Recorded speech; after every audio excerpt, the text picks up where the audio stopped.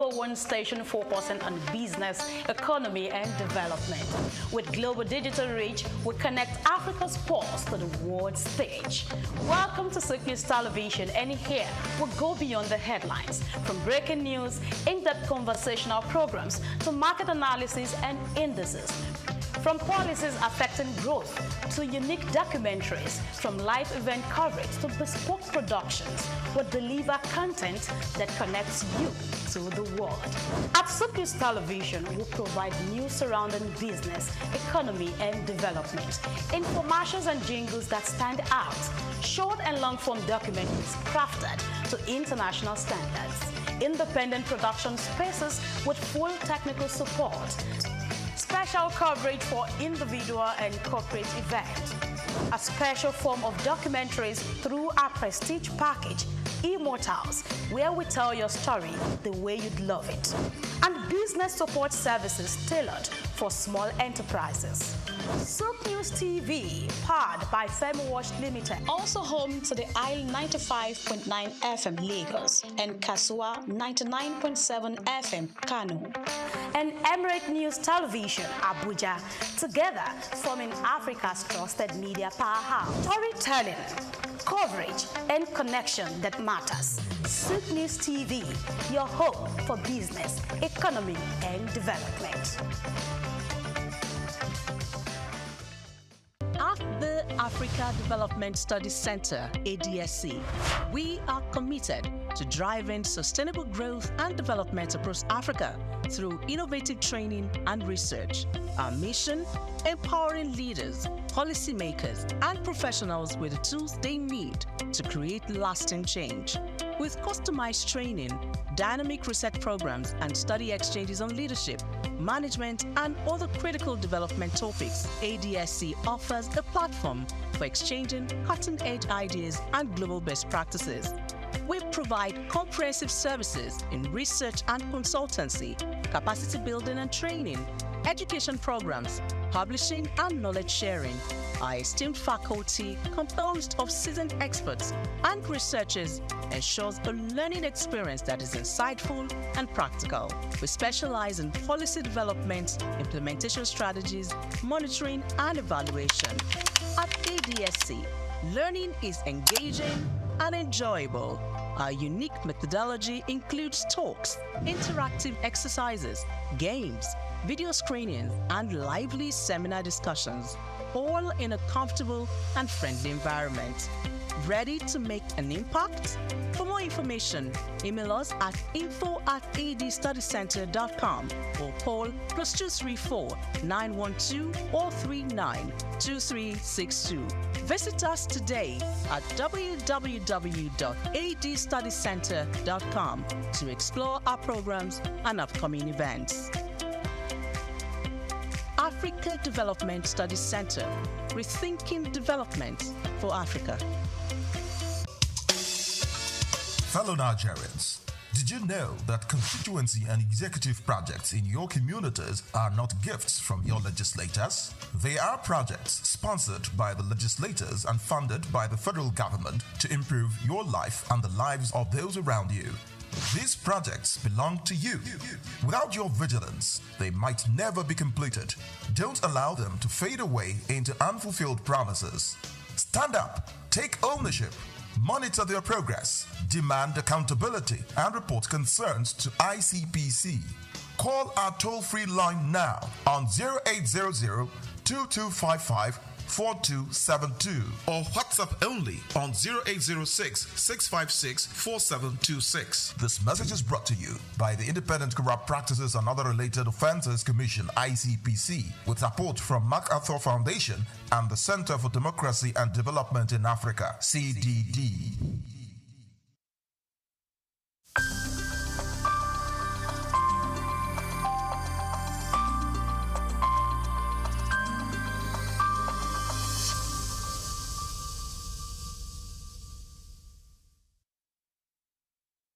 Well, you already know my name is Steve Omojafo, and my middle name is Bamidele.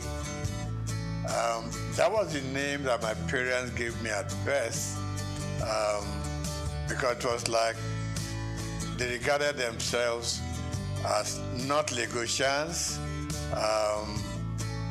It is Providence that brought them into Lagos. And I then happened to be born here at Odo Street in Obalende. And in fact, we didn't go to Mercy Hospital then. There was a little home along Odo Street run by a very experienced nurse. Mama nurse, that's what we, So I was born in that little place and grew up from there. Like I said, my middle name is Bamidilim. My parents probably said, well, we have had it here, but this is not home. As at that time, you will go home with us. No problem. So I started off at St. Matthias Catholic Primary School on Louis Street. And I was in St. Matthias from 1953 till 1960 when we finished with our primary school leaving certificate.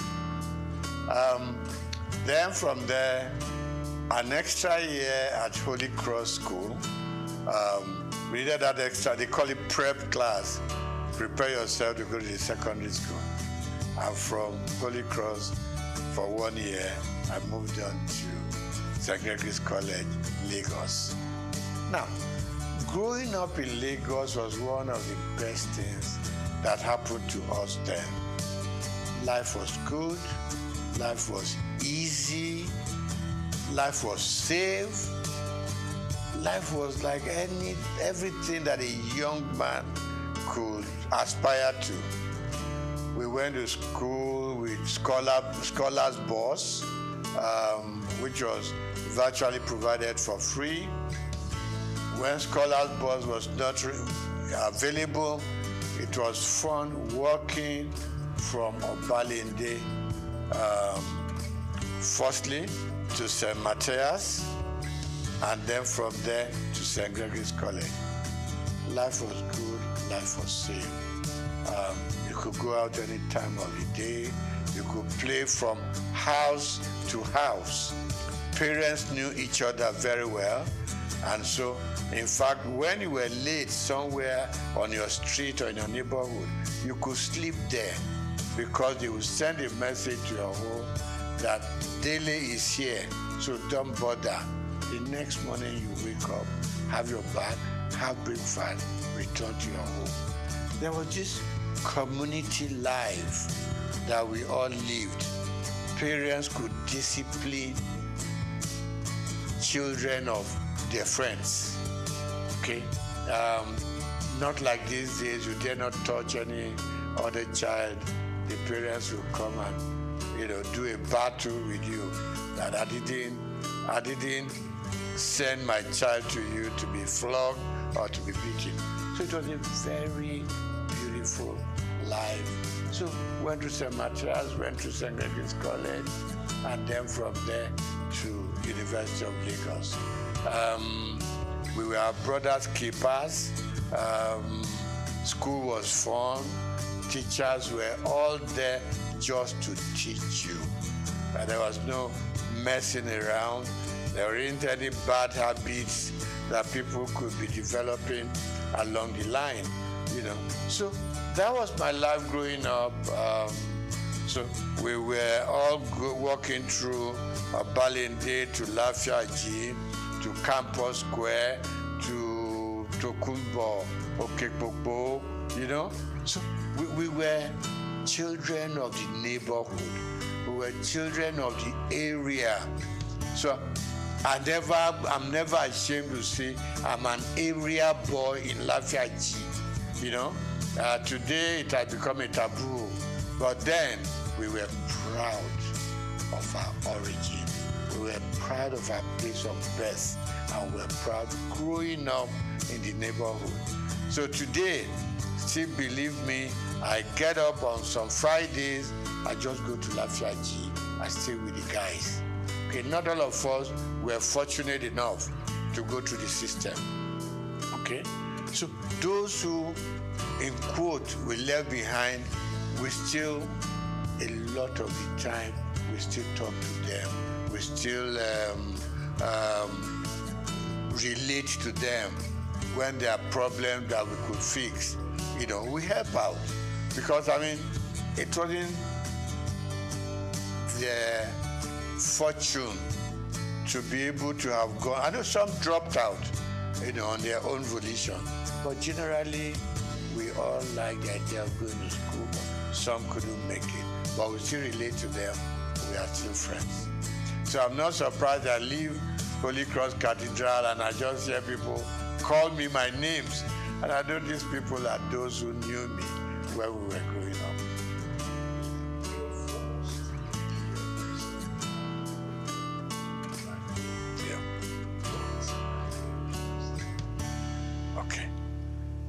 Let me start by saying that even at secondary school, I read a lot. I was interested in the newspapers, and a lot of the time I read something, there was always this beautiful column of letters to the editor.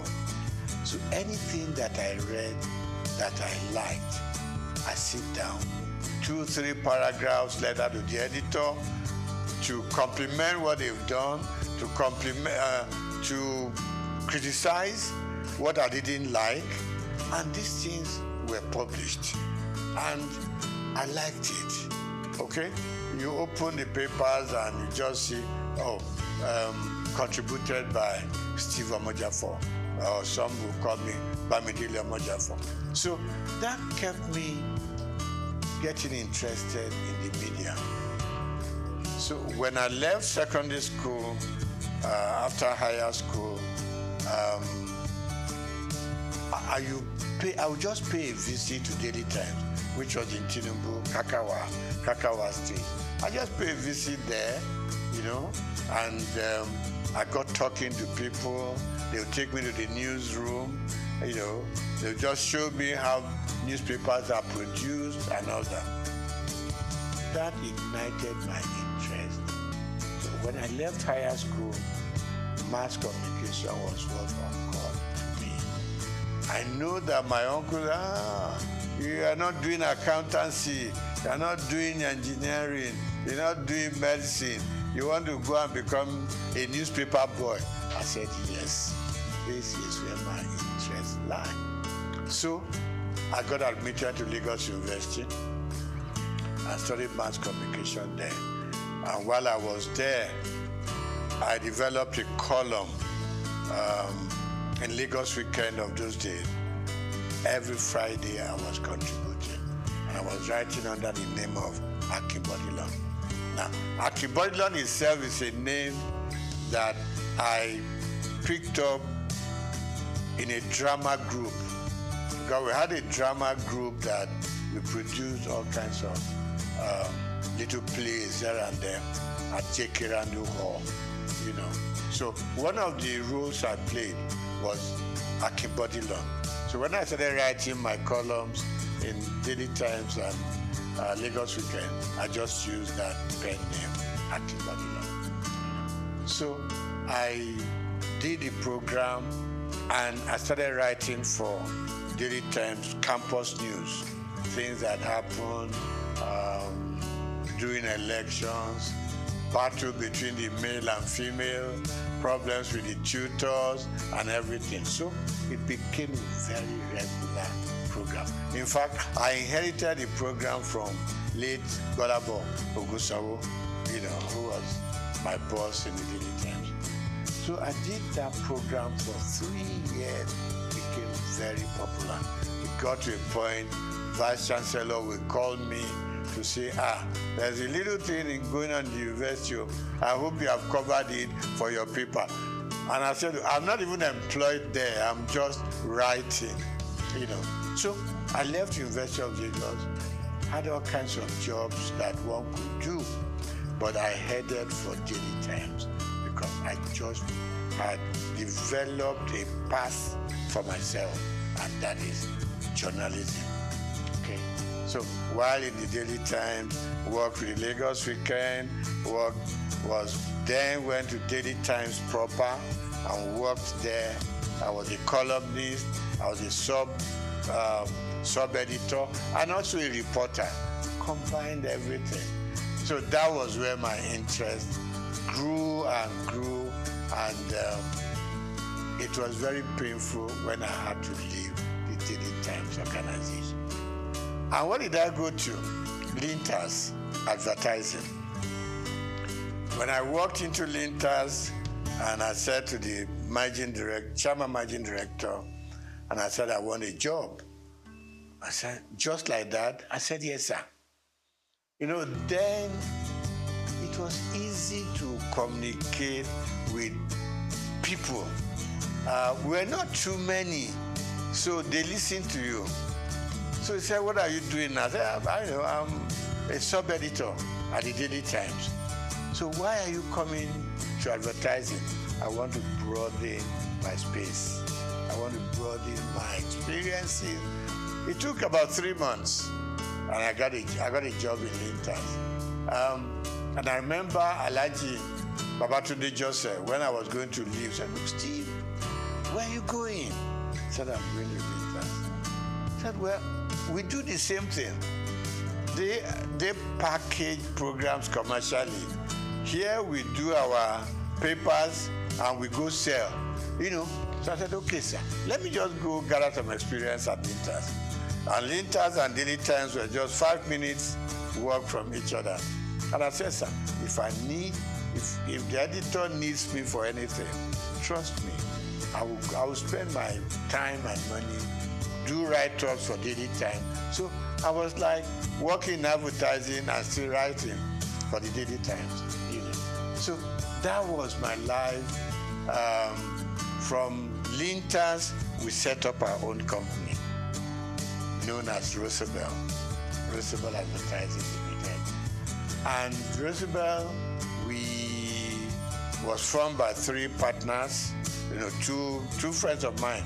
3 of us were at Lagos University at the same mass comm department.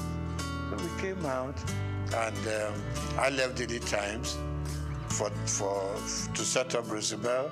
One of my partners left Cadbury to join us, and Akodusi left AdMark, another advertising company. So 3 of us came together and we set up Roosevelt.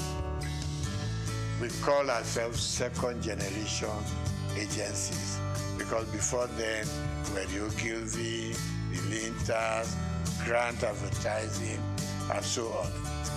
So we set up a small shop in Surrey, and it grew beyond our own imagination.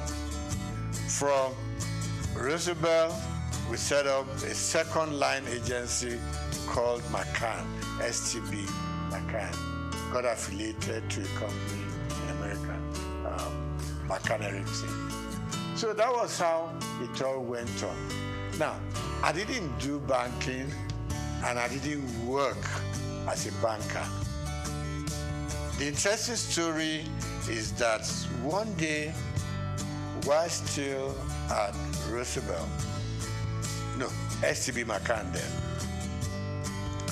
I got a phone call from somebody I've never met before. And I picked up the call. He said, my name is ABC, blah, blah, blah. And he said, the managing director of Zenith Bank wants to talk to me. So I said, look, there's no problem. I know I'm not owing any bank and all that. He said, no, just want to talk to you. So he picked up the line and said, my name is this. I said, my name is this. He said, can we meet? So I said, she, no problem. He said, no. So we agreed to meet. And it got to be that he wanted to appoint a couple of directors for the bank before they went public. And what I said to him was, I'm not a banker. I didn't study finance or economics. He said, no, what I want from you is your name and your integrity, nothing beyond that. That was the beginning of the story. So I got onto the board, and I learned a lot. I'm somebody who doesn't get to a place and I want to show them what I know or what I don't know. You could make a fool of yourself sometimes. So for me, like the first 6 months or 1 year, was just go to the meeting, listen to them, know where they are coming from, know what the focus is, and know what the expectations are. So I picked it up from there. Gradually, I got into the system. Of course, naturally, buy some books on banking, finance, just read, so at least you know how the banks operate. I've always been a customer of the banks. It is very small scale. And all I did was follow the banking trend. There weren't too many banks in Nigeria at that point in time, but I followed through. And that was it. I got onto the board. And somewhere along the line, there was the policy of the central bank. The managing director had to step aside, so to say. The chairman had overspent some time regulated by the CBN. And they approached me and said, you are going to become, at the board, you're going to become the chairman of the board. I said, me? And they said, yes. I've met a lot of people here, so why me? Anyway, to cut the short story long, I was eventually made the chairman of Zenith Bank. And I was there, I was chairman for 4 years. And then CBN rules changed again. The MD came back, and I was very happy to hand over the bank to him. And I said I was going to leave when he came back. He said no. Statutorily, as he had 2 more years on the board, that no, you got to stay and live out your time. And then, so I did. And after 12 years, I eventually bowed out from the bank and returned full time to my own job, which I've been known for, and that is the media world. Okay, so I get invited for interviews, for programs here and there. Like you said, it's always a good thing. You have something you have learned over the years, you want to impact it on the younger ones, who are coming. I mean, my first son, for instance, went through the media scene, now in advertising, and I go on encouraging them. I retired from active day-to-day operations about almost 15 years ago. But I'm still keeping pace with what is going on around me.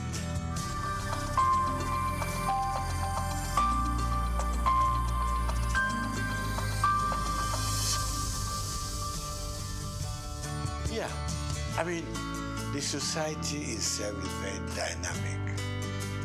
There's been a lot of changes over time.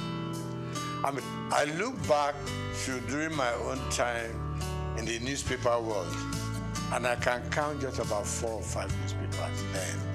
Okay, Morning Post, Daily Times, The Express, and a couple of others. So we knew each other. We knew the practice, we exchanged news information, we exchanged, if you had a news that was breaking, you want to call up colleagues from other papers, we all go there as a team, right? Because stories will be written from different angles, no matter what you do, So, newspaper was great. And it was so good. In the morning, your byline was there, and people were trying to reach you, about the quality. Quality was good. Quality was good. And there wasn't too much of freelancing in those days, the newspaper world. So you were either fully employed or you didn't belong. Same thing for radio. I mean, for instance, television I didn't do much about. While in journalism and in newspaper world, I was writing for radio. Okay, interesting stories. I had there was a name to this program, the Oddities, Odd World. So we were picking up things that were odd. People that didn't imagine what they were. It's not something that was very common. So we went on doing that.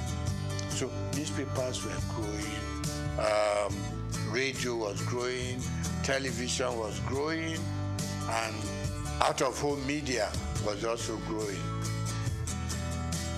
And talk about the dynamism of the system. Suddenly, people were now going out of buying a newspaper every day to sit down and hold it in front of you, trying to read from beginning, from cover to cover. Other forms of communication came on. With the advent of mobile phones, things began to change. In our own time, it was the phone you put on the desk and you were dialing it. A lot of the time you could never get across. Okay? Suddenly, mobile phone came onto the scene. And news coverage was transformed completely from what it used to be today. So now people on their phone could reach out.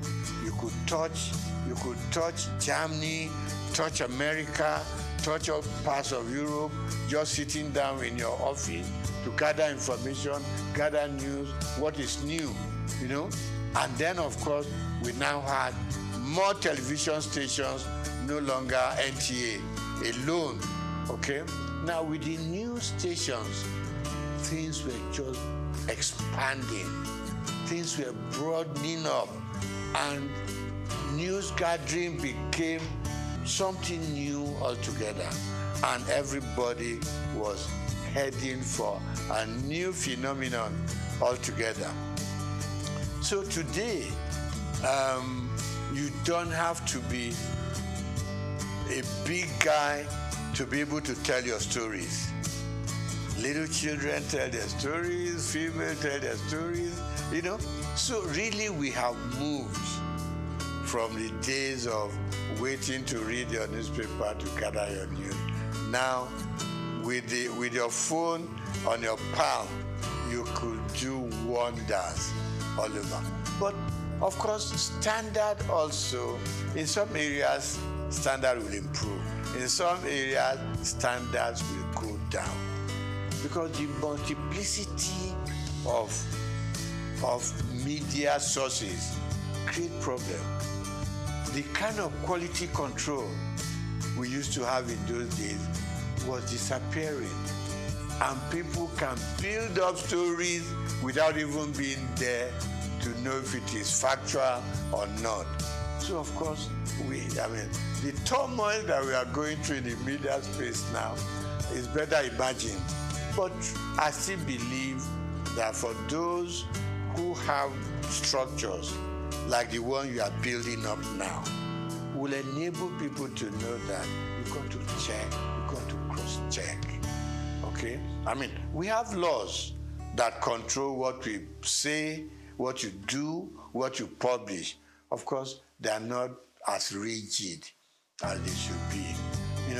So in terms of content these days, you have to ensure that you check your facts before you can believe, what they are saying or make any sense out of them. So really it has become all commerce affair. And this is not going to be the end. The explosion is going to continue. Maybe in a few years to come, we're going to have a stronger media control than what we have now. People are building content. You go on YouTube, you go on all kinds of media, and you are getting all kinds. What you hear from your WhatsApp is different from what you're going to get in your YouTube. You go to Instagram. People are selling themselves with all kinds of stories. So really, for me, we've gone through the era of sanity. Yeah, and I hate to say, we've gone into the era where anything you can think of, say it, write it, do it. And for the consumers, it's like you either take it or you leave it. But it's good that we can now reach out much, much widely. I mean, thanks to our mobile news. I mean, you talk to people in any village in Nigeria, and suddenly one thing that didn't grab us so early was you open up your Google map, and you don't have to stop people on the street anymore. Show me where I'm going. Just go to the app, and it leads you to the front of the house you are going to.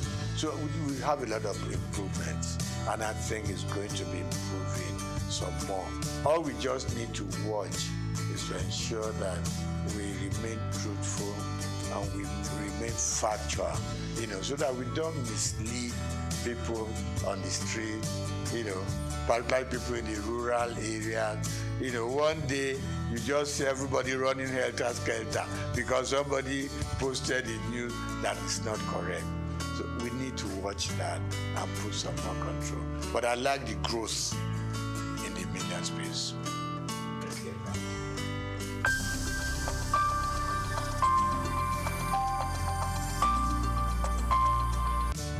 When I got into the banking sector, I saw myself more as a customer than a board member. I haven't been a journalist, which I still am. I wrote so much about what consumers or customers were going through in the banks. It was the period of tally number, Remember this commercial, where somebody carried a mat.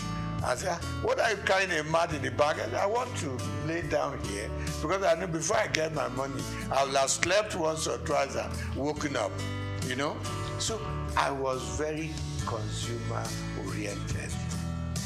When I got into the banking system, a couple of times, my board members will ask me, are you on the board or you are still a customer? I said, first and foremost, I want to remain a customer of the bank who will come into the bank and get properly served, who will come into the bank and feel like human, who will come into the bank feel important, because it's your money in the bank. Even if it's only 1,000 naira, it's your money. You need to be treated with some dignity and respect. And that was my mentality that I took into the board of the bank. I said, listen, I am not too happy the way customers are treated. It is their money, no matter how small.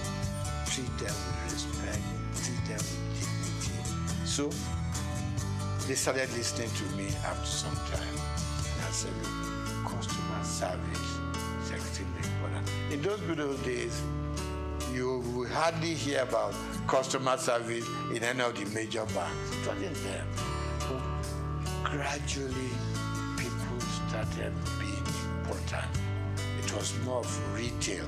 I mean, yeah, you can deal with the big corporate organizations, but at the same time, it is these poor students, poor market women, people who are out there on the street laboring hard to bring their money. So that was one area I was extremely happy that we developed that area of retail banking and being able to make the consumer the king.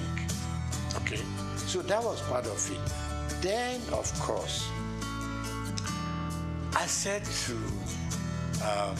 the bank, I said to them, fine, it is very good to make huge profits. Okay, but at the same time, the customers that come in here and from their money we make our profits, let us also consider the kind of interest they get from their deposits. Today, when the banks take your money to deposit, okay? No.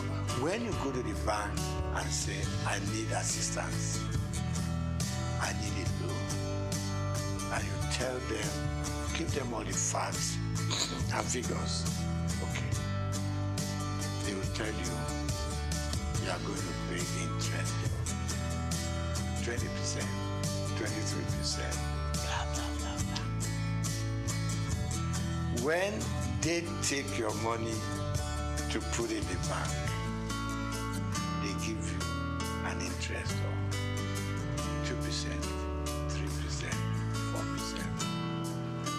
And I just couldn't live with it. I mean, if you are giving me a loan, you're charging me so much. When I put my money there, it's also a loan to you. Why will you leave me with 2 or 3%? And I thought the system wasn't quite right. It was too skewed towards the bank than the customer. So I met a lot of pushbacks, in that area. And I must still say, it's an area I think government should still be interested in. In the civilized world, interest rate hovers between 3%, 5%. In Nigeria, it goes as far out. Maybe in Africa, not just Nigeria. I know we are developing, but at the same time, let's develop together. For both those that we are taking in their money and for those we are giving money to, so there be some level of balance. So I really worked hard in that area. I may not have fully succeeded. Then I think finally, one other thing that I think I was able to do at the bank is our staff also requires some upliftment. And suddenly, banks started, employing senior people. They started moving people up. They look more at the system now than just ownership. So generally, of course, more banks have come into the scene. A lot of new banks, so people can spread out, and salaries started going up for bankers and all that. But of course, requirements were also extremely high. So generally, I think today we have a much stronger banking system, and we are still going.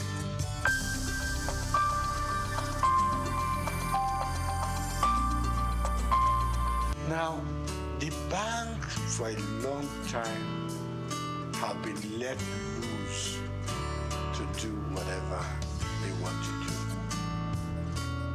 at the disadvantage of customers, like I started off with. Now,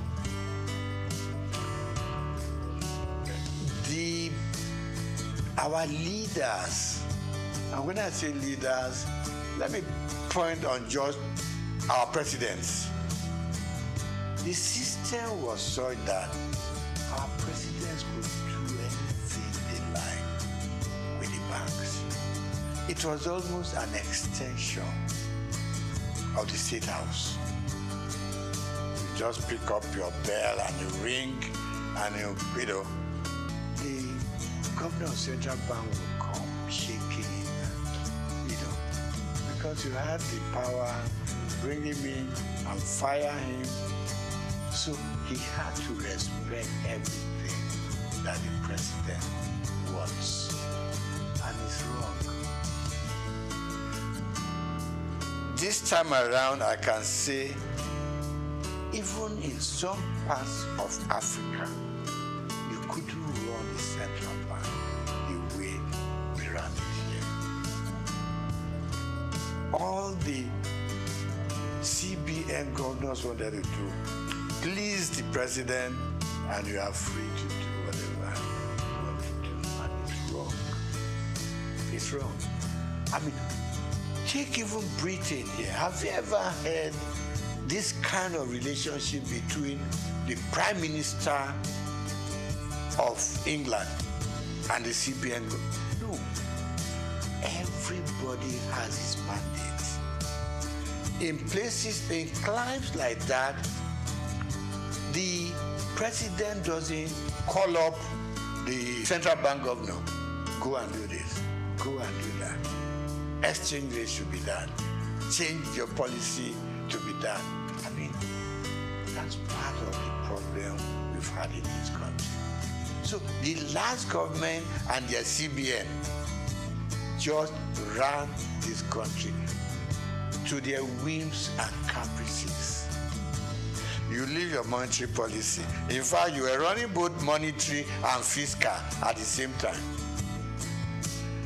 You took the Minister for Finance, for instance, and you have no dealings with him or her. You ran their own programs for them, and you did things that they should do, but they couldn't query you because the president, had your back. So a lot of things went wrong. And the result is now here for all of us to see. So look at the changing of our redesign, what they call redesigning of the currency. Now we know there are so many ways you should have done it, but we put politics and added it into our financial and monetary policies. We wanted to do it specifically to change the course of history. And it is wrong. So today, we now know what's happening at the central bank. In fact, if the true story of what went on in the last 8 years was told, I don't know what will be left of this country. You had this little thing in the Constitution that said the government can borrow from the CBN within certain limits. They call it ways and means. But no. And there was a percentage tied to it. You can't do more than 5%. And by the time you're asking for the new one, you should have paid up. We went on piling up. It's like just go and print the money. What Idi Amin used to do in Uganda in those days. That's the kind of situation we found ourselves. Very regrettable. But I believe some sanity will now come into this space. The new central bank has at least outlined its policies. It has also said, let me keep to my monetary policy, which is my area, and leave the paperwork and how they want to run it. People deal with the fiscal area. So we want to change. We think things should change. Now, before now, we borrowed and borrowed without thinking about how are we going to pay? Who are we leaving this debt for? Now we know it's for you and me to still do our work, put in as much money as we can, no matter how little, into the bank, and revive the banking industry. Okay, so the CBN has its own role, and my prayer and my wish is that they will keep their own part of the bargain, leave other people. The Minister for Finance has said it that much. We should. I mean, we all know simple economics. You don't borrow money to pay your debt. You borrow money for production. You borrow money to fix things like your oil maintenance and all that. Where our money should be coming from. That's what you borrow money for. You don't borrow money for wastages. You don't borrow money to satisfy your whims and caprices. You don't borrow money to just go out there and waste it. Now, you borrow money to pay back your debt. At the end of the day, we are back lower than where we started off from. So really, my appeal to both the president and his cabinet, particularly those that do with finance, give them some room. You put them there because you think they know what they're supposed to do. Give them the space. If it goes breathing down their neck, at some point, it will just be, President said so, President said, even things that the President did not say, President said so, and it's got to be done. And we are running a country, even when you run your home, you are able to sit down with your little income and plan. Every day we are being told, if you earn this much, use this little bit, keep the rest in the bank, because you never know about tomorrow. So that's where we found ourselves, and I believe that if everything goes right, we should see massive changes from what it was, the last 8 years. We need drastic changes in the system.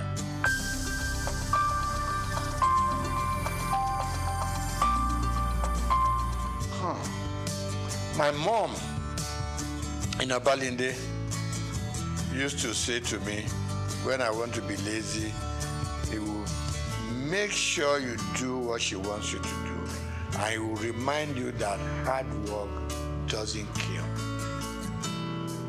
It is laziness that turns you into an inconsequential human being with no sense of direction. We grew up learning hard work, both in school and out of school. I, for instance, hawked on the streets of Lagos with my mom. You leave St. Gregory's College, now not primary school, St. Gregory's College. You come back. My mother was a textile seller. Got it, probably went to Balogun, pick up. When I come back from school after my lunch, get a basket full of cloth, which I put on my head, and we go from street to street. My mother's carrying her tape rule and another measurement stick, and we'll go round Obalinde, Goshere, Bamboshe, Oshoji, and we were selling. From there, she graduated to owning a shop in Balogun. When I leave school, I was her accountant, so to say, bookkeeper. All the things they sold, I make, keep the records and everything. I helped her take the money to the bank. It was Barclays Bank, what was it called then? Yeah, Barclays Bank, before it became Union Bank in Balogun. So I have learned how to trade. I've learned how to make money. I've learned how to deal with customers. Plus that, I was also a bread seller. Somewhere along Strachan Street off Ibochire, there was a big bakery owned by the Lawson family. To be able to get enough bread, you got to get there between 5 and 6 in the morning. Okay? So let me cut it short. We learned to work hard. And that working hard continued with us up till where we are today. We also were very straight-minded in terms of what we wanted to be.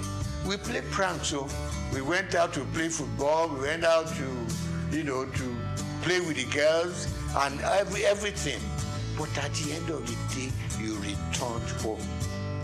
And our parents didn't spare the rod. They didn't. You came back later than expected to. They would lie you on the floor and dealt with you. So the combination of the kind of upbringing and the kind of training we went through home probably kept us where we are. And like I said to you before we started the interview, you knew that if you finish your primary school, secondary school is the next thing. If you finish secondary school, you don't know what you are reading for. Not until probably when you got to the university did it occur to you, okay, I'm going to choose a profession. But all along, we just did it because that was what the system and environment asked for. So, secret of success, hard work, hard work, hard work.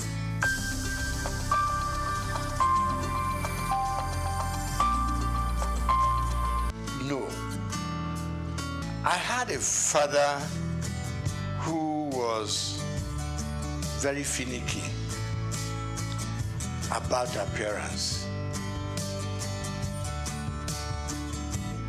When I lived on Ibochire Road, our church was on Louis Street, so to say, walking distance. He taught me how to wear full agbada right from primary school, secondary school. I mean, today, you just wear buba and shokoto, you go to church. Never was that happening. It's got to be full. Right. Then from there, by the time you got into, my father died while I was in university. Before then, he was always having this very thin bow tie, not this bigger one, bigger sizes now. Thin, even when his dress is khaki and khaki, he still had it on. So I admired him, but initially I was on my long tie, up till a point, and I look back at some photographs we took when we were in the secondary school, and I thought, no, let me go back to those old days. Some people tell me it makes you look old. I said, I don't mind, but these days I have just acquired that fashion taste, which has suddenly become my, what do you call it? Become what I'm known with. And I enjoy it. And I encourage people, once in a while, put on your bow tie. It makes you look good, makes you look impressionable, it makes you look a serious person, and it makes people take a second look at you.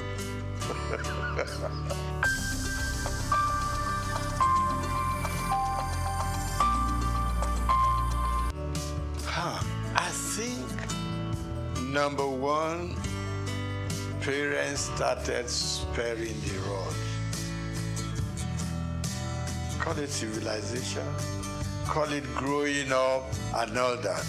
Parents started sparing the rod because they always whipped us to shape. You knew what was expected of you, and you did it.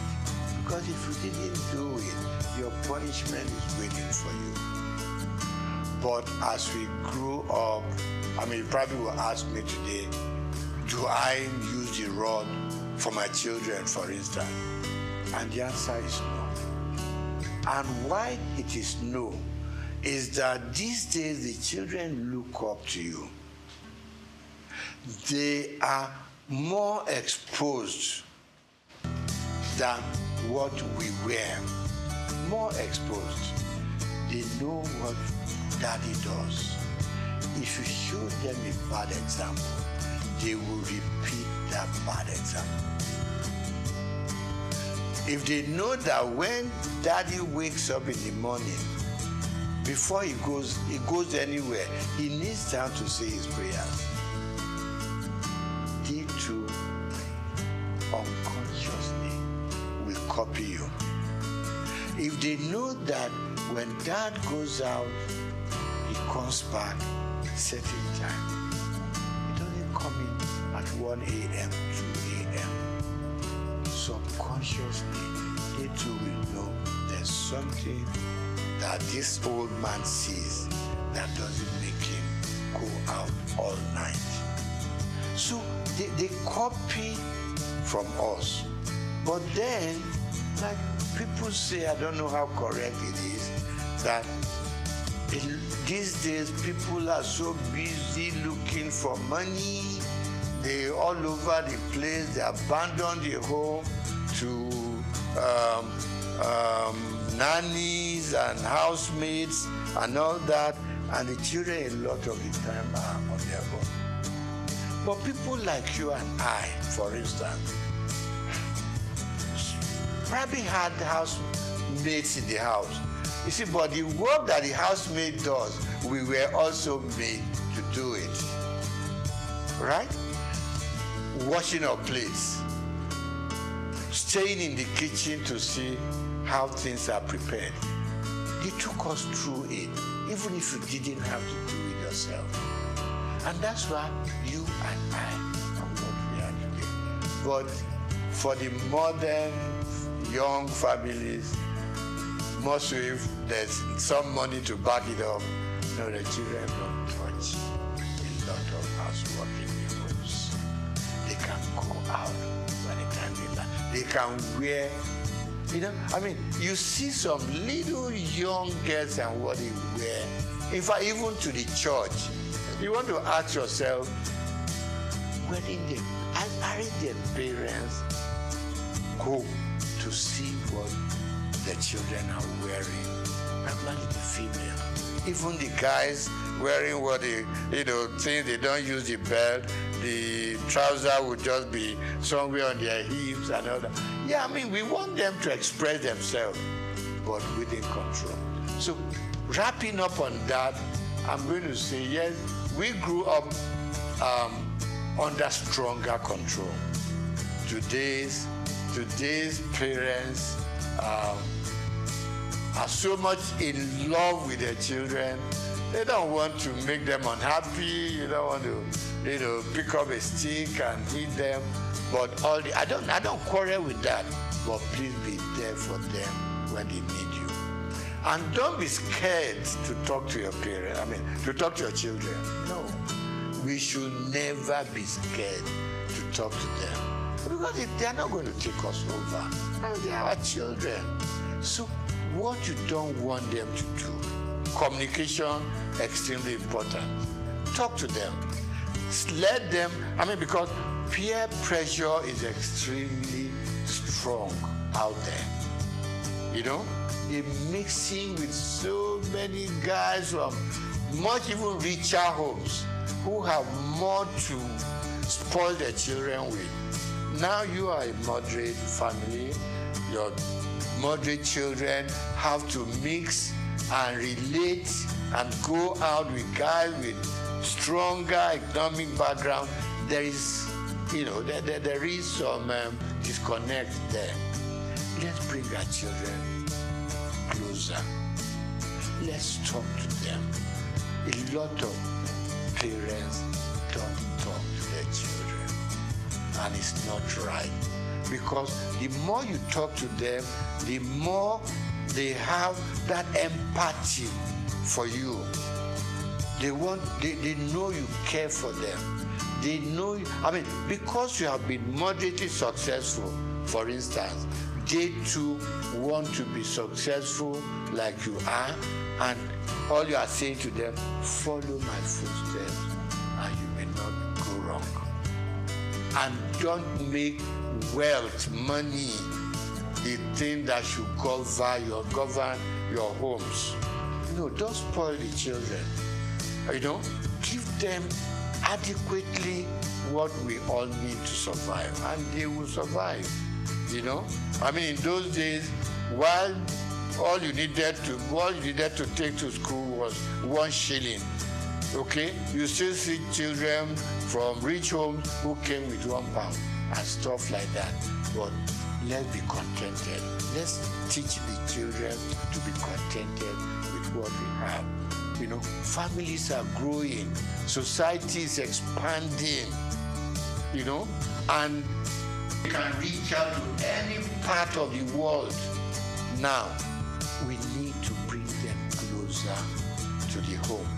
At least up till the time that they are leaving you to go and start up there. But as long as they're still within your influence, it's very important that children and their families come much, much stronger together.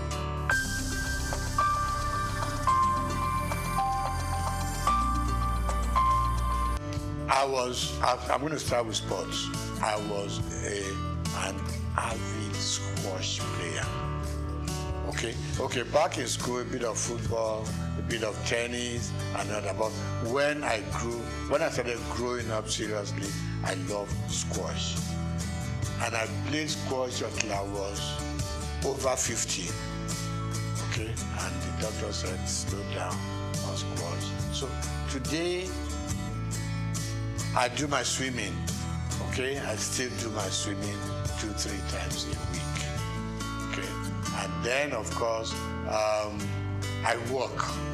There's this thing that keeps on saying, if all you can do is walk for 30-40 minutes a day, okay, and then of course I'm an avid fan of football up till today. I wish we could develop a local league so that I could slow down on my European Premier League sessions.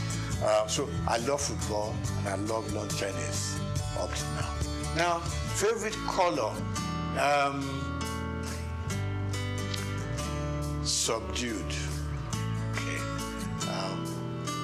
hot colors frighten me. Okay, and if you have to do it, just make it minimal. When I pick my dress, for instance, you got to know you want the kind of shirt you want to wear to match the color of the tie you want to use, to match the color of your suit, so it doesn't run riot. So it's extremely important. And I said to my friend, just Google it. What color matches this and what color matches that? So you don't become like a Christmas tree on the road. That was the third one, food. I grew up enjoying my eba and amala. Growing up from Obalinde, okay? So I do my eba, I do my amala. Rice, occasionally. But then these days, from age 70 upwards, the doctors are screaming, watch what you eat, what the quantity you eat. So my wife draws up a weekly timetable. Monday is this, Tuesday is that, Wednesday is that, and she manages to mix up a slightly heavy one and a slightly lighter one so that you have a good mix. With age, you cut down on a lot of things. Cut down on your booze, cut down on your champagne, you cut down on your wine, you cut down on your salt. In fact, it's like they're punishing us. But then they say that is the way to go, to be able to at least live longer and enjoy more of life.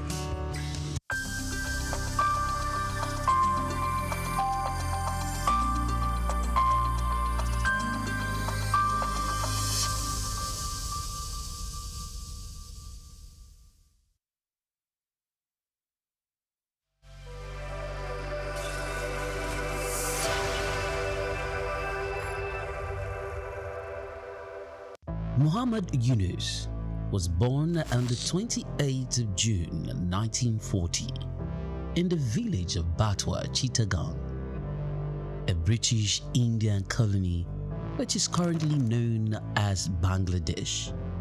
He attended Lama Bazar Primary and Secondary School in his village and passed the matriculation examination into Chittagong Collegiate School, where he ranked 16th out of 39,000 students. After his graduation in 1961, Yunus joined the Bureau of Economics as a research assistant and was later appointed lecturer of economics at the Chittagong College. During that time, he also set up a profitable packaging factory on the side. In 1965, he received a Fulbright scholarship to study in the United States, where he obtained his PhD in economics from the Vanderbilt University Graduate Program in Economic Development. Between 1969 and 1972, after his keen education excellence of apex heights and proportions in the United States, he returned home and was appointed professor of economics at the University of Chittagong. He was eventually appointed onto the board of directors to the United Nations Foundation, where he served for 33 years. When Bangladesh suffered a famine in 1974, Yunus felt he had to do something for the very poor. In his country, he founded the Grameen Bank. His motivation was to create economic and social development for the very poor, giving long-term loans to those who wanted to start small enterprises to pay back when they can. The aim to help was to get many of them out of poverty. For this, he was awarded the Nobel Peace Prize in 2006. Muhammad Yunus is a recipient of numerous international awards for his ideas and endeavors, including the Humanitarian Award in 1993, World Food Prize in 1994, Independence Day Award in 1987, Bangladesh's highest award, the King Hussein Humanitarian Leadership Award in 2000. He was also awarded the Volvo Environment Prize in 2003, Nikkei Asia Prize for Regional Growth in 2004, Franklin D. Roosevelt Freedom Award in 2006, as well as the Seoul Peace Prize in the same year. All humans are born entrepreneurs, he would always fondly say. His heart showed through his everyday life.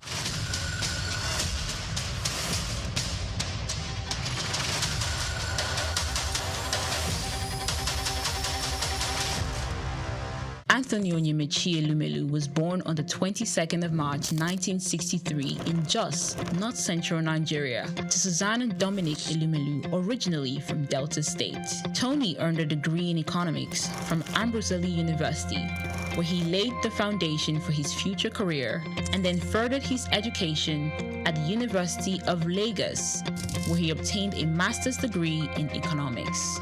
His academic journey also includes attending the Harvard Business School, where he completed the Owner of President Management program, equipping him with advanced business management skills. Tony currently serves as the chairman of Heirs Holdings, Transcorp, and United Bank for Africa (UBA), demonstrating his significant influence in the banking and investment sector. He founded the Tony Elumelu Foundation, which aims to empower African entrepreneurs through comprehensive training, mentorships, and funding opportunities. In addition to his professional achievements, he's also a family man, married to Dr. Adele Vivian Elumelu, and together they have 7 children. In 2020, his efforts were acknowledged when he was named one of Time's 100 most influential people in the world. Anthony Elumelu's net worth is estimated to be around $700 million, a testament to his successful ventures and strategic investments. Elumelu continues to be a driving force in the business world, advocating for sustainable economic growth and empowering the next generation of African entrepreneurs.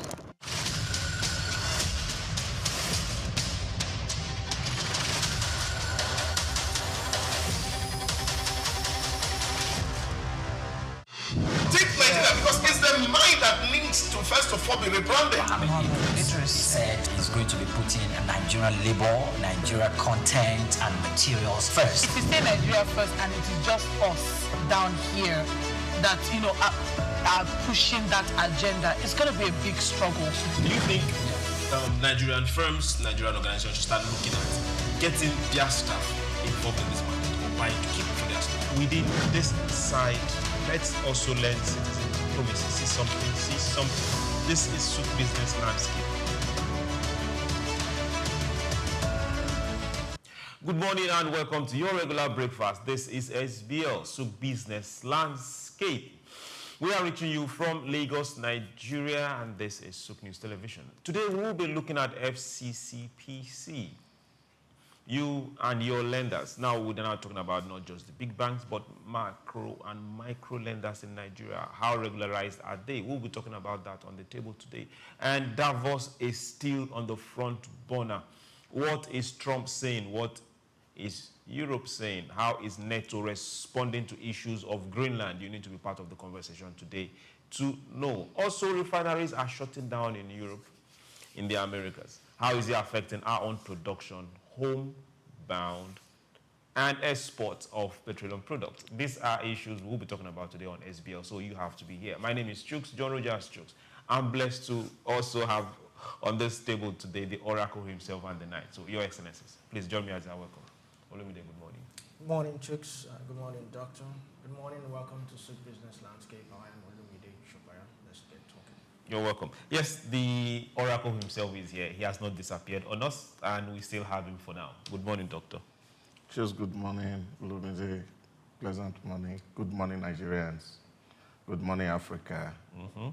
We're here to serve your delights. You don't want to say good morning to Trump, the man of the hour?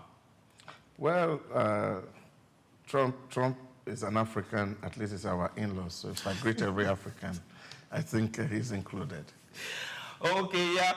Let's get straight to our first story for today, and it has to do with the digital lenders and the searchlight on them. Now, FCCPC, now they are beginning sanctions against non-compliant digital lending operators nationwide. As the Federal Competition and Consumer Protection Commission has commenced phased enforcement against digital money lending operators that failed to regularize their operations under the Digital Electronic, Online and Non-Traditional Consumer Lending Regulations 2025. Now, the Commission said affected lenders missed mandatory compliance requirements governing registration, disclosure standards, consumer protection rules, and operational conduct across Nigeria's rapidly expanding digital credit space. The compliance deadline for affected operators expired on Monday, January 5th. That's this year, 2026. In a statement issued on Wednesday, FCCPC said the phased sanctions will be applied progressively, allowing regulators to distinguish between partial compliance, ongoing remediation efforts, and outright non-compliance within the sector.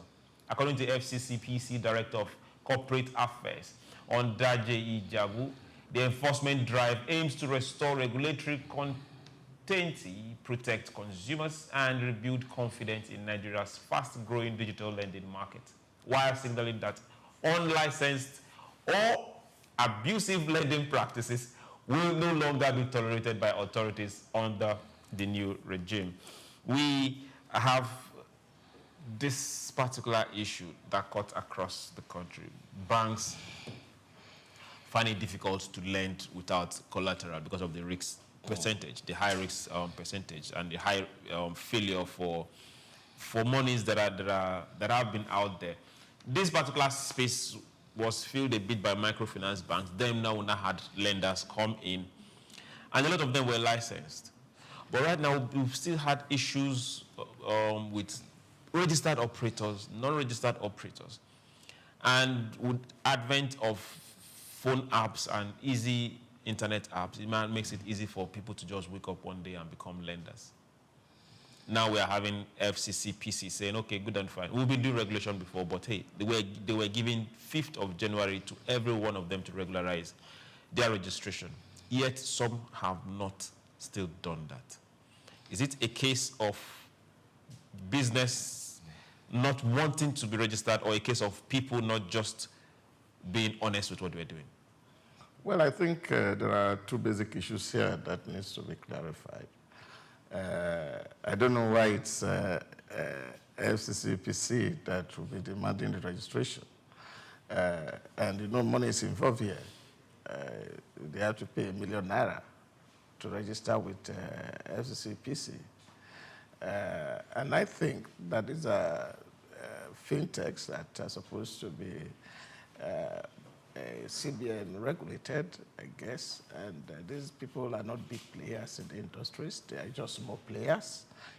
You are putting a registration fee of $1 million, and they may not have that kind of capacity. This is a problem I feel that we need to deal with, because on the one hand, you are seeking to protect consumers. You are seeking to say, okay, you want fair competition. But on the other hand, you see, when two friends are inside the room and they are eating, they don't fight. It's when things go wrong that they cry outside. There's nothing on that regulation that is protecting the lender themselves, even if they are registered. You are saying, okay, because of data privacy, don't broadcast people's name for not paying. But what security and guarantee do you have in place to protect the man who is giving somebody money and then the other party is not willing to pay back? Because I don't think it's everybody who borrow money that they broadcast. It's those who fail after a certain period that are put in place that are not paying back that are the issues. So what is in that regulation that tells this digital lender that yes, come and register, because if you lend money to people and they are not paying back, this is what FCCPC will do to help you recover your fund. That is not in place. So they also need to balance this argument that between what you want to do for the customer, because somehow the lender too is the customer of government, for especially those who are registered. So I think there must be a mechanism that is in place to protect both businesses, because you can ask one man to say, oh, if you don't do this, you get punished this way. That's one side.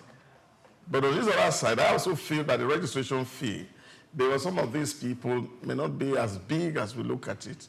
And slamming a 1 million registration fee, an extra 500 fee on an app, extra app, will, of course, could also mean some danger for the businesses, because it's a very high-risk area. Because most of the people who take this loan, being we who we are, whether it is the credit, some people buy the credit and then they throw the SIM away and go and buy a new SIM. That's permanent loss. So the risk is high. So is there anything that we're also putting in place to ensure that the risk is not high, or we are only interested in the registration fee?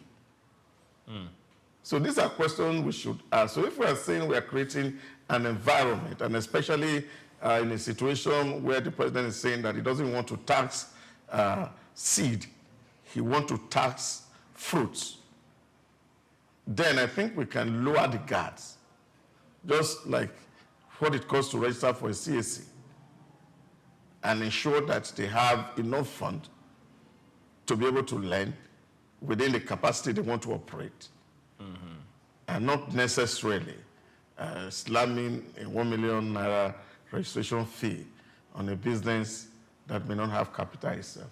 Okay.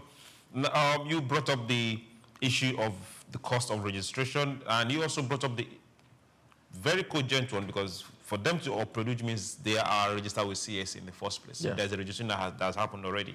Okay, now, the night, let me come to you. Looking at this registration that FCCPC is talking about, definitely there are some of the organizations that we know very well, they are not registered. True. They still operate.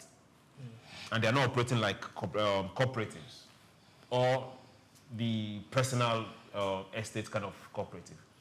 What will you advise FCCPC to do? If they want to operate like a neighborhood watch, can they operate? Or they must all be registered? The registration should be compulsory.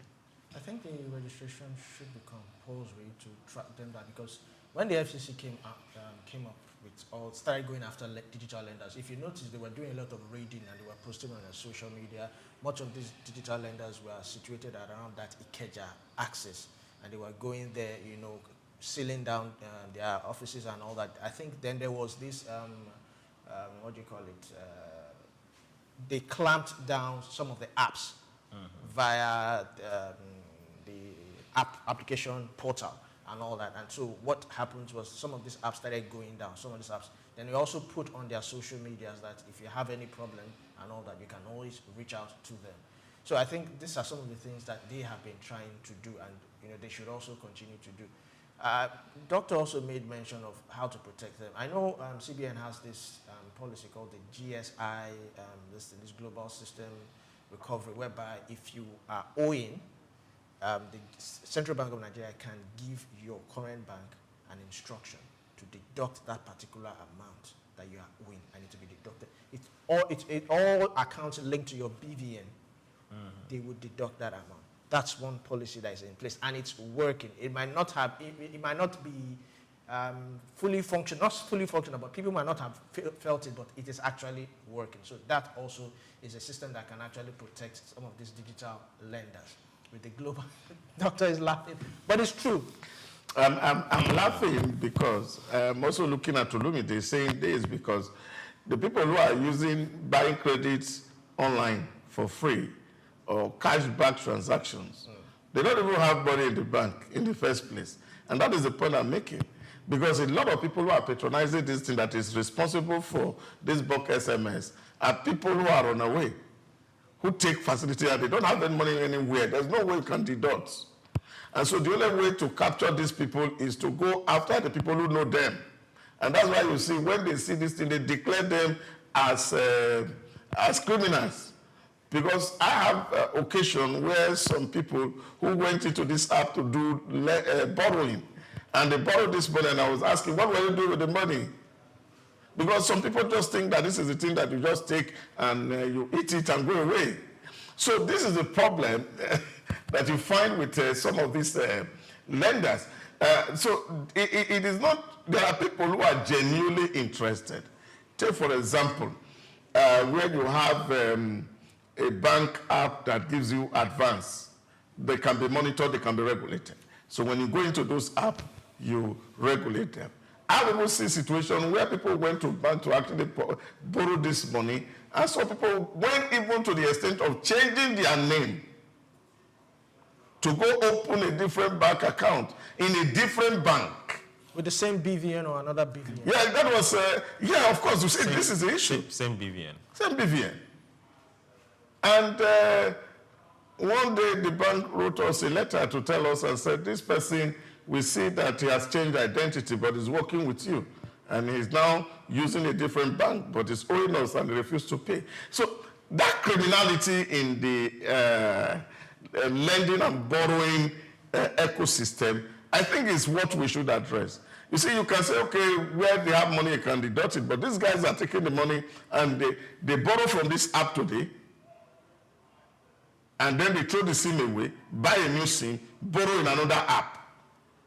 That's deliberate criminality. But there's a credit cost system that some of these digital lenders use. That they subscribe to. Yes. Also, there are issues we should also consider. People might borrow and not pay back, not because they don't want to pay back, which the time frame. The time frame now comes in. How do they now negotiate their way to get more time to be able to pay gradually before they pay off whatever they owe? These are issues that we should also be talking about with this set of business. Yes, there's a strict regulation. Borrow, you pay at this time. When the person is not able to, how do they structure that particular loan so that the person can pay off? Yeah, but the question is, it should be fair to these people. And we really need this balance. They call your numbers, and that line, you see that you are not picking the calls?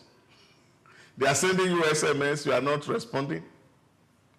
Some people, they will not open their phone until midnight, deliberately to avoid those calls. You see, when people are genuine in their intentions, they will put the cards on the table. Most of this loan that is responsible for what they call the data breach are the ones that are criminally intentioned. So if it is not about everybody, it's not about everybody. You go and check it. So if you have an agreement with somebody to say, okay, I'm owing you XYZ, and I was supposed to pay today, and then the person calls you, and he tells you, oh, this money is due, and so, oh, I don't have it today. Please, can you give me for that time? And this person say, oh, I am under pressure. Now, the problem is here that you have entered into this transaction.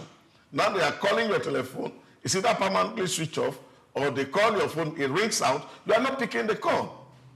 Now, the person, on the other hand, is left with no other option to find other means, whether they are unconventional, to say how to get to you. But is it right? So, yeah, with the question of which comes first, whether it's the chick or the egg, is it right for you to borrow money and then your lender is looking for you and then you turn off? Is it right? Both not right. It's not right. So, now, it's not both not right.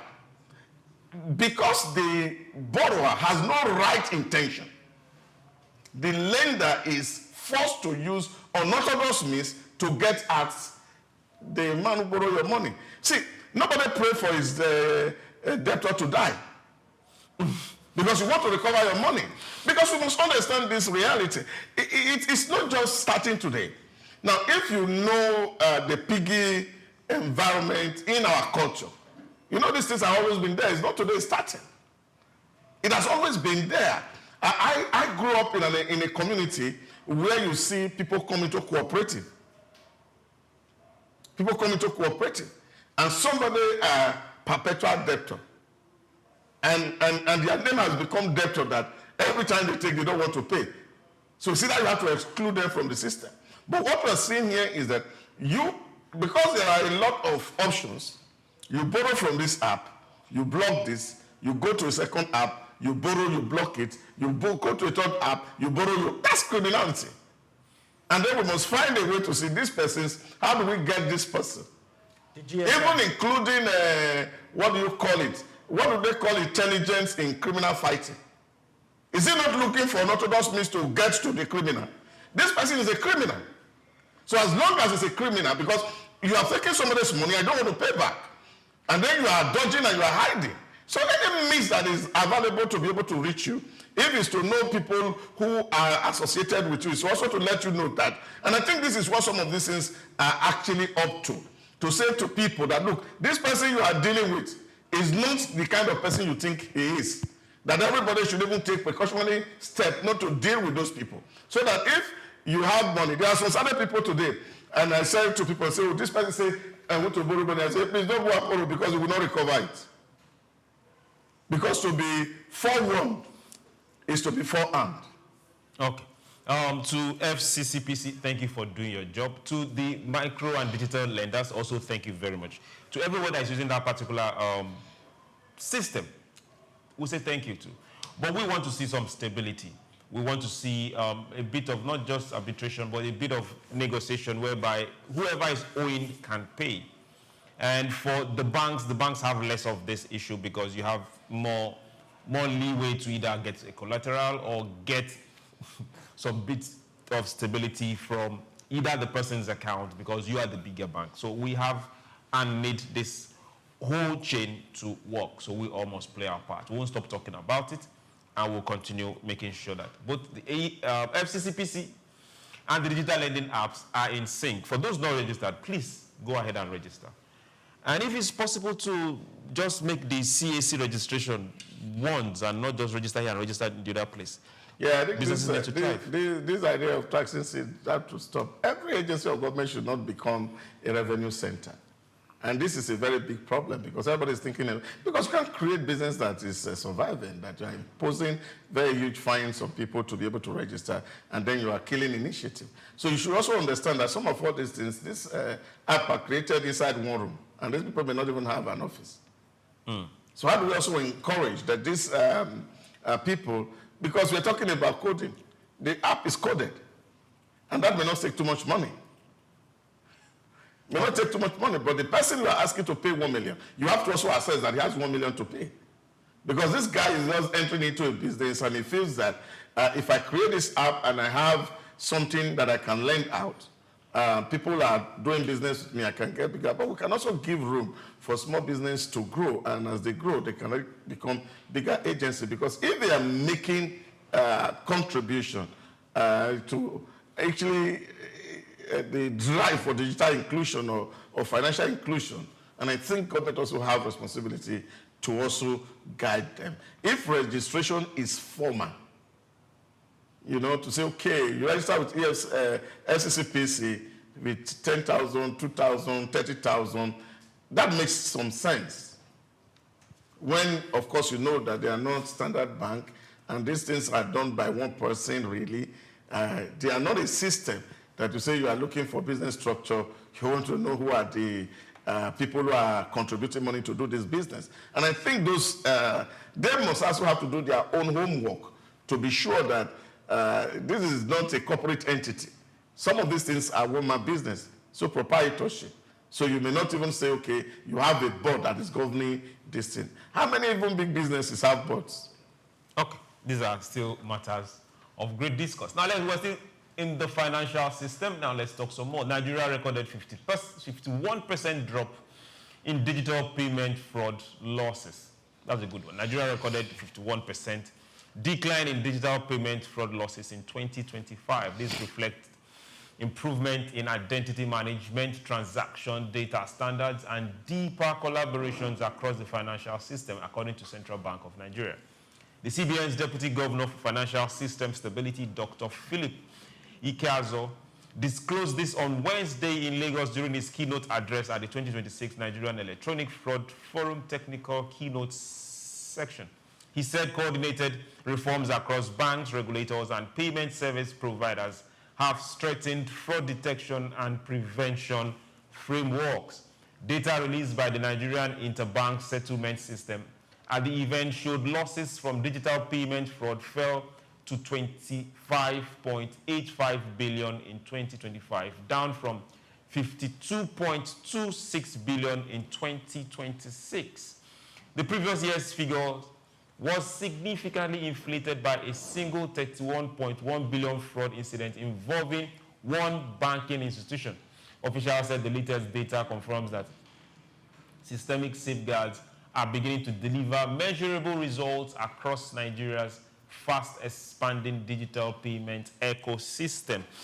We have, unfortunately, we have been given this bad name of the Nigerian prince, and is circulating all over the world. And we know very well that that is not who we are. Asians, Americans, Europeans, they all sit wherever they are. Some even come to Nigeria here to perpetrate a whole lot of this fraud on an international scale. But we are the ones that get the bad name. But we are seeing directly what happens in our own banking system, that the fraud level is not even 5% of what we get outside this country. How can we start changing this narrative of the Nigerian prince? Yeah, but I think it's first of all to give honor to whom honor is due. And I don't think that is the regulatory environment that is actually responsible for this drop. We should clap for EFCC, who has been doing a yeoman's job in ensuring that fraud, especially electronic frauds, internet fraud, is reduced to its barest minimum. Look at the operation that was done last year, where a number of people from other countries, including our own young people, were arrested, over 150 of them.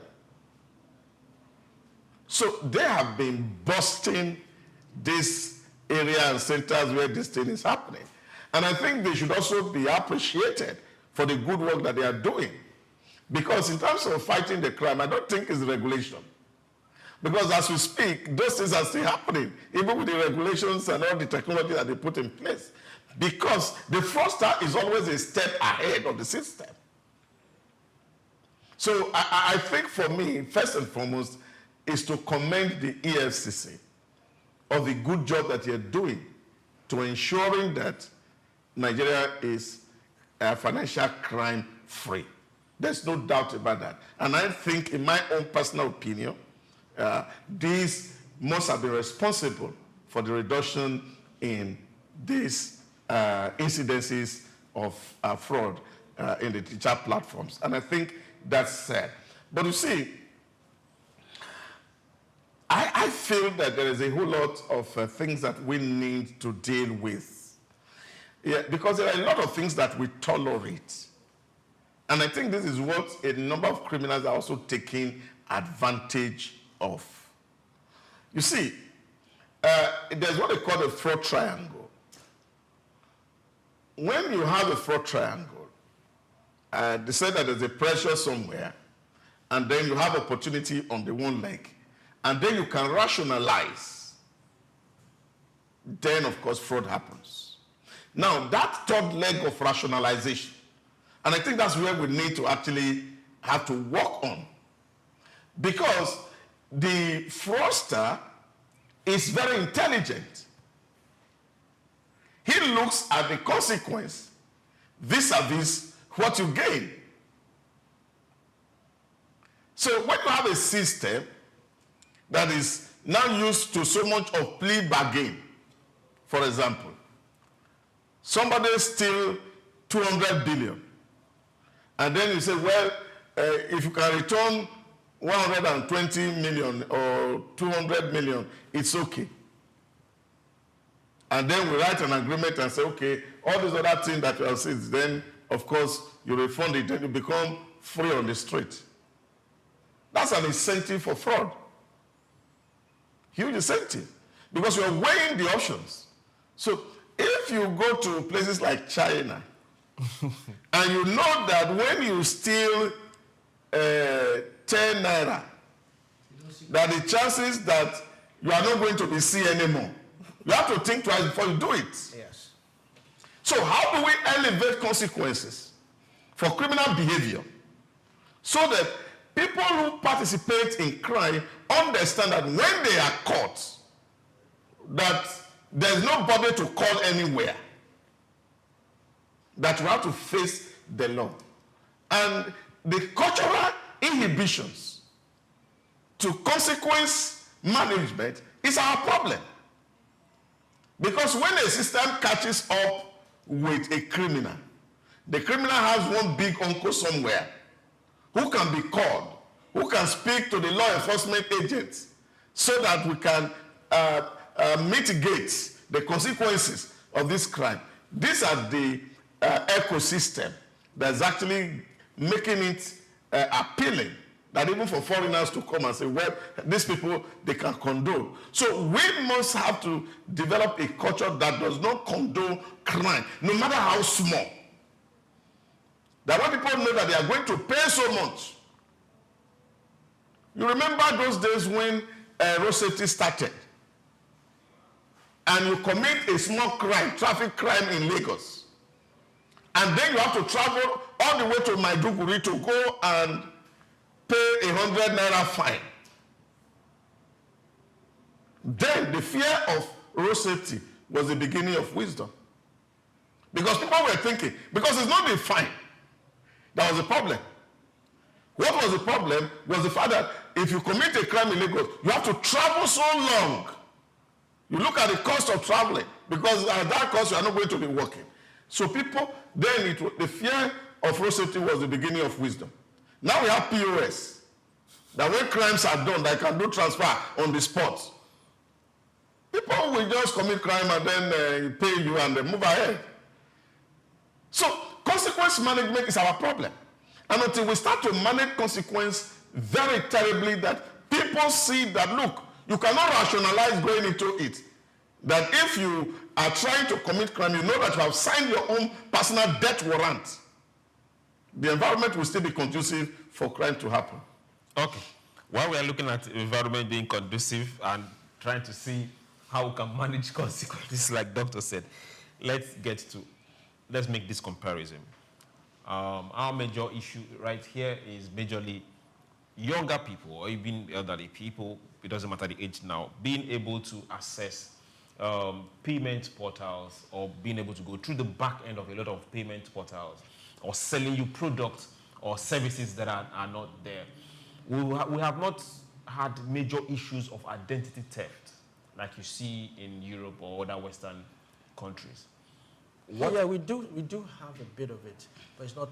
It's like not as pronounced as what Yes. we have there. We don't have a case whereby once somebody has your identity, he has access to all your credit limits, credit card, and all that stuff. How can we stop us from getting there? How can we stop us from getting there? Digital literacy, awareness, because I said earlier we still have a bit of identity theft. We've seen cases whereby people use your identity to borrow money from loan apps. Yeah, like if they have access to your phone or your SIM card. They have access to your phone or your SIM card, and that's why they say you need to protect your BVN, your NIN. Excuse me. Those are very sensitive details that you need to protect. I know people who do not even do any online transaction. They don't do online. In 2026? Yes. They don't do online transactions. My mom is one of them. She doesn't do online transactions. All she does is go to the ATM, withdraw the money, and that's it. No online transactions, because that's to her, that's how they can protect them. So everybody decides how they protect themselves from certain things. So digital literacy. In as much as digital money, online banks and all that have made it so easy, fintechs have made it so easy for the informal sector to be able to access money via USSD, we also need to be very careful. So we need to take a step further. What happens when your phone gets stolen? What are the necessary measures you can take to quickly block that particular line before you get to the bank and you're crying that, oh, my money is being this. We need to take that step further. Now, it's also good that there's a decline in online fraud and all that, because not last year, 2 years ago, we had the issue of I Just Got Back, whereby they use their international cards to make payments in Nigeria. They go back there and stop that. Yeah, and stop the payment and reclaim their monies. Now there's a new, there's a two-factor authentication that's been brought into it to reduce all that. To stop it, not even to stop it, yes, basically to stop it. So awareness, people really need to be aware. How can I protect my phone? Because your phone is the easiest access into your bank account. So how can I protect my phone? What are the measures I need to put in place? Some phones now, once it gets stolen. Is it your phone or your SIM card? Your phone and your SIM, because whether you like it or not, there are some certain information you put on your phone. Okay. Apart from your SIM card, on your phone. Yes, your phone number or your may and may not be linked to your account, depending on the SIM card you are using. How accurate can it be blocked immediately? What are the steps, like I said, that you can take? These are some of the things we should be looking at now. Can we have, if you have a SIM card, can you have an alternative SIM card, whereby if your phone is stolen, you can use your alternative SIM card to block that particular one that is gone. Also add this to your submission. The country is looking at covering the 774 local governments with internet access, all thanks to financial inclusion.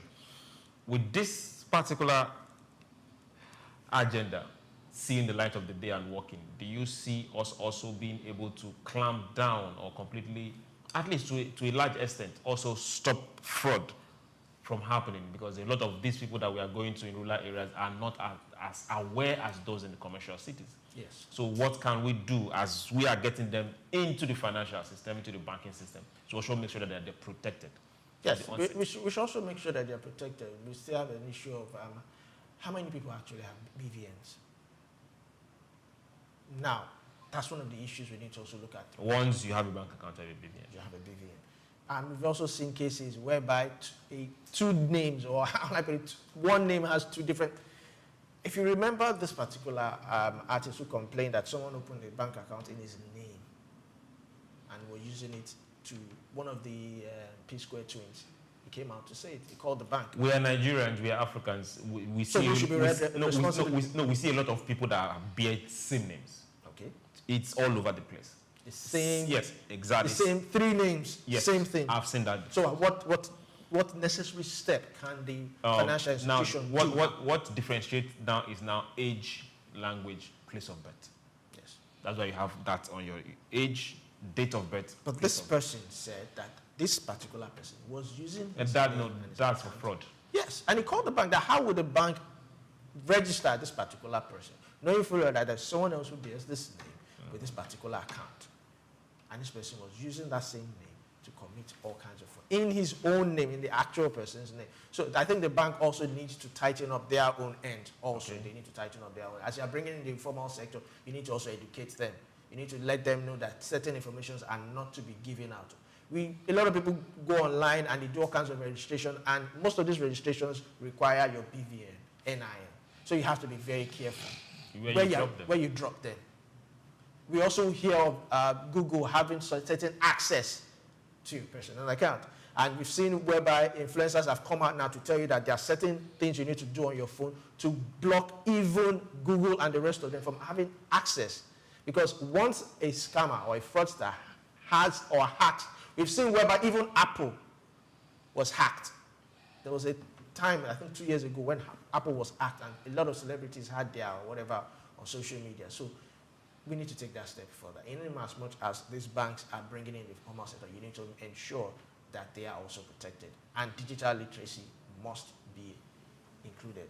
Okay, digital literacy, we can never get enough of it. Now let's tell you what's happening in the NGX market watch. NGX closed higher lows yesterday as market capitalization rose by 6.88 billion. The Nigerian exchange closed Wednesday's trading section on a positive note as marginal equity gains lifted total market capitalization by 6.88 billion amid broad-based buying interest across key sectors of the market.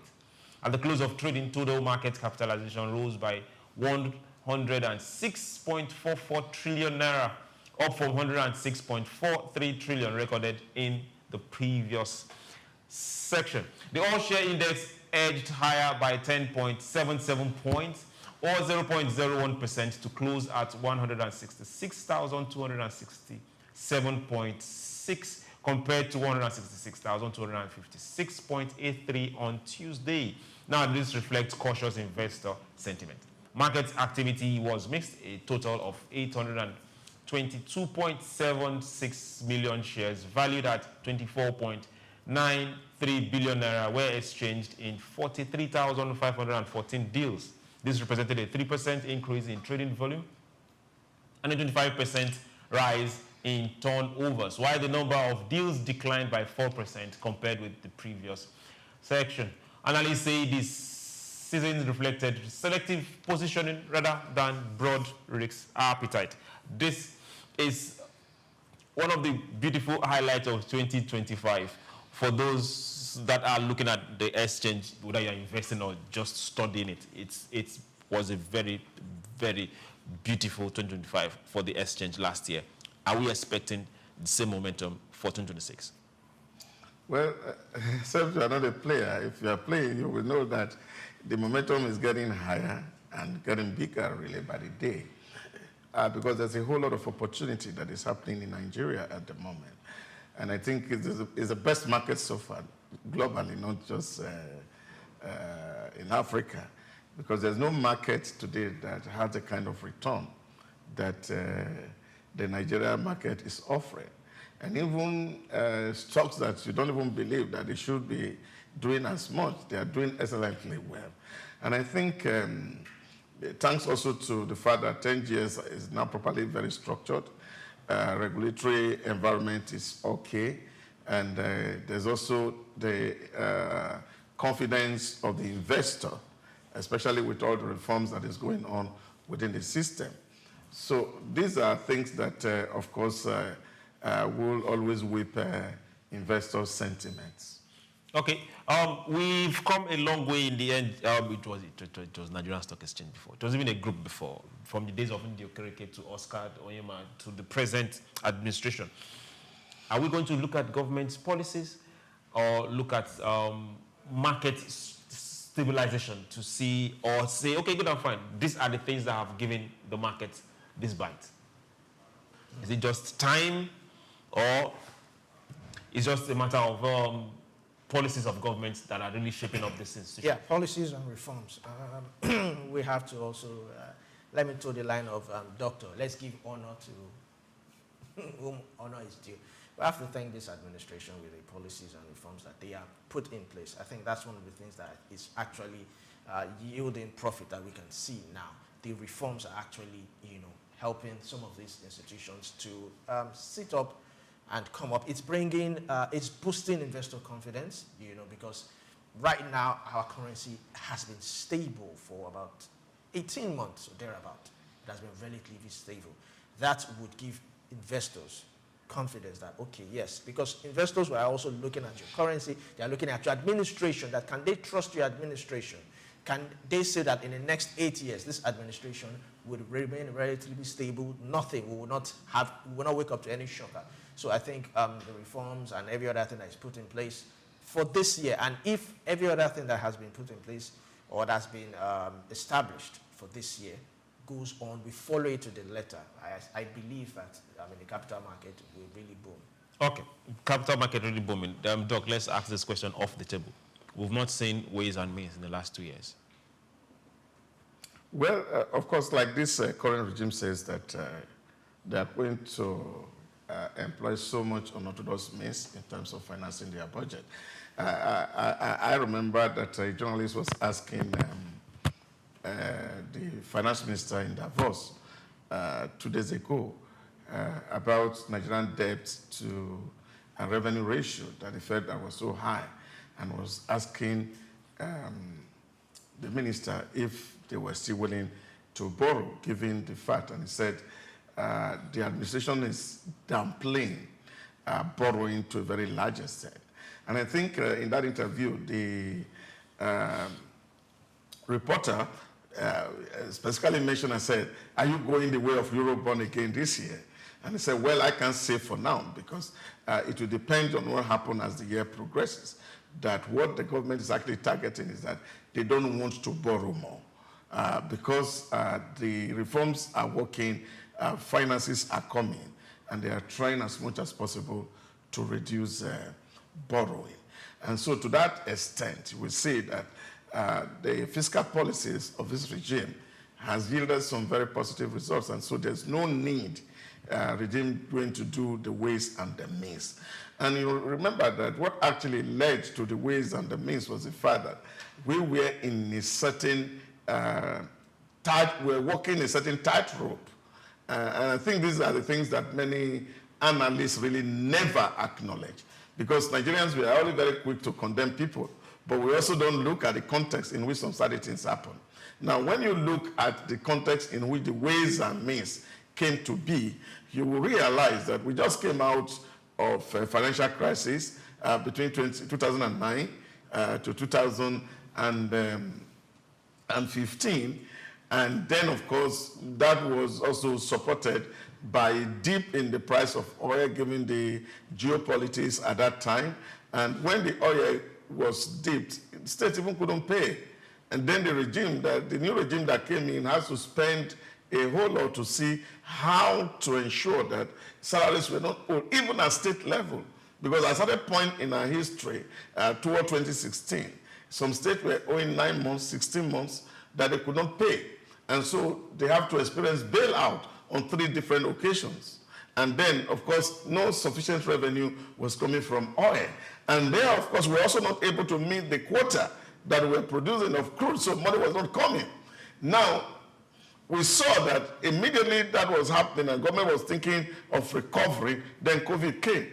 During COVID-19, for about 6 months in 2020, the government could not receive a single dime, even in terms of oil export, because the whole world was shut down.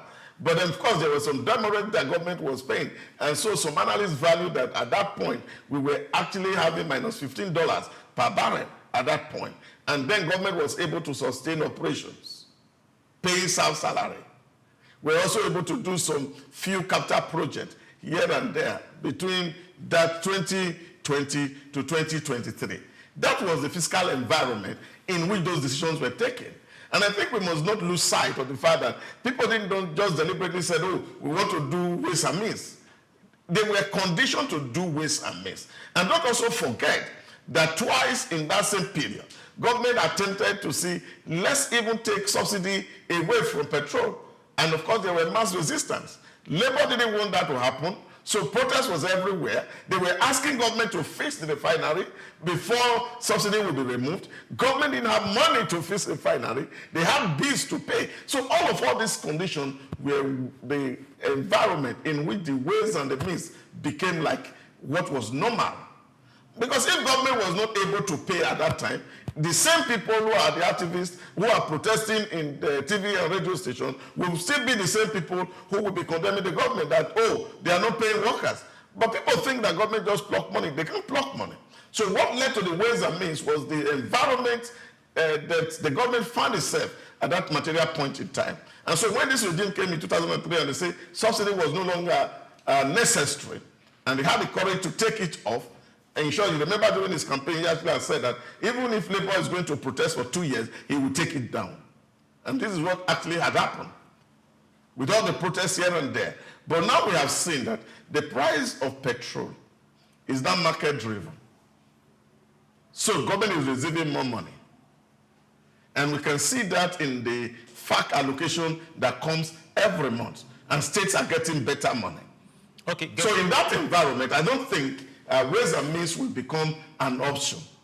And that's why you see what government is trying to do is to see how to use the treasury bill, use the bonds, whether local or foreign, to raise funds, which of course they are a longer term than going to commercial bank to borrow. So you can also see that there are reports that, of course, some commercial bank already say, no, government is no longer taking loans from us because they have seen some unconventional methods to raise funds to run their project. And I think we should commend the government for the effort so far. Okay, while you are thinking we should commend the government for effort so far, we are going on a break. When we return, XBL will be right back. Well, before we step out of here, remember this. Go on your social media platforms, all of them. Like, comment, let's talk, and most importantly, share. Let your neighbor, your friends, and your colleague know where you are and getting your major stories and news from SOUQ News Television. Don't go anywhere. We'll be right back.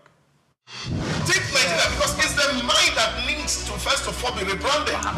Idris said he's going to be putting Nigerian labor, Nigeria content and materials first. If we say Nigeria first and it is just us down here that, you know, are pushing that agenda, it's going to be a big struggle. Do you think Nigerian firms, Nigerian organizations should start looking at getting their staff involved in this market or buying to keep for their staff? Within this side, let's also learn citizen diplomacy. See something. This is SOUQ business landscape.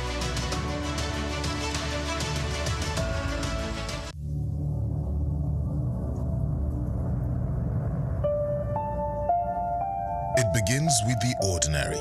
A shopper walks into a supermarket, picks a product from the shelf, marked 2,000 naira, and gets to the counter only to be told it costs 2,400 naira. To most Nigerians, it's just another frustrating moment at the checkout. But to the Federal Competition and Consumer Protection Commission, FCCPC, it's a violation, one that captures the complex realities of consumer rights and fair competition in Nigeria's fast-moving consumer goods sector. Between March and August 2025, the FCCPC recorded 1,543 consumer complaints within the FMCG sector, the second highest across all industries during that period. The complaints range from deceptive marketing and product defects to poor disclosure of terms and delayed complaint resolution. The FMCG industry, known for its quick turnover and intense price sensitivity, remains one of Nigeria's most competitive sectors. Yet, beneath its vibrancy lies a network of compliance hurdles and market pressure points. Bayo Olaoye notes in this special report that the FCCPC continues to face tough challenges in maintaining balance between regulation and market realities. He explains that some trade associations allegedly adopt restrictive practices such as uniform pricing, high membership fees, and entry barriers, which can distort fair competition if unchecked. In one notable case, he recalls, the FCCPC sealed a supermarket in Abuja in February 2024 after discovering discrepancies between displayed prices and checkout charges, a clear case of deceptive pricing. According to Olaoye's analysis, Nigeria's Federal Competition and Consumer Protection Act (FCCPA) 2018 provides the strongest legal foundation for consumer rights protection in the country. The Act guarantees the right to safety, requiring that all goods and services sold to the public be safe for ordinary use. Unsafe products must be withdrawn immediately once identified.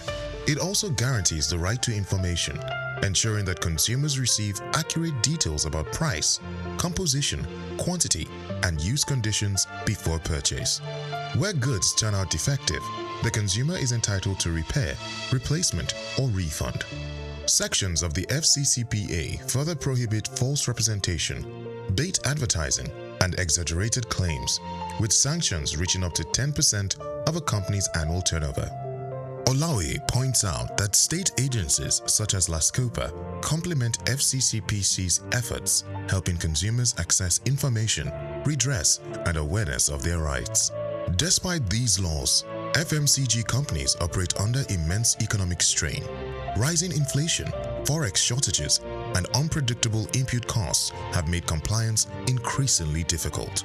Several multinationals have either scaled down or exited the Nigerian market, citing high operating costs and regulatory pressures. Still, as Olaoye observes, consumer protection and fair competition remain non-negotiable principles for any healthy economy. In 2023, the FCCPC fined a multinational FMCG company $110 million for abusing market dominance and stifling competition. Olaoye highlights the case as a major signal of the Commission's resolve to hold both local and foreign players accountable. Olaoye argues that compliance should not be viewed merely as a legal requirement, but a strategic business investment that strengthens consumers' trust and market credibility. He recommends that FMCG firms integrate compliance clauses into contracts, conduct regular audits, and maintain transparent pricing practices. Predatory or collusive pricing, he warns, can damage reputation and attract severe sanctions. The way forward. For Nigeria's FMCG sector, the path forward lies in collaboration, transparency, and innovation. Olaoye concludes that legal practitioners and compliance officers must continue to bridge the gap between policy and practice through staff training, regulatory monitoring, and transparent communication. I'm Moyosore Adibi, SOUQ News TV.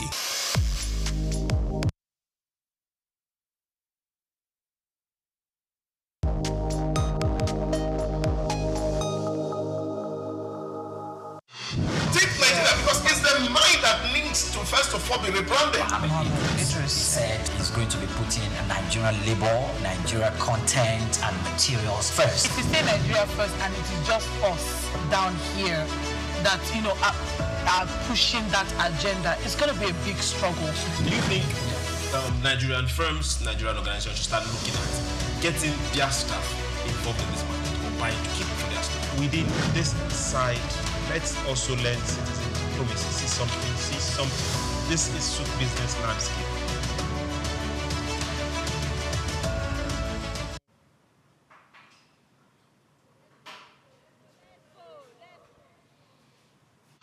Take Nigeria because it's the mind that needs to first of all be rebranded. Idris said he's going to be putting Nigerian labor, Nigeria content and materials first. If you say Nigeria first and it is just us down here that, are pushing that agenda, it's going to be a big struggle.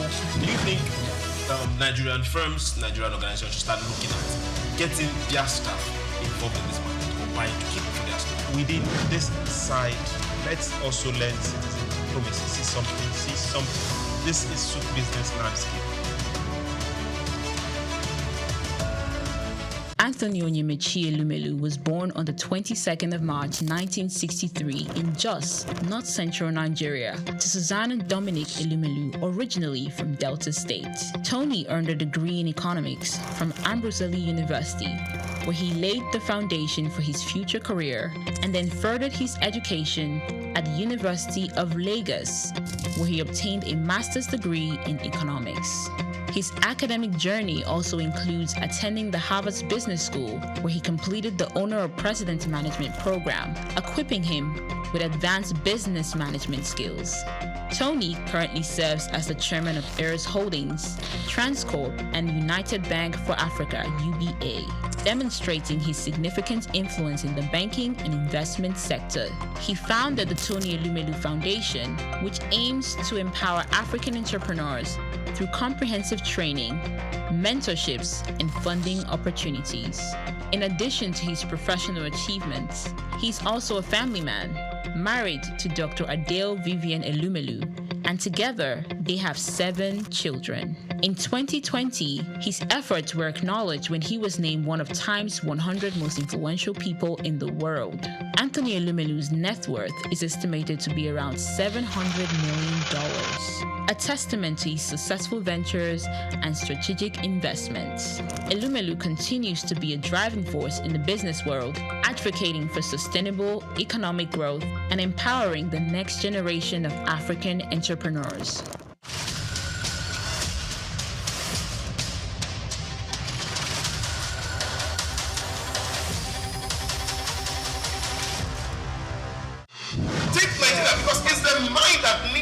First of all, be rebranded. Idris said he's going to be putting Nigerian labor, Nigeria content and materials first. If you say Nigeria first and it is just us down here that, are pushing that agenda, it's going to be a big struggle. Do you think Nigerian firms, Nigerian organizations should start looking at getting their staff involved in this market or buying to keep for their staff? Within this side, let's also learn citizen diplomacy. See something. This is SOUQ Business Landscape. Hello and welcome back to SBL. This is SOUQ Business Landscape. Now to our next story, we're looking at fuel supply chain. Now, global refineries are shutting down, and Dangote is the one that is making profits and at advantage. Now, the shutdown of refineries across Europe and North America has tightened global fuel market and strengthened Nigeria's Dangote's refineries' influence over refined product balances. Now, according to energy intelligence from Kepler, as structural supply changes reshape global energy flows, in the report, Kepler said refineries' exit in Europe and North America have significantly altered supply dynamic, noting that around the 900,000 barrel per day of refining capacity west of Suez has been permanently removed. Now, this loss has reduced spare capacity in mature markets, increasing reliance on newer large-scale refineries such as Dangote to meet demand. Kepler said the erosion of baseline capacity has reduced operational flexibility and magnified the impact of outage, keeping refined product balances tight and margins elevated through much of previous year. The report added that these conditions have increased the strategic importance of high complexity refineries in emerging markets, positioning Dangote, that is our own refinery, as a key supplier in an increasingly constrained global fuel system. The last time we checked, several refineries in the UK, from Grangemouth to Lansley, have gone down. Several refineries in the US have also gone down. Several refineries in North America have also shut down. Some of them They are looking at age of refineries. They are looking at shifting to renewable energies. They are looking at not being able to meet what is happening with newer refineries. But all this is pointing down to one thing. Africa is the next destination for refined product. How good news is this for us? Well, I think it's a perfect good news. I don't know if you listened to Donald Trump at the Davos. I know that you have that story to talk about later. And one of the things that was so prime in his address yesterday was the fact that Europe is going down and that it is based on self-inflicted trouble. And according to Donald Trump, that at the heart of the crisis in Europe, and especially the United Kingdom, which he said he loved so well, was the fact that they were on the road of self-deception. But take, for example, United Kingdom, that is sitting on the North Sea, refused to explore, and they said they are looking for windmill. And there was a joke he made yesterday, and said all the windmills in Europe and in England are made by China, and China don't have one single windmill farm that is powering their energy. That why would they fall? Because they are making, according to the world, to use this word, that they made a windmill for stupid and foolish people. So this is the conversation. And he said that error came from what they call the biggest fraud of the century, which they call the Paris Accord on energy and climate issues. That we have something that can power us, and somebody is telling you, come and buy something that you don't need. And they even know that that thing is not even sustainable because it's either energy is supposed to make you profitable, but this one is generating losses for you, and you are falling for that kind of a gimmick. And I think it was so blunt. And from the day one, whether it was in his first tenure or this very tenure, and he has insisted that America wasn't going to be part of that Paris deal, because we can't have something that will benefit us, and we are looking elsewhere. And so what happened to major oil companies in Europe was the fact that they were divesting hugely from crude and refining so that they can invest and position themselves in the green and what we call the electric energy that people were investing in. So that shift is what is happening. So there was no need to begin because they are thinking that, oh, by 2050 in Europe, there'll be no use of cars that use fossil fuel, that it will all be powered by dry cell batteries and the rest of it. But again, come to think about it, even the battery themselves are all from non-renewable source that Europe is actually investing in, and Africa would have been again, the loser, because we will have to be the person who fetches the water and heal the wounds for Europe to be able to survive. And I think this is where we find ourselves.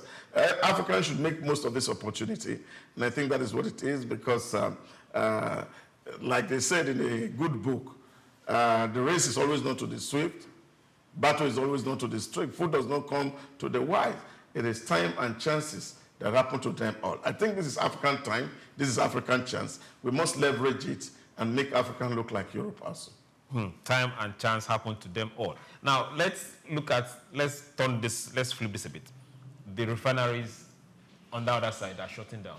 They are being converted to something else. Whereas we are building new refineries on this other side. Yes. And now supplying them the same product that we bought from them for decades. How fast should we continue this progress?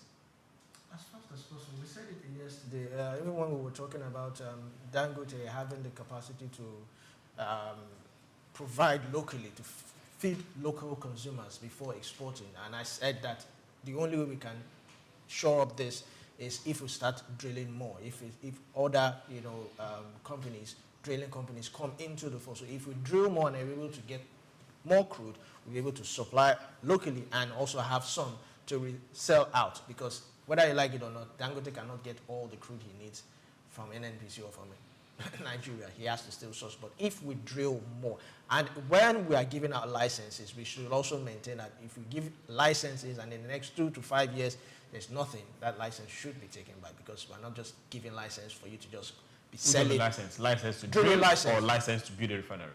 License to drill first. Okay. Refineries, yes, will come up. We also need to start encouraging, not even encourage, states don't need to be encouraged to start owning or have a joint ownership of refineries. I think that is something we should have started yesterday. If each state or 2 states collaborate to have a refinery, it will really, and one state can actually, supply its local community what they need. The pressure is reduced on other bigger or modular refineries. And the modular refineries, the Warri and the rest of them, what is really happening? Warri, at the point we heard it was operational for a while. Later we heard, it was blending. Later we heard, it was this. We didn't even know what was coming out from that place. So we need to, as much as possible, make sure that these refineries are up and running. Dangote alone cannot do it. And people have also said, when I hear this, let the refinery remain where they are. If they can scrap it, let them sell the Paco and make some money for Nigeria. Is it the Warri and Port Harcourt refinery? Yes. And Kaduna refinery? And Kaduna refinery. Okay. You see, because the technologies are old. We can't get into that part of national deception. That thing has not worked. Those refineries were built in the 1970s. You see. But they were upgraded. You see, there's no upgrading. The upgrading, okay, we were lied to. Can we what say is upgrading that's not working? So we were lied to. Upgrading is not working. The Holy Book says something. Back to the Holy Books. See, yes, because that's where wisdom is. The manual. If you use a new cloth and attach it to an old cloth, the tear will be more.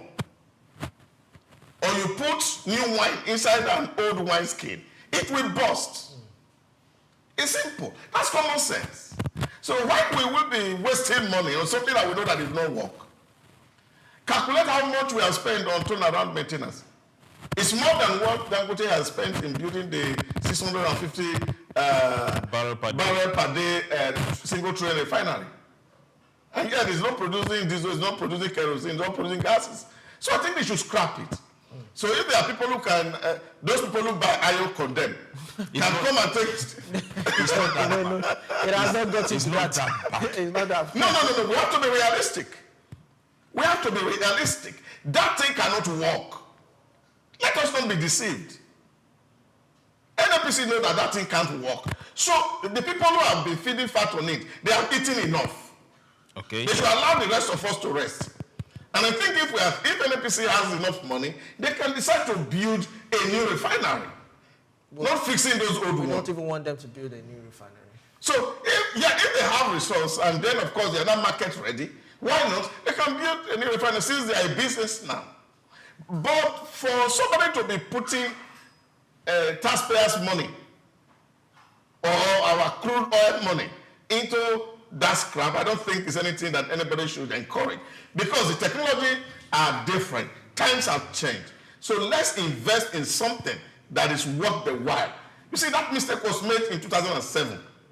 We should not repeat it in 2026. Okay, we should let 2007 be 2007 and keep going. 19 years, it's a long time. Okay, now let's look at local gas production. Nigeria has recorded 52,800 tons LPG used as imports fall. The federal government has disclosed that Nigeria's national liquefied petroleum gas consumption reached 52,800 metric tons in 2025, reflecting a continued shift towards domestic supply and reduced dependence on imports in the cooking gas market. Now, data released on Wednesday by the Nigerian Midstream and Downstream Petroleum Regulatory Authority showed that local LPG marketers supplied 45,800 metric tons, accounting for about 87% of total national consumption.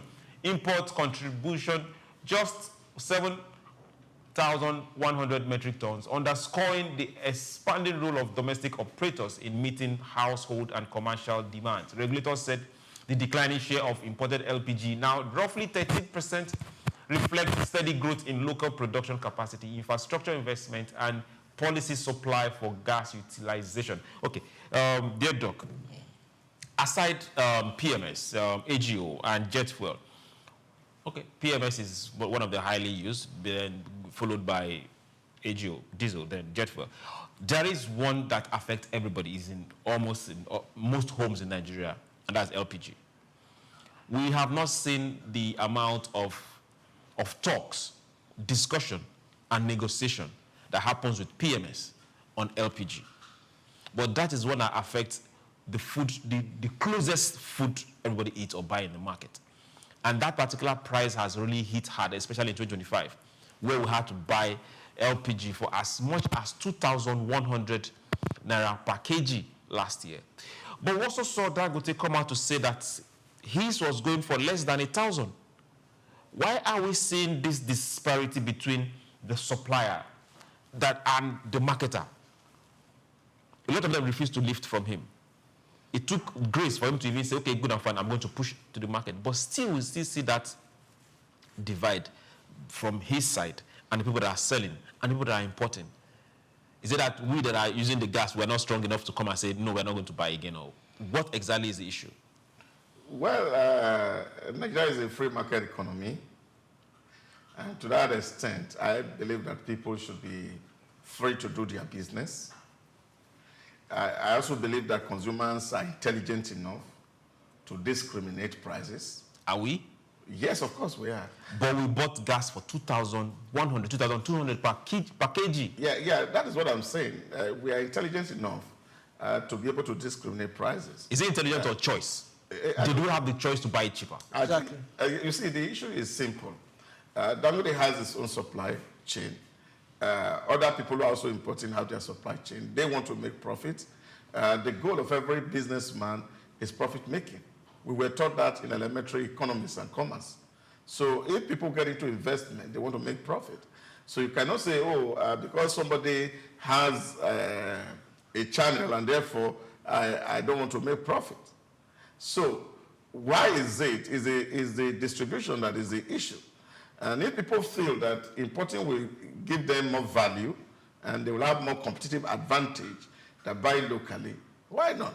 Now, if Dangote says, okay, yeah, I have it cheaper, then you increase your, your channels of distribution, and then improve on your logistics. And so it's be everywhere. The competition can be stiff. So I don't think society should slow down for anybody. People should be able to do business the way they want it. So what you'll find here is that the marketers have more outlets, and therefore they are closer to the consumer, and therefore consumer has to make a judgment. In leadership, they call it the Muda's triangle. So you have to make a choice between cost, quality, and price. And proximity of distribution. Oh yes, that is the convenience. So if you are selling something at maybe 10 kilometers away, where I would need to take a cab that will charge me like 25,000 to go there and buy gas for just 200 naira less, I can buy near my house and I make some savings rather than stress myself to go a distance looking for something that is cheaper. That's why I say to you, consumers can discriminate. They are intelligent enough to be able to see what is adding value and the things that are not adding value. And therefore, nobody should cry foul because you have the option. Sometimes I am driving back home and I see some filling station empty and I see some crowded. Some people decide to stay on the queue. Those who are on the fast lane can drive into anyone that is empty, take their fuel, and they continue their journey. So that opportunity is there. And I think that it should remain so, in my thinking. That's the free market principle, so that people can make choices based on what they want themselves. So if they value convenience, they pay extra. But if they want cheaper price, then of course, the opportunity cost is staying longer on queue. So these are the options that are left for us. And as consumers, I think we should make that very definite choice. Okay, while we are looking at that particular definite choice, let's now look at distribution of the gas itself, LPG to be precise. Now, we don't have the refill stations as much as we have the filling stations for PMS, AGO, and co. So the consumers are left with a Chikodi in an estate or a Hassan across the gates, whereby you now have to fill your gas, doesn't matter the amount you need, with either 1,800 or 2,200, as against being able to lift that particular cylinder and getting to a refill station that is far from you and filling for 1,150. Add transportation cost to that. Yes, if you add transportation, it's still lesser than the Chikodi and the Hassan's own. You think it's so? Just, yeah, it's just the stress. Or a Dangote refill station that will give it to you for 900, 850. How can we start seeing refill stations, more refill stations in pump stations? Well, most filling stations, not all, have their own gas plant there. Where I buy from is a filling station. One in 6. Now, in my area, we have about 4 filling stations. There's the MRS and the rest of them. So where I buy from, it's not even the MRS. It's the one opposite the MRS. It is only when they close around 6. That's the gas part. They close around 6. So it's only when they don't, when they close, then I go to the Chikodi. The last time I bought was last week, and I bought, I think, about 1,200, 1,003. From the refuel station? Yes. That's still expensive. Okay. So that's where I normally go. It is only, I remember the previous one before that was when I bought 2,000. It was 2,000, but I think I negotiated 1.8 with the woman because I was angrily leaving, and she said, "Okay, come back.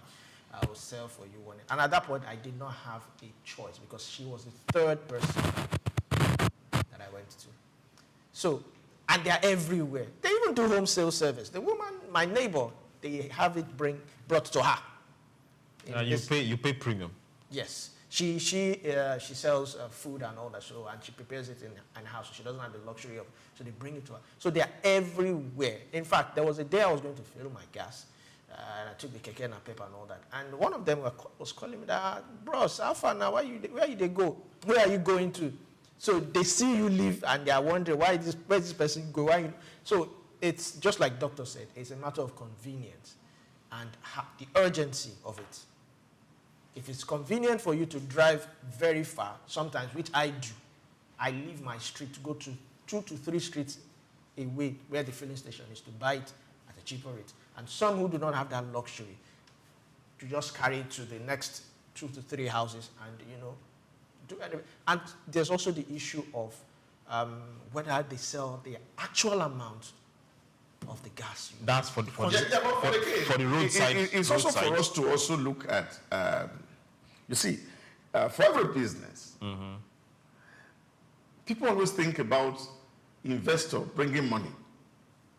For an investor to put money down for a business, the prospect of profit making must be very high. Okay. Nigerians sitting on a gas deposit of over 200 trillion cubic feet.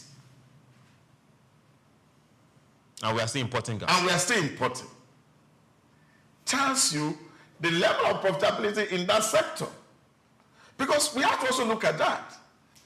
Somebody said, we have national resources, people are not exploiting. Because for people to come to explore, the prospect of making profit, which is the reason they tell for every business setup, must be very high.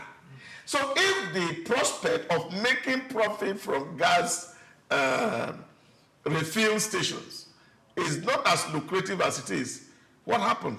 A lot of people will not get into it. Recently, I was passing, I saw some NNPC franchise filling station selling out, changing their names. Why do you think so? Dangote. The era of profit is gone. So people are thinking to put their money where they can get value. And we must understand, because this is not a socialist or communist environment, where government has to determine prices for goods and services, or essential goods and services. So if this is a market economy, then we must allow competition.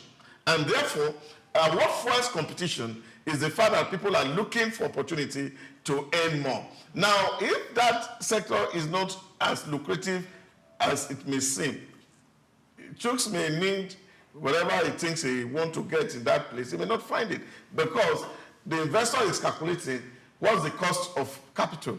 If I put money in this environment, borrow it at this huge cost, will I be able to recoup or make money in this shortest possible time? So once you do your feasibility study and it's not going to produce results, then of course you leave it where it is. And I think that for me is also something we must also have to look at. So if you create a competitive environment around your resource where the forces of demand and supply will determine what price people pay, then of course we're going to find more investment in that kind of climate. If you, again, I go back to where Donald Trump was yesterday, while he was speaking about Venezuela, and he said, what they have not been able to earn in oil in 20 years, that with this new development that's happening in Venezuela, in 6 months, they're going to earn it. A lot of people are not interested because the market is still regulated, and then the people will benefit ultimately. And that will lead to a reduced reduction in the price of gallon of petrol or gas. So what that means is that if the market environment, the ecosystem, is not conducive for profit making, you will not see investment. And I think we must also have to look at those areas. So if you want to buy at 900 or you want to buy at even 100, you can do the investment. Okay. While we, the final consumer, we want to buy at 100.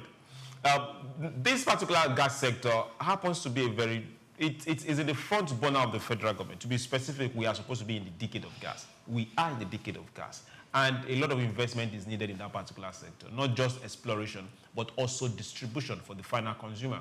We have less gas refill stations in Nigeria. That is not what it's supposed to be. We should have more. So hey, it's a good investment opportunity. You can always check it out. Now let's go to our last story. We'll just brace it and we'll get going. As we speak, Davos has happened. Davos is happening, and people will be leaving later today. But sections are still going on.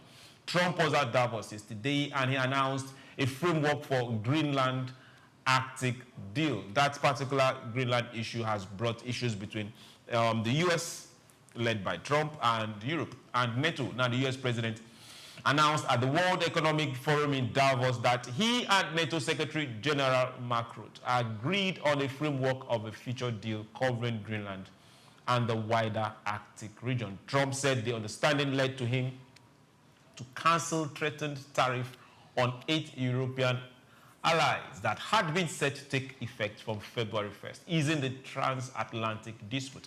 Now, for those that are also wondering, are not in the know, people were speculating that Trump will also, might likely include a military standoff to get what he was looking for, that's Greenland. But yesterday he came and said directly that is off the table. There is no means that he's going to involve the military in any way for Greenland. It's a negotiation. And for the tariff, they are going to talk about it. 2 days ago, the international market all over, down to the crypto market, had a major dip, all because of people not being sure where this story was going to. Now, let's talk Greenland before we leave the table. Do you see that as a possibility?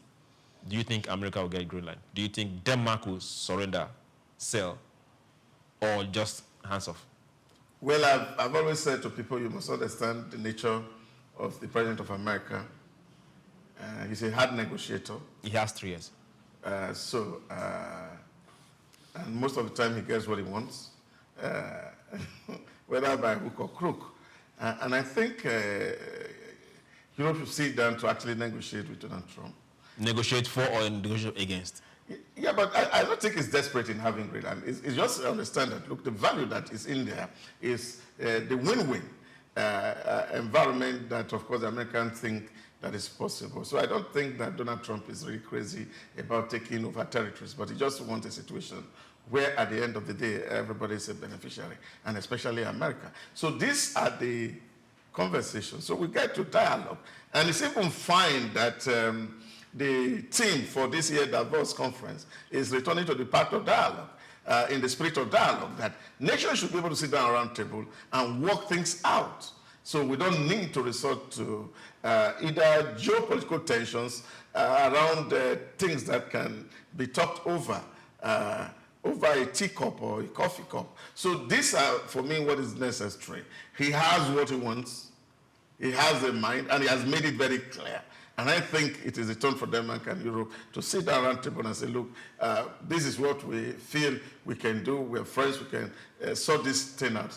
And then rather than fight then of course we can drink and then celebrate and everybody win at the end of the day. Okay, expensive cup of coffees or cup of teas, as you call it. Now, over the last 7 days, when the issue of Greenland kept popping up, and different analysts were dropping their rhetorics and all that, the market was taking a hit. But after his statement yesterday and knocking off all means of any military intervention or anything, gradually the market started rebounding from yesterday night down to this particular morning. To what extent do you think that market, as it concerns us here now in Africa, because whatever happens to the market, they also affect us a bit. To what extent do you think that we should be taking advantage of what is happening in Davos? We should be taking advantage of it because Trump right now, all eyes are on Trump. I give it to him as a man of talk and do, or do and talk. He does before talking? He does before talking because he has come out to say certain things, that he will do certain things, and he has achieved it. But Trump sometimes, he could be very unpredictable with his ways, but I still think he has very powerful think tanks with him who are constantly advising, even though sometimes it goes overboard. Now, if you look at this Greenland issue, it didn't start today. Shortly after buying Alaska, around 1867, they offered to acquire Greenland. Around the 1900s and 1946, even after the Cold War and all that, down to 2019, and now it has been up. That Greenland has been up on their radar for quite a long time. And so maybe it's Trump that would eventually see that deal through. So the question now is Denmark willing to let go? What is Denmark holding on to? And what leverage? Since he has said no military, all well and good, but I still don't trust Trump to an extent. Okay. Yeah, the cost of military is expensive, and that's what it is. So, but he used it on Venezuela. In the arena of politics, it's all about interest. And I think people must understand. There's no morality in politics. Interest is what is critical. So when nations have interest, they go out, negotiate it. Today, you talk about business mergers. People start up a business, and then somebody comes to buy the business and make it more profitable. So all of what these opportunities, all of them are also way out that are negotiable. But understand this, Donald Trump is a businessman. He wants to run state like business. He wants state to be profitable. He wants peace, actually, but peace not at all costs. So he wants peace on your own terms. And I think those are the things that he's running after. That anything that will be, his campaign is clear, it's MAGA. Make America great again. So it is the interest of America that is, for him, the most pivotal.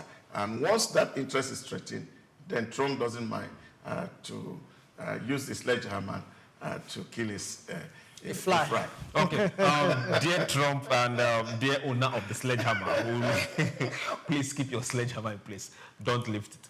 I want to say thank you for being part of SBL today. Remember, as Davos is happening and closing, Africans and markets are also feeling it and also going with the bite. Some particular stocks are profiting right now, and some particular markets are taking the bite. But in all this, stay informed, and there's no better place and better way to do that than being here on SOUQ News Television. We are your go-to station when it comes to business, economy, and development.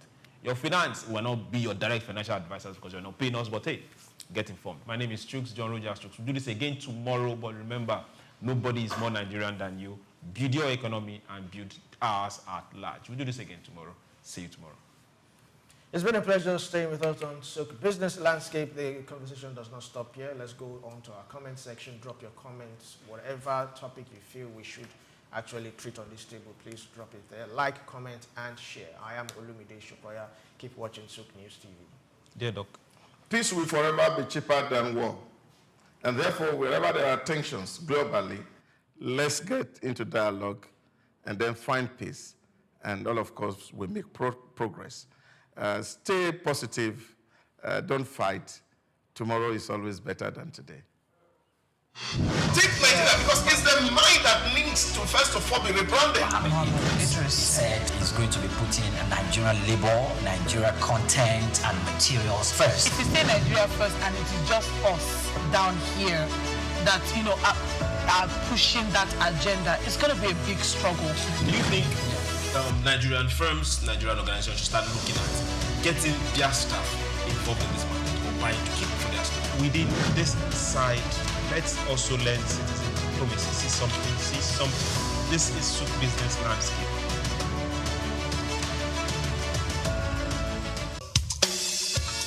Fellow Nigerians, did you know that constituency and executive projects in your communities are not gifts from your legislators? They are projects sponsored by the legislators and funded by the federal government to improve your life and the lives of those around you.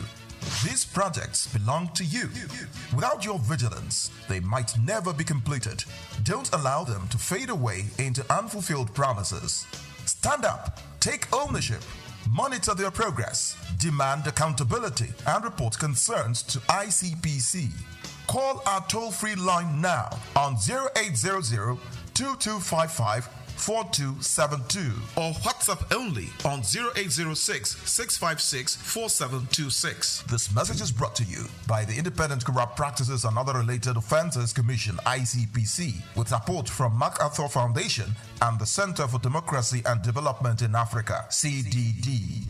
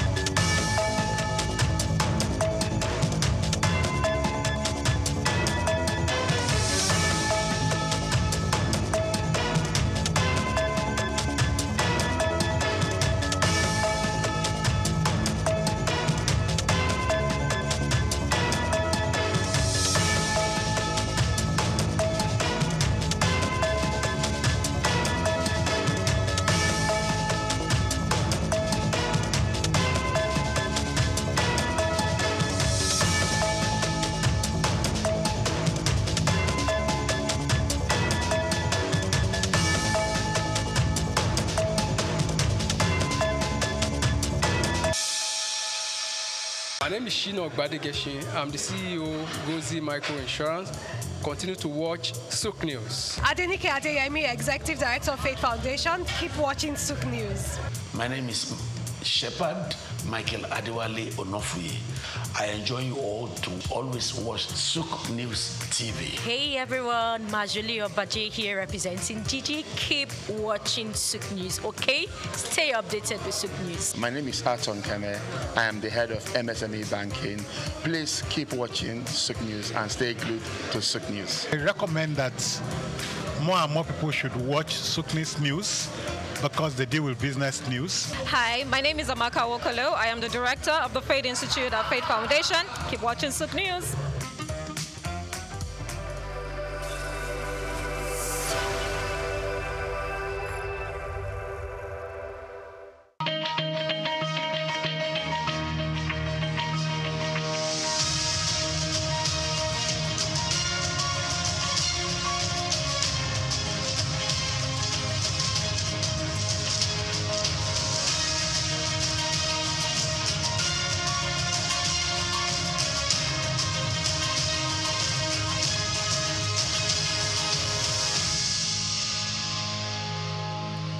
Hello and welcome to Across Borders here on SOUQ News Television, a program that brings you not just migration and human-related stories. And of course, this is a program that helps us go beyond cross-borders activities that impact us and the economy. My name is Grace Komolafe, and today we shall be dissecting the core mechanism that governs global finance, the T+2 settlement cycle. This refers to the period it takes to finalize any stock transaction. ensuring the money and the ownership transfer officially. For African markets like Nigeria, understanding T+2 is crucial. How does this timeline affect risk, investor confidence, and the flow of international capital? As a global market moves faster, is T+2 a necessary safeguard or an outdated barrier to regional growth? To have this conversation, we are joined by Kehinde Adiaga. He is an economist and fit for a topic like this. But before then, let's take a break. When we return, the conversation will begin. Stay with us.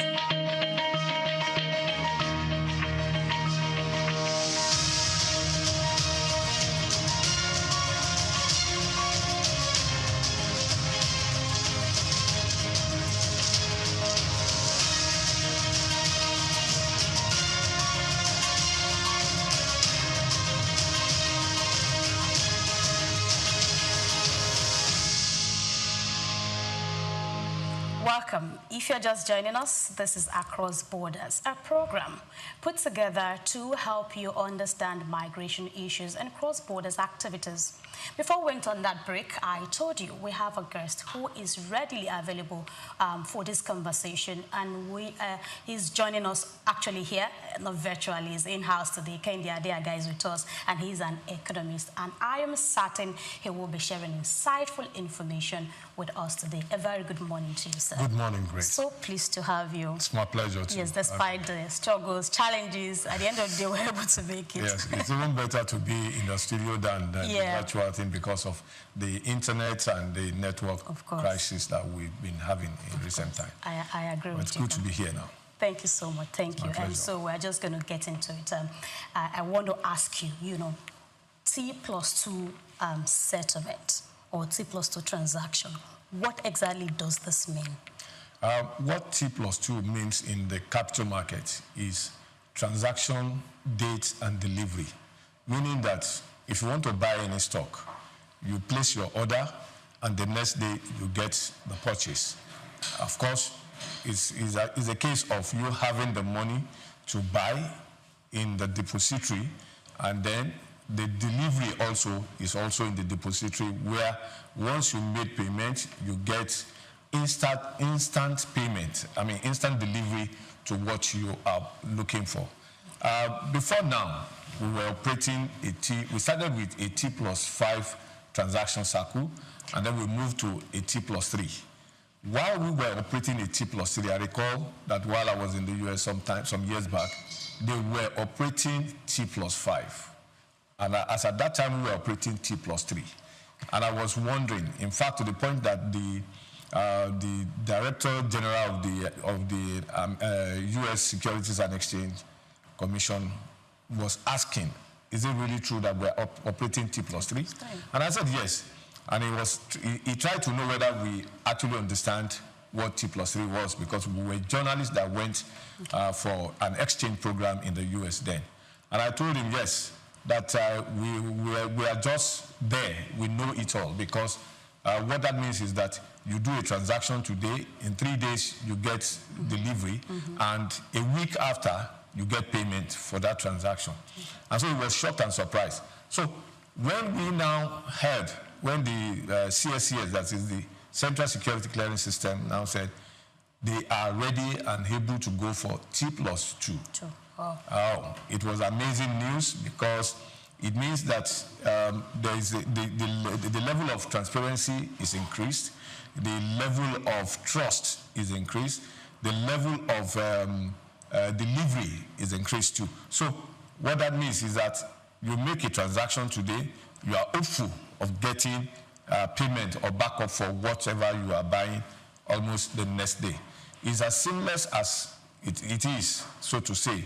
So I give kudos to the management of the Central Security Clearing System, the Securities and Exchange Commission, and the NGX, that is Nigerian Exchange Group, because these are the three key stakeholders in ensuring that we have a T+2 SOUQ transaction in Nigeria.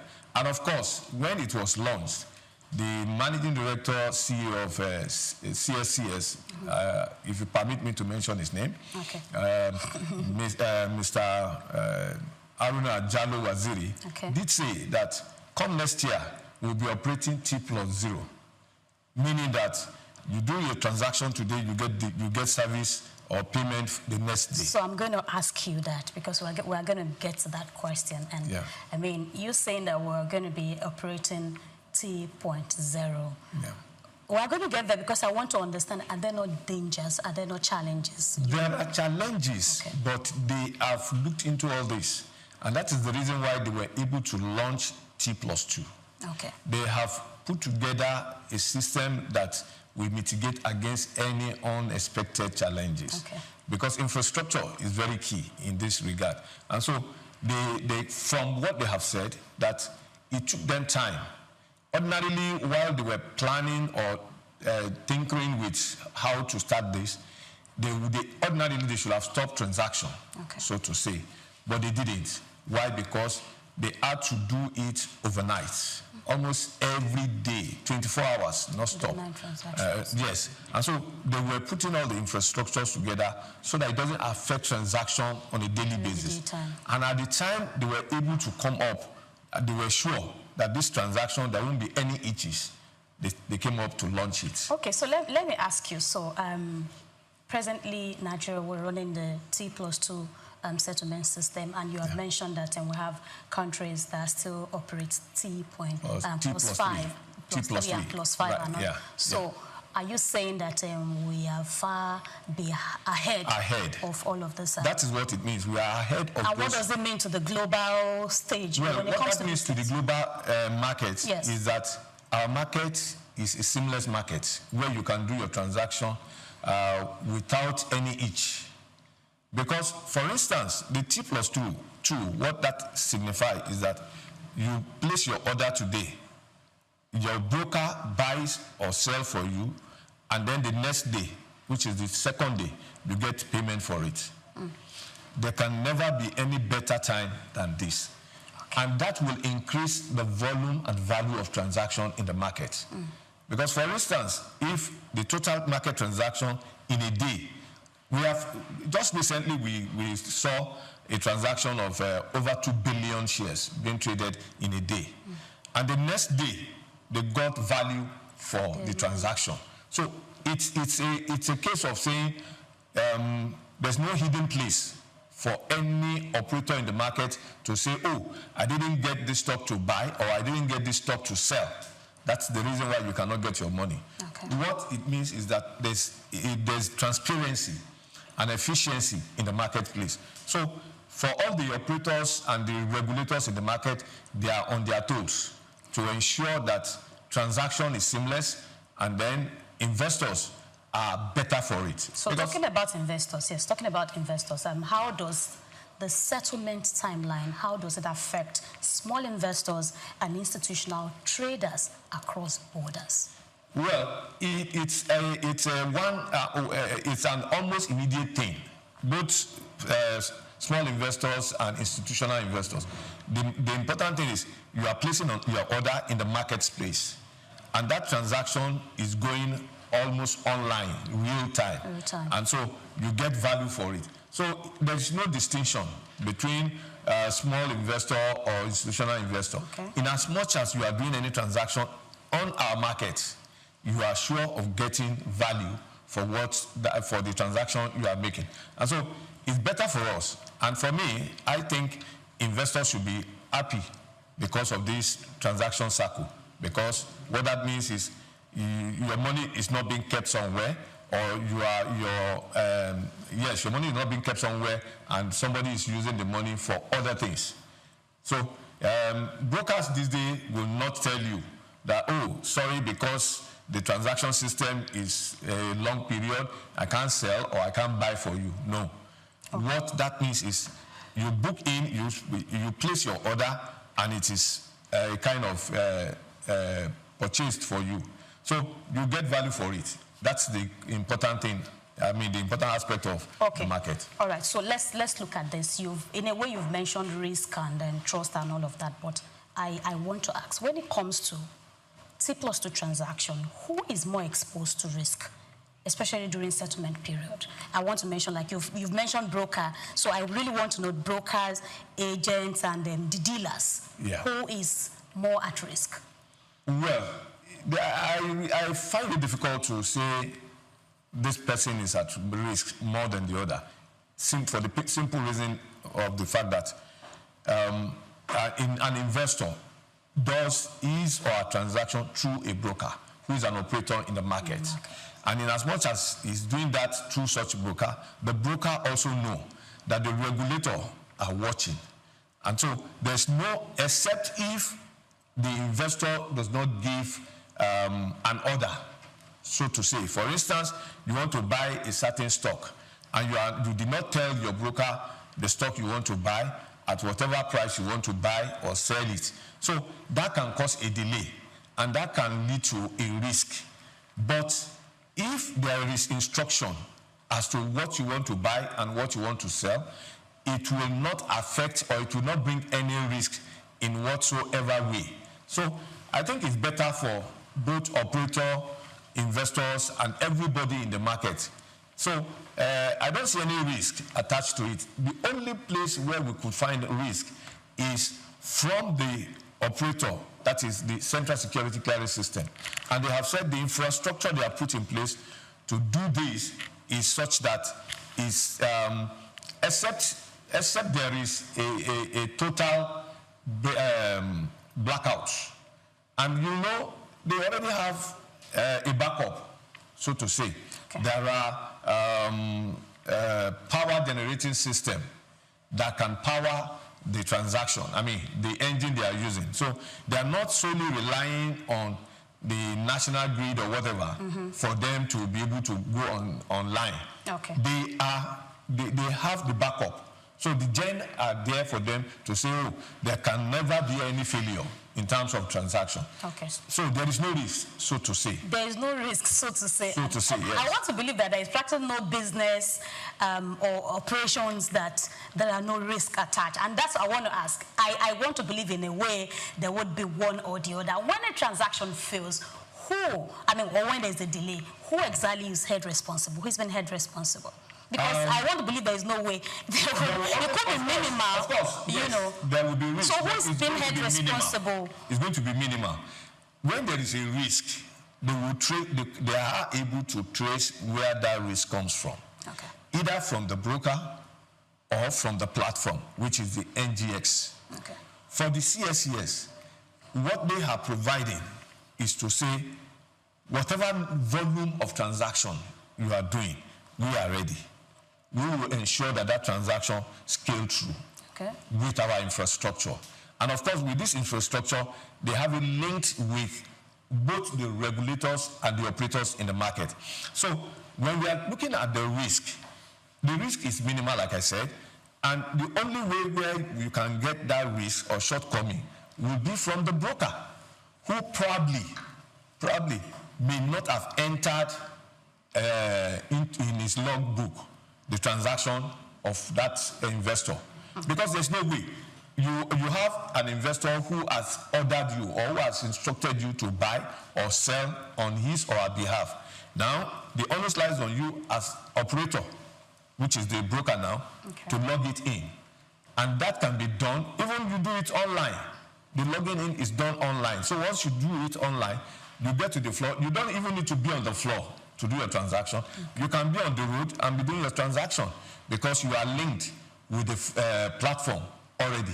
So in buying or selling, you can easily buy a stock for your client or sell for your client at minimal risk. Okay, so you have brokers who are the middlemen who does the run around and all of that. And now we have a lot of Nigerians abroad that are investing, you know, in all of this. So I understand technology, like you have mentioned, you are away, you don't need to be on ground.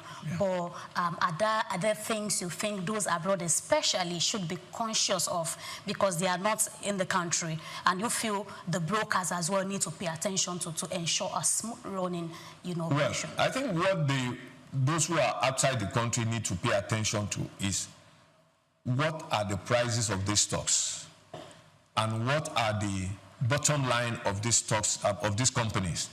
Because we have seen a situation where somebody outside the country gives instruction to his or her broker to say, buy these stocks for me. And that is the only instruction he or she has given. He didn't go to the next level of saying, buy it at this price. Because pricing is very key. If you don't tell me to buy at a certain price, I can buy it at any available price. So that is the area where we can see some shortcomings in respect to transaction. For instance, if I say buy a certain stock at a price, you already have your full information. Okay. And so with the T+2 now, there's no way you can extend the buying of that stock to the third day. You will get on the floor a buyer and a seller. Even though the price may not be the same, but there will always be bidders and offers. Okay. So in that regard, once there is an offering and there's an offering price and there is a bidding price, then you match it with what you have as a broker to be sure that you are buying or selling on behalf of your clients. So once that is done, you are sure of getting delivery. Okay. So there's no too much risk to that. But as somebody who doesn't stay in Nigeria, who doesn't monitor, because it's very key, you need to monitor a market. And then I've seen some situation where some who lived abroad are pegging our market with their own market. But what they don't understand is here in Nigeria, and of course in every market, information is key. In every market, information is key. How regular or delayed the information is another issue. Okay. For instance, if a company is submitting the financials to the exchange, of course it's real time, and you who wants to buy from abroad, you are not privy to that information. You may be buying either high or low. Okay. But once you have information to that regard, you may decide to say, okay, I want to buy this thing at this price, either high or low. If the price you are offering is okay and the broker could get it for you, fine. But if the price you are offering is below the market price, you are sure not going to get it. So that in that regard, there could be delay because your broker will tell you the price you want to buy this stock is not available. Okay. So it's not a case of whether he wants to play on you. And you can also see it online that this is the price available for that stock. It's not a case of whether, I have asked him to buy, he refused to buy. No. Okay. So that issue is gone. Yes, I'd like to speak to cross-border trade and regional integration. You know, African markets operates with different settlement circles, and I want to say that how does this affect cross-border investment within ECOWAS? You know, especially AFCFTA. So I'd like you to speak to that. All right. For cross-border transaction, we all know that there are some exchange factor. I'm talking about the currency factor. But in the case of T+2 now, the currency, the exchange rate has nothing to do with it. Because what it means is that, for instance, Naira today is about to the dollar is about 1,470 or 470 something to a dollar. Yeah. And you are buying. Naturally, you are not buying with Nigerian Naira. You have to exchange the currency, which is the national acceptable currency, which is the dollar. Of course, you would have known a stock is 10 Naira. Let's assume a stock is 10 Naira. It means you have done your transaction, your exchange rate, and then you send your money to your broker. The money is in the custody of the broker. Because any broker who wants to buy or sell for you must have the money before he or she can buy. Without the money being settled in his or her account, before now, it could be, somebody can say, I'm buying on credit. There's no way you want to buy any stock on credit anymore. Your account must be funded. That's the number one thing with the T+2. Your account must be funded. Because your account is funded, it means you are ready to buy. And once you buy, the one who is selling also, he already knows that he or she has the stock in place so that he can deliver. So for cross-border transaction, it's seamless, so to say, because you can instruct your broker, buy this thing today. We just have time difference in the different countries. But once you instruct, it is that date instruction that matters. It is not the next day. If you are buying, today is Tuesday, for instance, and you want to buy, our market opens from 10 and closes by 2:30. Okay. Now, if you are buying, you must log in within that period. And of course, the exchange had decided to extend the time for transaction also. The reason why they extended the time for transaction is because they have put into consideration that there could be other people who want to buy outside Nigeria, whose time different with our Nigerian country. So it gives you the opportunity of buying the same thing a local person will buy, the same price. And the only price that will be available is somebody, we have different people who want to buy or sell at every particular time. Okay. One may want to sell at 10 naira, another may want to sell at 15, another may want to sell at 12. Let me add this. Doesn't mean that when that window closes, does the prices change? No, it doesn't change. Okay. What it means is when the window closes, when the market closes here, because there is an extended period for transaction to come up, and it's done online, it's still captured. Okay. It's just that the closing price will be placed in one length, and the the requesting time, price is on the other end. Okay. Why? Because, for instance, like I've given the scenario where you have three different prices. Now, it closed at, say, 15 naira. The opening price is 14 naira. So you can see the difference. It's 14 naira. Whereas some people had sold also or bought at either 12 or 13 naira. So now, when the delivery time comes, the one who bought at 13 naira is seeing the statement of his transaction from his broker.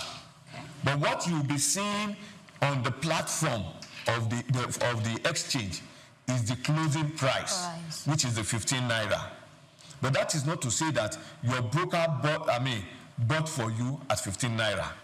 It may have been able to buy at 13 naira because different people are offering at different prices. So if he bought for you at 13 naira, you will see it in his logbook. In his system, it will be showing to you because they all have what we call transaction, transaction record, where if you are in doubt, they will show to you. And then if you are not still satisfied, you can exchange it. You can go to the exchange to confirm, to cross-check. In that exchange, when you go to exchange, you can see the closing price and the price the broker bought or sold for you differently. Okay. So we cannot, and that is what is happening all over the world. There are opening price, there are closing price. So depending on what prices you are getting, it ensures that you are not play out or cheated by your broker. Okay. So in the past, a broker could buy and warehouse and resell at a higher margin in the past. But under these circumstances, it is difficult. Okay. The moment you want to buy to warehouse, you must have the financial muscle to do that. Okay. And once you have the financial muscle to do that, then whoever wants to buy through you, the person should be ready to buy at whatever price you are offering. Okay, all right. So let's talk about harmonization before we call for break, because we'll be going for break shortly. I want to ask that, what does harmonizing settlement circles across Africa mean for seamless trading and capital mobility? What does this mean? You see, what that means is that they have been able to put together the pricing mechanism and then the transaction mechanism to ensure that no investor is played out. Operators also are not played out because the system we are operating now is such that it's transparent. Everybody can see it. When they say T+2, you already know transaction stroke delivery time. And so they have harmonized all these things together. In fact, the infrastructure in place now is such that any transaction that is being done, especially on the floor of the exchange, through your phone you can see those transactions, especially if you have logged in into the exchange platform. You can click in and check. Even as I speak now, I can do transaction on my own through my mobile app. Oh. But in doing that, do I have the experience? Do I have the knowledge? If I don't have the knowledge, what is good for me is to do it through a broker. And once there is a problem, I can hold the broker responsible. So this is what we're talking about. Now you see, yes. I mentioned earlier, who is held responsible? Yes, but you see, if I do it on my own, whichever way I'm going to do it, I'm still going to pass through a broker who will approve the transaction.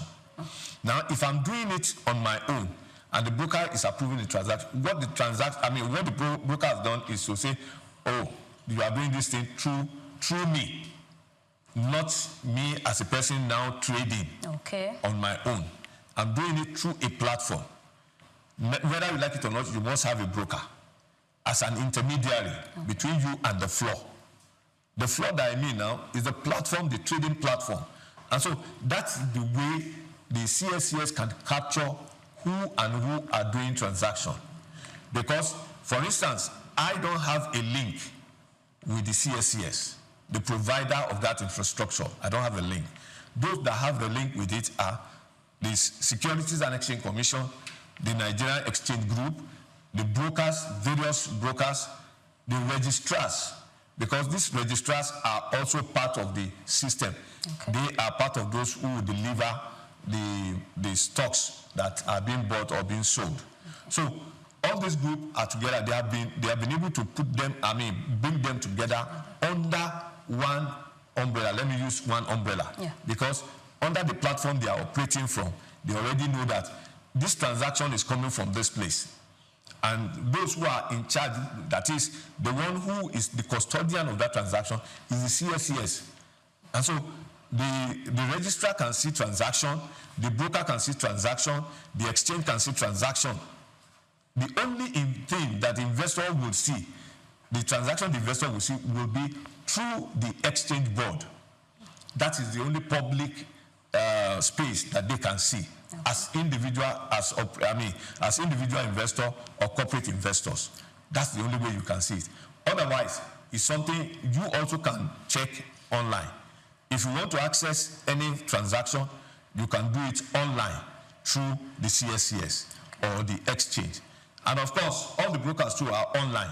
So if you have your broker, you can go through their website and check their transaction, and you'll be sure of the transaction they are carrying out on your behalf. Okay, so thank you very much, Mothers, for one call for break. The conversation still continues. It is across borders, and we are talking about T+2 settlement or transaction SOUQ, what this really means for businesses and the marketplace, the global marketplace. Let's go for break. When we come back, the conversation will continue. Please stay with us.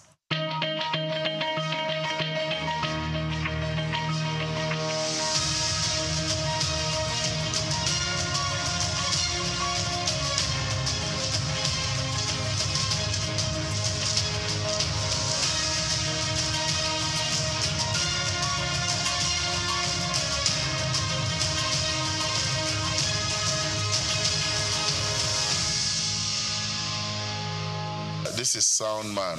Keep watching SOUQ News. My name is Babalola from Excel LED. Keep watching SOUQ News.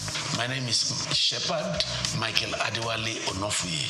I enjoy you all to always watch SOUQ News TV. Hi, I'm Tom Boggaballs, and please keep watching SOUQ News. Wale Seriki, SLG Lagos Island East. SOUQ News, keep out watching them and keep a lookout for them. They're up and coming, and we're proudly to be affiliated with them. You alone where they make me go crazy. This your love in the cool of my brain. You're my medicine, I need you all day. Yo, it's Blackface Nigeria, and you're watching SOUQ News TV.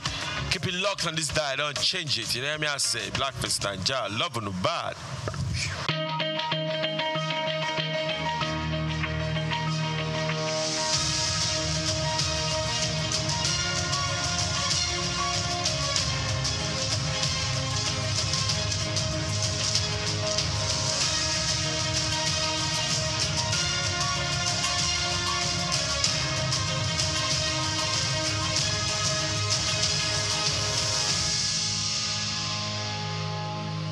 Thank you for staying with us. This is Across Borders, and today we have been talking about T+2 settlement, or you want to call it T+2 transaction, and what the SOUQ really means for the global market. And we've been having this conversation here in the studio with Mr.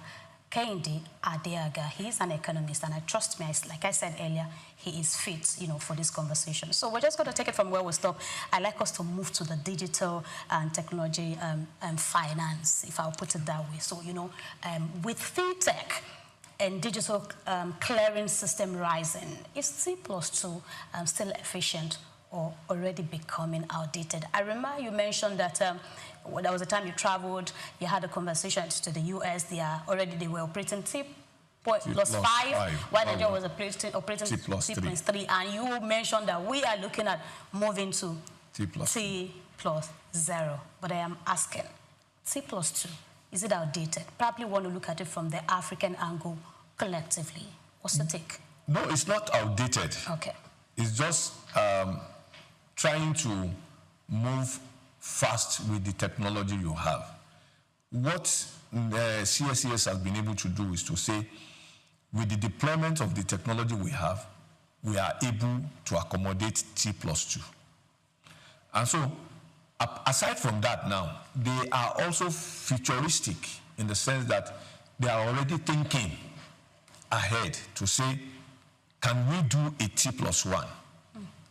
And from the comments, from the messages coming from CSCS, they are ready to do T+1 come next year. And this will be maybe around March or April, which was what they are quoting them in their words, that they are likely going to move to T+1. And when we move to T+1, it doesn't mean that the T+2 is outdated, because some countries are still operating T+2, T+3. Even some countries are on T+5 as we speak. Wow. Depending on the infrastructure deployed. For Nigeria, they have been able to deploy a sophisticated infrastructure that can accommodate that transaction. You know, what this T+2 is all about is putting all the transactions together and ensuring that the delivery and the payment system works the same way and almost immediately, seamlessly. Because for you to buy any stock on the floor, you must have the fund. It's not a case of you buying and then you keep the seller for a long time before you make payment. No. Once you buy, you are paying. It's like a cash and carry thing now. Like the normal market where you go to buy goods and services and you pay for whatever thing you buy and you walk away. It's the same way they are looking at it. That let's get to that level where you make payments, you get delivery. And of course, once you get delivery, it means you are getting value for the money you are spending. Take for instance, you want to buy stock at 20 naira and you had made your payments and the stock is not delivered to you. Within that period that is not delivered to you, you could have used that same money to achieve some other thing. So they have put away that gap to say, make payment, collect. So that is why you see they are saying T+2 now, and we are just some few months to the new year, and they're already thinking of T+1. You get it, few days to the new year, into 2026. And they have said by March or April, they should be on T+1. Meaning buy, deliver.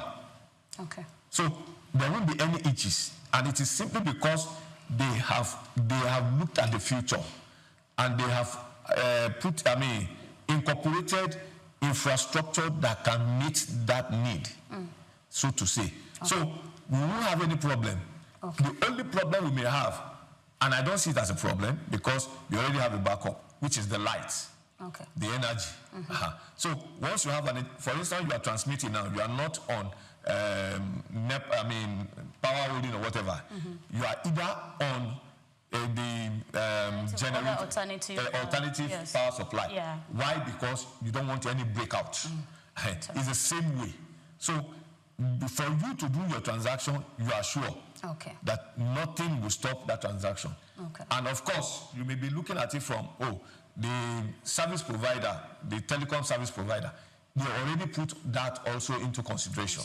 So for the period under which transactions are taking place, the service provider, they are top-notch in that regard. That is the telecom and the power supply.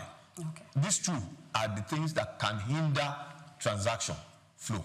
But because these two have been put in proper perspective, I doubt if there will be any itches. Okay, so while I want you to talk about automation, blockchain, and all of that, so I'm just in my head, I kept thinking, while we're thinking of moving to T+1 or even T+0, you know, in the course of my research to understand T+2, so I realized that it's actually meant to not just the period to move the money, but also to understand that, okay, this money is there, this person has the money, and this person has the products to offer. Exactly. So if we're now moving to T+1 or T+0, where everything becomes fast and fast and all of that, so are we beginning to look at automation, if that's the word now, to ensure that, okay, there's something that is doing the complete check, and immediately to say, okay, this thing is there, we can move it. Or I'm still very particular about those little challenges that could occur, because I feel it's a way to avoid fraud, you know. So where somebody's kind of saying, oh, I'm buying this and the funds are not there. Or someone is saying, I'm selling and the products are not there. Yeah. So what do you think? I want to ask you about, you know, automation, blockchain, or even AI shaping the future of settlement circles in Africa. And in all of this that I've explained put together, what do you think? Well, you are right with your skepticism. But let me assure you, when we get to T+1 or T+0, what that transaction simply is saying, for you to sell, you must have the product. For you to buy, you must have the fund. And so it goes hand in hand. There won't be any case where the buyer does not have the money, nor the seller does not have the product. Both of them have something to sell and to buy at almost the same time. Now, the deployment of the infrastructure that is being used is such that it can detect error. Detecting error means that maybe you supply and then you withdraw. Okay. The moment you do that, of course, that transaction will not go. Okay. It has shown a red signal that this person does not have it. And so before a broker gets to the floor, when I say floor, I mean the trading platform. Before he gets there, he already knows available stocks that he or she wants to buy. And then what he wants to buy, he already knows that he or she also has the fund to meet it. You cannot want to buy 1,000 units and you have money for 50 units. It's not visible. Okay. You must have fund for that 1,000 units. And then the one who is supplying must also have that 1,000 units. I recall in the days when we were operating a call-over system. Call-over means there is a chairman. It was not automated then. There's a chairman like this sitting in front, and brokers are seated around him, and they are showing signal to say, I'm bidding, I'm offering, through the voice and show of hand. Now, the call-over chairman sees who is offering or hears who is offering, and he hears who is bidding or sees who is bidding. For instance, if I show my hand that I want to buy, he records with my hand. And then, at what price do I want to buy? By voice statement to say, oh, I want to buy it at certain amount, he records that price. Of course, as he's hearing the voice, is recording the cost, the price you want to buy, and the unit you want is recording. And at the end of the transaction, when he wants to give it out, that is allotting. It will now say, I hear so-so house asking for this at this price. And I hear so-so house offering this at this price. So they merge it together, and then transaction takes place. But we have gone past that level now. We are in the level of automation whereby it is only your system that talks. So it is on the basis of first in, first out. You are offering, remember, you are not, the market is open to all the Everybody brokers. is broad. Yes. So you may have 30 brokers in a day doing transaction, 100 brokers in a day doing transaction. And you may have about 30 or 20 people demanding for a particular stock, but different prices. So your engine puts in your price. There are instances where when you put in your price, you discover that there are prices that are requesting, there are other stock, brokers who are requesting for the same stock above the price you have put in. So it is left for you. What do you want to sell? To say, oh, I will increase the price. You know, there are some stocks you want to buy at all cost, regardless of the price. So, because the investors say, whatever price, just get that thing. That is the instruction they have given you. And there are some investors who tell you, if the price is above this, don't buy. Some will say, I want the price within this range, buy. So, if you are in that position, and you see your other colleagues who are offering, of course, somebody wants to offer 1 million, another wants to offer 500,000.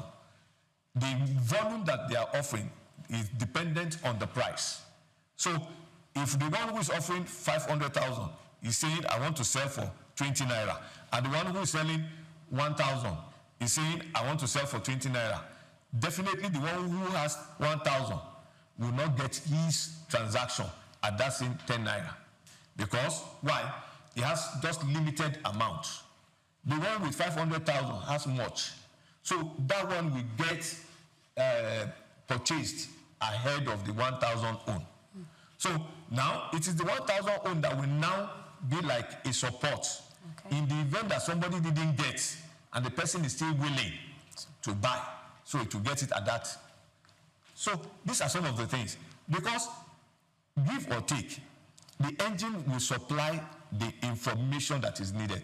Yes, it is the people that key in the information to say that they have an understanding of what they want to buy or what they want to sell. But the key issue in this whole thing is availability of the fund and availability of the stock. So these two are together. Without these two, we cannot arrive at this T+2 that we are talking about. So it mitigates against fraud. It mitigates against sharp practices on the floor.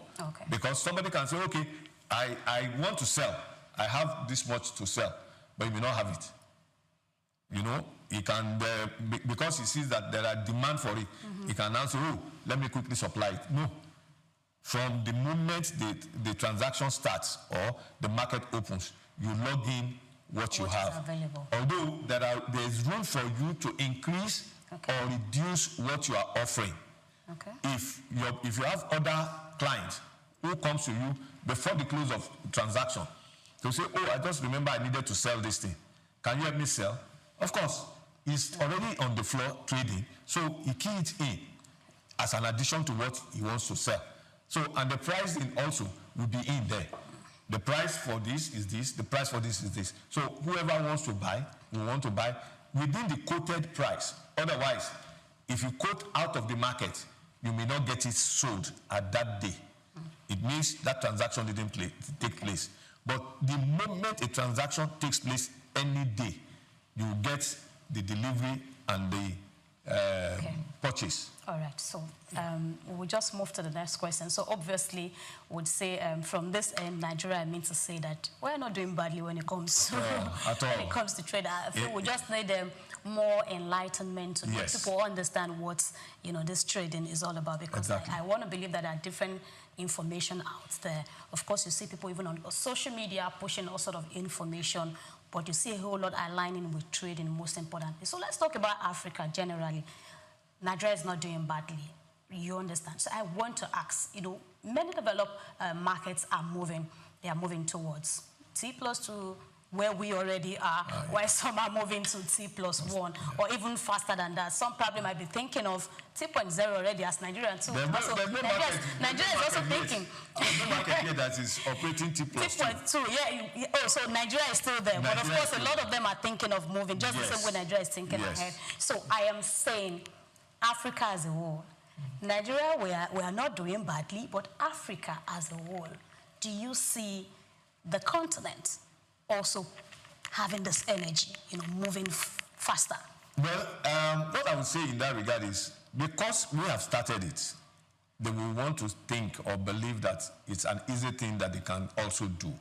But they need to come and learn. Like we also are learning from other aspects. Okay. So if they come to learn from us, they will know that they can get there. But if they feel they can do it by themselves, they can also do it. It all depends on the will. If they have the will and they have the fund to support it, it will work. If the CSE had to tell you how much it has cost them to arrive at this, it's in billions of naira. But they are not going to tell you the costs. Reason being that possibilities are that people could start thinking, oh, it's a waste of money. But in terms of the benefits, the benefit far outweigh the costs, because now we can do volume of transaction without any itches. For instance, somebody comes, like I said before, that we have done a transaction of about 2.something billion shares in a day. Why were we able to do that? It is simply because the deployment of the T+2 transaction system, whereby the market can accommodate no matter the volume that is put up. And then the fund can also support it. The 2.something billion that was transacted the other day, it was because the funds were there. Okay. Otherwise, it would have been difficult. Because if the funds were not there, the seller wouldn't have been able to say, oh, I want to sell this much. Because it's a case of putting together these two factors that I talked about. So for Africa countries who are also deploying some infrastructure, they need to look at it holistically to be sure that they can deploy the infrastructure we have deployed and it can work out for them. And different clients with different issues. So in our own case, we may say power supply is an issue, but the operators or the regulators in the market don't see power supply as an issue because they already have a backup, so to say. And that backup is what is helping out now. So you can imagine putting up your generator for 24 hours because you are doing a transaction that you don't want any itch to affect it. So if you now have to the cost of that generator in providing that energy is huge. But they are not looking at that. They are looking at the seamless transaction. And this will attract more investors into the market. Because, for instance, we talk about the African country, we talk about developed and other developing countries. The moment they know that they can do transaction on a one-day transaction and get paid for that transaction, they want to come in. So it will attract more investors into our market, which we are already seeing. Before now, of course, it's a case of up and down. We've had more of foreign investors some times ago over the local investors. And then at a point, we had more local investors than the foreign investor. When we had that, it was simply because of corruption and insecurity. But for every market all over the world, once your investment can be guaranteed, you want to be there. Because it is the guarantee that attracts you to say, oh, okay, I want to buy or I want to sell in this place. I know I can get back my money. For instance, if you're a foreigner and you want to buy or sell here, there is opportunity for you to repatriate whatever thing you have sold from here. So there's no case of say, oh, you have sold, then the repatriation will be problem. No. So these are part of the attraction that the T+2 is bringing to bear for all participants in the marketplace. Okay, so let's look at policy and market reform. You know, this is very important. I wanted to also mention infrastructure, but in a way you have mentioned it, and I want to believe that those infrastructures are not there. There's always a way to get back whatever you have invested into whatever business you are doing. So I wanted to ask, the question I'm asking now, probably we're just going to do this in 2 minutes because we are wrapping up. What reforms are needed in Nigeria's capital markets ecosystem to make cross-border trading easier and more efficient? Despite all you have mentioned, what again, when it comes to policies, when it comes to reforms, what are those things that needs to put together for cross-border, you know, easy business? As part of this, the Securities and Exchange Commission, SEC, had also improved the ISA, that is Investors Securities Act, now 2025, over the 2027 ISA. The reason they were able to repackage it is such that they looked at what could have been hindrance to investors participating in our market. And they have seen that there's a need for protection, number one. There's a need for transparency. There's a need for availability. So they have provided these things together. And these things are helping to shape our market for the better. Because the ISA now takes care of so many things in the marketplace, whereby any fraud in the market can be detected. And once it is detected, there's a penalty for it. Either you are an operator or you are an investor. Once you are found culpable, there is a penalty for any transaction, any misbehavior in the market.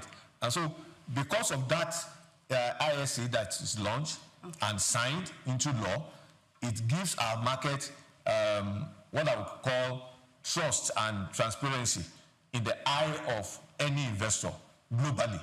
Because these are some of the things that make an investor willing and ready to come to your place.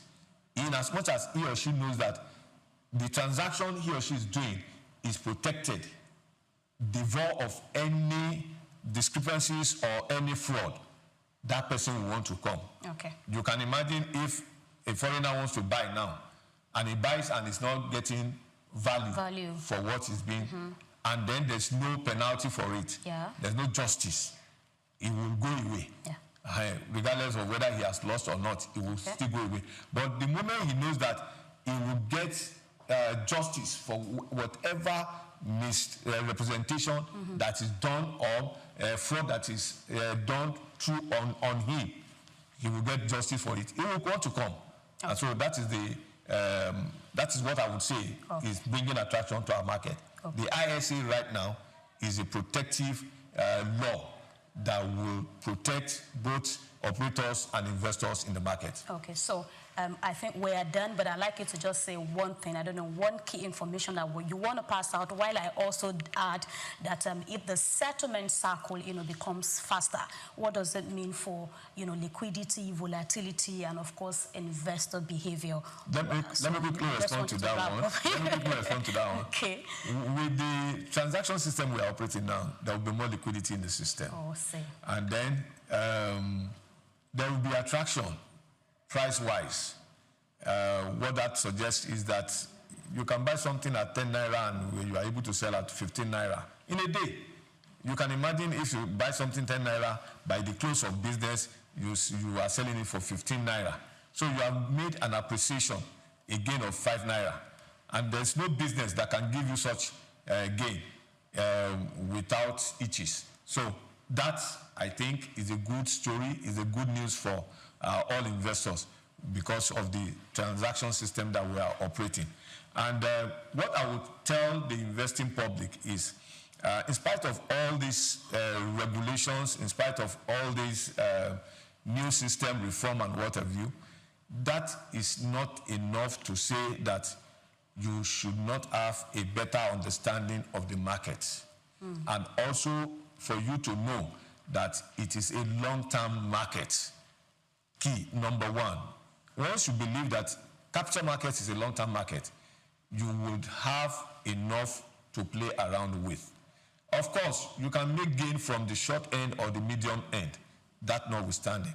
But you must be sure that it is a long term. So if you are projecting into the market, that is, if you want to come into the market, you have it behind your mind that you are going into a market where, one, is a capitalistic market, two, is a long-term market that will make you to either stay for a benefit or the other. There is the benefit of dividend, there's the benefit of price appreciation, and there's the benefit of bonus issue. So all these things, you must have an understanding of it. Okay. Otherwise, it will be difficult for you to operate in any market, so to say. We've actually run over our time. Well, in a way, it looks like it's a technical thing, but of course, the conversation has been really, really interesting, and I want to say thank you so much for your time. Thank you for the insight, for also the beautiful conversation, and I want to believe that some other time we'll have the privilege to call you and you would answer. Thank you so much. We appreciate it. It's my pleasure. Yes. Thank you for having me. And yes, that's it. In case you never knew, now you have an understanding of what the T+2 circle means. And great, yes, and that's it. While it serves as a critical role in mitigating risks today, represent a temporary stop on the part of financial efficiency, the direction of capital markets is clear: faster, safer, and more integrated settlement. And our guest has highlighted the call to action. All hands must be on deck to set the pace for the future of cross-border investment flows in Africa.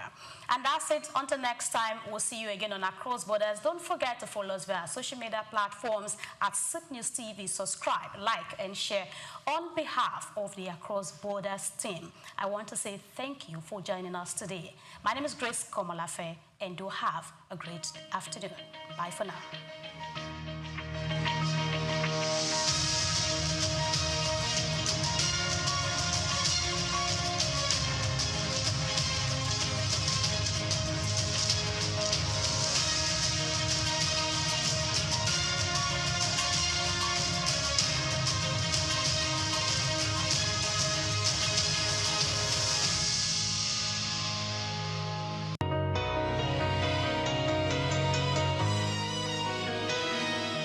I was in Nigeria up until SS1 third term, SS2, and after that I moved to France where I did my A-levels, and then after that I moved to England where I did my undergrad, and then my master's I did in America.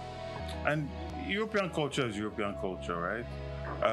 For me, it's actually quite interesting because I learned so much more about Africa outside Africa, right? Because in the education I had in secondary school, there wasn't really much focus on our history or the greatness that Africa was. It almost seemed more like propaganda history, that our history pretty much just started slightly before colonization, and everything else we've become is either our journey to independence and carrying on the system that we're left with, right? Unfortunately, schooling abroad brought this Afrocentric idea into my consciousness. Books about researchers that showed our history that goes all the way back to ancient Egypt, Timbuktu, the great empire of Mali, learn about people like Mansa Musa, connecting migrations from what is present-day Nigeria in the southwest up until the Nile Valley, and the different movements, migration patterns that happened between those two civilizations, right?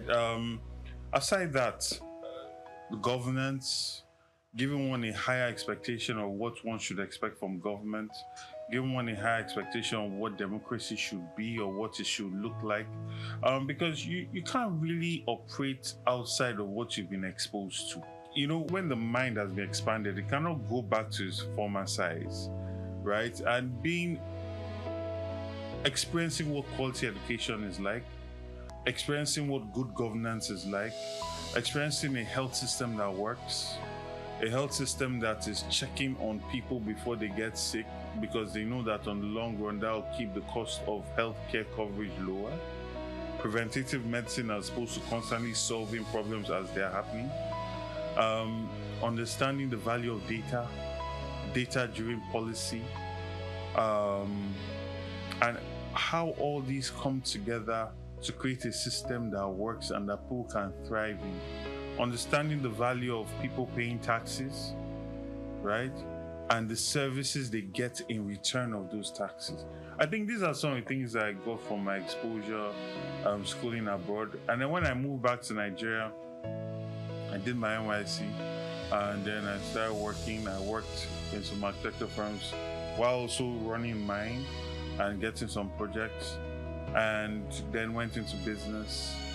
And then when I wanted to go into politics, after leading a GMO campaign alongside other notable patriotic Nigerians, I decided that, you know, experiencing leading a 2,000-man march on the Senate and understanding how they responded to us, which in my opinion did not show people that actually prioritize the well-being of their people, I felt that it's important to go into politics.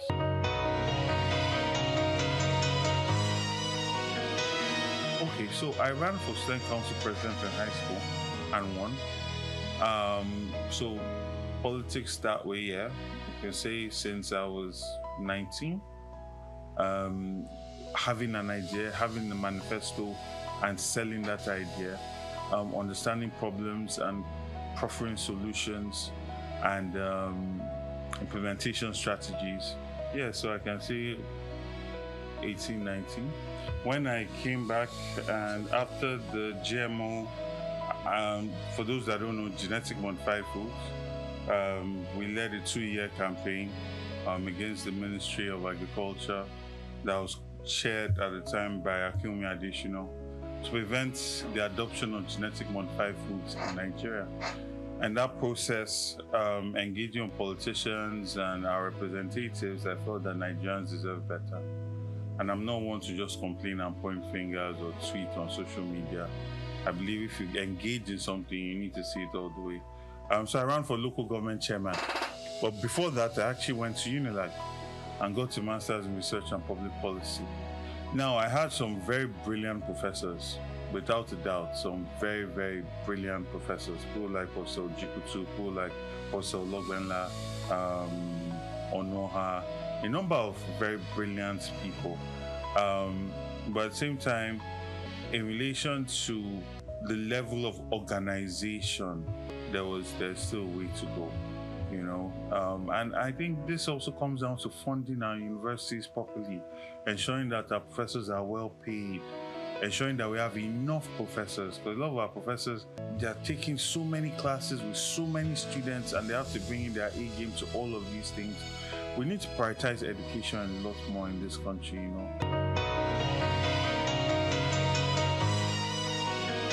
Nigerians are some of the most brilliant human beings in this world. Brilliant, and I'm talking, I just named 3 different countries that have operated in terms of education. And then there are some other 4 countries that have done work in and I currently have interest in. And Nigerians are there and they are doing wonderful things, right? So we're an intelligent group of people.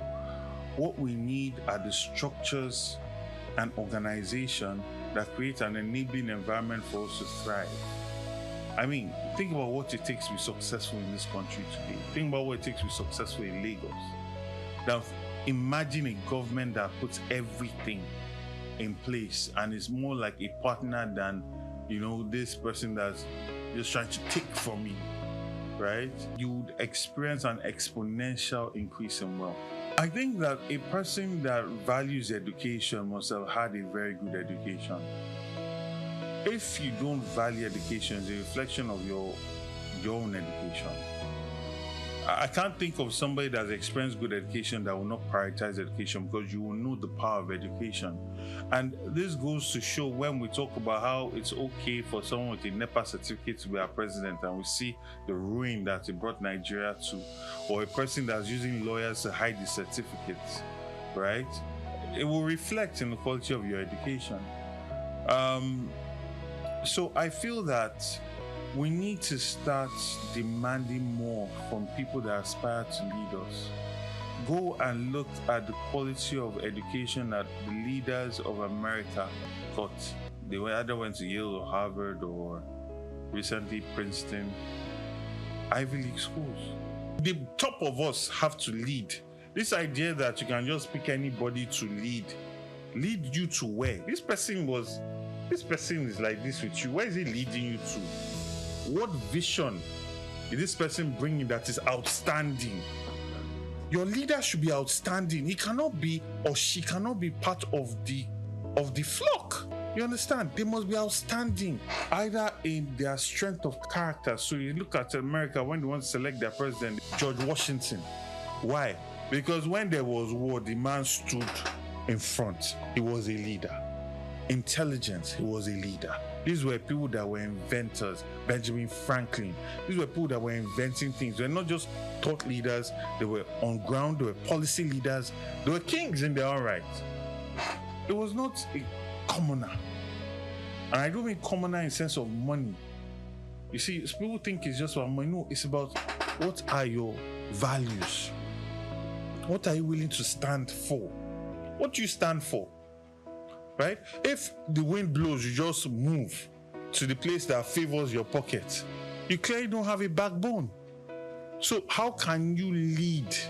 And people will say, okay, they just want somebody that they can associate with. Yes, but associate with in what way? In poverty and failure and mediocrity, or in success and a vision that will benefit you, your family, and your children, and the greater society, right? Because if you think about it, I say this thing in most interviews I do.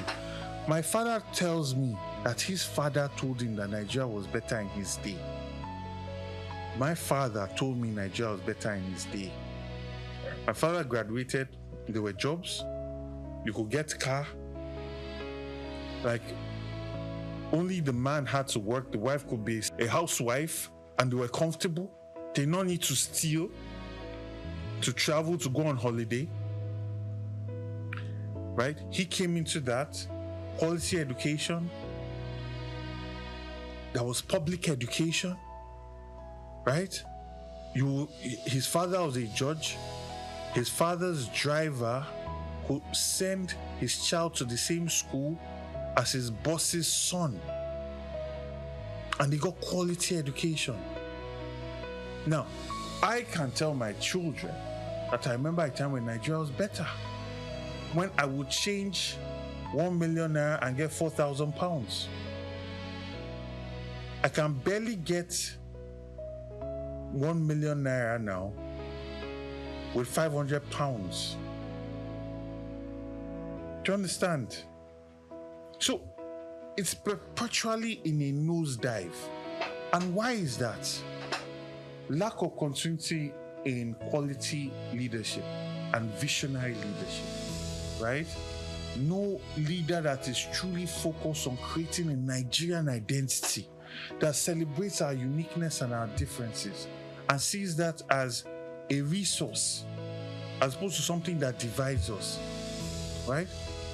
People that are traveling to the UAE, they are going there to enjoy the culture. And this culture is old, it's ancient, but they've repackaged it. That makes people want to come and visit, want to come and spend their hard-earned money there, right?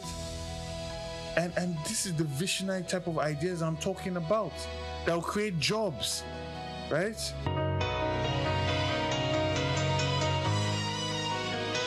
Well, you know, it's a very interesting one.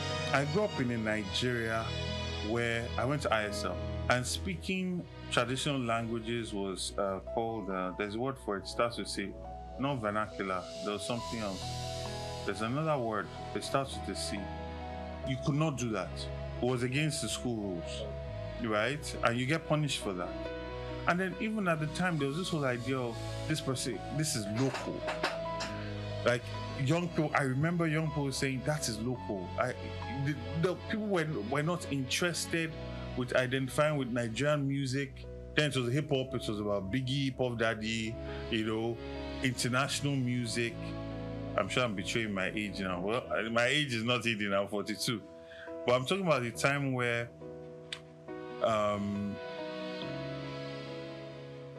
nobody was wearing trad. We grew up seeing our parents wearing suits, trousers and shirts, you know.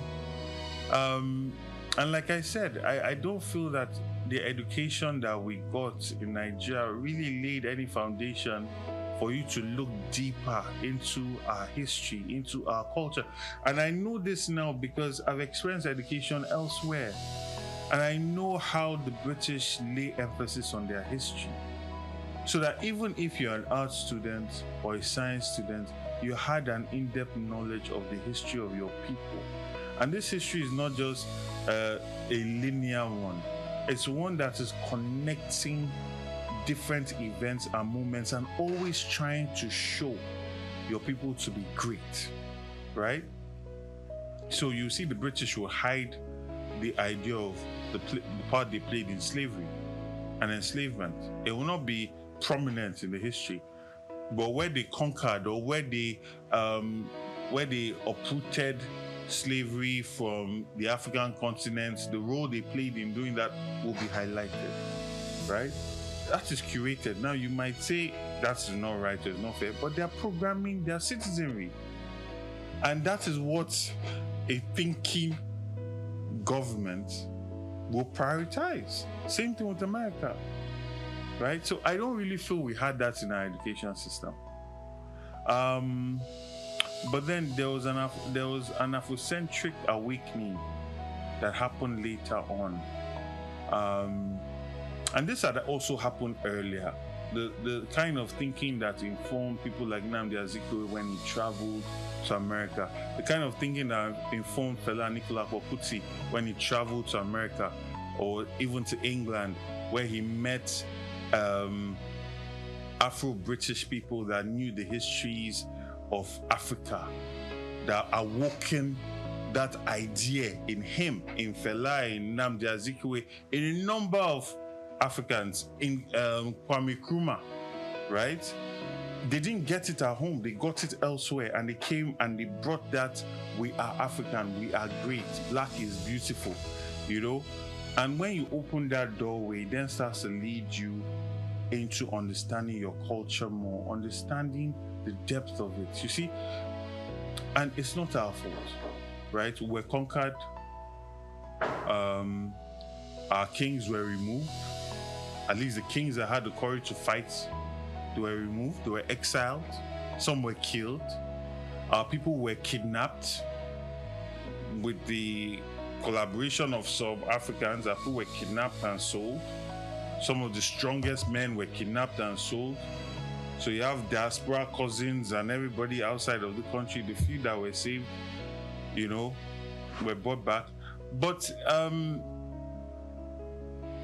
you now had a situation of religion. And unfortunately, the religion that came through in partnership with colonization pretty much said to us that everything that we were before them was bad, was evil, was demonic. So you have a people that claim that they are from a certain tribe, speak the language, but the depth of the thinking they associate with being evil. So there's still a significant level of identity crisis that we struggle with. And you don't really see that with Indians who were colonized by the British. You don't really see it with the Chinese who also dealt with their own level of colonization, nor the Japanese, right? And you see, understanding your identity or crafting your identity as a people, because China, as we're seeing it today, was not just monolithic. It was not just one group of people. There are huge, different groups of people all over China, different tribes, but they were united by a visionary king. Similar thing happened in Japan, right? Similar thing happened in England, right? In England, you had part in what you call England, or what was Great Britain or England at a point. You had the Welsh, you had the Scottish, you had the Irish, right? You know, and they were united at a point by a conqueror, right? So sometimes you also craft identity. Sometimes identity is created by facing a threat that is bigger than all of you independently. So you have to come together to face that. And sometimes it's just visionary leadership, right? You see visionary leadership in Singapore with Lee Kuan Yew. We saw that creates an identity that you can be proud of. Like there is no China man now, or even if there will be very few that will not be proud of China and not want to be associated with the bigger identity of China as opposed to their identity as a tribe, because China is so great and it pays you to be associated with it. It is when there's a failure in that bigger identity that people recoil back to their smaller identity, right? And that's what you find going on in a lot of places. But all in all, yeah. I think the government, you see, what has happened is because we've had governments or politicians that don't really have a vision to sell, they rely on selling division. Because the classic divide and rule strategy. If you have a vision, you want to sell a vision and unite people. Visions unite people, right? So you sell a vision, so people unite behind the vision.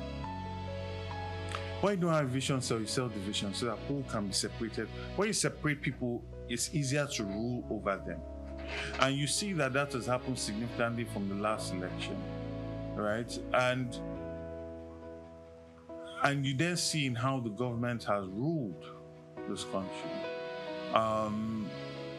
Significant nepotism, significant levels of corruption, significant levels of lack of transparency or accountability. You see that the government is very extractive without really paying any attention to being accountable to the people they want to extract from. You see that they talk about stopping subsidy payments. And there was a hope that those monies that would have otherwise been used for subsidies would have been put to make life easier for the Nigerian. Life is not easier for the Nigerian. Inflation rates are at an all-time high, right? Insecurity is at an all-time high. For the first time in decades, we're having a foreign country bombing our land, our territory, which is an indictment on the failure of our security system. And you think about how much money is spent on these things, on our army, on our military, that goes unaccounted for. And you see how corruption is rewarded by ambassadorial appointments. You know, so there's a lot of politicking as opposed to governance. And it is in quality governance, creating excellence in governance, where you are moving away from personalities to institutions, and people are now normalizing an excellent standard of service, right? So it's no more about the personality, it's about the quality of governance. Once that starts to be ticked, right, people will start to embrace the idea of Nigeria. When Nigeria is playing football, nobody is saying that man is from this tribe, this person is from this tribe, especially if we are doing well. Everybody wants to be associated with that greatness that is Nigeria. When I finished school, I'm telling you, I went to a school where you did not have to leave the school to get the best jobs. Those companies came to do interview on campus. And I'm saying that myself and all my friends that were Nigerian were rushing to move back to Nigeria. It's not that we did not have the jobs or the potential jobs.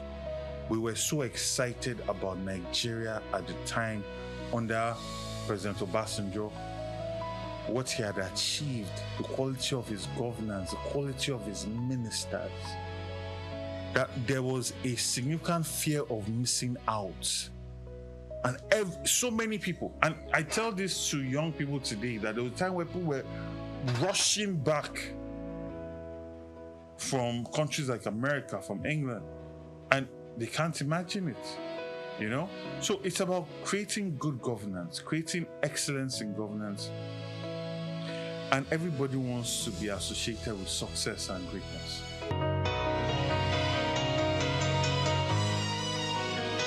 There was a time where we had governments that were very empathetic to the common man. They were welfarist to an extent. Governments like Alhaji Lateef Jakonde, and that was really the ideology of Obafemi Awolowo. It was very welfarist. So civil servants did not have to hustle for housing. They had quality housing in prime areas. Affordable housing was a priority. It was prioritizing the people that were the middle class, that were the working class. That is the role of government. But you find that now government is more fixated on producing properties or being involved in properties for the rich. Whether it is how they are allocating land, whether it is in how they are sand filling. I mean, how many Nigerians can afford to live at Eco Atlantic? I read this year where they were proudly talking about how they are sand filling and reclaiming land in some parts of Lagos for housing. By the time you've done all of that, your unit cost will be so significant that no average person will be able to afford to live there.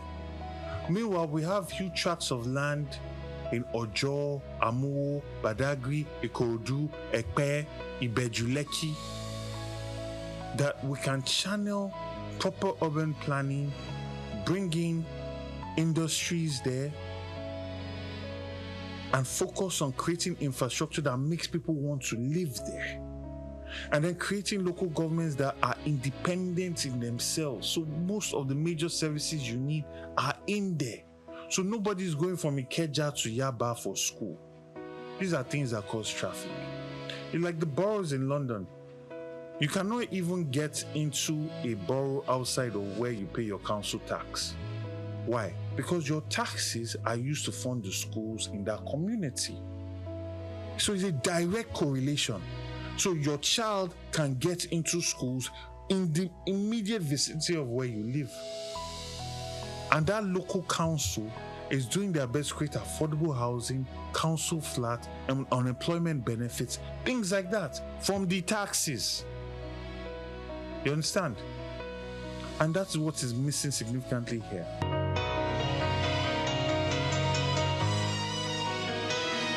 You've talked about flooding.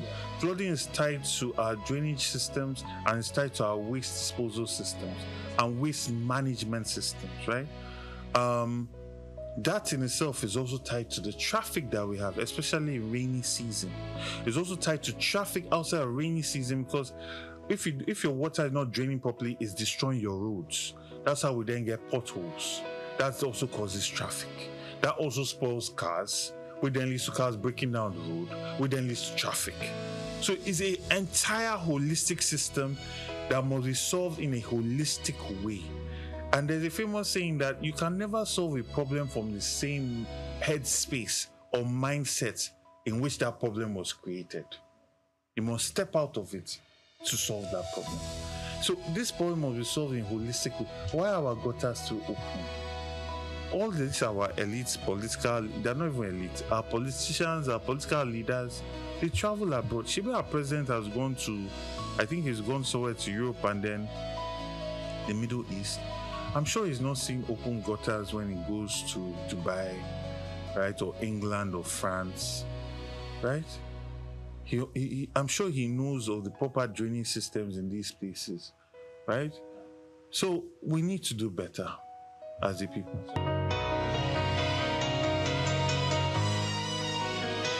I even think it's wrong to use Lagos as a mirror. You cannot compare Lagos to any other state in this country. Lagos, first, was a water-facing arm for the Benin Empire at a point, which was very powerful at a point. It was, aside from the Awori and children of Olofin that came and settled it, the monarchy was from Benin, and it was a water-facing arm of the Benin Empire. Then Lagos then received all the influx of Europeans that came in for colonization. Lagos was the port in which Nigeria was formed. There was a time where all politics in Nigeria happened in Lagos. Everybody from all over came to Lagos. Think about the level of exposure Think about the level of development from back then. Think about the level of commerce, level of finance from back then.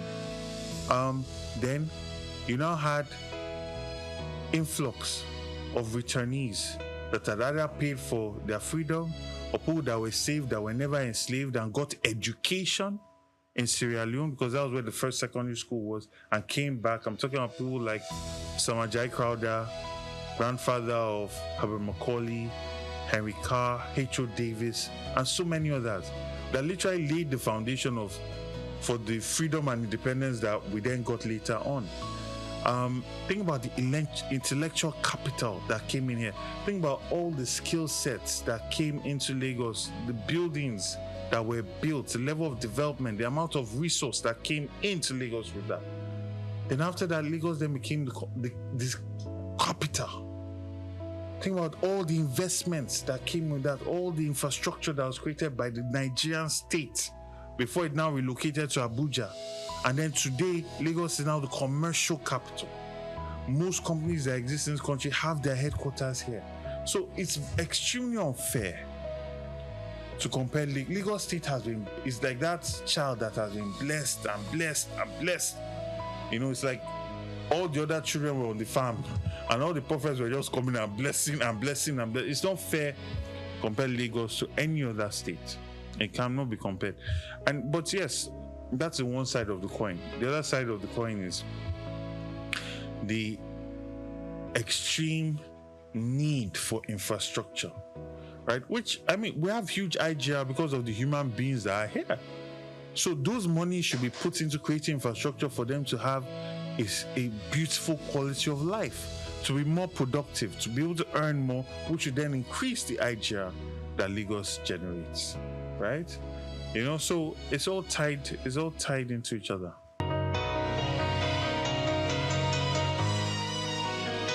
Well, first of all, it's not a thing that's unique to me. You know, the APC Lagos especially, the APC Lagos arm of politics is bigotry. It's based on bigotry. I mean, there's still pictures of banners that were hung of Jimmy Agbaje being called Jimmy Chukwu, governor of the Southeast.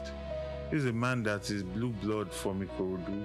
We know his grandfather. We know his antecedents. We know what he did. This is not somebody that his history or his pedigree or his name or his age or his sex is under question or under any kind of controversy. We know him. We know his grandfather. We know his father. We know his family. Right? And this is what they did. So anybody that seemingly rises to challenge the Tinubu hegemony, the first thing that is challenged is your Yorubaness. Right? I remember when they were saying that even somebody like Padi Banjo, the reason why he supported Peter Obi or was anti-Tinubu was because his mother was Igbo. Or they said Obasanjo's father is this. Anytime somebody challenges the Tinubu hegemony, they attack your identity. They try to strip you of your Yorubaness. In my situation, unfortunately for them, they could not challenge my family. They could not challenge our history. There are all sorts of nonsense. But I give God the glory that my parents are alive. You know, I give God the glory that my family has a very good habit of keeping records, all the way to newspaper articles from the 1800s. So imagine if one did not have that. Imagine if one's parents were not alive and these people just came together with this propaganda. You start questioning, what's really going on? But I thank God, I come from a family that history has written a lot about.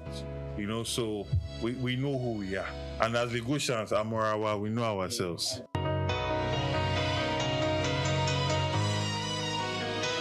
Because one is in politics now, there are a lot more things that people are saying about me. But I've been Afrocentric for a very long time. All you need to do is go and read my blogs. I still have a blog under if you search for it, The Hopeful Nigerian.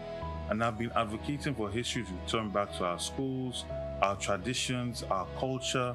The idea that no, not everything that existed before the Rainbow Man came here was bad. Right? There's bad in everything. there are people that call themselves Muslims that are killing people. There are people that were calling themselves Christian that were doing crusades and massacring people. I mean, for goodness sake, the first slave ship that came to Africa was called Jesus. The Pope blessed people that were going to go and kill indigenous people all over the world. So there are good and bad people in every culture, in every belief system, right? And this idea that everything that we were before Christianity or any of the major religions means that we are bad. I've been against that for decades, right? And that's not common. That's not common in this part of the world. And I know the backlash that I got for that, but I'm somebody that fortunately I can afford to live my truth, you know? I can afford to do that. So what you saw is just me on my journey. A lot has been consistent. It's just now it is obvious. People are seeing it. It's in people's faces, and I'm coming of age. I'm growing. You know, my first title was the Obalefon of Lagos that I got from the Obatala Temple in Ife, right? And that ties into my belief system that, you know, there is an African spiritual science, right? The entire binary code in which we build our computers is based on African traditional science, right? The understanding of time not being linear, but being circular and intertwining, right? These are things that quantum physics is proving, right? So you find that we have known things from time that science, Western science, is just interpreting and bringing to common knowledge now, right? And that is something that I will grow in. And you know, as some will say, your head calls certain things to you. You know, so that title is something that I embrace because, you know, it's something that I've understood and it's something I value. It's very important to me. And then also I am the Are of Igbale Koka, which is the house that was headed by Justice Koka. He was the Oloriayo at a point, and Baba Isale of Lagos. So those are the titles that I have, that I got recently. As relates to Yoruba titles, I also have an Igbo title, Ochiaga of Ndibo in Lagos State. Aside that, I was initiated into the Awe Adimu, and as a son of Lagos, you know, these are things that we hold very dear to us. I mean, you've been around my house, I'm sure you've seen plenty of your paintings. And if you go into any indigenous house, most of them, you see something Eyo. It'll just be there, right? Either it's the Okpambata and the hat, or a sculpture, or something, because it symbolizes our heritage, our ancestral heritage, our ancestral culture. It's our day to show, you know, who we are as a people, because Lagos, like I said, is a cosmopolitan port, so sometimes our identity gets lost, and there are always different groups that, you know, it's almost like when you talk about the history of Lagos, it's somehow covered by the history of Nigeria, because so much of the history of Nigeria happened in Lagos. But we have our own history, a very rich history, with a lot of intrigues, right? And your festival is for Lagos Island, a way of showing our uniqueness, our heritage, our culture. And that is not to say that it's only limited to Lagos Island. You know, we have brothers that are coming Ikorodu, coming from Ekpe, coming from Badagry, and then all of these places also have their own rich culture and heritage. Like the Zangbeto Festival in Badagry is amazing. I cannot wait for it to be properly mainstream, for the government to actually bring it into mainstream culture. You also have the masquerades in Ekpe and Ikorodu, masquerades all over the mainland, you know, all that Ikejai, Fakojai area, they have that culture there as well. These things need to be mainstreamed. They need to be brought into and repackaged, right? The tradition itself, the masquerades, the pageantry is beautiful, it's perfect. It's now the environment at which it operates, right? We need to create the environment that will pull tourists in, make them feel safe, make them feel comfortable, clean environments, right? That can now create these things with world-renowned cultural experiences that people fly in because they want to come and see. Think about the Brazilian carnival, right? You know, I mean, yeah, things like that. We want people to fly in because this is how you generate income for those communities and, you know, also puts us on that world map.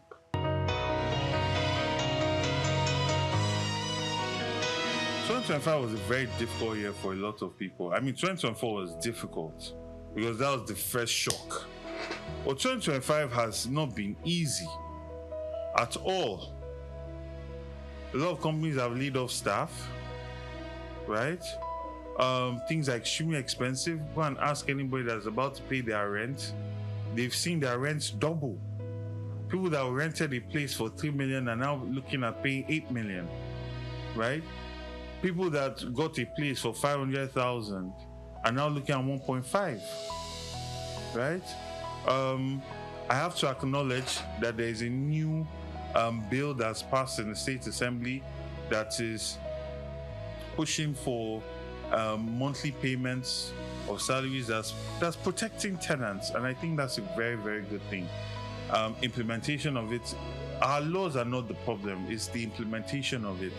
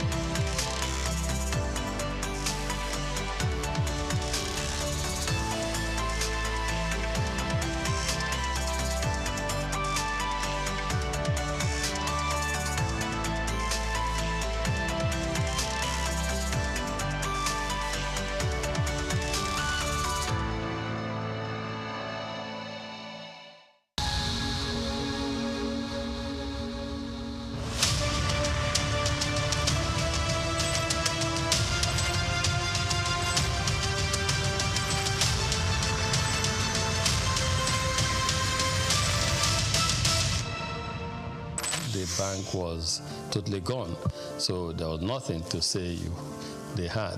But we still approached them and said we would like to take over this bank. The journey since 1997 has been one thing or the other, and I'm happy that many years down the line we look back and we're happy that we're audacious and bold to make that move at the time. That's why today in UBA, perseverance, resilience is a core virtue, a core attribute, a core value of ours, because we apply that early on in this journey. So that's how it all started. Leadership, according to some Peters, entails vision, enthusiasm, trust, verve, passion, and consistency. If there's one man who graciously combines these virtues, the name Tony Elumelu comes to mind. They say that success to a large extent is dependent on being at the right place at the right time.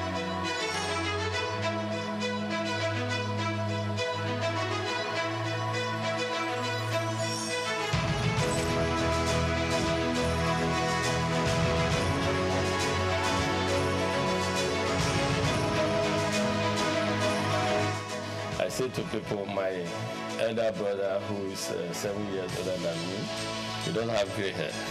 I have gray hair. My gray hair started from the merger, because making it work, serving your customers, making sure that everyone in the universe of the institution, which was we have 428 branches at the time, that it was same level of service across board. Customers of standard trust bank that were used to a certain level of service delivery, You will not want them to come to the new institution and have a drop. From the womb of time, Tony Elumelu has been an embodiment of nobility and excellence. He remains one of the flying eagles and shining eggheads of the banking industry. The life and times of Tony is an inspiring tale. He is one Nigeria who is unmoved by material wealth and self-aggrandizement. Tony's noble qualities were earned from his humble background. Growing up with 4 siblings in Jos Plateau State, the cowboy of the banking industry who hails from Anocha North local government area of Delta State, believed in the democratization of law combined with hard work. He began his career as a copier salesman. The Ambrose Ali University graduate of economics also bagged a master's degree in economics from the University of Lagos. In 2019, he received an honorary Doctor of Business degree from Bayero University, Kano. Going to university, I just thought I wanted to be a businessman because my mom's brother, my mom and his brother were just 2 of them. So my uncle was a businessman, in Nigeria, and was quite successful at the time. And I was influenced. I thought he was very rich, and also I wanted to be a businessman then as a businessman. And but in the university, that was why I read economics, just to see. But in university, I got more enlightened because I knew more how things operated. And first degree, I was saying I just wanted a good job that would give me the start. But when I came to do my master's at Unilag, being in urban or Unilag, a lot happening at the time. And that was the era of new generation banks, a lot happening. Our friends, in banking, our friends, some got jobs in some banks. And so that's all of us who were doing masters at the time. I did masters in economics. Who were doing masters at the time, we just became interested and fascinated. We were interested in working in a bank. New generation bank, not old generation bank, not. And so that was how it all started. And we started applying for jobs in our banks. And I got, yes, at the master's level, it was clear I wanted to work in a bank. And yes, that was started. As in then, Santana was a posh guy. So they oppressed us in school, I must say. And then we too wanted to become the big boys in future with the blue shoes, suspenders, white shirt, dark suits, etc. The growth and development of any institution is determined by the quality of its leadership. For Tony Elumelu, his sterling performance and leadership scorecard in the banking industry remains a reference point. He rose quickly to become the youngest bank branch manager at All State Trust Bank at the age of 36. He formed a coalition to acquire a distressed financial institution, Crystal Bank, and became its CEO, an action that earned him and his circle of peers the nickname the Cowboys of Banking. In 1997, some of us came together and acquired the distressed financial institution. We acquired this financial institution, we turned it around, we set targets for ourselves, strategic plans, targets, we have first year strategic intent, we want to make it a viable financial services company. Second tier intent, we want to become a leading financial services group on the continent. And third financial intent is a strategic intent to become a player in the global financial arena. As we all know, there's so much private global capital seeking the right investment destination. All it takes is for a leadership to show that this country is set for business and people come there. We want to move into an economy where they can invest freely as well as move their monies out when it comes for time for dividend and remittances and repatriation of a dividend. So I will continue to invest because of the signal that we see in the market, because of certain fundamentals that are right. He audaciously led the largest merger in Africa between United Bank of Africa and Standard Trust Bank. Tony's fancy for red tie remains emblem of his appearance. He retired as CEO of United Bank for Africa in 2010. He is presently the chairman of Heirs Holdings, the United Bank for Africa, Transcorp and founder of the Tony Enumelu Foundation. I can't express how excited I am in words to be here and to be selected among the 1,000. It's the opportunity for me to realize my dreams. So I go into business and start to make my way. It challenges you to do things you never thought you could do. Maybe if you'd have gone to a private school or an MBA, you must have paid a lot to get this kind of, enlightenment. Ça me fait plaisir de voir des frères et sœurs qui veulent se rencontrer, se connaître, les partager et créer un réseau, peut-être le plus grand réseau africain. Venho de Cabo Verde. Je suis tunisien. Je viens de la République du Bénin. I'm from Edo State, Nigeria.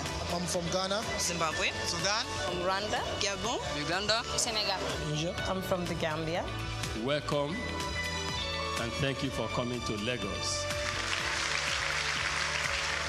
I'd like to start by congratulating all of you.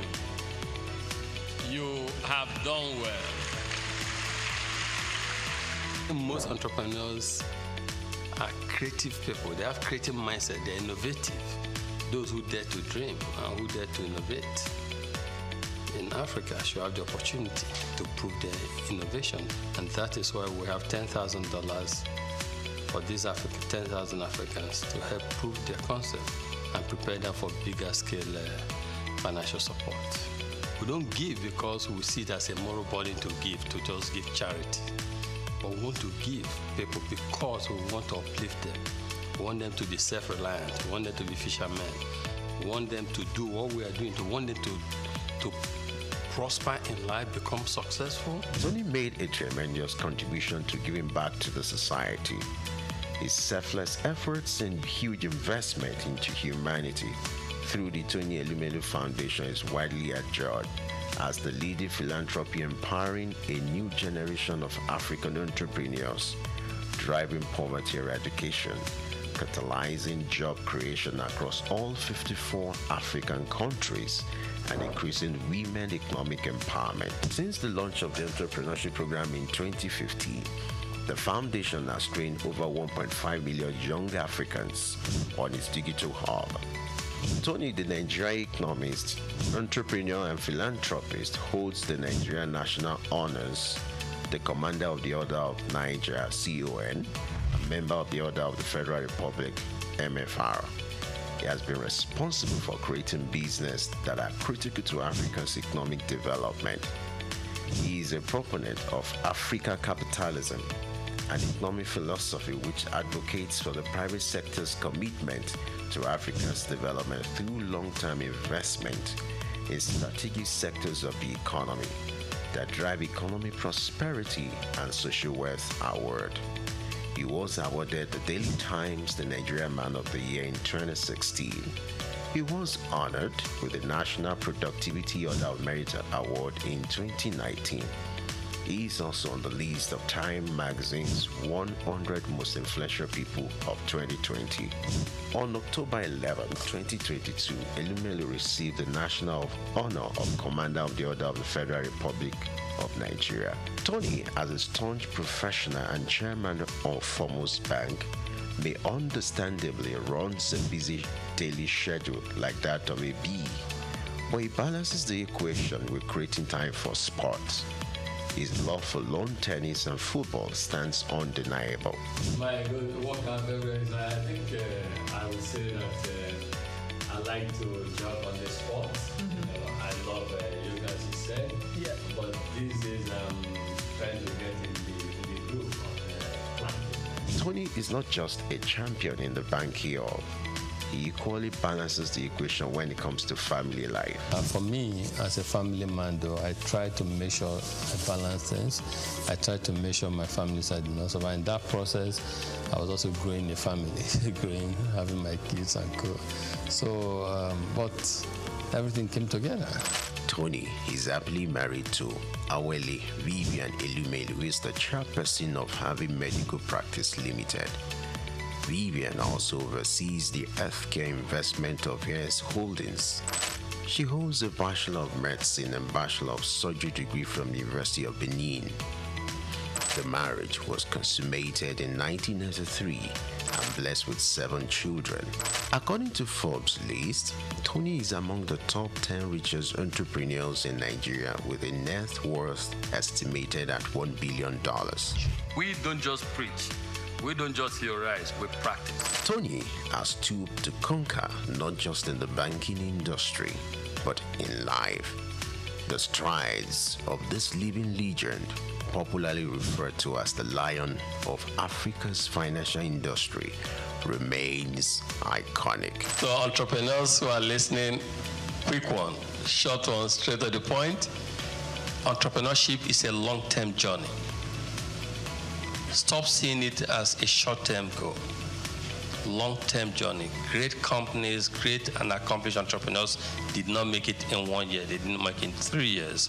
It's a long-term journey. So moving, dare to dream, implement your dream, and stay focused.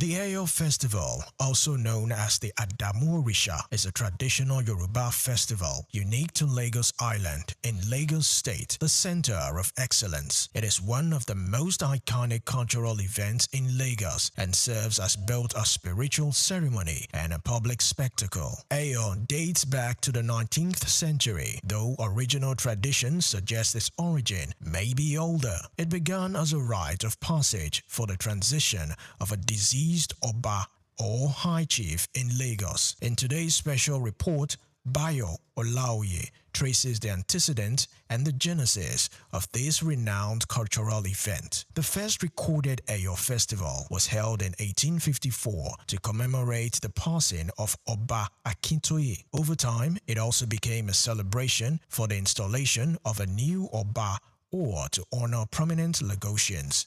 The Eyo festival is rooted in Yoruba religion and spiritual practices, specifically those of the Orisha cult. It is particularly associated with the Adamu Orisha, a deity representing ancestors and spiritual guardians. The Eyo festival is essentially a masquerade festival. The masqueraders are called Eyo, and each represents a spirit of the ancestors.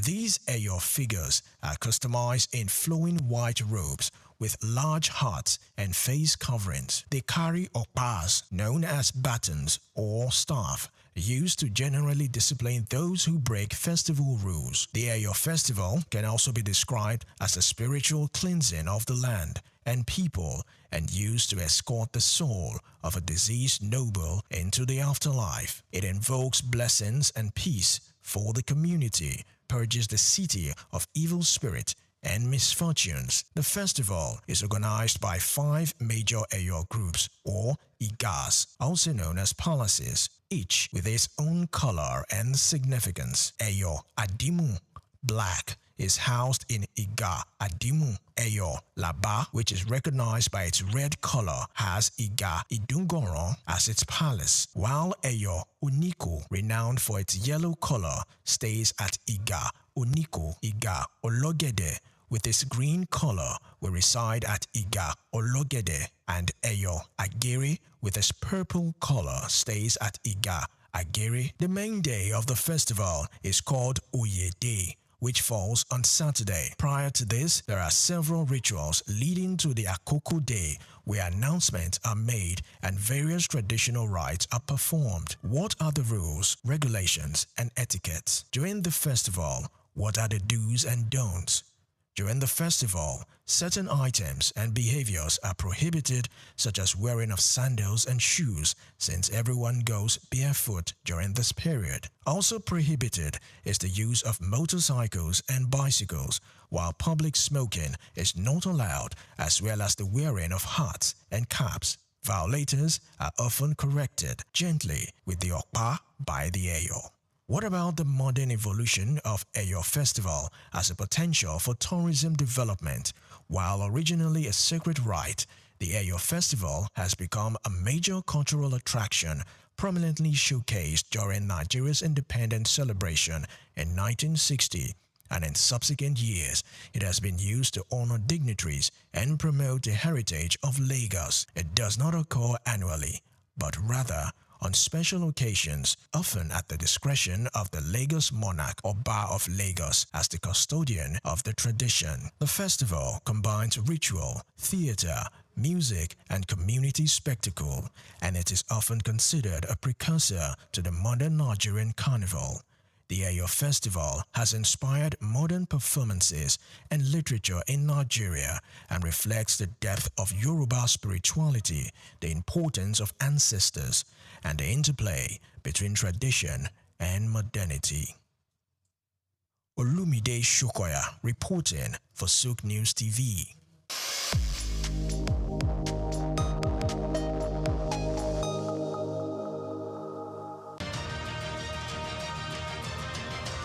In the heart of West Africa, where the Atlantic Ocean meets vibrant coastlines and cultural richness, lies a country that has long served as a bridge between tradition and modernity. Welcome to the Republic of Senegal. From its diverse languages to distinct cuisines and colorful attire, Senegal mirrors the broader identity of West Africa, a region shaped by history, resilience, and remarkable diversity. But among its neighbors, Senegal stands apart in a unique way. Since gaining independence from France in 1960, it has never experienced a military coup, a rarity in the region and a testament to its stable democratic legacy. Its capital, Dakar, hugs the coastline and is home to nearly a third of the country's population, around 5 million people. Though over 90% of Senegalese identify as Muslim, the nation's first president, Léopold Sédar Senghor, was a Catholic, a poet and philosopher. Senghor played a pivotal role in post-colonial West Africa, founding the Federal Assembly after France's withdrawal. French remains the official language, a legacy of colonization, but it's Wolof, the voice of the streets, that rings loudest in the markets, homes, and music of Senegal. Economically, Senegal thrives on two pillars: peanuts and fish, with nearly 40% of its arable land dedicated to peanut cultivation and its strategic coastal location fueling a robust fishing industry. Agriculture and maritime life shape much of its economy and daily rhythms. Senegal's culinary culture is just as iconic, from fiebondien, the beloved rice and fish dish, to the zesty yassa of marinated chicken or fish flavor tells a story. And in between meals, locals sip on national drinks made from natural sources like boye, the sweet nectar from the baobab fruit. Wander the streets and you will likely spot sheep and goats roaming freely, not as strays, but as symbols. During the Muslim festival at Tabaski, male sheep are offered as spiritual sacrifices, a deeply rooted tradition tied in faith and family. While football reigns across the continent in Senegal, a traditional form of wrestling called lamb shares the spotlight, and sometimes steals it. Considered a national sport, lamb draws crowds of over 70,000 during major bouts, with a mix of athleticism, rituals, and roaring support from devoted fans. But Senegal's legacy runs deeper than sport or tradition. It is home to some of Africa's most symbolic landmarks. The Great Mosque of Touba, the largest in Africa, towers over the faithful. The Africa Renaissance Monument in Dakar stands at 49 meters high, Africa's tallest statue. And on Gorée Island, history echoes through the door of no return, the final passage for enslaved Africans during the transatlantic slave trade. Senegal is proudly home to 7 UNESCO World Heritage Sites. From Goré's sorrowful legacy to the rich biodiversity of Djoudj Bird Sanctuary and Niokolo Koba National Park, from the colonial charm of St. Louis Island to the cultural landscapes of Bassari Country, and from the unique Salom Delta to the ancient stone circles of Senegambia, the land is a living museum. Add to that the dazzling pink lake, whose waters shimmer rose-hued during the dry season, and the Car's revered surfing coastline, and it becomes clear. Senegal is a country of rhythm, resilience, and unmatched beauty.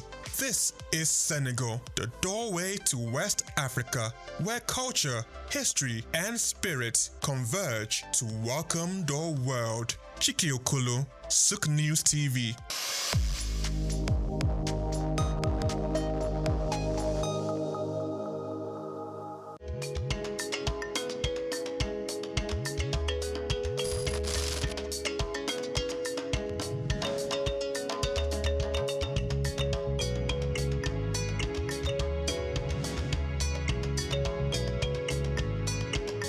From the early days of humanity, when people roamed the earth unclothed, to the Stone Age when leaves and natural materials were used for modesty, clothing has undergone a remarkable transformation. As we progress to the weaving of fabrics and the art of textile printing, Ankara emerged as one of the earliest and most distinctive forms of attire. Today, Ankara has evolved beyond its origins, becoming a significant cultural symbol for various ethnic groups, states, and nations. Ankara, more than just a fabric, it's a symbol of pride and culture for millions across West Africa, deeply embedded in their identity and heritage. I bet you've been in touch with this fabric one way or the other, but have you ever asked where and how it all began? The journey and history of Ankara is what we are about to uncover, and how it became a powerful emblem of African heritage.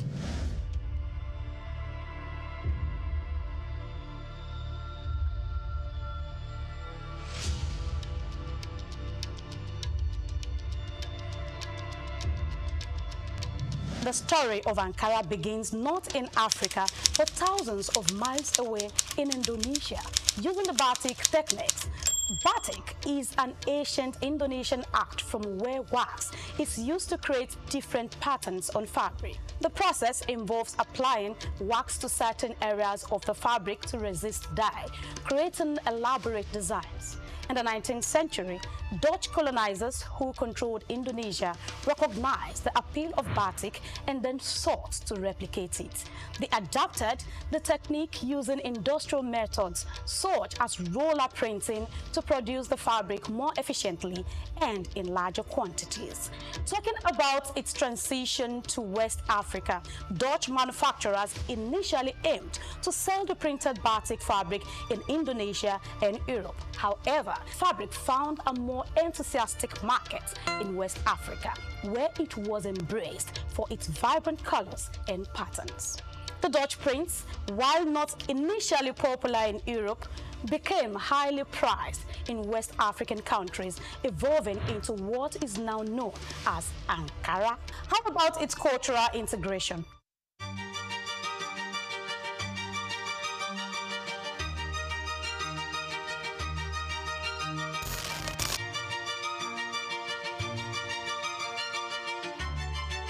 Well, the exact individual or company responsible for introducing batik to the African market is not well documented, but over time, Ankara became deeply integrated into West African culture, symbolizing various aspects of identity, status, and tradition. Despite its Indonesian origins, it is now predominantly recognized as a quintessential element of African fashion. It is clear that the adaptation and adoption of batik by Dutch traders played a crucial role in the fabric's journey to West Africa.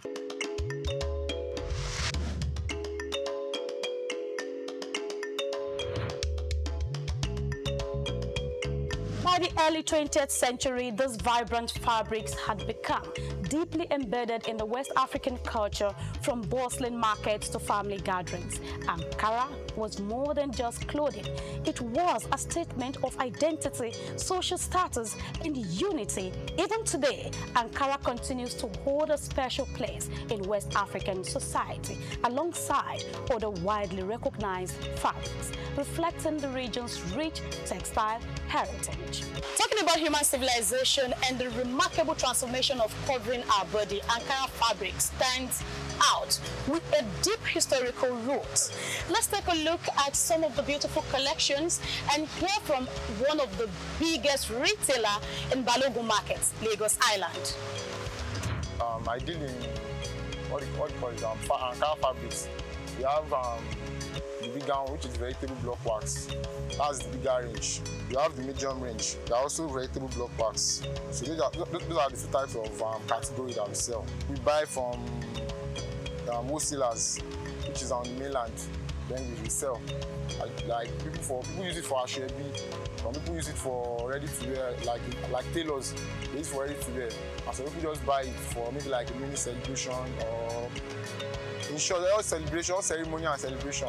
So this one now, this is a medium high target, vegetable block wax. This is a medium one. If you touch it, you will see the texture. It's not that 100% cotton.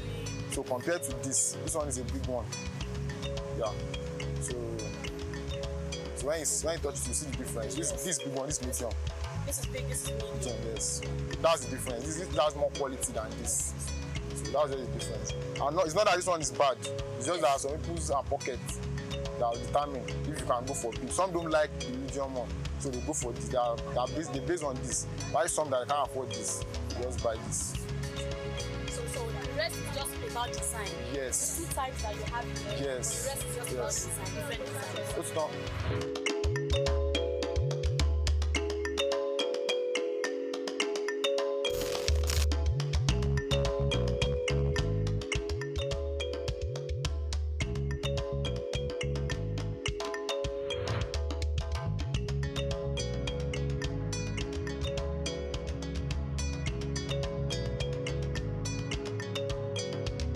As West Africa gained independence in the 1960s, Ankara's popularity soared. It became a symbol of African pride, a rejection of colonial influences, and an embrace of cultural heritage. From everyday wear to high fashion, Ankara represented a new era of self-expression. We are playing with this machine. We have this time. So you can leave it for 5 minutes, you can leave it for 3 minutes, depends on how strong you want it to be. So and as long as you can keep it for that a couple of times, that's how it will last. Will last, okay. And another thing that make it fade off easily is washing machine. Oh. Yeah, when you are using a washing machine. So it should be hand washed, not. Not so strong wash. You know, Ankara is not something that, especially when it's adult clothes. You know, it's not something that you rub on the floor. It's just with a particular basis to wash. Ankara is for both sex, male and female. And we have adopted it as an African way. Even some of our brothers have brought this ethnic outside to show as an African way. A lot of people see it as the easiest fabric that you can take and make anything that you want out of it. That's why what I have done with the market is there are influx of artists going out. And you know it's not only in Lagos, when you bring it out, about people with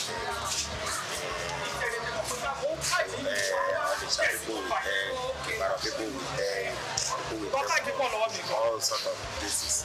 So that is how it spread. So you'll be surprised that you're sitting down here, you will see design today, tomorrow you will not see it.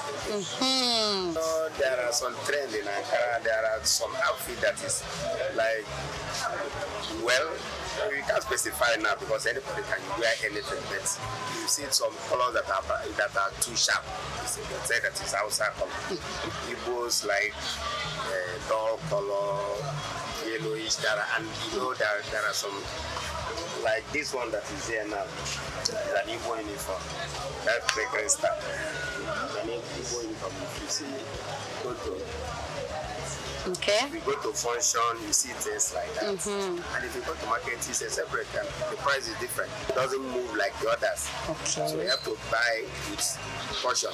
Today, Ankara is not just a fabric, it's a global phenomenon, worn by millions. It graces runways from Lagos to Paris, New York to Tokyo.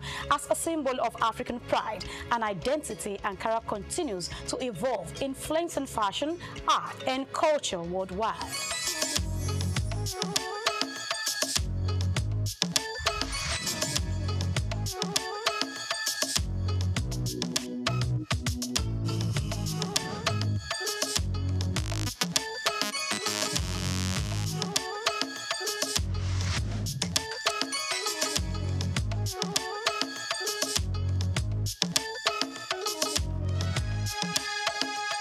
From its unexpected beginnings in Indonesia to becoming a powerful symbol of African identity, Ankara's journey is a proof to the resilience and creativity of West Africa. However, as we move forward, what challenges and opportunities lie ahead for this iconic fabric?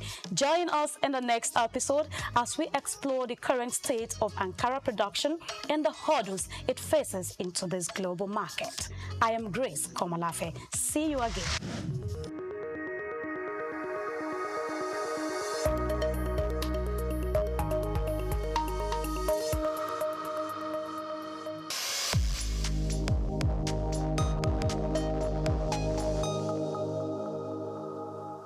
Broad Street.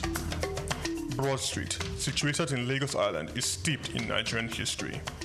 Once the biggest financial hub of the country, it housed the headquarters of major banks, linked to CBN, the stock exchange, and the loads of lender companies. Broad Street is a historically significant street. It has played a central role in the development of Lagos and history, an important commercial and administrative center for the British colonial authorities. It was also a home to some of the city's earliest modern buildings. Broad Street was a residential area in the pre-colonial era.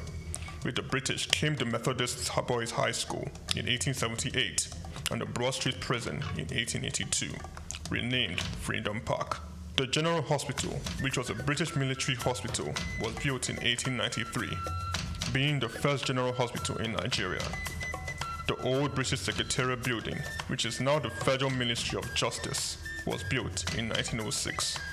Broad Street has seen a full turn into modern commercial office blocks, complexes, skyscrapers, and markets from the outer marina through Akpombo early into the Adeniji-Adele Road. Broad Street is one of the busiest streets in Nigeria on weekdays, where commercial activities take place day and night. From modern buildings to ancient structures, this street gives one a raw dose of life in Lagos. Broad Street is often referred to as Lagos Financial District. It boasts a mix of architectural styles, reflecting its long history, colonial-era buildings, Victorian and Edwardian architectural features, alongside more modern skyscrapers and structures. Broad Street remains a vital, vibrant part of the Nigerian economy. Broad Street. SOUQ Enlightenment.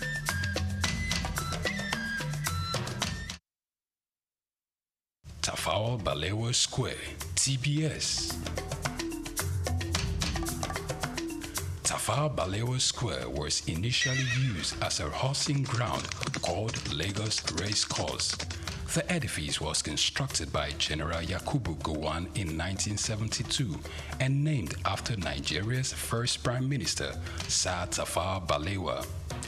Tafawa Balewa Square is located at 45/57 Marse Bangboshe Street on Lagos Island, Lagos, and referred to as TBS. TBS is a 50,000-seater capacity venue and houses the Remembrance Arcade, the 26-story Independence House, which at a time was the country's tallest building. When Lagos served as the country's seat of government, the National Assembly complex was within the TBS. Also in the square are the National Broadcasting Commission Office, the Nigerian Hydrological Services Agency Office, shopping centers, travel agencies, restaurants, car parking lots, and a bus terminal. Tafawa Balewa Square is adorned with beautiful statues of white horses and red eagles, symbols of strength and dignity. Our historic neighbors include the King's College and the Holy Cross Cathedral. Tafawa Balewa Square hosted some of the country's memorable events, such as the Independence Day in 1960, when Nigeria gained independence from Britain, the Armed Forces Remembrance Day, which is celebrated annually on January 15. The edifice is a national cultural asset. Tafawa Balewa Square, SOUQ Enlightenment.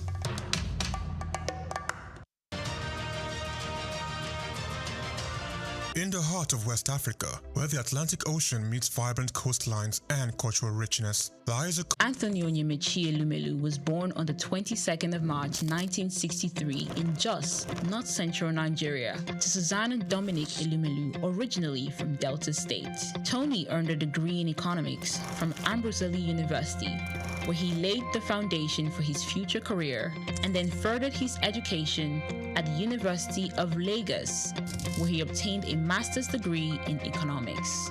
His academic journey also includes attending the Harvard Business School, where he completed the Owner of President Management program, equipping him with advanced business management skills. Tony currently serves as the chairman of Heirs Holdings, Transcorp, and United Bank for Africa, UBA, demonstrating his significant influence in the banking and investment sector. He founded the Tony Elumelu Foundation, which aims to empower African entrepreneurs through comprehensive training, mentorships, and funding opportunities. In addition to his professional achievements, he's also a family man, married to Dr. Adele Vivian Elumelu, and together they have 7 children. In 2020, his efforts were acknowledged when he was named one of Time's 100 most influential people in the world. Anthony Elumelu's net worth is estimated to be around $700 million, a testament to his successful ventures and strategic investments.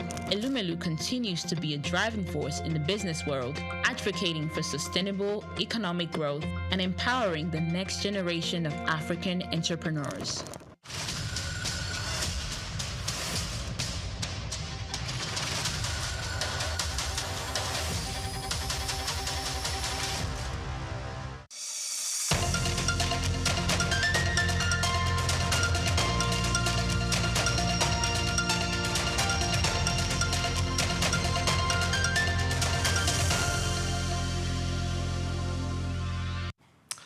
Hello and welcome to another exciting episode of Just Africa on SOUQ News Television, a program where we spotlight the people, platforms and policies shaping Africa's future.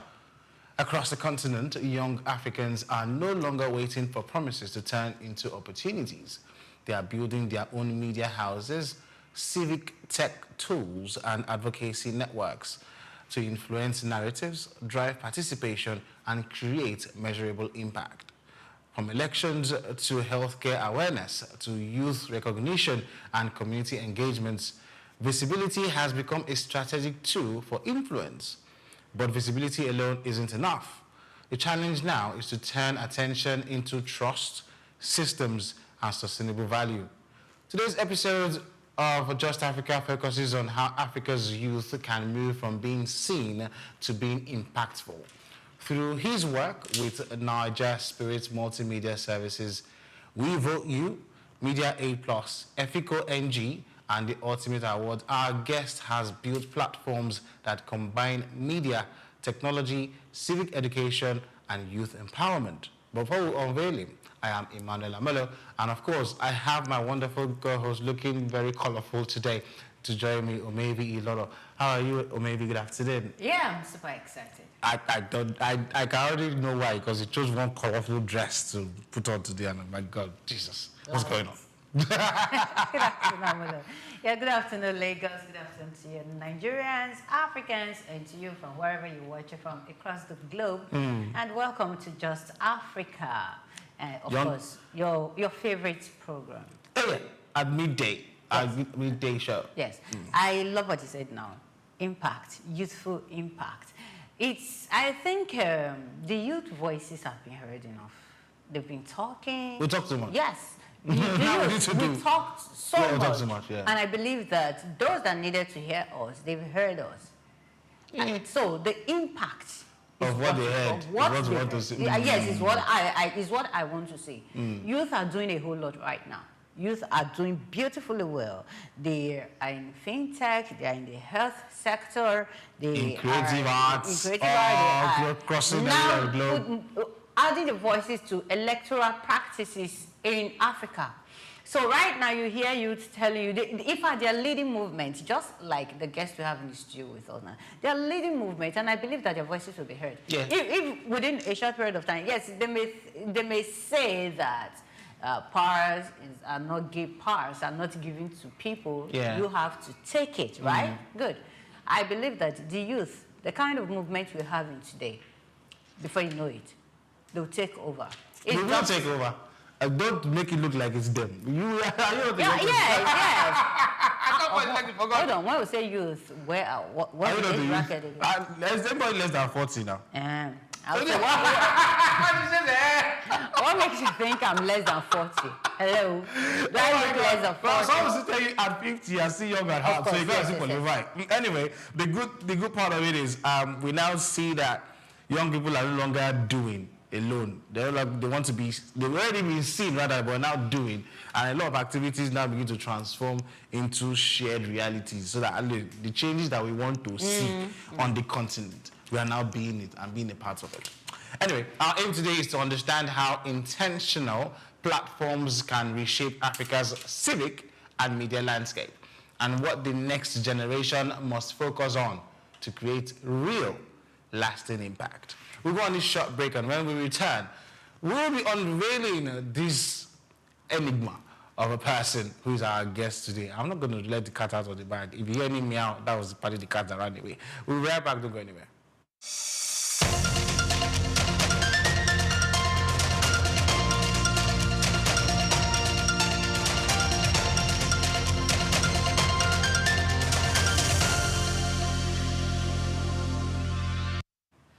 Welcome back to Just Africa on SOUQ News Television.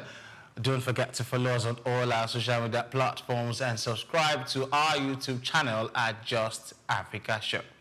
On this episode, we explore how youth-led media and civic platforms are changing Africa, moving from noise to influence, from attention to impact.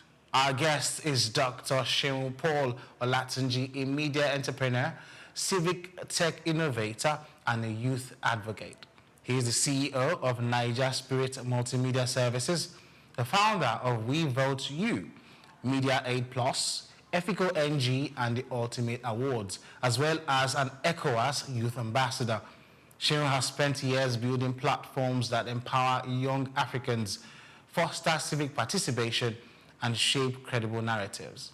His work shows that when youth-led initiatives are built with strategy, trust, and sustainability in mind, they can transform society and influence institutions. Welcome to the show. Welcome to Just Africa, Dr. Olatunji. Thanks so much for having me. Good morning. Good morning. Welcome. I'm going to start first by looking for your trouble, because I saw the last program that you did, or you were on, and then you had this debate for secondary school kids. And in my head, I'm like, you didn't call us to come and participate, and I'm angry. I will sure to call you next time. No, the doctor, you're going to ask him, is he a secondary school student? Look, I'm young at heart. No, that doesn't make you a secondary school student. Ignore whatever gray hair you see anywhere. It does not count. I'm young at heart. Of course, I would ensure that the next edition you are there. Not just you, even your No. All right, doctor, please, let's start right in. How long have you been this your journey? Because I would have said, when did you start or what led you into it? But how long have you been doing it first? Then let's know what led you into it. Okay, I have been running my projects, all of my projects in the last decade.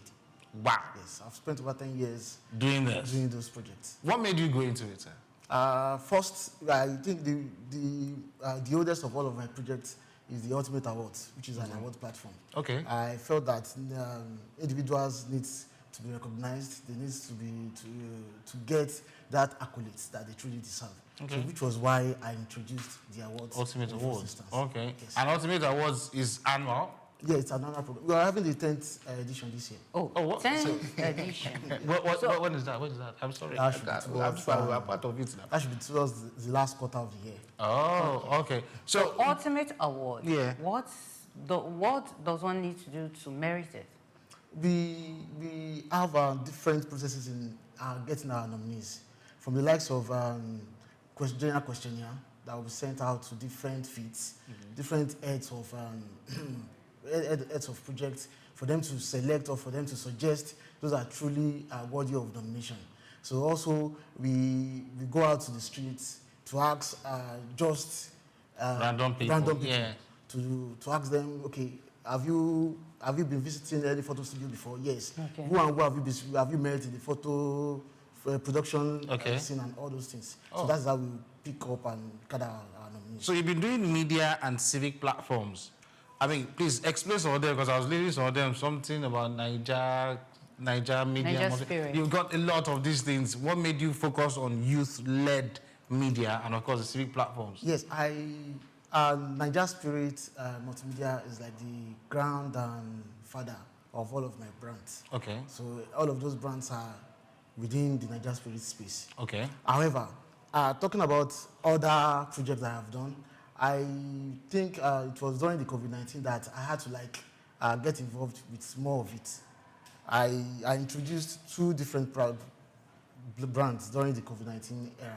Okay. I introduced Vivochu, and I of course introduced MediAid Plus. Okay. Yeah, so for Vivochu is it has to be election, obviously. It's like an opinion poll platform. Okay. Where people could vote for their favorite and the likes. And the main reason why I introduced Vivochu is because during that COVID season, it was all on a lockdown.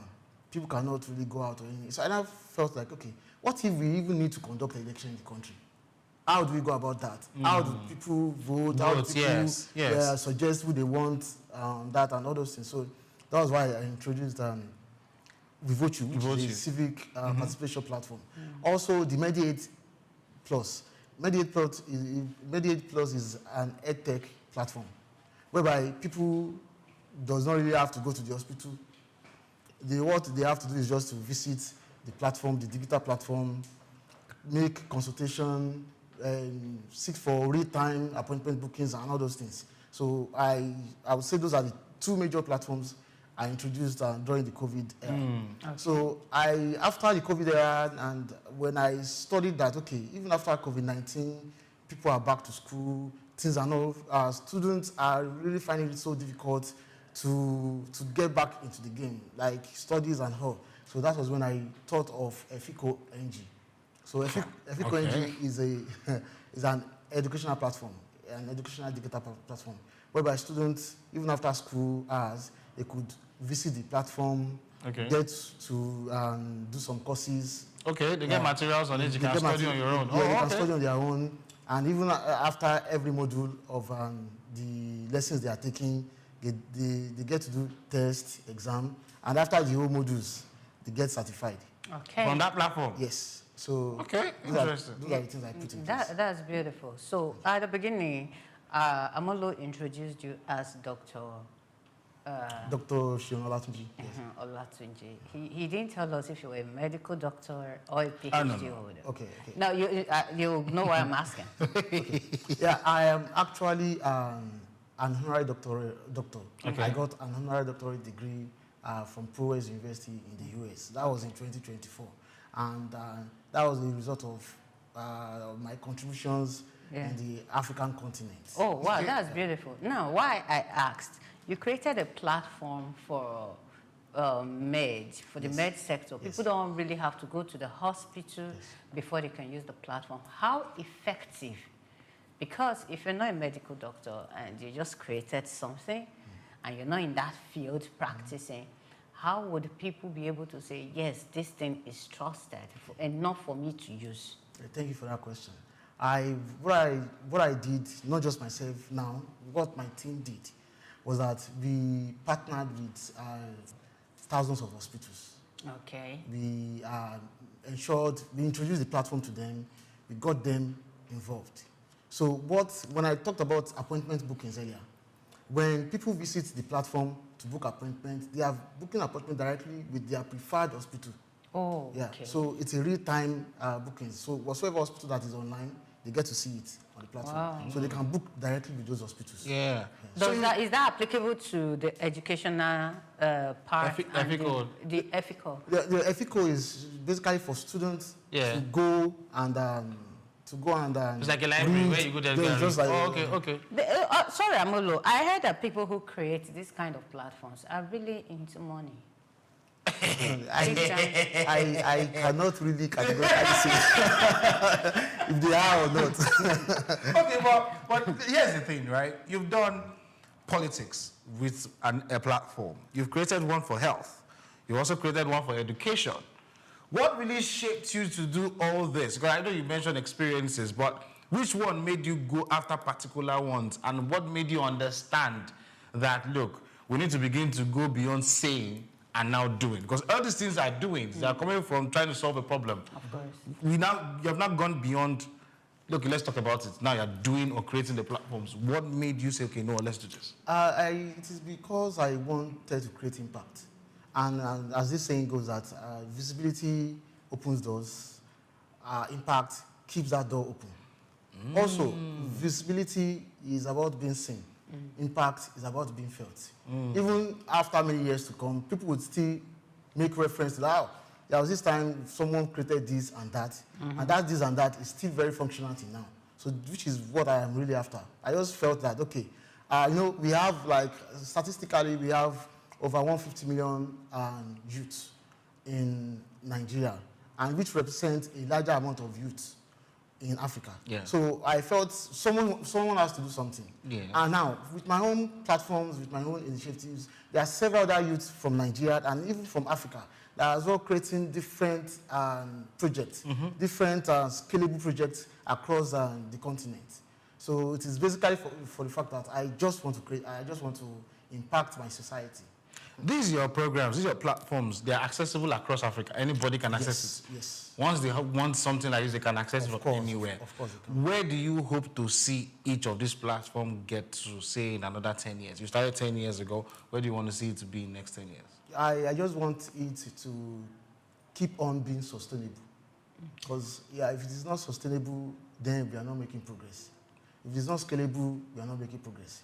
And if it is sustainable, that means people keeps on using our platforms, engaging our platforms. If it is scalable, that means it is growing and it is still staying to its true core. Okay, the vision that is created. So, looking at Niger Spirit and the others, how have you been able to use them to shape the kind of narratives that are being painted about Africa? Okay, thank you for that question. Most of the times, people get not just people, I'm not even talking about Africans now. Some people in other continents, they get to categorize Africa as a place whereby nothing really good is coming out of it. Yes. Sure. But then, in the recent times, I would say in the past 2 years, yes, I don't want to go too far, but in the past 2 years, I've seen most of these people coming down to us to seek our own knowledge, to seek our own advancement, to seek our own contribution, even in their own economy. So, which is a great thing. So, Africa is not just restricted to being Africans alone now. Africans are also part of those decision makers across the world. Yes. How do you stay different? Because look, you're doing media somewhat, right? And we know most of the things that will make your media stand out these days is to either you're doing entertainment or you're doing news. But you are bringing a different dimension to it, like adding civic responsibility to it. How do you stand out from the plenty crowds that is playing in the media space? Yeah, you said the word different. Being different alone is being different. Being different, you have automatically set yourself aside from the norms, from the prone and situations. And if you are different and you are being impactful, automatically you are heading greater. Yeah. So I just stay to my true core. For the true purpose. I have really created those platforms, and I would say in the recent times it has really been so encouraging, and it kept on getting better. Yeah, staying different. Has there been a time that you got so discouraged because the visibility wasn't there, the money wasn't there, nothing was there? Was there a time that, like, I'm tired? I should not do this today. Of course, of course, there are a lot of times. Okay. In fact, there are times where I was like, why am I even stressing myself with all these things? But the truth is that, okay, yes, this is something I studied about myself personally. It is that time when I'm trying to get discouraged that something huge is just coming. Okay. So I realized, this same thing. Oh yeah, let's put in more. Let's go. So and for someone like me who has been into awards projects for the past 10 years, it has made me be able to flow with the known. Yes. Also, it has made me not to feel discouraged in whatsoever, because trust me, awards project is the hardest to plan. And not just hardest, I don't want to use foul languages. It's very hard in the sense that if you nominate certain people, let me use this illustration. Let's say you nominated 4 people in a particular category. We know deep down that one of those 4 people deserves that award. Yes. And some of the criteria that they need to do is for them to submit their profile, is for them to vote and all those things. And the person we all know that deserves that award does not really vote or does not really submit his profile. And one of those 4 people that has been nominated does everything. And at the end of the day, if that person wins, the person that has voted, that has submitted profile, it will look as if we have done some kind of... You understand? So I've got used to... In fact, I've got used to some abuses. You did the Joro, you did this, you did that, you understand? But then I don't get discouraged. At first, I was feeling discouraged. But over the years, it is what I was like, Okay, so what kept you going?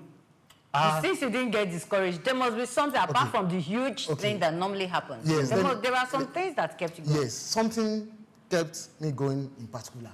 I met with someone 10 years ago. It's the person, I won't want to mention the name of the person, is a very popular person. And one statement he said was that, I hope it is not one of those projects that once they do it once, they will stop.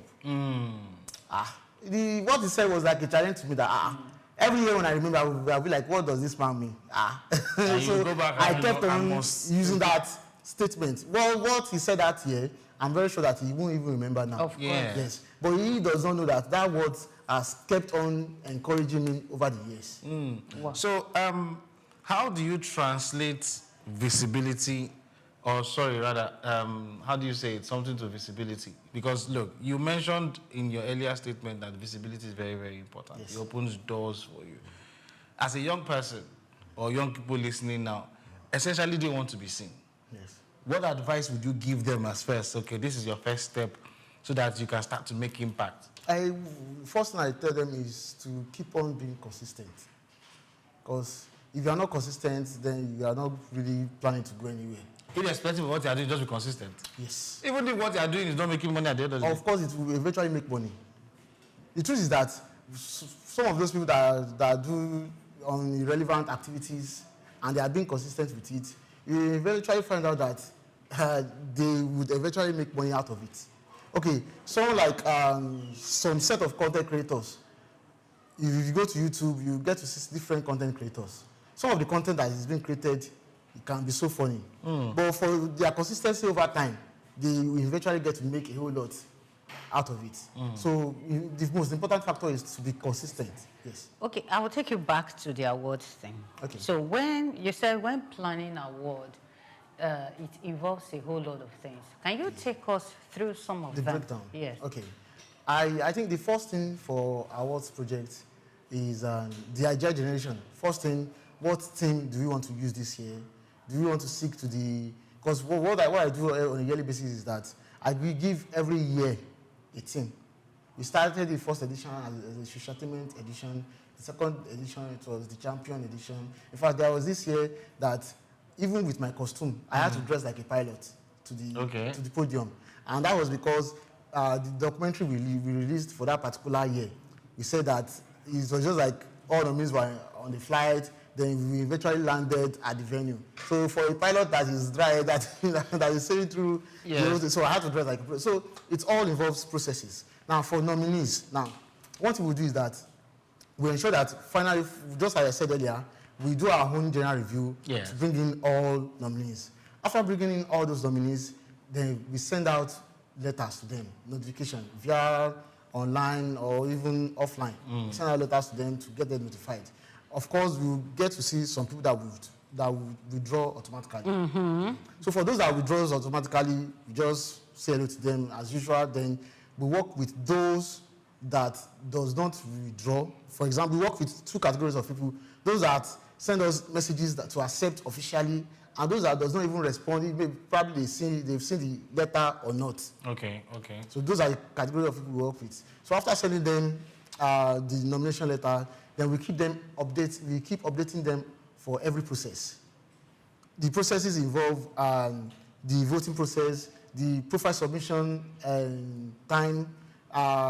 We even seek audiences that we want to come and conduct certain interviews with them to get their own fact and figures and to get their own information. So after the whole process and the whole this and that, then we now release an official date for the event. So for the event, we usually have not less than 1,500 people in attendance. That's when we have reached out. And it's opened? Yes. That's when we reach out to different government parastatals and everything, government officials. We bring everybody together. Yes. Then, over the time, we notice that, okay, if we bring 3 nominees together to the same event, and eventually one of them just wins the award plaque, the other 2 people will be so angry. So what we do is that once they've come, we give the top 3 nominees in every category a certificate. Okay. A certificate and certain packages. Okay. Yeah. Before you now give the one person. Then we'll give the winner. You see why I was asking, because this idea, they are very, very important when one is planning. But there is another thing that comes with award. Sometimes, or should I call awardees, they've complained that the amount that they pay for that award is sometimes very, very high. So why should I pay for an award that is being given to me? Thank you. For the kind of awards I run, we give out awards to 2 categories of people. First, we give out voting category awards. Okay. Then we give out non-voting category awards. Yes. The voting category awards are the people who have said earlier that will conduct research, they will submit profile, they vote, and they don't pay to get an award. Okay. You don't collect anything from them. Okay. However, for those that is non-voting. Okay, those ones are going to pay. Okay. Those ones are the ones that will come to meet us ourselves. That we want to get recognized. Then we now get their details, conduct some research, get our facts. Then we'll put some certain. That makes sense now. Yeah, but how about the ones you meet and say that we want to give you this award? Those ones are still under the non-voting. Non-voting, yes. And so we call them very high. We call them no. We call them special. I'm very much interested. We call them the money part. We call them the special recognition awards. Yeah. So the truth is that there are certain people that will meet ourselves that we want to give you an award. That we can't tell them we want to collect anything from them. For what reason? For them. For the fact that they are attending the event alone. It's prestige for you. In fact, it's a big goal for us. Yes. Okay. I've seen some celebrities over time that would make videos, send it to us, that I want to come this year. So for them coming alone, in fact, we are even the one that will have to pay extra because we have to lodge them and all those things. Amolo, I don't like what doctor is doing right here. When he's talking about, okay, we did this, we spent this, we do this. Yeah, not telling us what is coming in. Because there is someone who wants to know. No, some of the things are coming in. The Ghana must go and the alliance that are coming in. Would you encourage someone to go on that line? Some of the things that are coming in, for if we are being consistent, and for the fact that we are being consistent, is partnership and sponsorship. Oh, okay. Some brands will approach us that, okay, they want to sponsor our project this year. Okay. Some brands will approach us that they want to partner with us. We want to give you this, give you that, because they know that, okay, for example, let's say a bank is coming in. A bank that is supporting us knows that is also the brand is also making visibility for them as well. Yeah. They'll get people at the event to register to create account and yes. So it's just draw and take. Oh yeah, wait, because I know everybody loves success stories. Exactly. Everybody wants to be attached to success stories. How many of your ideas have you started? It didn't work out, and you threw away? Yes, your failures. Because that's the most times you talk about. Yes. You mentioned the words for politics, the work for healthcare, the work for education. That everybody is sweet. Everybody is thinking, okay, this looks like it's very easy. Yeah. That's also what happened. No, the truth is that I don't think I've ever done any project that is not eventually successful. Wow. Reason is that I am very consistent. If I do it the first time, it might not really be so okay. Lucrative or something. Yeah. I'll do it again till it gets better. So when I started this awards project, the awards project I just stated as an instance. When I started it, the venue I used for that first project was a garden. Open. Yes, an open garden. We just did. In fact, someone came in that day that I was like, why is this decoration like that of a church?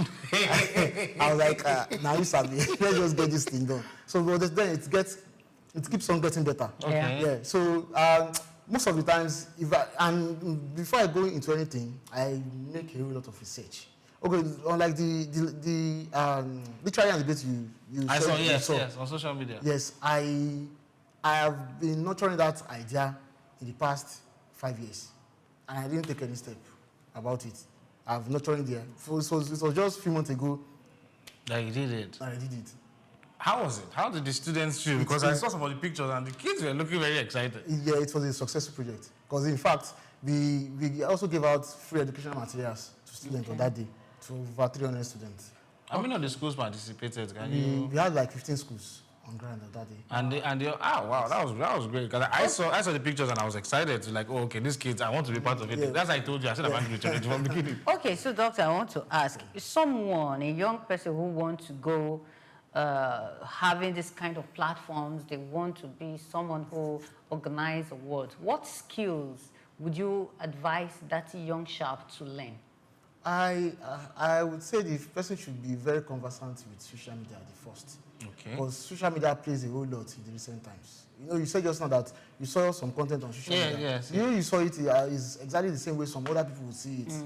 And they might not even talk themselves. So the first thing is that they should be consistent with social media. So, okay, if I talk about being consistent with social media, it does not mean that doing unnecessary things on social media. Okay?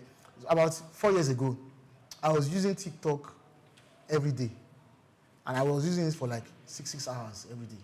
And the 6 hours start from 12 a.m. rather, in the midnight. 12 midnight till 6 a.m.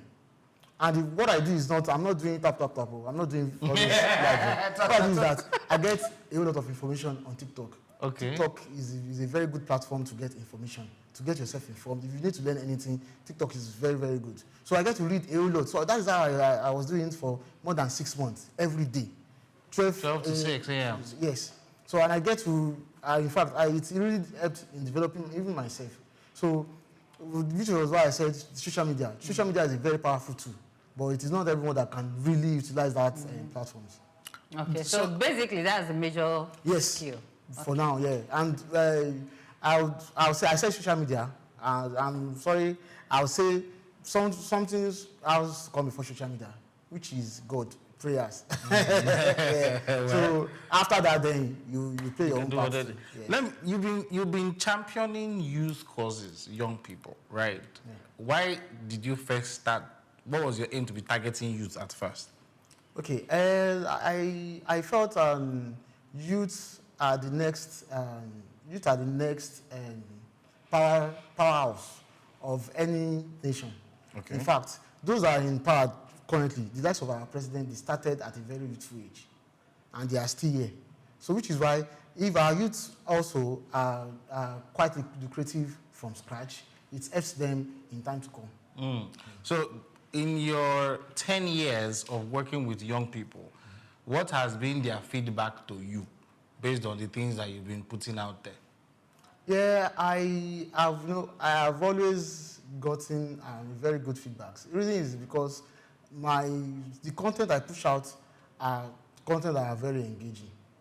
The projects are projects that are very, very engaging. From the awards project,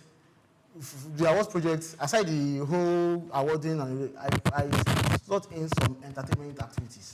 Okay. Because entertainment keeps the heart of the youth active. So, of course, they will very much concentrate with it. So I don't joke with entertainment at one end. Okay. And I ensure that even with the entertainment activity, it is involved in every of my projects. All right, thank you, Dr. Olatunji. We'll just go on a very short break, and of course, when we come back, we'll be entering into the other part of this conversation because it's been interesting. I'm sure anybody who's listening wants to know more. So stick around. We'll be right back. It's still Just Africa.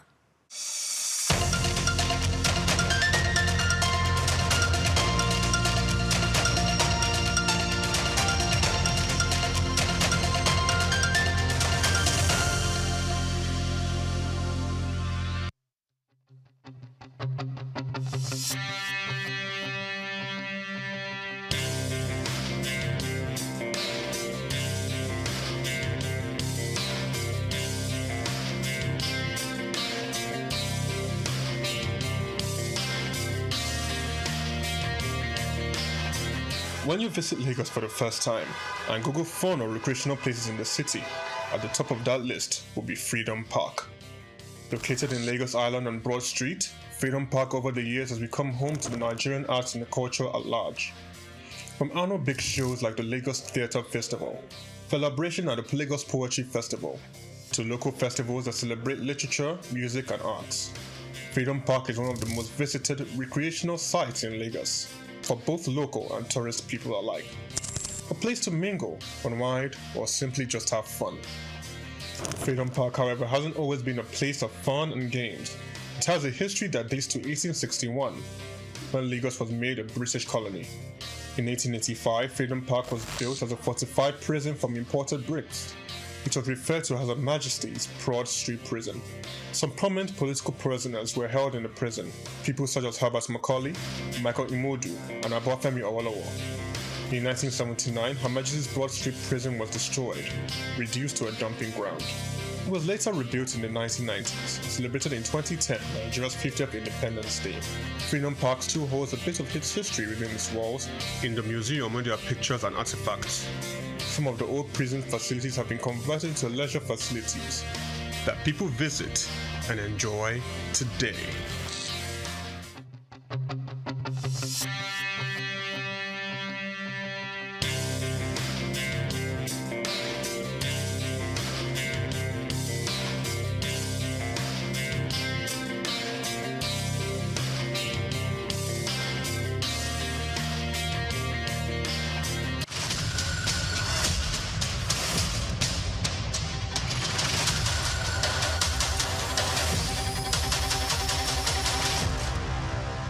Augmented reality, AR, is a technology that merges computer-generated images with the user's real-world view, creating a composite experience. This interactive experience integrates various sensory modalities, such as things you can see, hear, and even feel, making the experience interactive and immersive.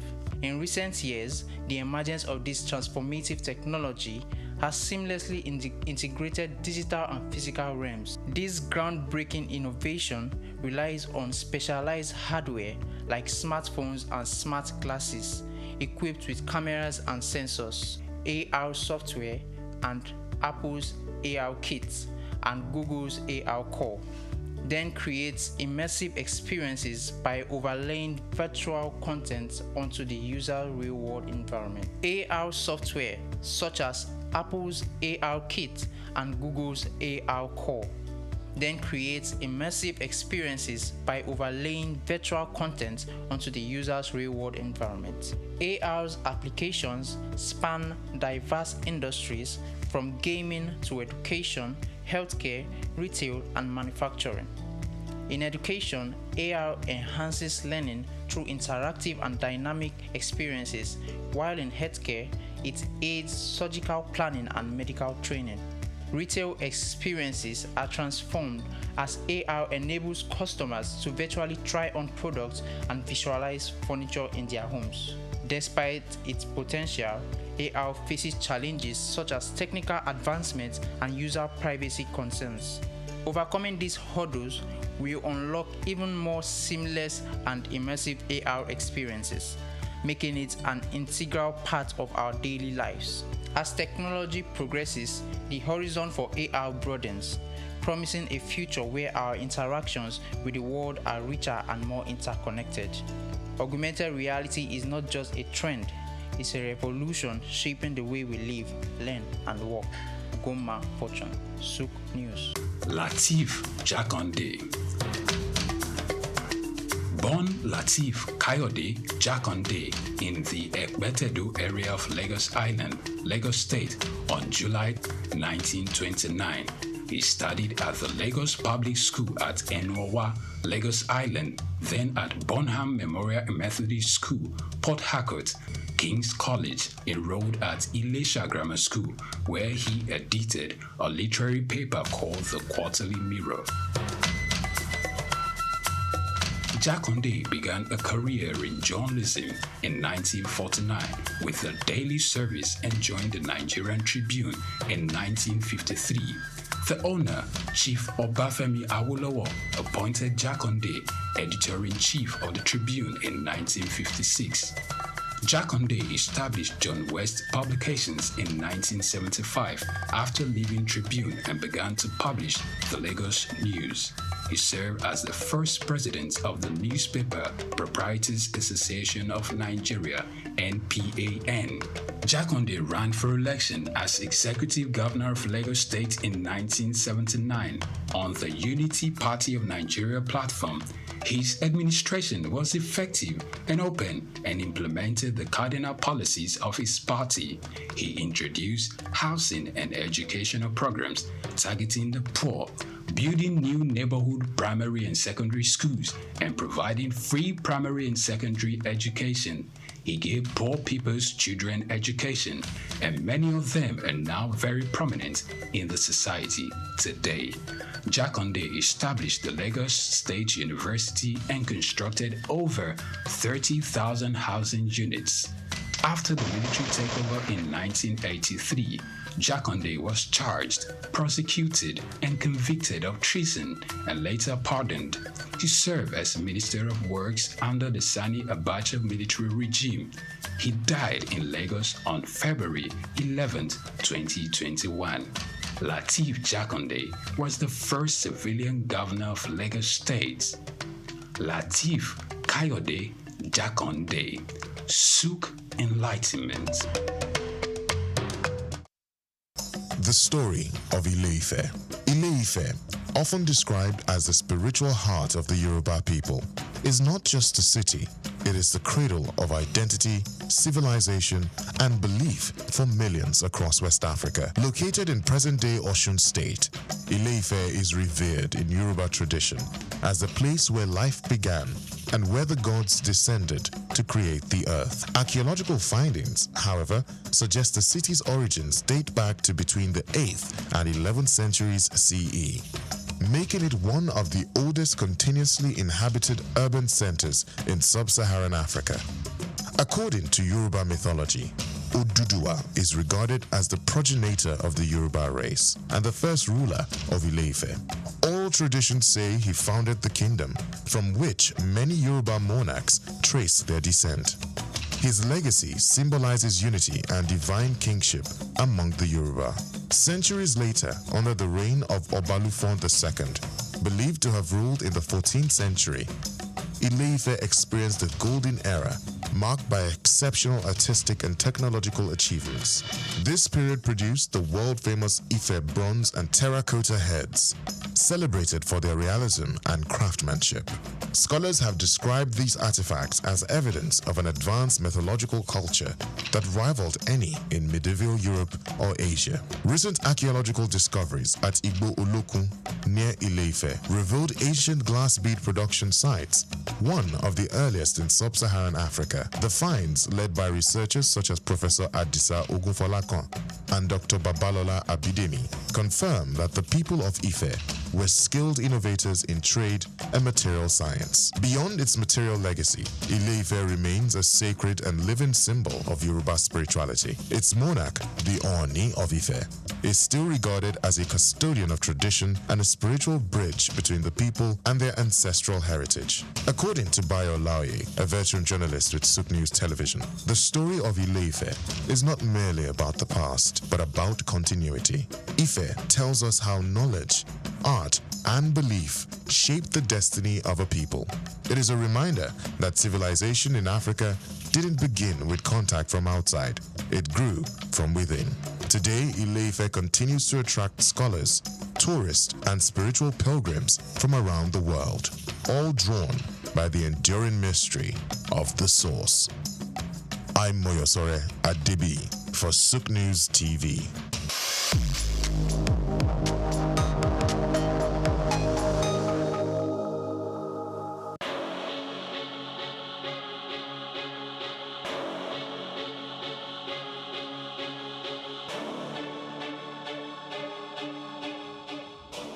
Musk is a visionary entrepreneur leading innovative ventures in technology, space exploration, electric vehicles, and renewable energy.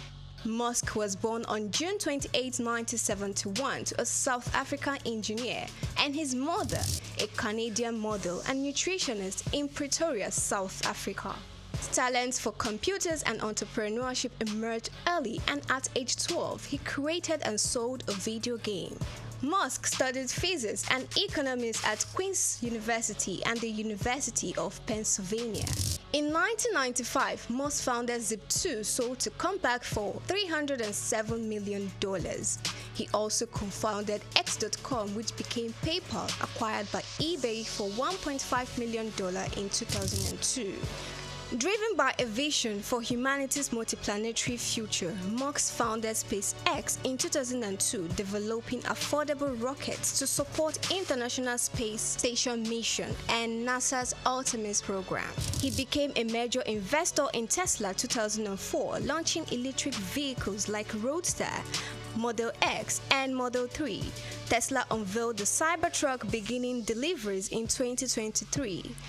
Musk acquired X, formerly known as Twitter, in 2022, aiming to enhance future and transparency. Musk has at least 12 children from multiple relationships, including Justin Wilson, Tallulah Riley, Grimes, and Siobhan Zilis. Through SpaceX, Tesla, and other ventures, Musk shapes technology and innovation globally, and his influence extends beyond business into politics and culture.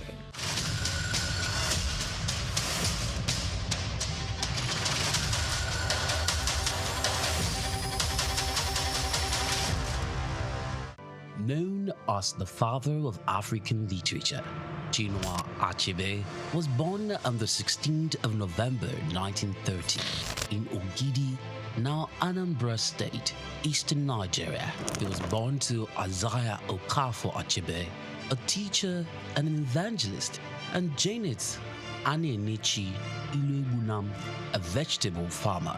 Achebe has reshaped the global understanding of African identity through the power of storytelling. Raised during the twilight of colonial rule, Achebe's education was steeped in both Igbo tradition and the Western values of post-colonial Christianity. as a student at the University of Ibadan, he became fiercely critical of how Africa was portrayed in Western literature. Achebe believed that Western literature often painted Africa as a dark and primitive continent, but he sought to tell the African people's lens. In 1958, Achebe's groundbreaking novel Things Fall Apart shattered colonial narratives through the tragic story of Okonkwo, an Igbo warrior. Achebe illuminated the complexities of African culture and the devastating effects of European colonization. Things Fall Apart became more than just a novel. It became a symbol of African resistance against the oppressive narratives of colonialism. Achebe was not just a writer, he was a passionate advocate for African self-determination, and his political activism made him a critical voice in the post-colonial era. Even after a life marked by personal and political struggles, including a car accident that left him partially paralyzed, Achebe continued to inspire. He taught at Bard College and later Brown University, where his influence reached new generations of writers and thinkers. He was married to Christiana Chinwe Okoli and they had 4 children. Sadly, he died in March 2013 at the age of 82. Chinua Achebe's legacy endures in his novels, his essays, and in the countless voices of African writers who follow in his footsteps. He gave us a voice, a story, and a vision of Africa that is ours to share.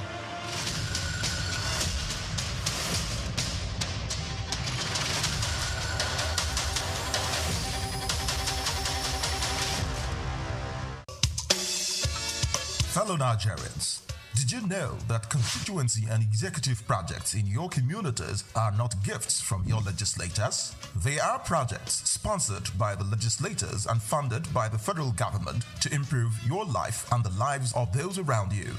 These projects belong to you. Without your vigilance, they might never be completed.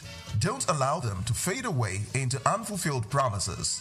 Stand up, take ownership, monitor their progress, demand accountability, and report concerns to ICPC.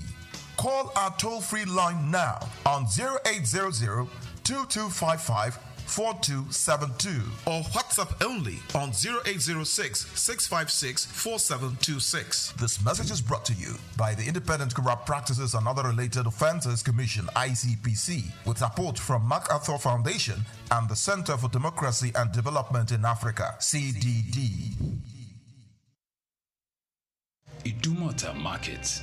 Eko Idumota, once a residential neighborhood, is home to Idumota Market located on Lagos Island. It is one of the oldest and arguably one of the largest markets in West Africa. Idumota is a historic neighborhood adjacent to the Lagos port that facilitated the slave trade and later, under the British indirect rule, it surrounded to exports that fueled the colonial enterprise. Idumota was also the location of an Armed Forces Remembrance Cenotaph called Soja Idumota, built as a monument to Nigerian soldiers who served with the West African Frontier Force. An Eyo Masquerade statue and a clock tower are also some monuments at Idumota. Idumota Market is so popular that large sales are recorded as early as 7 a.m. The market is made up of hundreds of locked-up shops occupying several multi-story buildings, with some measuring about 5 or more floors. In 2010, the Lagos State government demolished some illegal structures in order to improve vehicular and human movement in and around the markets.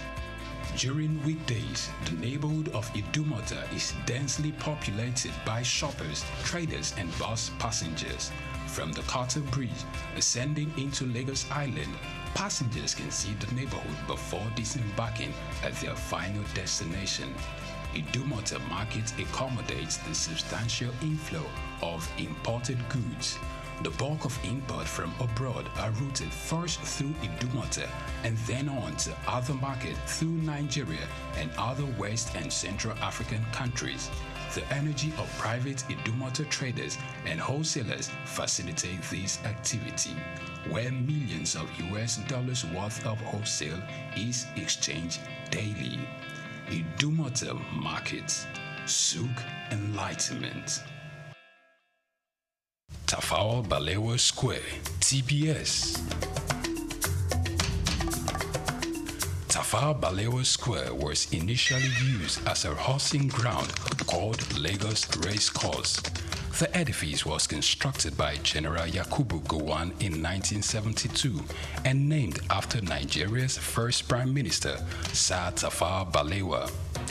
Tafawa Balewa Square is located at 45/57 Marse Bangboshe Street on Lagos Island, Lagos, and referred to as TBS. TBS is a 50,000-seater capacity venue and houses the Remembrance Arcade, the 26-story Independence House, which at a time was the country's tallest building.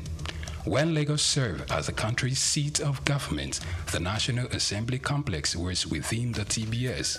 Also in the square are the National Broadcasting Commission Office, the Nigerian Hydrological Services Agency Office, shopping centers, travel agencies, restaurants, car parking lots, and a bus terminal.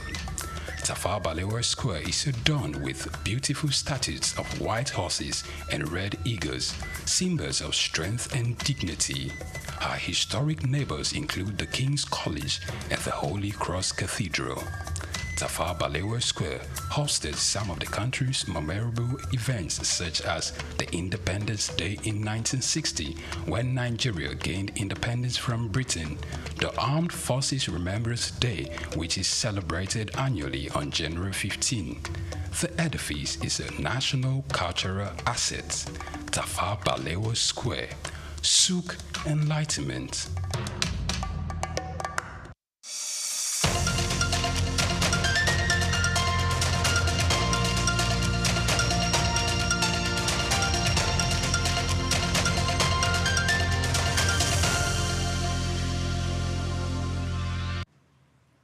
Welcome back to Just Africa. Of course, do well to follow us on all our social media platforms at SOUQ News Television and subscribe to our YouTube channel at Just Africa Show. We've still got Dr. Olatunji with us, and he's been telling us how the youth can be purposeful, not just exist, because, of course, they hold the larger chunk of the population and they are the future of the continent. But, I mean, you've learned his journey. I hope you've learned a thing or two from what he said of how to stay relevant. Of course, welcome back, Dr. Olatunji. I know that it's not been easy. Nobody will come and tell you anything that wants to work will be easy. If you've got like a final message to give to policymakers this time, not young people, or people like in government, on how to handle young people, what message would it be? I would say in a society where there is no problem, there is no solution. And there are lots of problems in our society today. Yeah, we need true. lots of solutions. Okay. So, and this includes including the policymakers and even you and I. Okay. Thank you. Did they teach it in school, where we get to find some of these solutions? No, not just school. It's on our day-to-day activities. Yes. So most of it's solutions that we need to fix our problems. You think that it's something that anybody can find, or do they need to go to special places to find it? They honestly do not need to go to any place to find it. But then from their own insights, from their own activities, daily activities, experiences, they get to farm what and what to do. Okay. So if you were to project the Africa that you want to see in the next, I'm using 10 years too much, okay, let's say 5 years, what would you want to change? I just want the Africa I see in the next few years to be better. To be better What than would better how look it like? is. What would better To be better than than how it, because if I say 5 years is very close, honestly. Okay, so let's say 50 years. 50 years. You probably will still be here 50 years. I would say the Africa in the next 50 years is an Africa people from other continents would want to live in. Oh, live in Africa, yes.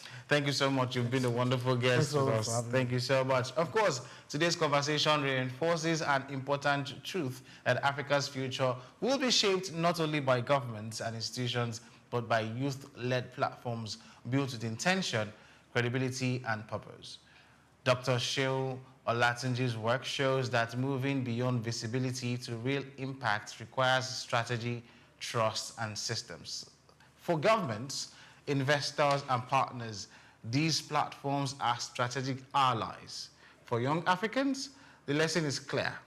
Impact is not accidental, it is designed, built, and sustained. The next chapter of Africa's story will belong to those who understand how to turn influence into institutions, and young innovators like Dr. SOUQ are leading the way. Thank you so much for watching us on Just Africa, still on SOUQ News Television, but hold on, we've still got another interesting conversation with a professor who will come and help us break down some political divides and conversations. Don't go anywhere, it is still Just Africa on SOUQ News Television. We'll be right back.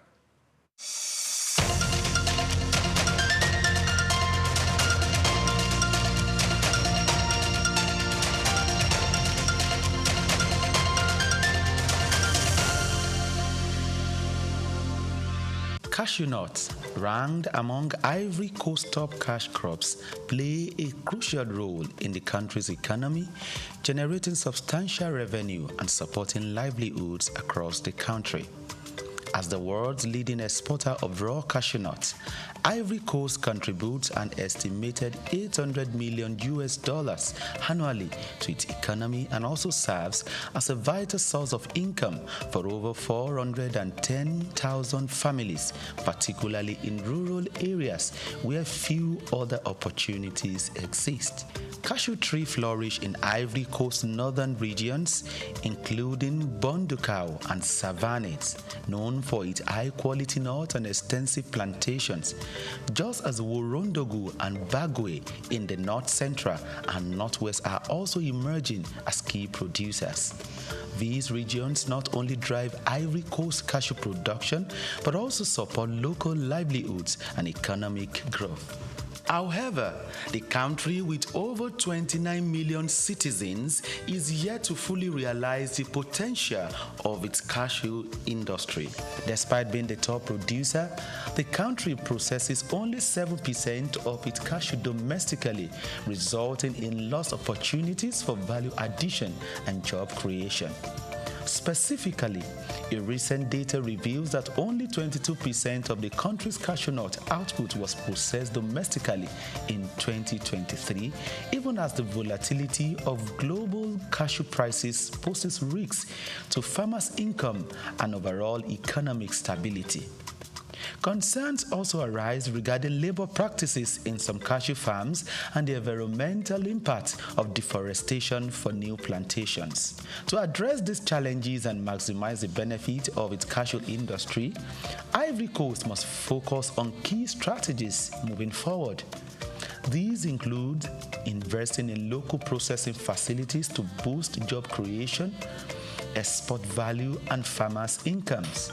Furthermore, the Ivorian government body overseeing the cashew sector, ARECA, must promote fair trade practices and ethical sourcing to ensure better prices for farmers and improve working conditions.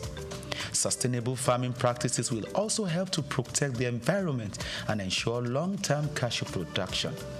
According to a recommendation made at a workshop organized by the World Bank, tax exemptions and access to credit facilities will help to tackle some of these challenges. Furthermore, the private sector can also invest in research to develop high-yielding cashew varieties, improve processing techniques, explore new cashew products, as well as develop and implement digital platforms that connect farmers to market in order to facilitate financial transactions.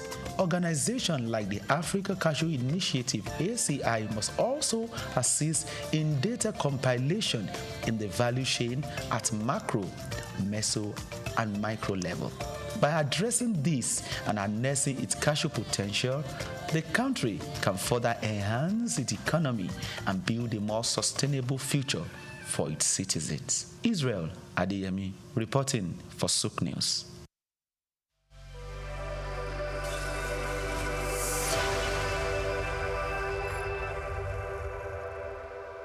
Palm oil has long been a vital component of Nigeria's agricultural heritage, with roots tracing back to pre-colonial times. Originally serving local needs, its importance has grown exponentially, propelling Nigeria into a prominent global producer. Spread across regions like Edo, Delta, Cross River, and Ondo states, the country boasts extensive plantations and advanced processing capabilities. It takes about 4 years for oil palms to produce fruit suitable for harvest. Each tree will then continue to produce fruit for up to 30 years, at which point they will have grown to around 40 feet tall. According to reports, Nigeria's palm oil production increased to 1.4 million metric tons in 2023, witnessing steady growth since 2009, with a peak surge in 2010.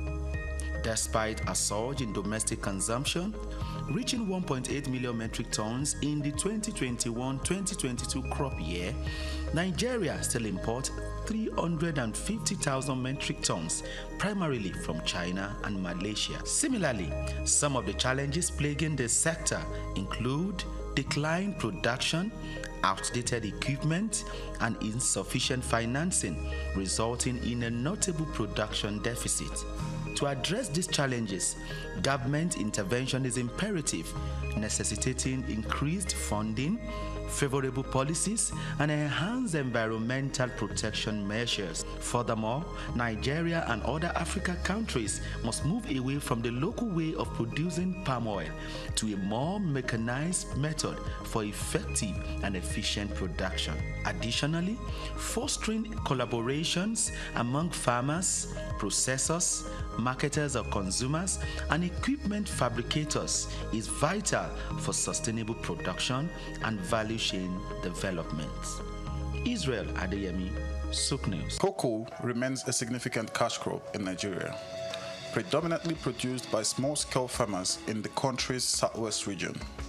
Historically, cocoa served as a major source of foreign earnings until the 1970s, when the discovery of petroleum shifted the focus away from agriculture. Despite various challenges from its introduction in 1807 to the present, efforts by successive governments and the resilience of cocoa farmers have sustained its production. To better optimize productivity and ensure fair prices for farmers and high economic returns for the government, the Cocoa Marketing Board, CMB, was established in 1947. However, the goal was not totally achieved as pricing policy weren't favorable, discouraging farmers from producing export crops, and that eventually led to the board's abolition in 1986. These resulted in reduced yields and lower quality cocoa beans. Meanwhile, the millennium era witnessed a shift in farmers' focus towards more economically viable crops like oil palm due to the high cost and intensive care required for cocoa production. Cocoa production faces several obstacles, including limited access to fertilizers, unfavorable climate conditions, pest infestation, poor infrastructure, and land shortages. Also, herders' attacks on farmers have deterred farmers from expanding their farmlands. According to research, despite challenges, cocoa production has empowered many farmers and more stakeholders in the value chain, improving their living standards, enabling them to provide education for their children, cover medical expenses, and build better homes. Concerning the future of cocoa farming in Nigeria, there are mixed opinions among farmers. Some are hopeful that government reinvestment and addressing current challenges can revive the sector's past success. Others are pessimistic due to the persistent issues and the trend of farmers shifting to other crops. Regardless, hope remains for the sector.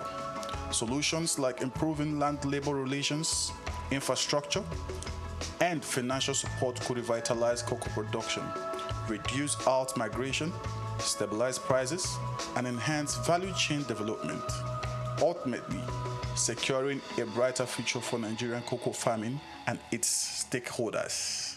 Ojai Michael, reporting for SOUQ News. Human ingenuity has birthed remarkable innovations, none more so than the rise of intelligent machines. Computers, once more calculators, have evolved into sophisticated systems capable of mimicking human thought processes. Powered by artificial intelligence, AI, these systems are learning, problem-solving, and making decisions that were once exclusive domain of humans. From accelerating scientific discovery to tackling climate change, AI's potential is vast, but perhaps its most profound impact lies in healthcare. Artificial intelligence, AI, it's no longer a futuristic concept. It's here with the potential to revolutionize patient care, diagnosis, and treatment. AI is emerging as a powerful tool in the hands of medical professionals. From detecting diseases early to optimizing treatment plans, AI is demonstrating remarkable capabilities. It can analyze vast amounts of medical data to identify patterns and predict outcomes, aiding in more accurate diagnosis. Also, AI-powered robots are assisting in surgeries, improving precision, and reducing recovery times. However, despite its promises, challenges persist. Concerns about data privacy, ethical implications, and the need for robust regulatory frameworks are hindering widespread AI adoption. To fully unlock AI's potential in healthcare, collaborative efforts are essential. Healthcare providers, researchers, policymakers, and technology companies must work together to develop and implement AI solutions responsibly. By addressing ethical concerns, investing in AI research, and creating supportive regulatory environments, we can accelerate the integration of AI into healthcare and improve patient outcomes. Joy Chuma, SOUQ News. For more than a century, Zambia has stood as a prominent figure in the mining sector, particularly renowned for its copper production, which remains a cornerstone of the nation's economy. Accounting for 3/4 of the country's export earnings, mining plays a pivotal role in Zambia's economic landscape. The focal point of this mining activity is the Copperbelt province, home to major copper mines like Lumwana and Konkola, alongside Sentinel in the northwestern province. These mines, operated by renowned international firms such as Barrick and Vendetta Resources, hold majority foreign ownership, with Zambia Consolidated Copper Mine Investment Holdings retaining minority stakes. Smaller mines in the Copperbelt region, backed by investors from countries like China, Brazil, and South Africa, contribute to Zambia's diversified mining landscape. However, the country's mining sector faces various challenges, hindering the potential growth trajectory. Fiscal policies introduced by the government, including royalty increases, the taxation policies, have negatively impacted mining profitability. Also, price volatility in global markets, infrastructural deficiencies like inadequate transportation networks, power shortages, and an uncertain regulatory environment further increases the sector's challenges. Moreover, labor disputes, safety concerns, and geopolitical risks stemming from political instability poses additional hurdles to Zambia's mining sector. To propel the nation towards its 3 million tons copper production goal, strategic measures are crucial, and these include leveraging digital technology through partnerships with AI and machine learning firms to enhance sector's efficiency and investment, stable policy framework in order to attract and retain investment, and provision of a conducive regulatory environment. Infrastructure strengthening supported by donor funding and concessional financing can also alleviate critical constraints such as transportation and power shortages. More so, environmental conservation is vital for sustainable development. Hence, mining companies must provide government-approved environmental management plans, prioritize durable equipment, and proper waste disposal techniques to minimize environmental degradation. Giving copper's expected dominance in Zambia's exports, maintaining its position as Africa's economic hub demands a concerted effort. Israel Adeyemi, SOUQ News.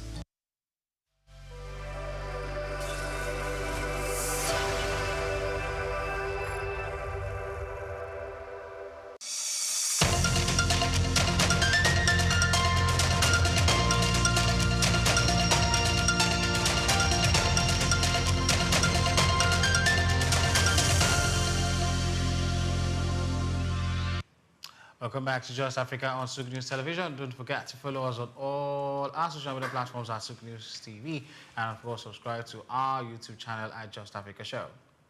Across Africa, governments commission vast amounts of research, policy papers and reforms. Most of these frameworks are aimed at improving governance, public service delivery and economic outcomes. Yet, despite this wealth of data and expert knowledge, policy results often fall short, with reforms that are stalled or abandoned or even poorly implemented. This episode of Just Africa turns attention to a critical question. Why does evidence-based or data-based policy making continue to struggle across much of Africa? Is the problem about weak institutions, or political incentives, or bureaucratic capacity, or even disconnect between researchers and decision makers? Of course, we would be looking at how these conversations live beyond just talking about it to actionable points. I've still got maybe Dollar with me, and we're just going to be brainstorming about how Africa has remained the way it is, simply because despite our magnanimous nature of churning out doctors, PhD holders, essentially, or professors, we still do not have enough actionable governance plans.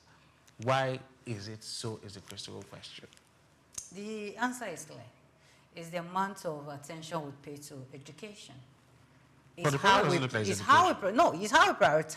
education. It's how we prioritize knowledge here in Africa. For me, the way we see Africa's system of education, or maybe not the system of education, how we prioritize the importance of research is very, very, very low.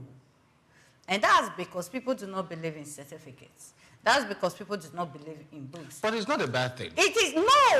It's not a bad thing to carry out research. Research is beautiful. Research helps you to improve. No, I was actually talking from the fact of, putting so much attention on the certificates.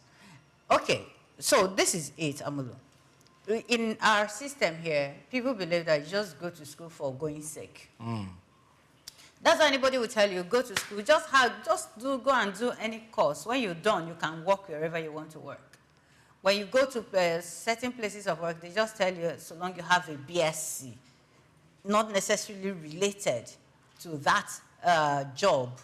As long as you have a BSc certificate, they feel it's okay. But it's not okay.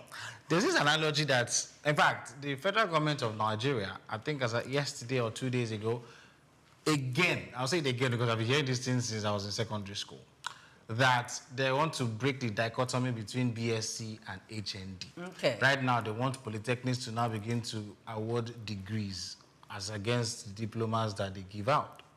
And I ask myself, of course, every time they tend to always make this difference that BSc and HND, but you are now know that a typical university in Nigeria or in Africa per se would only teach you theory.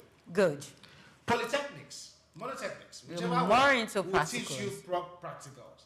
If you were to check or to do a research about Africa and you're just to check the manpower that Africa needs, do you think we need more theory-oriented people or people who can do practical things? Of course, people can do practical things. I will refer you back to the day architect Ovie came here. And he said something that sometimes we just waste time in classrooms. You send someone to the university to go and study certain courses that the person just needs 3 months and 6 months to cover.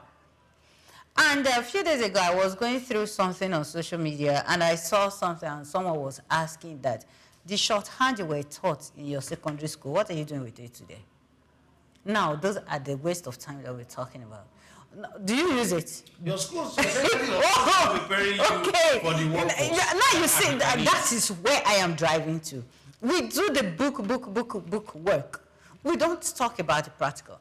Now, the most annoying part of the book work is that people are carrying out research, but those research work are not implemented. So we keep doing the things that we have been doing since whatever, donkey years ago. Let me give you an instance. A younger one came home and said, SS1, I need raw pawpaw. I need raw pawpaw. That was the statement, all she had to say. And I said, yes, you want to use it for biology practical, osmosis. And she was like, how did you know? I said, because I did biology myself when I was in secondary school. It was that easy. So which means what I did many years ago is still what they are doing now. Let me ask you, the what you did then, the biology practical you did then, what is it? Thank you. Now, will you tell me that someone has not carried out research to say that, okay, what we are doing now does not align with the market? When that research the person did, was it implemented? No. Is our curriculum still the same? The answer is yes. Now, going back to the practical and the theoretical work that we are doing both in universities and in polytechnics. Polytechnics, I have always said it, when they come out, by the time they are done with their HND, they are far better than BSc holders. But it is sad because they are coming to look for jobs in the same market that BSc holders are also looking for jobs. And priorities are given to BSc holders. Priorities. Whereas, as I asked the question, the way Africa is designed now, what kind of workforce do we need? Is it people that can do the job or people that know the theories around the job? Of course, the answer is the people who can do the job. So why is priority given to BSc holders? Because it's now looking like there's a dichotomy that we have created already, that BSc is superior to HND. Whereas the HND person is even taught to be an entrepreneur. Yes. If you think about it, he's solving a problem by doing it. Yeah. The BSc holder is taught to solve a problem by talking about it. Mm-hmm. But you're supposed to fix the problem. Yes. So in essence, I think I was watching, it was a professor, I can't remember his name now, he's a white man, and he said, why are we so fixated in having a master's degree? Why are you so fixated in getting a PhD? When essentially what you're doing is just to add to a body of knowledge that already exists. Okay, so when you talk about acquiring more degrees, you know, it is really not about the degree. It is about the research that those level of degrees actually carry out. The PhD holder, the kind of, or the amount of researches that person carried out, you will not equate it with what a BSc, in fact, it is not quarter of what a BSc person is doing compared to what... So what I'm saying is, so what I'm saying in essence is, there are, a PhD holder has done so much research in that particular field. Now, where the problem lies is that research that PhD holder carried out. What was done with, what did they use it for? Hold that thought. Hold that thought. We'll go on a very quick break when we come back. Perhaps we'll answer the question that is asked for. We'll be right back.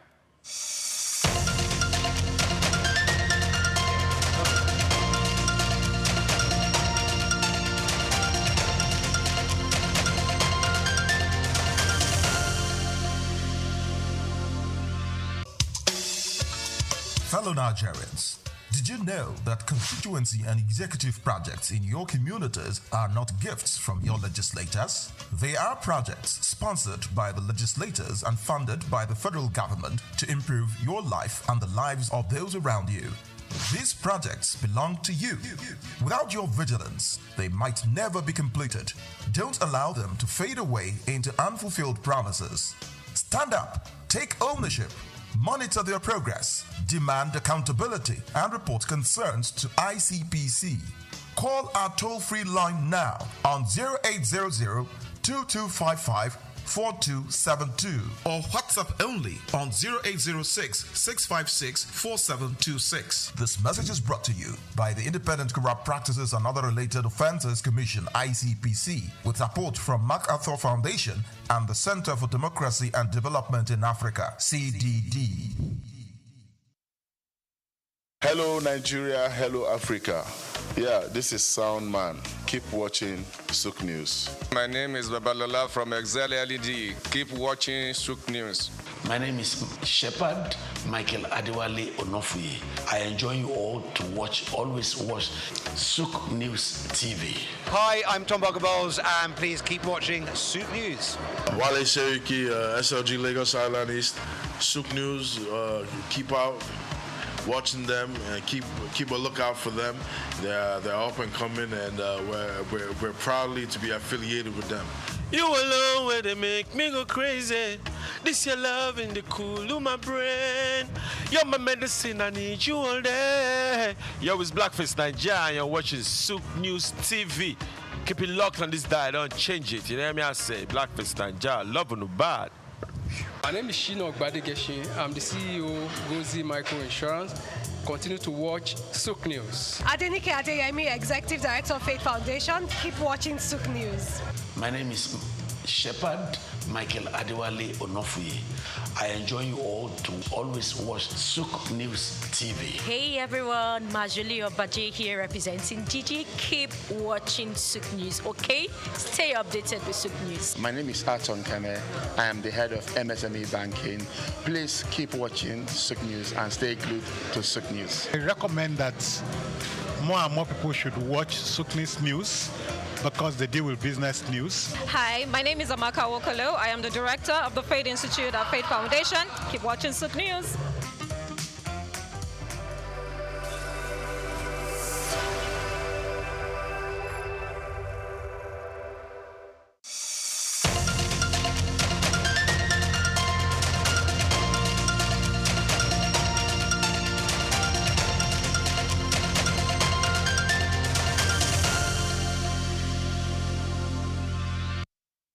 All right, welcome back. You're still on Just Africa, where we've been talking so much about how a penchant for higher degrees, which essentially does not really translate to a development of the continent. I don't know whether it applies across all spheres of the continent, but if Africa is still seen as a third world continent, perhaps we need to begin to look deep into our conversation on how our educational system is.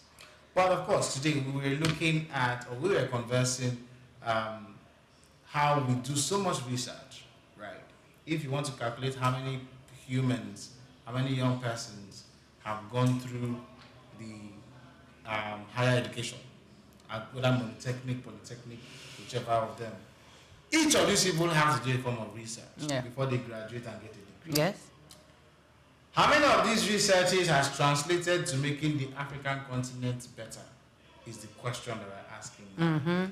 Because essentially you're saying, why is evidence-based research not translated to better policies on the continent?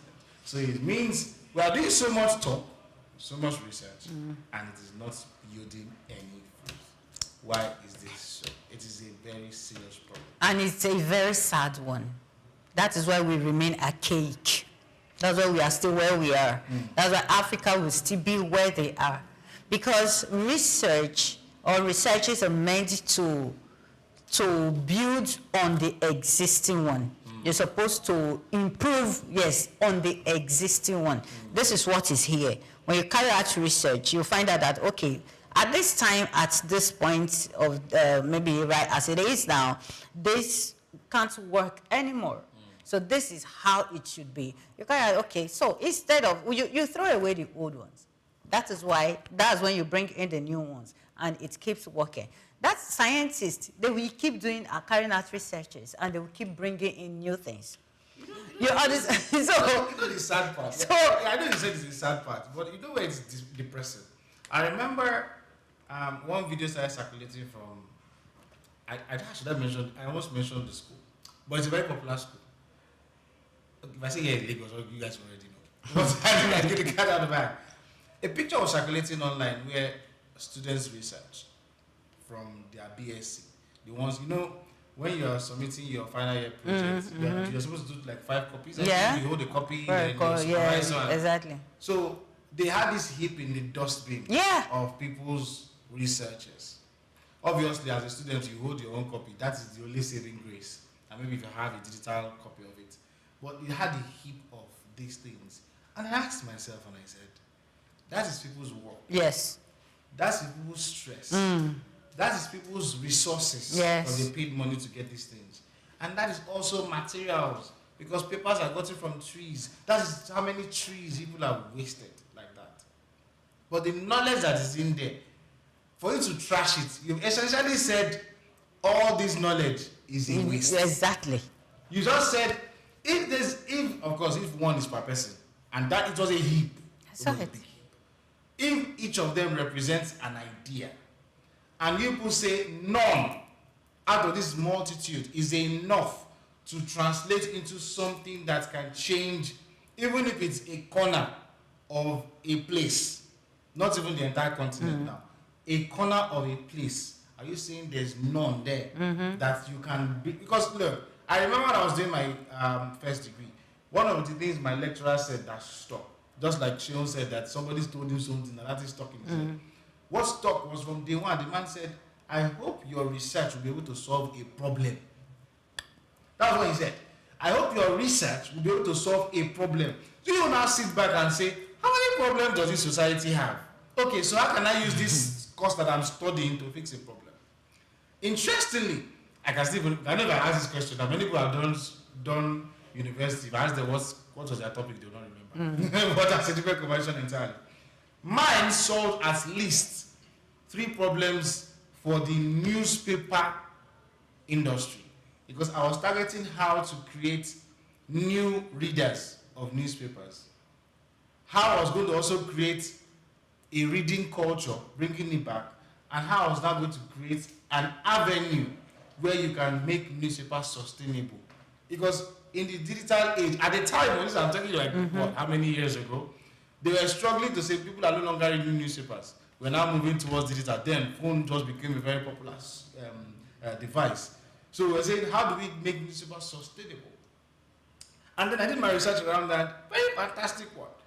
And in my head, I said, imagine if I couldn't tell if one of my works was in there.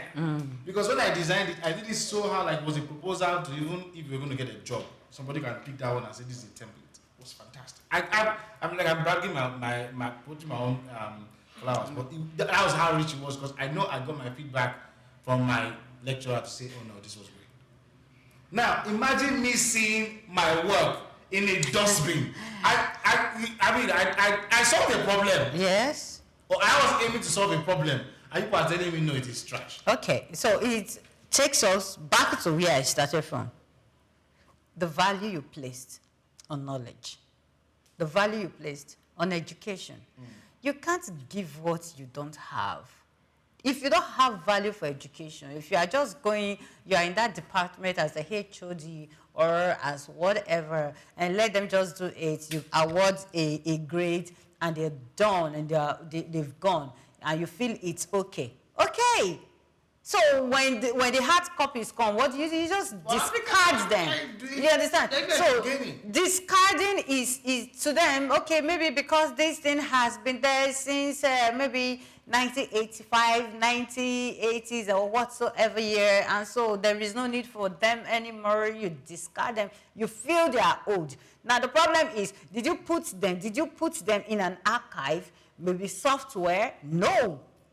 So sometimes someone will need that knowledge and the person will not be able to find it. That is where our value comes from. We do not place value on education. We do not place value on research because you feel that the research work is just there. The research work is not going to improve anything. It's not going to profess a solution.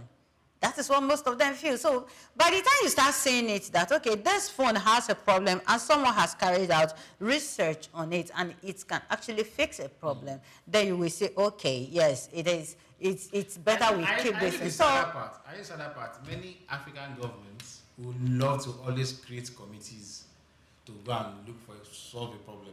When there's a disaster, also they set up a committee. And what do you think the committees do? They go and do research. Exactly, they will do it. They will release a paper. Oh, this is a recommendation, and everything stays the same. The cycle keeps going on, and Africa does not grow. Anyway, at this point, perhaps when we'll have a very robust conversation with a guest who we are targeting very soon to come and help us break this down. We do hope between now and then changes will start. It looks like a miracle, but yes.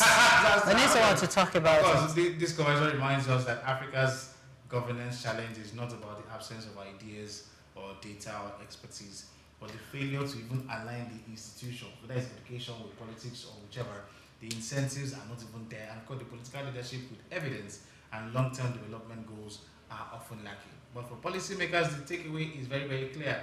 Reforms require strong institutions that are capable of civil services and, of course, continuity beyond electoral circles. For those of you in school, academics, teachers, researchers, teachers, it is a call to engage power or those in political power more strategically and, of course, communicate evidence in ways that influence decision making. And for students and the media, it reinforces the importance of accountability and sustains demand for results. Turning research into reform is not optional. It is essential to Africa's development future. Thank you all so much for joining us on today's episode of Just Africa on SOUQ News Television. Join us again as we continue this conversation and spotlighting ideas and institutions shaping Africa's progress. Tomorrow, we will be right back. I remain Emmanuel Amelo, and of course, maybe we'll be, God willing, tomorrow. Don't go anywhere. Of course, the show continues.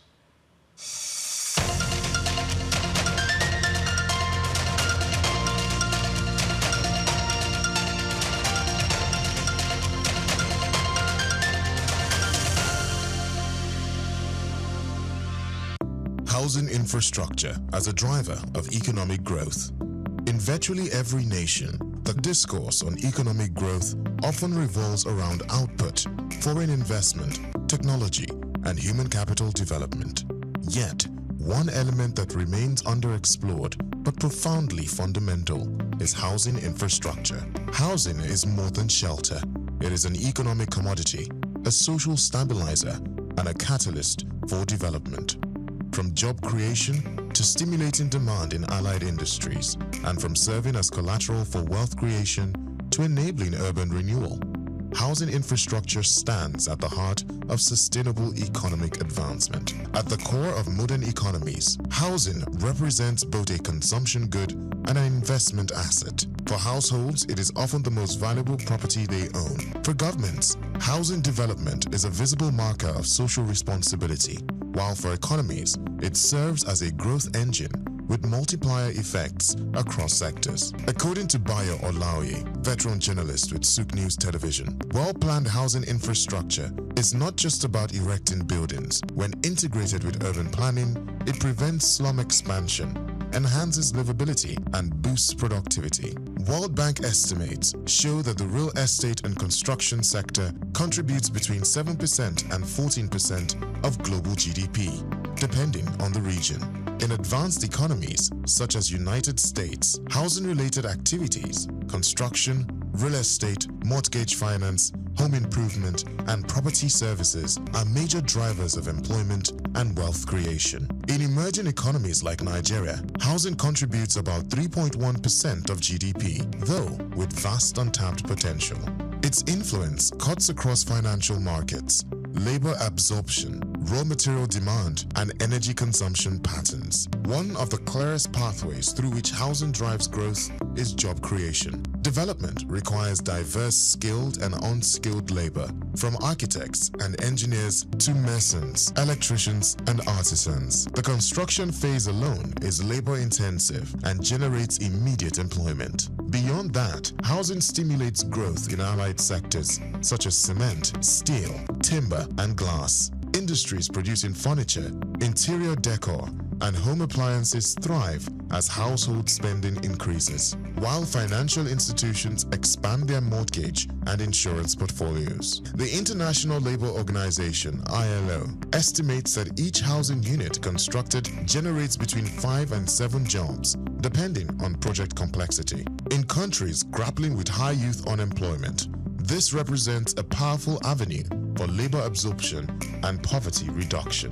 Furthermore, housing facilitates wealth accumulation and capital formation. Unlike consumer goods that depreciate, housing retains or increases in value. For many households, home ownership is the foundation of financial security and upward mobility. Housing assets also serve as collateral for credit, driving entrepreneurship and industrial growth.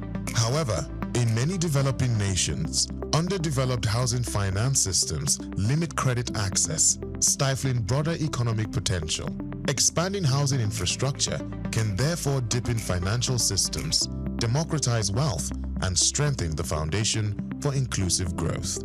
As the United Nations projects that nearly 70% of the global population will live in urban areas by 2050, nations like Nigeria must treat housing as a strategic tool for urban renewal and sustainable development. Cities with adequate housing attract investment, foster innovation, and enhance livability, while poor housing conditions breed overcrowding, insecurity, and economic inefficiency. In essence, housing infrastructure is not merely about buildings, it's about building economies. I'm Moyosore Adibi, SOUQ News TV.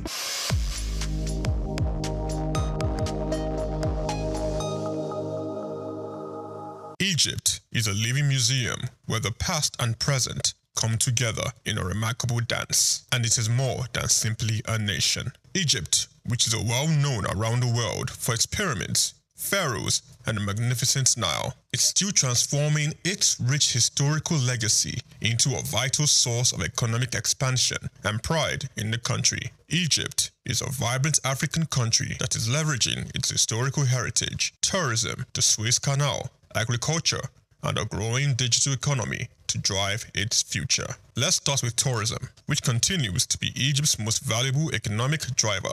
Egypt is home to more than 1/3 of the world's antiquities, and Cairo, Luxor, Aswan, and Alexandria welcome millions of visitors each year. Beyond its aesthetic value, the Great Pyramids of Giza, the Valley of Kings, and the soon-to-open Grand Egyptian Museum serve as economic hubs that support employment, foreign exchange, and Egypt's place on the world cultural map. Egypt has recovered quickly despite international disturbances like the COVID-19 epidemic, with current tourism receipts surpassing $13 billion.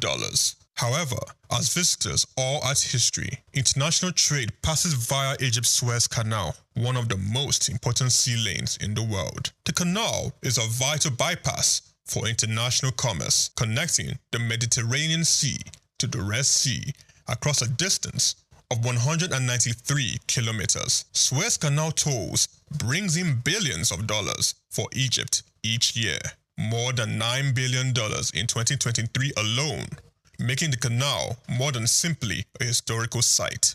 It is a vital component of international trade. The Suez Canal Economic Zone, a center for commerce, logistics, and industry, was likewise fueled by the canal. Agriculture comes next, especially near the Nile. Important products including wheat, rice, cotton, and dates are grown in the lush Nile Valley and Delta. Citrus fruits, particularly oranges, which are highly sought after in Europe and the Middle East, are among Egypt's biggest exports worldwide. Innovations in irrigation and climate-smart farming are growing, and agriculture still contributes to national food security and rural lives. Infrastructure and energy are also changing quickly. By exporting liquefied natural gas to Europe and other countries, Egypt has established itself as a new energy center in Africa and the Mediterranean. This change includes the Zohr gas field, one of the biggest in the Mediterranean. In addition, Egypt is developing smart cities, high-speed rail, and new administrative capitals, while investing in solar energy through initiatives like the Benden Solar Park, Africa's largest. Not to be overlooked is Egypt's creative economy.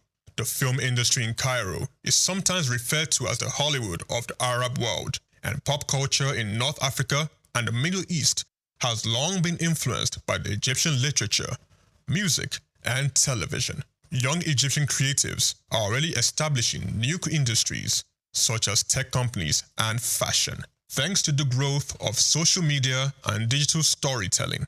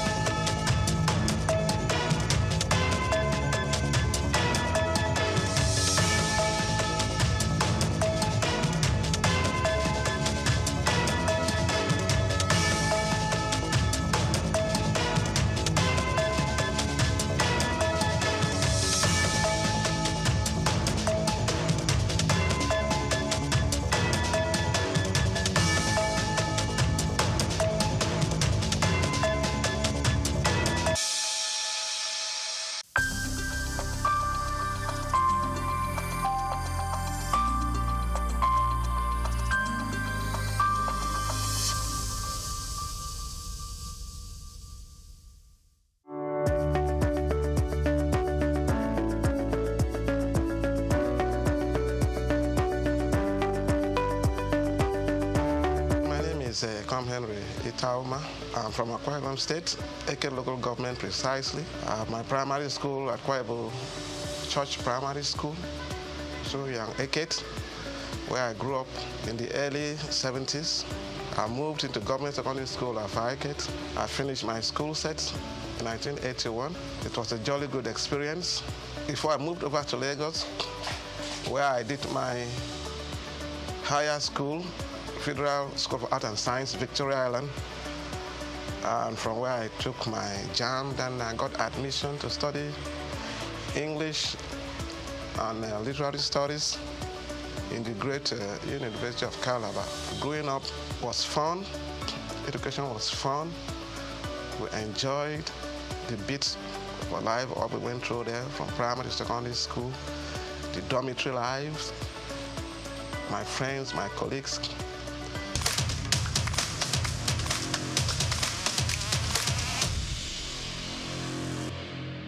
Coming over to Lagos was quite an experience. My first time in Lagos, arriving after a tortuous journey back then. Went over to VI, studied along with some blue chip children, Federal School of Art and Science then, as it was called, just where you have the law school now. It was quite an experience. And back to University of Calabar, we had quite a drill, the studies of English language and literature. I happen to have specialized in literature, where we did a thorough work on all the spheres of literature, the landscape of literature. We almost exhausted it with key professors and lecturers.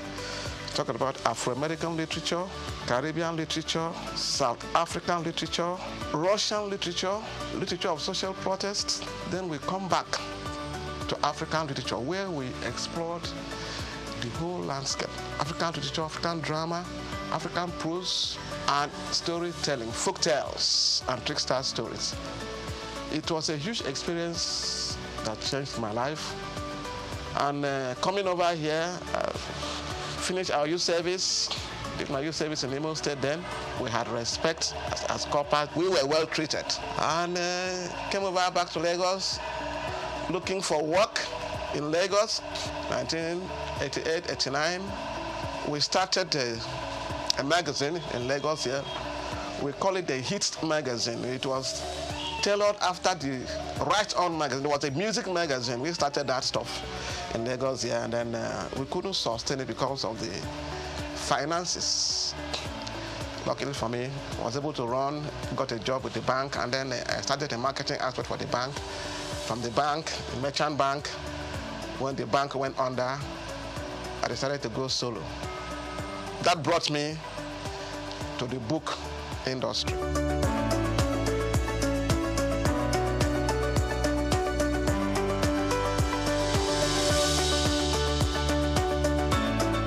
I have always have this passion for books, right from my primary school to my secondary school. My mom was a teacher, a successful teacher. We were encouraged to read books. We used to hide ourselves in the libraries, my local government libraries. So when I got admitted to the University of Calabar, all our long vacations, we were always found in the library. Of course, there was no GSM then. The library was our contact space, where we go to the libraries to get information about when the school is going to resume, because apart from news, radio and all that, you may not know when the school is going to resume. But when you meet with your friends, you know, in the library there, we meet with some other undergraduates, Uniben, Nsuka, Ife, some of our friends who were studying there, who came home for long vacations. We interact with them, and before you know it, we hear, you people are going to resume this, that, and that's how my passion for books get strengthened. When we resume schools, we exchange novels. We look for novels to read. We look for African writers series. We look for Headley Chase. We look for exotic books. We started collecting books. When we finished reading, we shared the books to our friends. We talked about the books, and from there we were able to explore the world. We sat down in the library and we knew what was happening in the apartheid South Africa. I did so much about the history of South Africa. I read about the Zulu aftermath. I read about the Mau Mau Wars, the challenge of colonialism, the pro-colonial times. I had a good teacher who taught me history in the secondary school, Miss Tooten. He did a yeoman's job. He led us through the whole spectrum of West African history. West African history by Adekunle Aromo-Laran. We talked about the Oyo Empire, Songhai Empire, Timbuktu, the Great Mali Empire. You know, all these things stir up our curiosities. And since then, we never departed from books.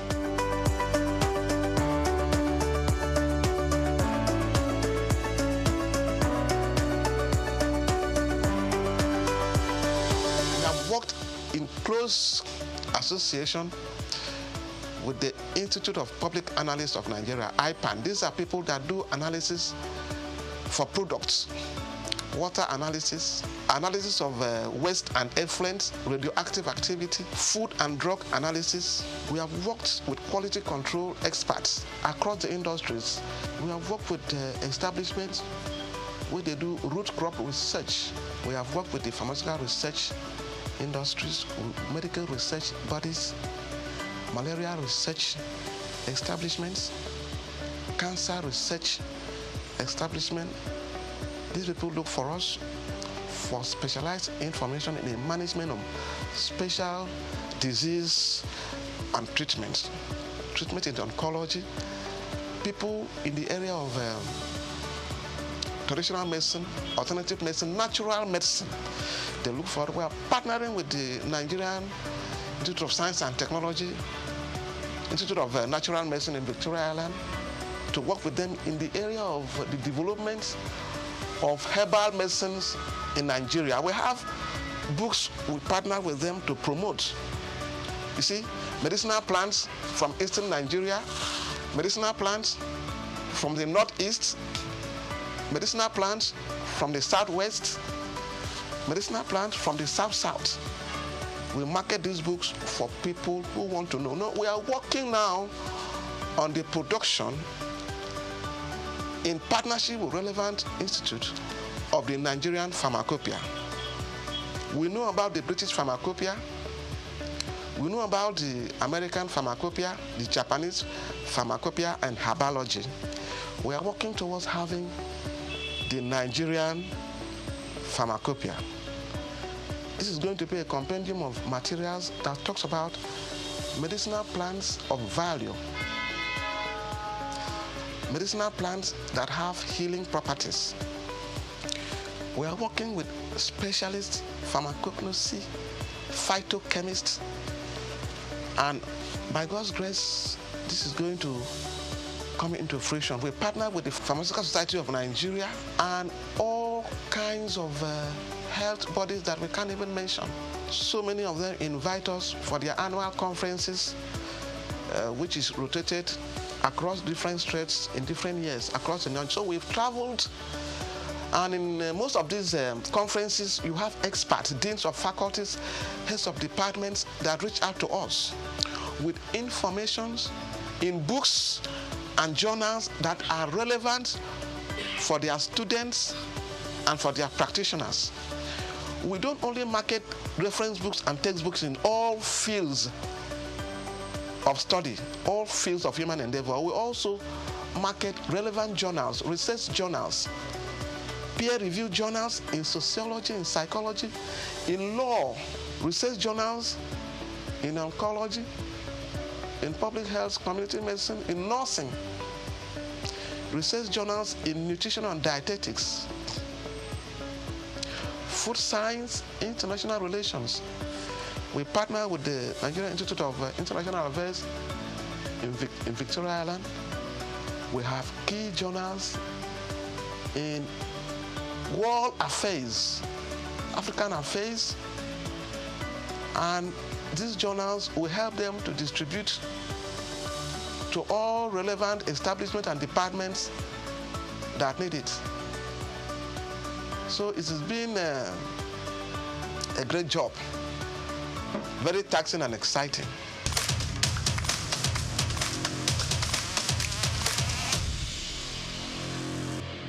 Each book added a new spectrum of learning and knowledge for us. When we got into literature and poetry, we explore a whole lot. When we went into American history, the black history, we read about the nation of Islam. We read about Elijah Muhammad. We knew the struggle they had to go through, racism and all that stuff. And it really inspired us to see what we can do to add value to knowledge. And it has brought us this far. So it's been passion, not really born out of the money and whatever. Of course, when you have value to present, you'll be appreciated in many ways. We have had sundry appreciations from establishments, from institutes across West Africa and beyond. You know, we partner with international publishers all over the world to source cutting-edge materials for our clients. We take pains to go through a lot of materials that come in here. Whether there are new materials or whether there are new, we believe that when you are doing research, there is what is called cross-cultural research. You start from the past and then come to the present. Research in any field, what happened before, where we were before and where we are now, and then we'll look forward.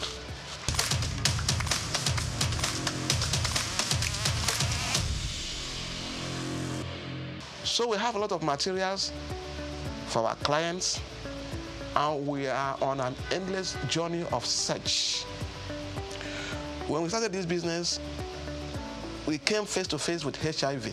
We go after books on HIV and AIDS. We got them across to our clients and our readers. As we went further, Ebola came, and we sourced for materials for medical virologists. It's a virus. Clinical virology, we gave the books to them, and they were very happy. We got the materials. We did what is called public health awareness to get people assured that these things are preventable. That is not the end of life. You see, when you have the information, you have the confidence to practice, you are not scared of whatever. Whatever is coming in probably had happened before.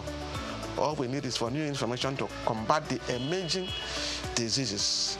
There are journals that deal with emerging infectious diseases. We provide these materials for practitioners, and it has served the purpose over the years.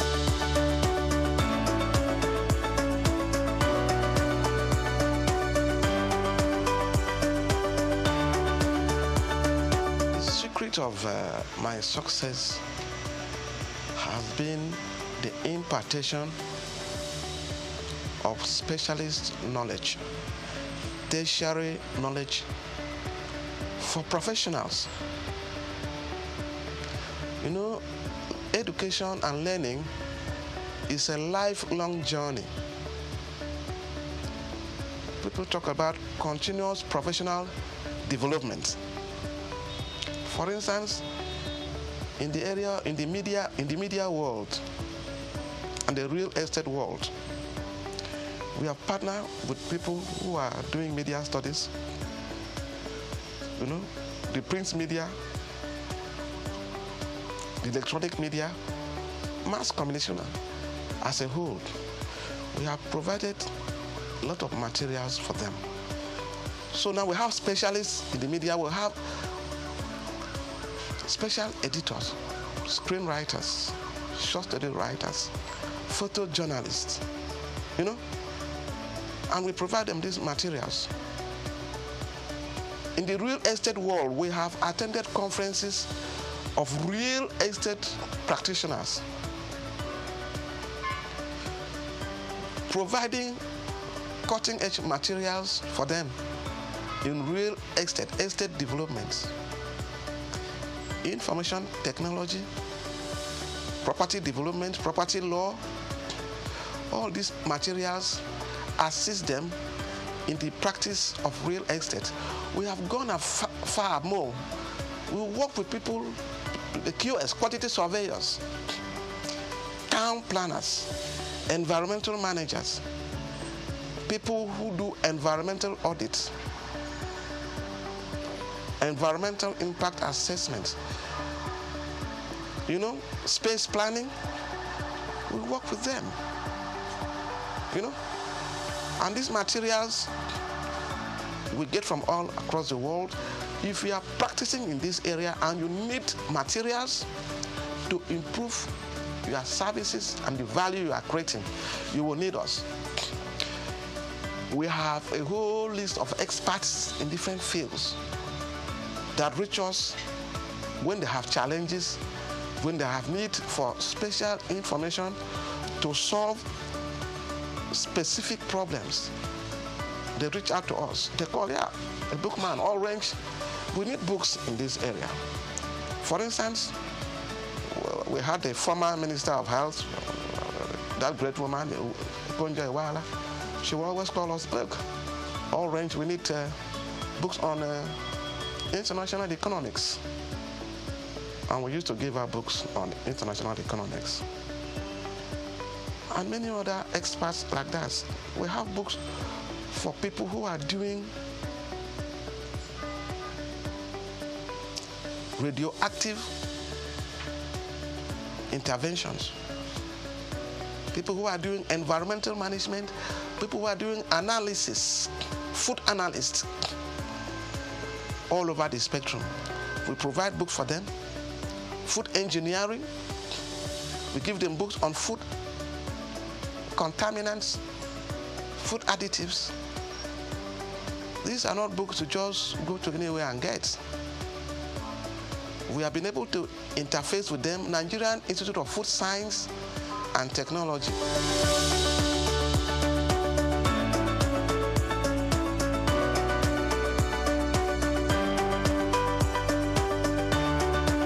Reading has a tremendous impact and influence on human life. It helps you to appreciate issues, ideas, views, and opinion. It makes you an active participant in intellectual discourse and in intellectual environment. You are not ignorant. of what is happening around you. It makes you a leader. Yes, not all readers are leaders, but most impactful leaders are readers. Books will change you. Books will empower you.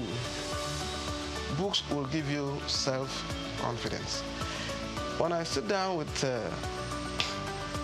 architects and I'm discussing, I talked about landscape architecture. I talked about interior design. They begin to wonder whether I studied architecture. Then I started talking with oncologists, gynecologists, maybe gynecological oncologists. They think that maybe I studied medicine. I didn't do no medicine. I've been able to read some books, interface with them. I have attended their workshops, so many, and I've read their books. Some books that come to me, I try to go through the introduction and the preface. I try to. Books in all areas. You understand? I was looking at the book on anesthesiology, and I found out that no serious surgery could be carried out without an anesthetist. Surgical intervention, is it abdominal surgery? Is it cancer, oncology? You need a professional. These are people that manage the airways. When the patient has been numbed with drugs for the intervention, the surgical experience, maybe for 3, 4, 5 hours, there has to be a resuscitation. And this is the specialist area for anesthetists. Not all doctors can handle that. You are doing cesarean section. You are doing ENT surgery. You need them. So you have a team of doctors that will invariably handle a serious, for instance, at the orthopedic hospital, we want to do amputation. You have the plaster people, you have the hematologist, you have the anesthesiologist, then you have the surgeon, who is a very good orthopedic surgeon to handle amputation, whether it's amputation of the legs and all that, because they have to manage, the hematologist will manage the loss of blood, then the anesthetist, then the orthopedic nurse will be there. Then we have the theater nurse will be there. All of them well kitted for the operations. It will look as if they are going to travel to Mars. Safety procedures, management of spills, cleaning, and everything. Then rolling the patients to a special, maybe it's an amenity ward where they are going to keep the person to manage the post-operative procedures and all that. Of course, there are pre-surgical experiences, the tests, the examination, the review and all that before the real process. So these are not things we learned overnight. It has taken a process of time. And we got to know that, oh, this is how the deal is done.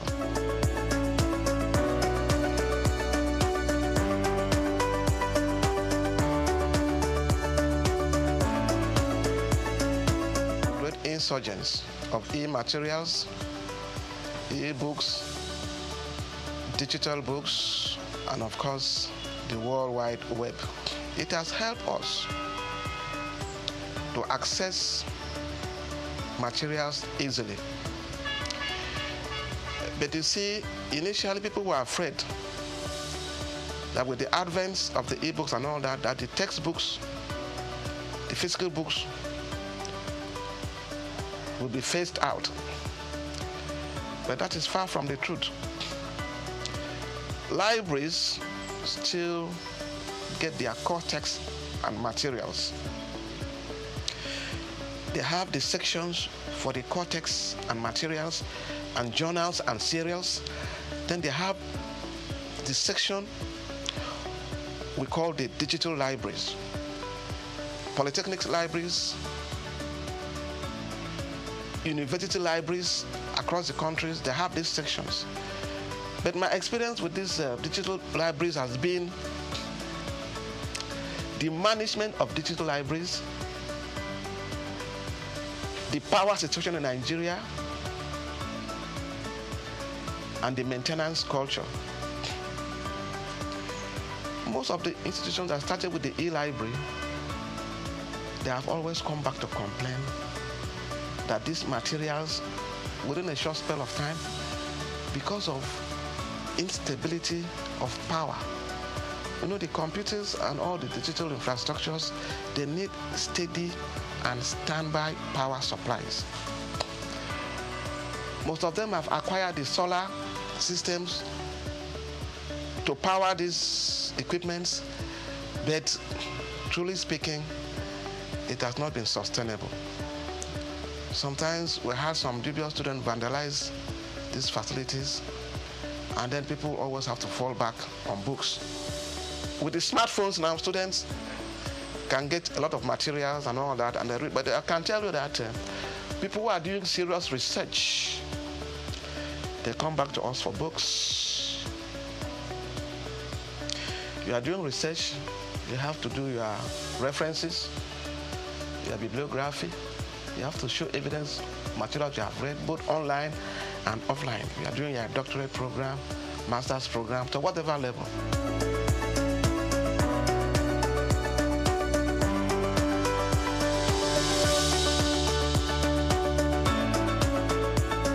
At the level we are now, we believe that we've added value to education, to training, and to teaching.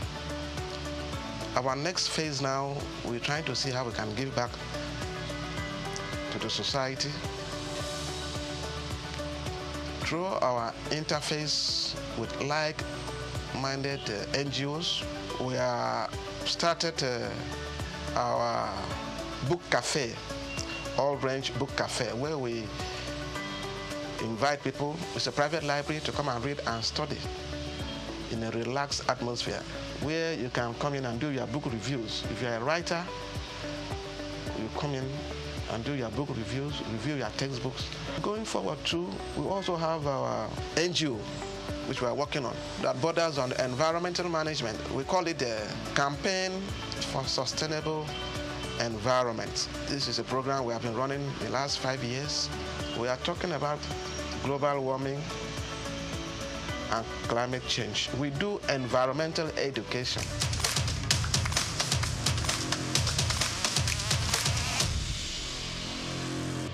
The Global Leadership Conclave Lagos has brought together policymakers, business leaders, development experts, and young innovators under one roof, all united by a common vision, transforming leadership ideals into practical action for sustainable development. Organized by the Global Lives Transformers Network in partnership with the Nigerian Institute of International Affairs, the event is themed Redefining Leadership for a Sustainable Future. Global Leadership Conclave is all about bringing leaders of diverse sector and field to come together to discuss on leadership in the age of disruption, innovation, resilience, and sustainability. Here we'll come together to discuss on the ever-disruptive world that we're in now, and how leaders can stay resilient, can be innovative, and build sustainably.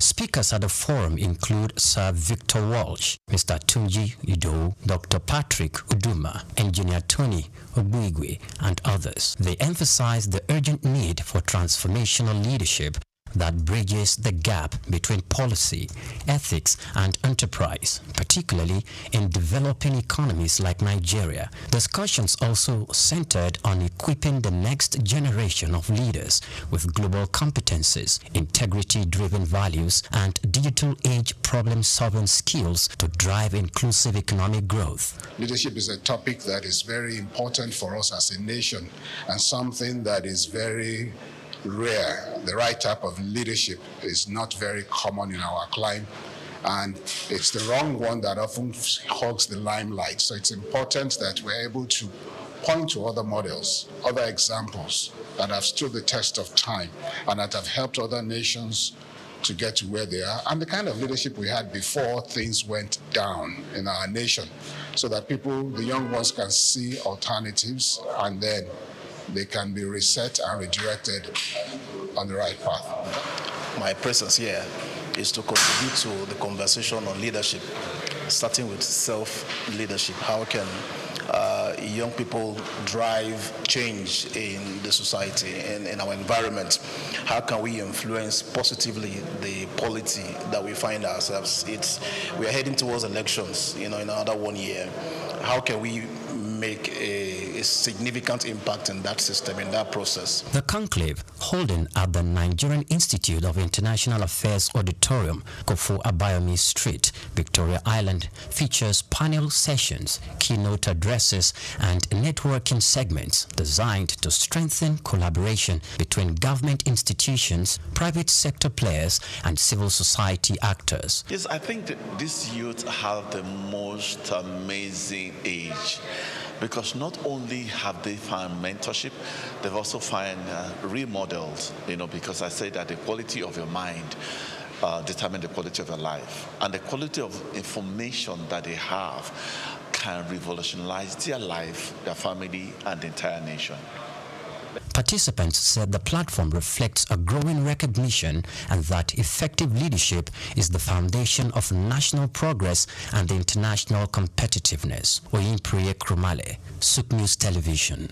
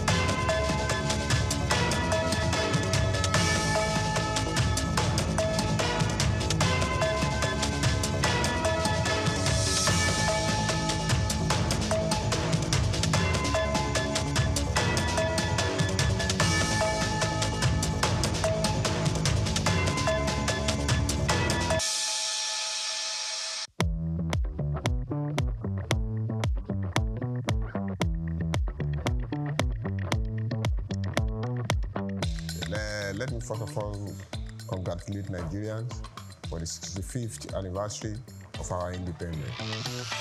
Independence is a freedom that is given from colonial rule, which can be termed self-rule, self-governance.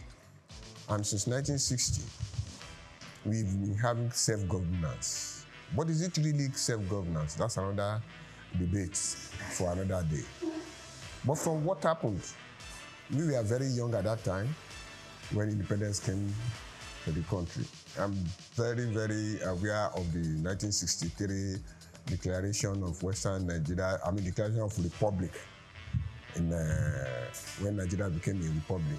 That was when I can physically or personally remember. But then, a lot of things had gone underground.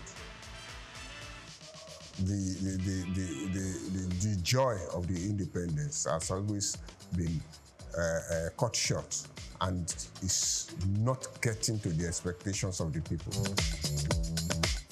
It's difficult. The main thing is that every time a government comes in, we seem to be in a quagmire of difficulties, and we tend to go back to the past government that we said that they were not good and feel that they were better than what we have today.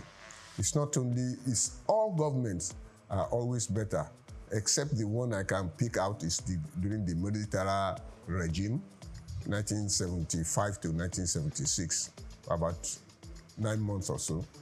And maybe because that government did not last long. So maybe that is why we still feel that that government was one of the governments that really met the needs of the people. Throughout the years, like I said, we have always had shortcomings, but we have not been able to keep the standards, certain standards that we are on ground, and that is the main problem. Everybody wants to have his own way. The military had not really helped us. They have, every time there is a military coup, Nigeria is set back to 1960. We are reset to 1960. And the 1960 of that time is different from the 1960 of today. That is, when you compare them, what we have on ground today is quite different from what we had on ground in 1960. That means we are starting again. But we have to develop in our own way. We have to be open-minded, and we have to think positive. We have to think about their future, and that is the only thing that galvanizes the country. Now, whatever standard we have today, in 20 years' time, another generation will come up. And that generation, their needs are always different. So that is why we have to look for the future. But today in Nigeria, we are still solving the problem of 1970. Why I'm saying that is that after the Civil War, the Nigeria decided to move forward. In the process of moving forward, we forgot a lot of things. And that was the time the oil boom came in. And we forgot a lot of things we were doing at that time. Take a graduate at that time. A graduate in 1980 receives roughly 300 naira, which was about almost $500. But let's say in our naira, he has enough to feed his family, to start a family. That is a graduate. But today, a graduate doesn't have enough to even take him to visit his family in his hometown. As a graduate, you are entitled to a car loan, which is your annual salary at that time. A car was about 3,600, and your 300 naira, your 300 naira salary is 3,600 per annum, and you take a loan for a car. Once it's established that it is yours and you bring it to the office, you will be given a car allowance. And that car allowance may be about 50 naira or 60 naira. And when you look at it, they are deducting 50 naira or so, or 54 naira from your salary for every month for 4 or 5 years that you are taking the loan. And they are giving you 50 naira. So in 3 years, you are promoted to level 9. And on level 9, you are entitled to a car allowance of 72 naira. So it means that just like if you have been given a car for almost free. And those are some of the things that I look back to. Those are some of the things we enjoyed at that particular time. And it started eroding through government policies. And we now have this problem in which we cannot get the minimum wage in those days was about 90 naira. When religion is a personal thing, that's the belief of the Yoruba. That is why in the same house, you can have the husband being Onishogo, the wife being Oya or Shun devotee, the uncle being a Christian, and another person being a Muslim. No, we all grew up together. During the Muslim festivities, we go together. I had an aunt in Ajegule. And during our holidays in those days, we used to go to Ajegule and we go to the mosque. Within that 1 month we are staying with them, we go to the mosque with them. We pray together. Even though most of the things, they started teaching us the alif, ba, ta, sa, and whatever, the alphabets in Arabic. But most of the time, by the time I go back home, I forget about it. And when they come to our place, they go to church with us. Even most of our Muslim cousins, they school with us. My mother will go and pick them in their homes, and they will school, they stay with us. We are about 20 in the house where we are living at that time. So it is not religious tolerance, as I will say. I will say, I've forgotten the word now, maybe like a respect. Well, if I'm tolerating you, it means you are bad. You get me? If I'm tolerating you, it means that I'm tolerating something that is bad that you are doing, but I'm not talking. But if I'm doing maybe mutual respect, yes, it's mutual respect. All religions in Lagos or in Yoruba land, particularly, they had mutual respect. When it is time for the Egungun festival, we will come out with our families, with them, with those that are in the Egungun. When it's time for the Ifa festival, we go to them. When it is Ileya, when it is Christmas, we were all one in Lagos Island, and even in Lagos at that particular time. The greatest disaster for Nigeria was the introduction of the presidential system. Let us start from the economics. In parliamentary system, you just have to win your constituency, and that's all. You win your constituency, you spend within your constituency, and that is all. When you get to the house, when you are not to pick the speaker or the leader of the house, that is when you interact with others. But in presidential system, you have the whole country is your constituency. The whole country is your constituency. Let's go to the grassroots. And the grassroots, the unit is the family. The family unit has broken down. Not to talk less about of the extended family unit, or where a community is served like a family. The youths are not being taken care of as in those days. In those days, we never knew whether you are from anywhere in the world or in Nigeria. We interact, we never knew. In sports, we never knew where our people come from. In school, we never knew. At times, 60 years later, I'm just discovering that somebody is from Asaba, one of my classmates. Discover is from, we had the Olumekos, we had the Bazunus in those days. Went to school together, but we never even knew that he was not Yoruba or from Western Nigeria. We were all together. The unity, our unity has been eroded. Today, most schools, there are no boarding schools again. And that is you discover that you are only limited to your area, except when you are going to higher institutions. Even some higher institutions are within certain areas. So we don't interact, we don't intermix, we don't even know the culture of other people. But in those days, it was a little bit different.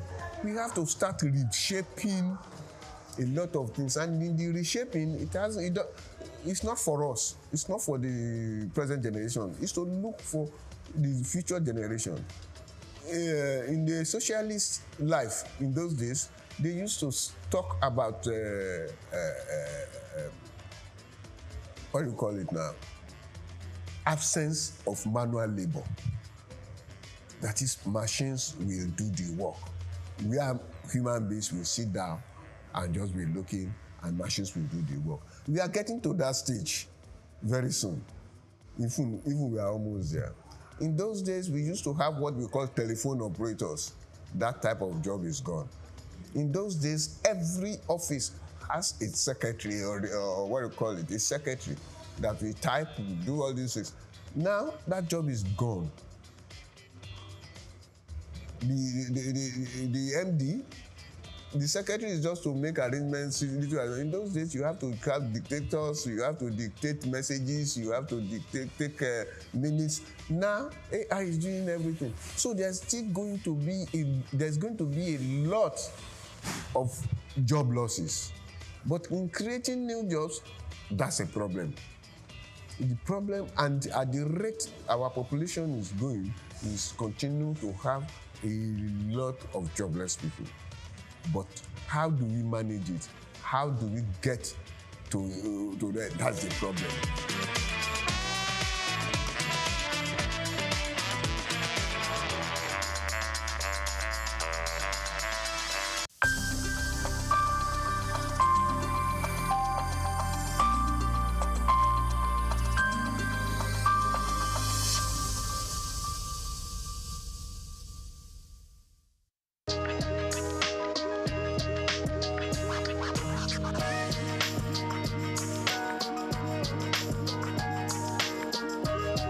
Well, I would say now he's gotten the job. If this question had come before now, I would be able to say that I do not think we need him. But he's there now, so all we need to do is see what best he can do, or what best we can do to support him to succeed. Now, going by his previous records, going by all that he's achieved in sports, ordinarily one wouldn't have said he's the best for the Super Eagles at this time. But here we are. Decision makers have made their decisions. They've taken the decisions. We can only talk, but they already have their way. Well, I think his assessment will start when he starts playing games. He's not had any game with Nigeria, so we can't assess him. But going by his previous records, I don't think he would have been the best for Nigeria at this time. Not against other homegrown indigenous coaches who have had better records within and outside Nigeria. On a scale of 1 to 10, I don't think Shele will fit in at any point. But of course, having him been appointed, all we need to do is give support and see the best that we can get from him, being Nigerians. And of course, at all times, irrespective of whatever decisions are taken, we want Nigeria to excel. Because in Nigeria's excellence, we are proud. In Nigeria's excellence, those of us that are in the media and sporting media, to be precise, we can do business. If Nigeria is not winning, the biggest brand for Nigeria is the Super Eagles, sports-wise. So if Nigeria is not winning, if Nigeria is not making waves, then we don't have business to do. So it's in our interest that he succeeds. So to that extent, I would say yes. But looking at his appointment, I think it's just a part of the over-politicization of the sporting industry, power show by the immediate past president of the Football Federation, Melvin Pinnick Amaju. Having failed in his 2 terms, continues to transverse the terrain to show he still has power. And of course, he brought Shele. And of course, the Gusau, the incumbent president of the Football Federation, has to listen to his master. So his master's voice, that's what we're experiencing.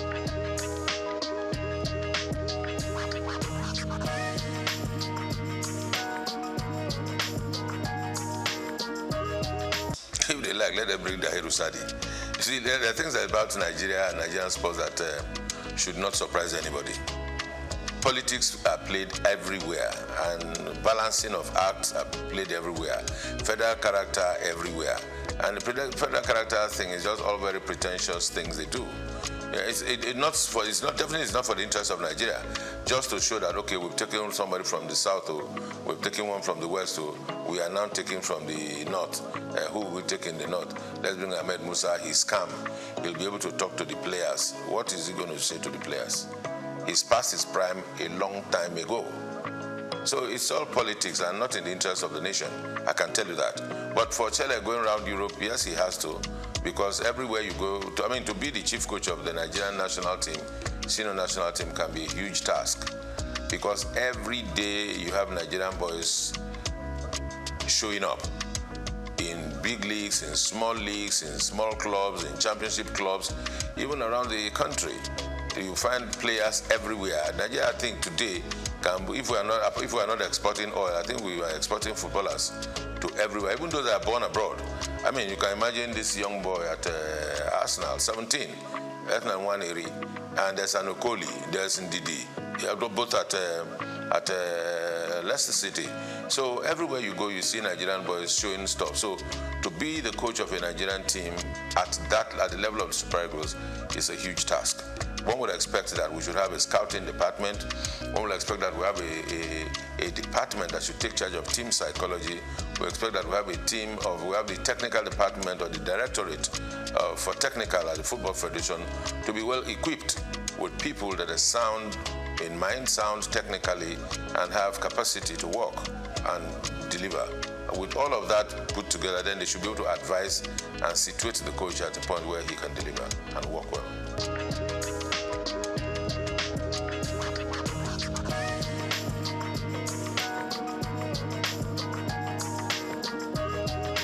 Well, you see, I said yes, because I've been one of those that have always been clamoring that there's need to have a National Sports Commission.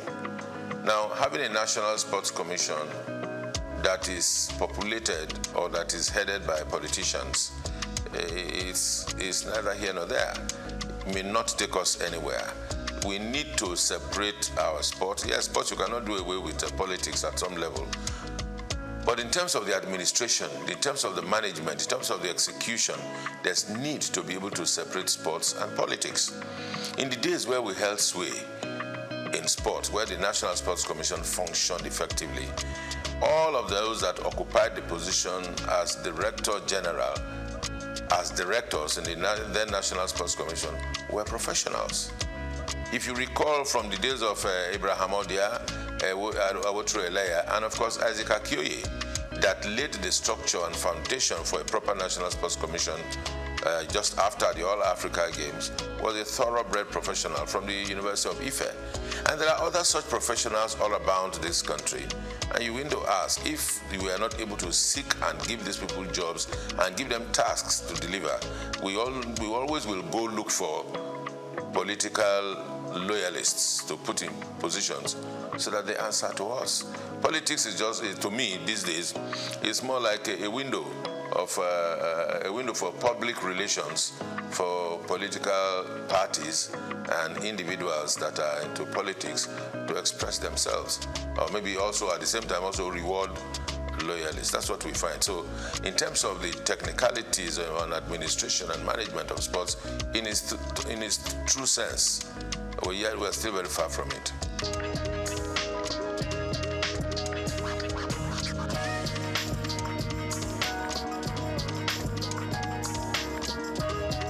Plenty improvement, I would say. The current managers of the league are doing everything they can to ensure that our league gets back to a competitive level at the continent, gets back to a competitive level at the rate at which we, those of us local people like myself, can appreciate our football and our footballers once again.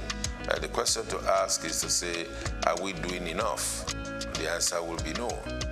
Who are those not doing enough? The media, the sporting media in Nigeria is not doing well enough. Would I say sporting media? Yes. And also the bigger media, is not doing well enough. And because we are not doing well enough, that's why our league is still where it is. We would have gone further than this. The other aspect of it is government across the states. Football business is supposed to be good business. Football business is supposed to be run by private individuals and clubs. There's nothing wrong to say that the people of a particular state cannot run a football club in conjunction with other private individuals who will be stakeholders and are interested in the promotion of sport and football in the sense that we're talking about it now. But what we have is that we have state governments owning football teams, and those that are administering the football teams are SA this, SA that have been appointed as a reward, that have been appointed because they are loyal, that have been appointed because they can talk a little bit about foreign leagues. Somebody can talk about the league talk about the La Liga and the EPL, and that qualifies him to be SA in charge of sports in some states of the federation. And these are the bunch of persons or the group of persons who are running our football around the country. So who runs the clubs, the texture of the clubs, what names the clubs are bearing, what history behind the clubs, those are the things that tells you that the states are not doing enough, the Football Federation not doing enough, but I think largely the media, check out our sports programs. All you find are talking heads talking about who scored the best goal in the world, who scored the best goal in Europe, who scored the best goal in England and all that. That's what we find. You hardly will see shows, package shows about the best goals of the Nigerian league over the past weekend. The best goals, the best dribbles, how many passes, proper statistics, because the media is not doing enough. The sporting media, that is journalists that are practitioners, they are not doing enough because they are not tasking themselves. They just go on the internet, download one or two things, watch and everything. All you know is you take, as a content creator in sports, you need to just take a shot of the goal that the assist that Nwaneri gave, or Merino scored a goal for Arsenal, and you superimpose yourself and you talk over it. And that's content, and you post it, and there are likes and there are followers, and that's it, what we do. But you do not have individuals going to places to take content. All around Lagos, that's we look at as we are now, all around Nigeria, sports is going on every day. As a practitioner myself, in those days when I used to be the street reporter, we covered football from everywhere. From Abeson, from Bagada, from Volkswagen, down on Ojo, Abete, anywhere. All of those places, and boys are still playing football. You go to Evans Square, boys are still playing football. Go to Lafayette, they're still playing football. Go to Alakoro, you still see boxing. So all of these sports are still going on. But where are the journalists that will cover these events and bring them to the fore and package them? The journalists are not ready to do that job. Even those that are ready are not funded.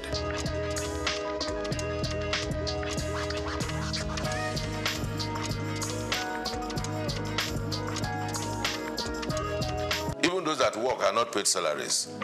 So everybody is just finding the easy way out, cutting corners and doing their best.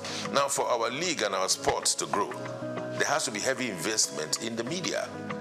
Because everything you see about the EPL, the La Liga, you take the EPL and analyze it, you see a variety of shows all about the weekend games, the weekend wrap, the best goals, the best flops, the referee angle, even the advertising and marketing. Because when all of this are put in a fray, then people can relate to it. People can leverage on it. Brands can come and give sponsorship. But we are not able to attract sponsorship because there's nothing for the brands to take away. Because if you give brands value, they will attach to it. And it never used to be so. Before 2006, the La Liga was not popular. The EPL was not popular. The Champions League was not popular. What were Nigerians watching? Because the media itself sold out. By investing, Nigerian media organizations came together, put money together, and went to buy rights of the EPL and started broadcasting it on Nigerian television for the consumption of Nigerians so they can make cheap money from telcos and from the brewing industry, they made more money for themselves. I mean, the media houses, rather than invest in the local league, then they will tell them, who will watch Nigerian league? I mean, those are the questions they asked at the time. Some of us that were able to find courage, we found courage and we asked them, why would we be doing this? But of course, we were not many enough for our voices to be heard. And that's why we're here, we are where we are. So it's not far when we lost it. Can we redeem ourselves? Yes, we can, if we want to. But it will take a whole lot of courage. It will take a whole lot of work. It will take a whole lot of commitment. God help us.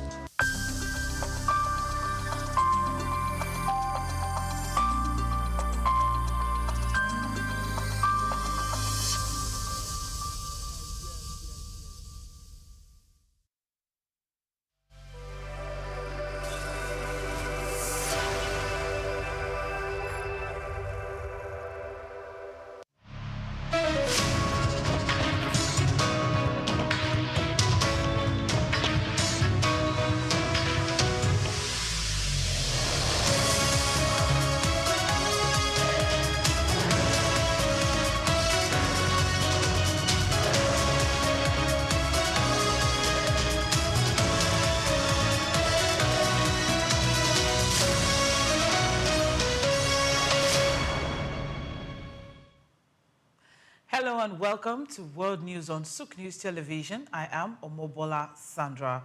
First, the headlines.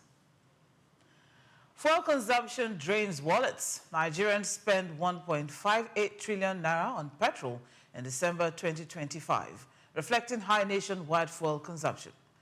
Digital lending under scrutiny. FCCPC begins phased action against non-compliant digital lenders, failing 2025 regulations, enforcing consumer protection rules.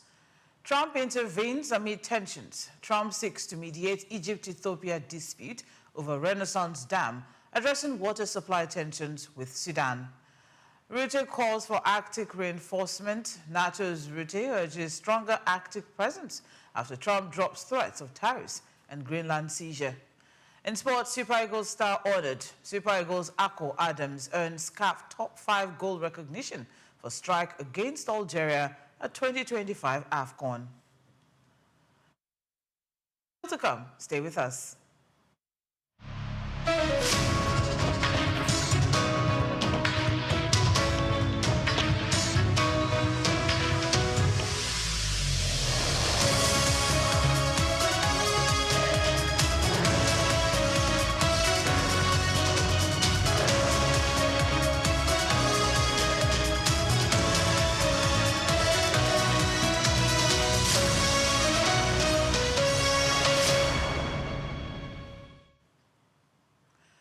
Fuel supply chain. Nigerians spent 1.58 trillion naira on petrol in December 2025. An estimated 1.58 trillion naira in petrol in December 2025 based on official data from the Nigerian Midstream and Downstream Petroleum Regulatory Authority, NMDPRA, officials said on Wednesday. The NMDPRA fact sheets show that average daily petrol consumption stood at 63.7 million litres per day throughout the month. With 31 days in December, nationwide petrol use totaled 1.97 billion litres, analysts noted. Observers say the high consumption reflects increased travel, festive movement, and heightened commercial activity during the Yuletide period.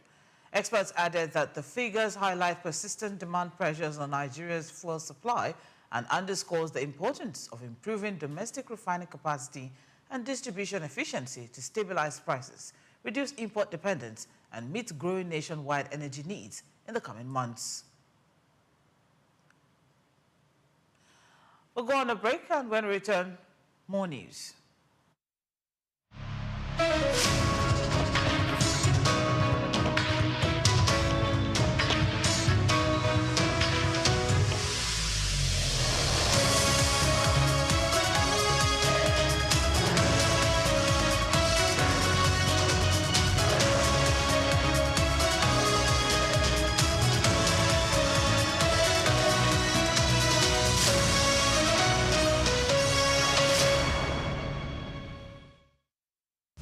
Tafawa Balewa Square, TBS.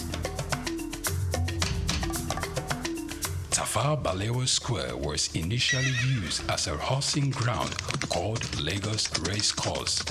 The edifice was constructed by General Yakubu Gowon in 1972 and named after Nigeria's first Prime Minister, Sir Tafawa Balewa. Tafawa Balewa Square is located at 45/57 Marse Bangboshe Street on Lagos Island, Lagos, and referred to as TBS. TBS is a 50,000-seater capacity venue and houses the Remembrance Arcade, the 26-story Independence House, which at a time was the country's tallest building. When Lagos served as the country's seat of government, the National Assembly Complex was within the TBS. Also in the square are the National Broadcasting Commission Office, the Nigerian Hydrological Services Agency Office, shopping centers, travel agencies, restaurants, car parking lots, and a bus terminal. Tafawa Balewa Square is adorned with beautiful statues of white horses and red eagles, symbols of strength and dignity. Our historic neighbors include the King's College and the Holy Cross Cathedral. Tafawa Balewa Square hosted some of the country's memorable events, such as the Independence Day in 1960, when Nigeria gained independence from Britain, the Armed Forces Remembrance Day, which is celebrated annually on January 15. The edifice is a national cultural asset. Tafawa Balewa Square, SOUQ Enlightenment.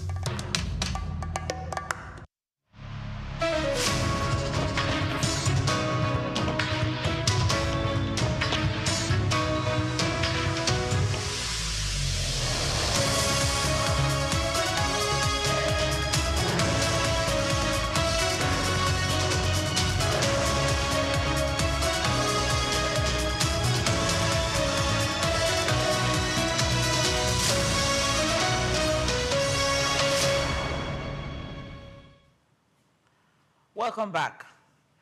The Minister of Power, Adebayo Adelabu, has called on the Energy Commission of Nigeria and the Rural Electrification Agency to strengthen collaboration to increase local production of electricity components, reduce imports, and conserve foreign exchange, officials said on Wednesday. Adelabu stressed that the partnership should focus on coordinated research, robust data collection, and shared planning frameworks. He added that such synergy is critical to implementing President Bola Ahmed Tinubu's power sector reform agenda and improving national energy security. Observers said the boosting local manufacturing could reduce Nigeria's reliance on imported components, lower costs, and accelerate electrification projects, particularly in rural areas. Experts highlighted that a more integrated approach between agencies could enhance efficiency, promote innovation, and support sustainable growth in the electricity sector, aligning with broader economic and industrial development goals. The Central Bank of Nigeria, CBN, is set to conduct its second Treasury bills auction for January 2026 on Wednesday, offering instruments worth 1.15 trillion naira. The auction will cover the standard maturities of 91 days, 182 days, and 364 days, reflecting the Apex Bank's continued reliance on short-term domestic instruments to fund government operations and manage liquidity. Analysts noted that strong liquidity in the banking system is intersecting with rising borrowing needs and cautious interest rate expectations, shaping demand for the bills. Observers added that the auction's outcome could influence market interest rates and the cost of government borrowing. Experts highlighted that maintaining a balance between funding requirements and liquidity management is critical to sustaining financial stability while supporting economic growth, particularly amid ongoing fiscal pressures and efforts to deepen Nigeria's domestic debt market.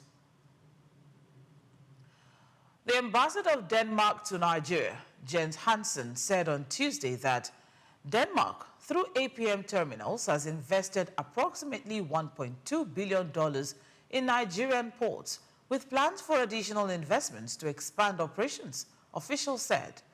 Hansen made the disclosure during a courtesy visit to the Minister of Marine and Blue Economy, Adegboyega Oyetola, in Abuja. According to a statement by the Minister's Special Advisor, Dr. Bolaji Akiola, analysts noted that the investment underscores Denmark's commitment to enhancing Nigeria's port infrastructure and boosting maritime trade capacity. Observers said the expansion could improve cargo handling efficiency, attract further foreign investment, and strengthen Nigeria's position as a regional logistics hub. Experts highlighted that ongoing collaboration between Nigerian authorities and international partners like Denmark is critical to modernizing ports, increasing operational capacity, and supporting broader economic growth objectives in the maritime sector. Nigeria's economy is showing signs of recovery, with growth above 4%, falling inflation, and renewed interest from local and foreign investors, officials said. The World Bank projects continued expansion at this pace, the highest in over a decade. At the World Economic Forum in Davos, Minister of Industry, Trade and Investment, Dr. Jumoke Oduwole, highlighted economic reforms, investment drives, and global partnerships as key factors reshaping Nigeria's outlook and attracting fresh capital. She noted that inflation has halved between 2024 and 2025. She added that trade systems are being modernized, including port operations, to improve efficiency and facilitate commerce. Analysts say these developments could strengthen economic resilience, support business growth, and enhance Nigeria's competitiveness in regional and global markets. The Federal Competition and Consumer Protection Commission, FCCPC, has commenced phased enforcement actions against digital money lending operators that failed to regularize their operations under the Digital, Electronic, Online, and Non-Traditional Consumer Lending Regulations 2025.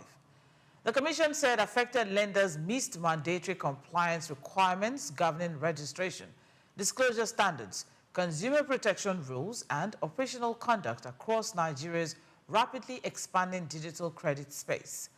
The compliance deadline for affected operators expired on Monday, January 5th, 2026.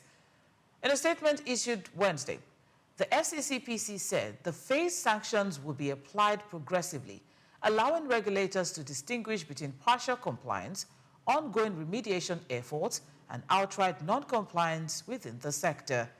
According to FCCPC Director of Corporate Affairs, Ondaje Ijagu, the enforcement drive aims to restore regulatory certainty, protect consumers, and rebuild confidence in Nigeria's fast-growing digital lending market, while signaling that unlicensed or abusive lending practices will no longer be tolerated by authorities under the new regime.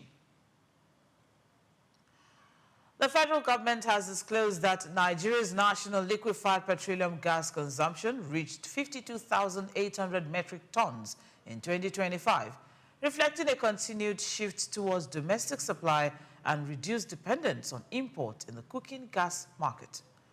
Data released Wednesday by the Nigerian Midstream and Downstream Petroleum Regulatory Authority showed that local LPG marketers supplied 45,800 metric tons, accounting for about 87% of total national consumption. Imports contributed just 7,100 metric tons, underscoring the expanding role of domestic operators in meeting household and commercial demand.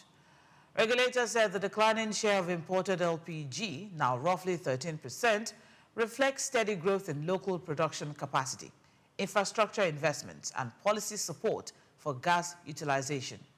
The trend aligns with Nigeria's broader energy transition goals aimed at promoting cleaner cooking fuels, conserving foreign exchange, and deepening value chains in the domestic gas sector as consumption gradually expands nationwide. Still to come in the news, Saudi Arabia, Turkey, Egypt, Jordan, Indonesia, Pakistan, and Qatar have accepted invitations to join U.S. President Donald Trump's Board of Peace. Stay with us. We'll be right back.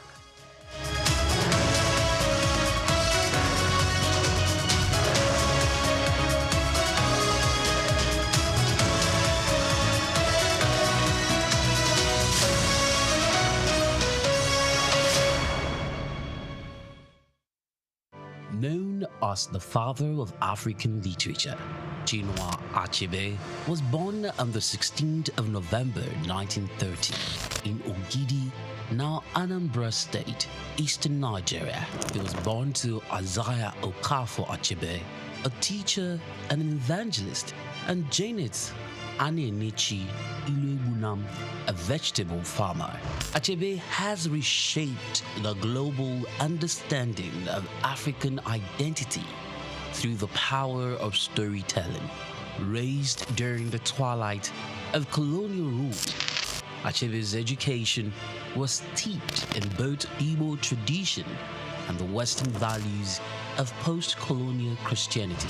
As a student at the University of Ibadan, he became fiercely critical of how Africa was portrayed in Western literature. Achebe believed that Western literature often painted Africa as a dark and primitive continent, but he sought to tell the African people's lens. In 1958, Achebe's groundbreaking novel Things Fall Apart shattered colonial narratives through the tragic story of Okonkwo, an Igbo warrior.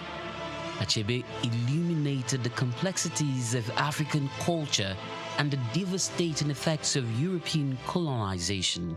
Things Fall Apart became more than just a novel. It became a symbol of African resistance against the oppressive narratives of colonialism. Achebe was not just a writer, he was a passionate advocate for African self-determination, and his political activism made him a critical voice in the post-colonial era. Even after a life marked by personal and political struggles, including a car accident that left him partially paralyzed, Achebe continued to inspire. He taught at Bard College and later Brown University, where his influence reached new generations of writers and thinkers.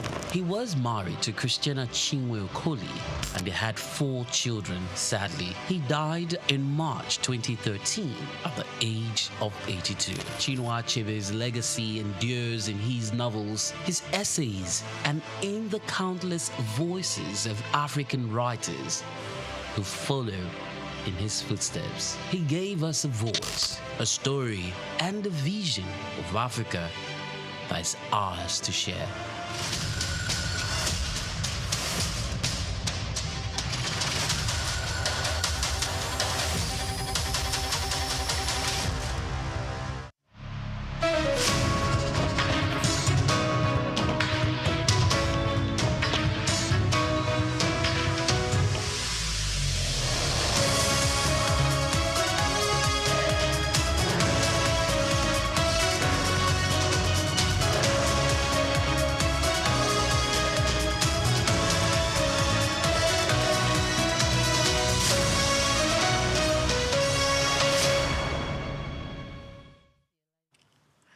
Welcome back. U.S. President Donald Trump said on Wednesday he wants to bring together the leaders of Egypt and Ethiopia to resolve a dispute over the Grand Ethiopian Renaissance Dam, which Egypt and Sudan view as a threat to their water supplies. Trump made the comments while meeting with Egypt's President Abdel Fattah al-Sisi at the World Economic Forum in Davos, Switzerland. Analysts said the proposal reflects U.S. interest in mediating a long-standing regional tension that has implications for food and water security in Northeast Africa. Observers noted that successful talks could prevent escalation, protect downstream water access, and foster cooperation on Nile water management. Experts highlighted that the initiative faces challenges, including differing national interest, historical grievances, and the technical complexities of the dam, making diplomatic engagement critical to achieving a sustainable solution. South Africa's Nedbank Group said on Wednesday it has offered to acquire a 66% stake in Kenya's NCBA Group in a cash and stock deal valued at 13.9 billion rand, that is $855.5 million, officials said. The transaction is structured to be 20% in cash and 80% in newly issued Nedbank shares, based on the lender's stock price of 250 Rand per share on the Johannesburg Stock Exchange. Analysts said the acquisition reflects Nedbank's strategy to expand its footprint in East Africa and tap into growing banking markets.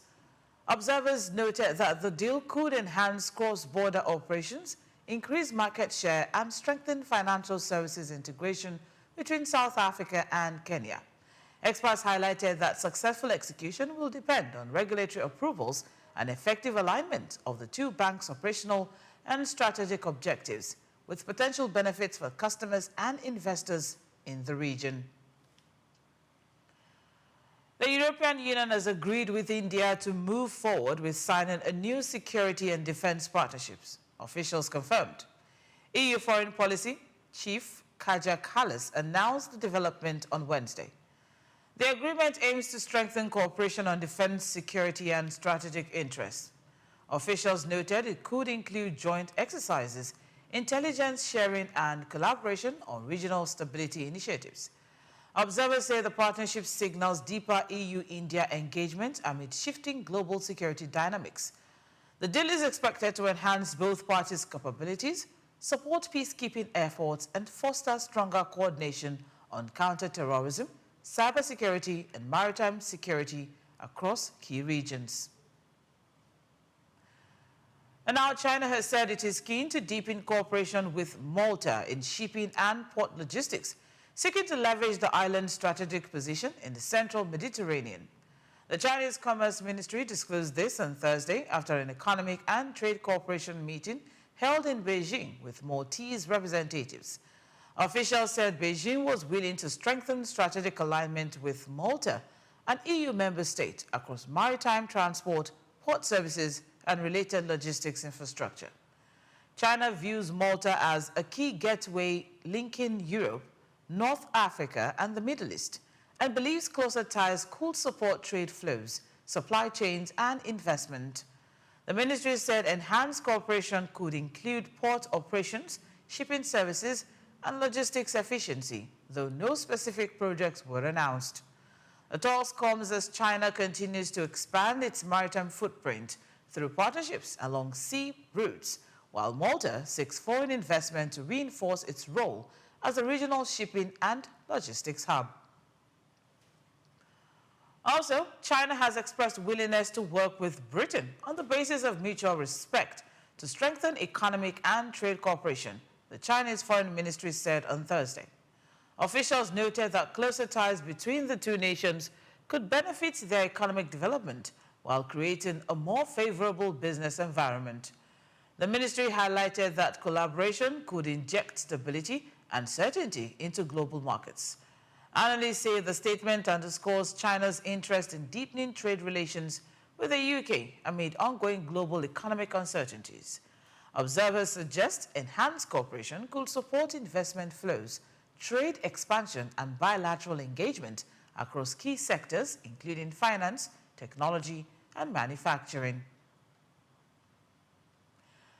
Saudi Arabia, Turkey, Egypt, Jordan, Indonesia, Pakistan, and Qatar have accepted invitations to join U.S. President Donald Trump's Board of Peace, officials said. The United Arab Emirates was also included in the joint announcement by the Saudi Foreign Ministry. The statement said each country will complete the process by signing accession documents according to its own legal procedures. Observers note the development reflects efforts to build a coalition aimed at addressing global conflicts. Analysts suggest the board could serve as a diplomatic platform for conflict resolution, beginning with Gaza and potentially expanding to other regions. Experts also warn that the initiative may face challenges in coordination, legitimacy, and alignment with established international institutions such as the United Nations. The Japanese government largely retained a cautiously optimistic view of the economy in its January economic report, released earlier today. The Cabinet Office said the world's fourth largest economy is recovering moderately, but warned of potential downside risks from U.S. trade policies, particularly affecting the country's auto industry. Analysts noted that while domestic demand and industrial activity support growth, uncertainties from external trade tensions could slow momentum and weigh on exports. Observers highlighted that Japan's measured outlook reflects a balance between improving economic indicators and global vulnerabilities. Experts added that policymakers may need to consider targeted measures to shield key sectors, maintain investor confidence, and ensure stable growth as external trade pressures persist, particularly given the ongoing uncertainties surrounding U.S. tariffs and international supply chain disruptions. And still to come in the news, Russian President Vladimir Putin said on Wednesday that Greenland's ownership is not a matter for Russia, urging the United States and Denmark to resolve the issue themselves. More news to come. Stay with us.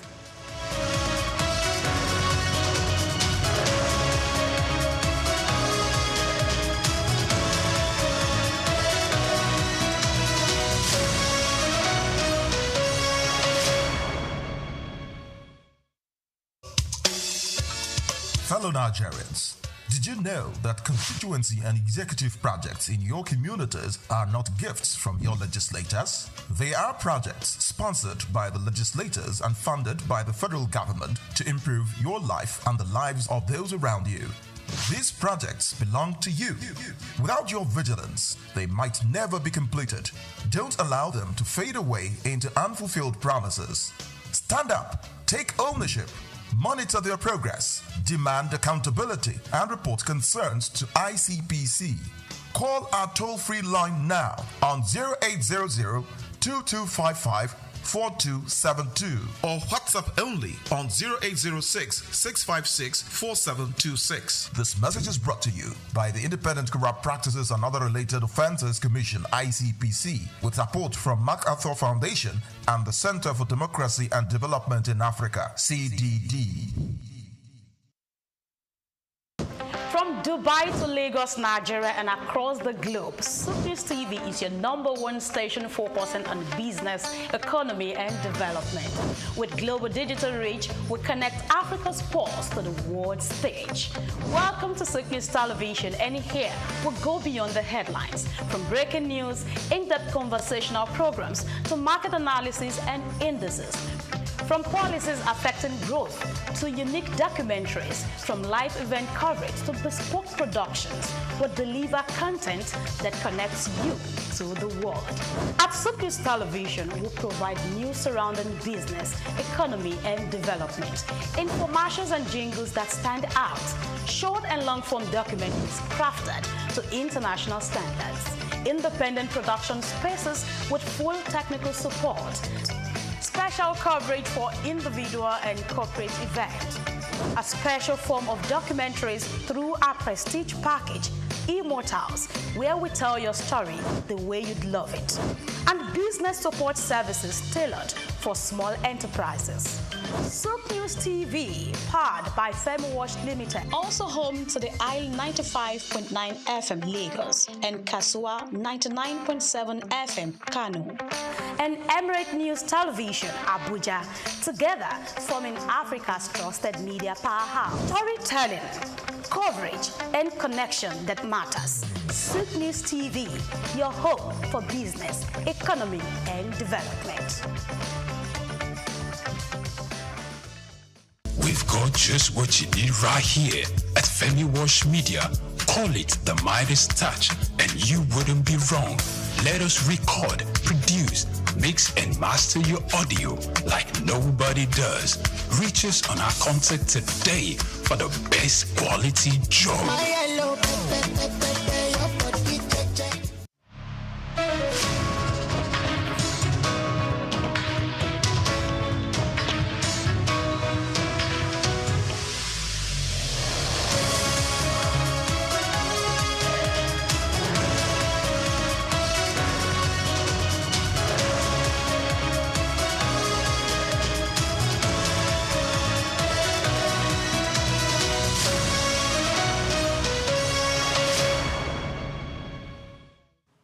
Welcome back. NATO Secretary General Mark Rutte said on Thursday that Western allies must enhance their presence in the Arctic under a framework deal with the United States. The comments came a day after U.S. President Donald Trump withdrew threats to impose tariffs or seize Greenland by force.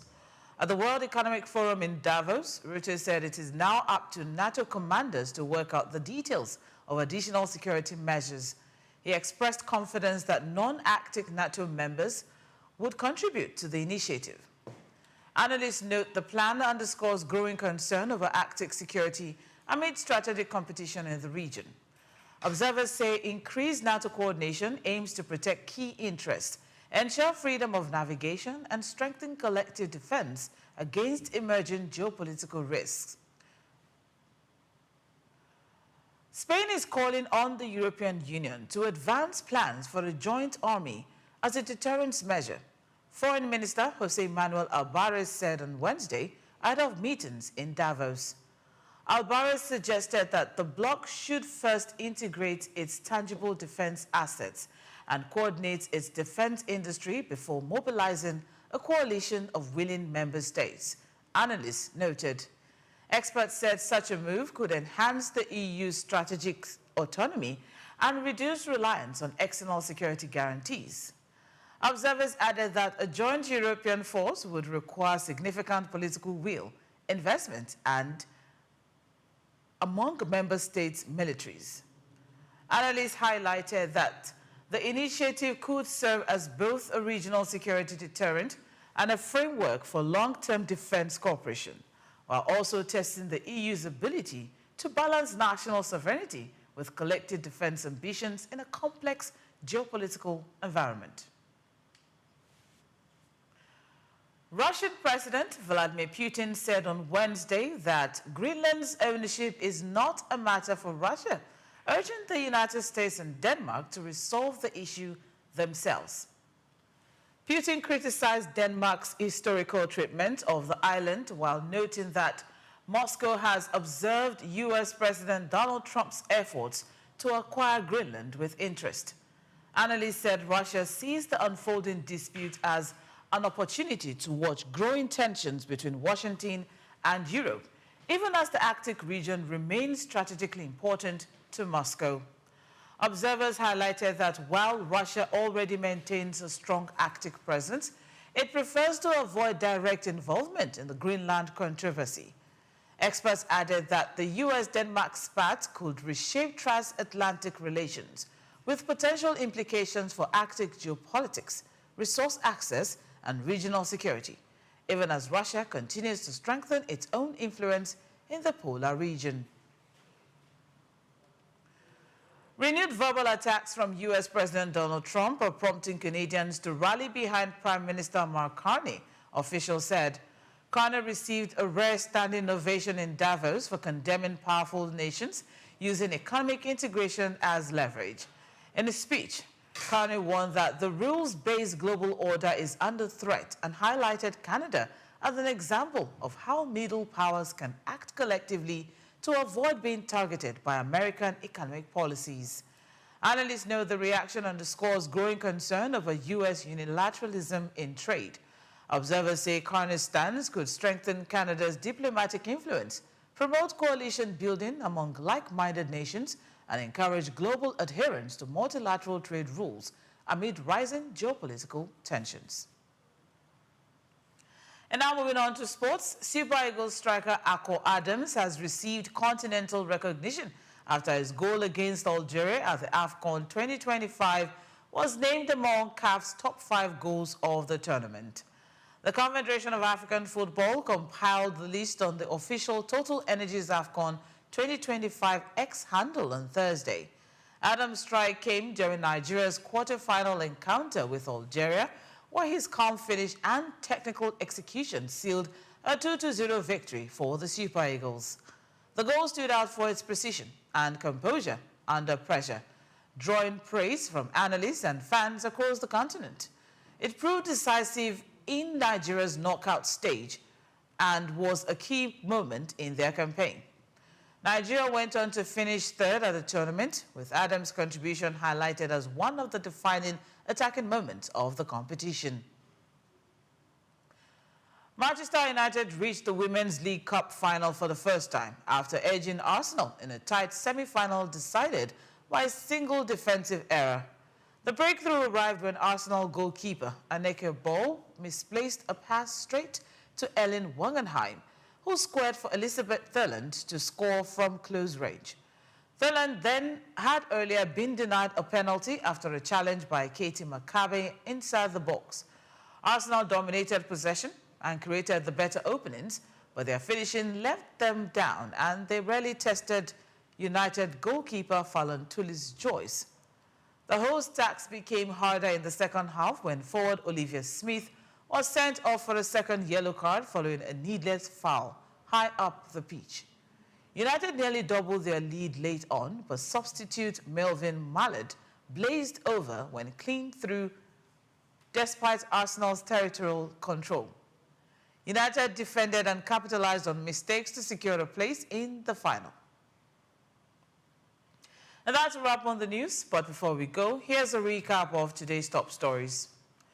Nigeria spent 1.58 trillion naira on petrol in December 2025, reflecting high nationwide fuel consumption. FCCPC begins phased action against non-compliant digital lenders, failing 2025 regulations, enforcing consumer protection rules. Trump seeks to mediate Egypt-Ethiopia dispute over Renaissance Dam, addressing water supply tensions with Sudan. NATO's route urges stronger Arctic presence after Trump drops threats of tariffs and Greenland seizure. In sport, Super Eagles Akko Adams earns CAF top 5 goal recognition for strike against Algeria at 2025 AFCON. Thanks for watching World News on SOUQ News Television. Do well to follow us on all social media platforms. I am Omobola Sandra. Good afternoon.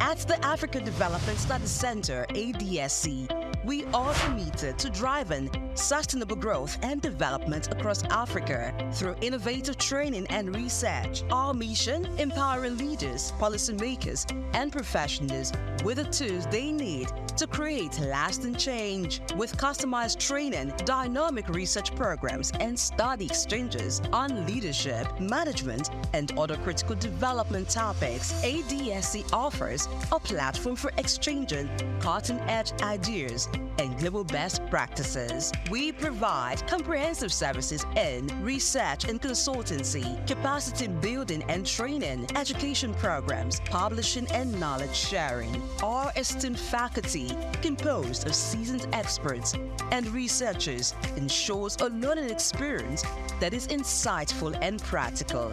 We specialize in policy development, implementation strategies, and monitoring and evaluation. At ADSC, learning is engaging and enjoyable. Our unique methodology includes talks, interactive exercises, games, video screenings, and lively seminar discussions, all in a comfortable and friendly environment. For more information, email us at info@adstudycenter.com or call +234 912 039 2362. Visit our website www.adstudycenter.com to explore our programs and upcoming events. Africa Development Studies Center, rethinking development for Africa.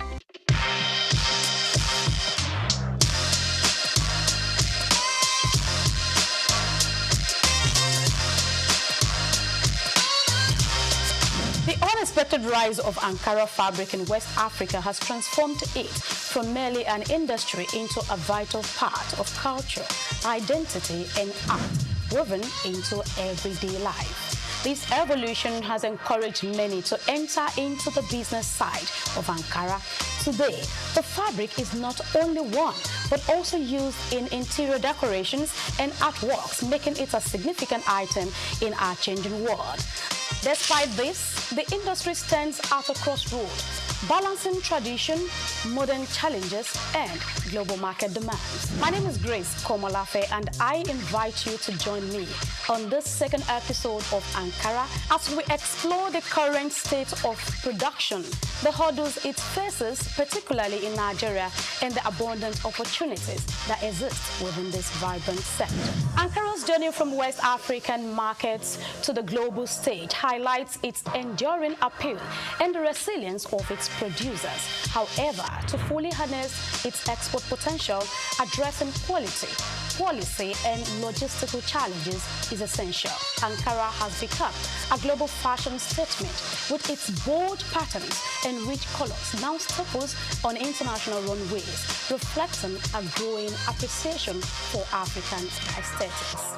Nigeria and Ghana have long anchored Ankara production, keeping alive an industry with deep cultural significance. In Nigeria, there is a specialized market where you can find all kinds of Ankara fabric to suit your needs, whether for business parties or home use. Are you aware that Oshodi Market in Lagos is the major Ankara market in the country? People travel from every part of Nigeria to this market to make purchases for different reasons, either for ashwebi, different occasions, or for business. In this market, you would find importers, you would find wholesalers, and again, you would find retailers. Are you thinking of going into Ankara business? In this report, we have more information to share with you. No, this one is a different company.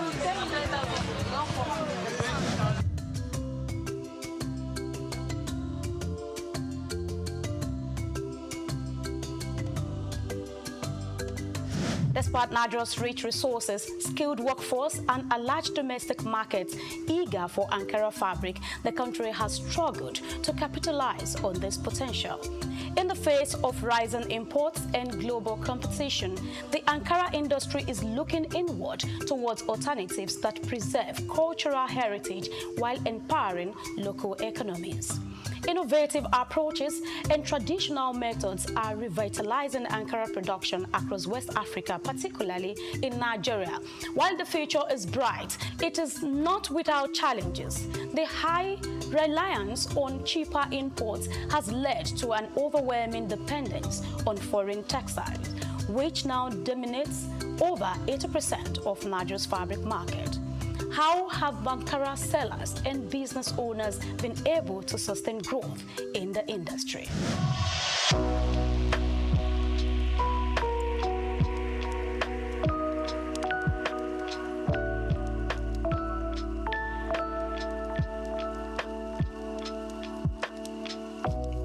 What kind of Ankara do you sell? Big or small? We sell big, small, and medium range. Great. I think this is the first person I'm meeting that sells 3 categories of Ankara. Actually, met people that does medium and small. Met someone that does just the small. So good to know that you are doing 3 categories: big, medium, and small. So why did you decide to go into a full-blown Ankara business? Because any customer can walk in now and request for small one.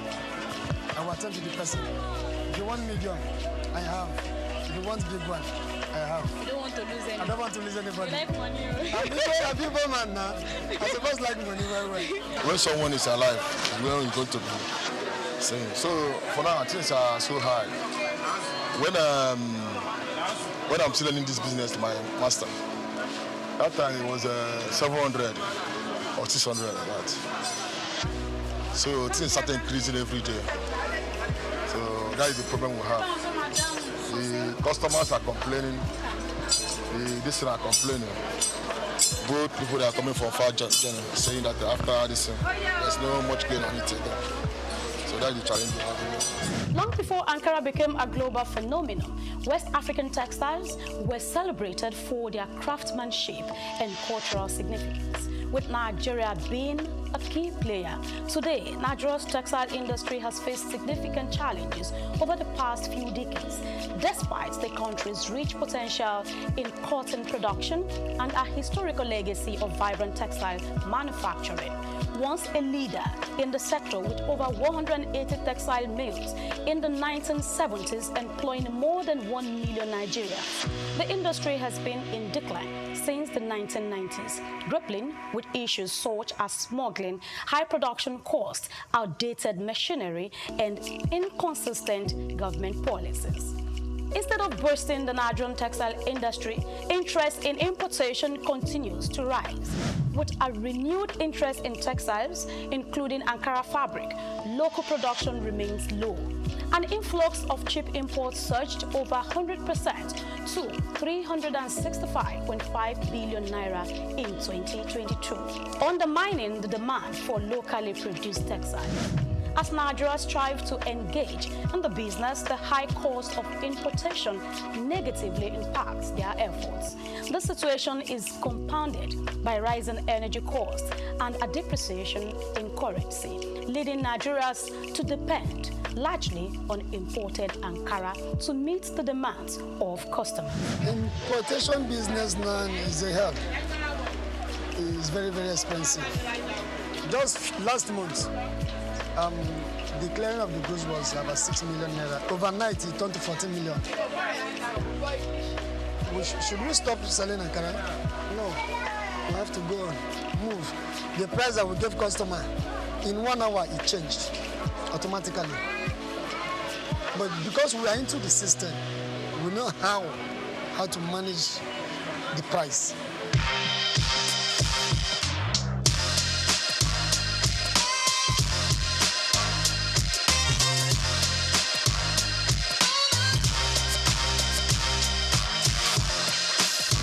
As customers become more conscious of their environmental and social impact, the demand for sustainable and ethically produced textiles is on the rise. Ankara, with its deep cultural roots, is uniquely positioned to lead the way in this movement. The global market for Ankara is expanding, with new opportunities emerging beyond West Africa.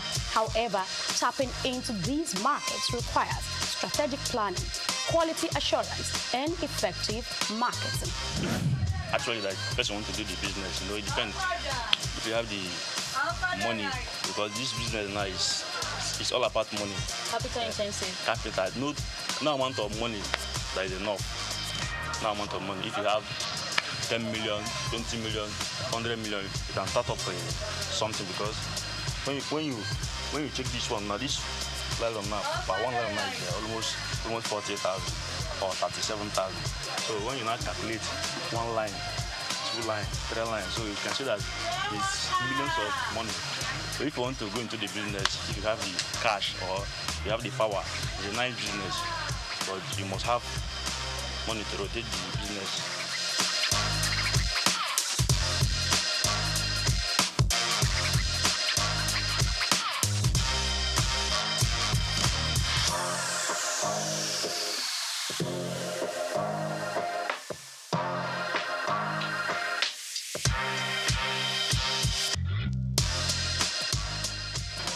Business is not a chance play, I want to say, with what I've heard today.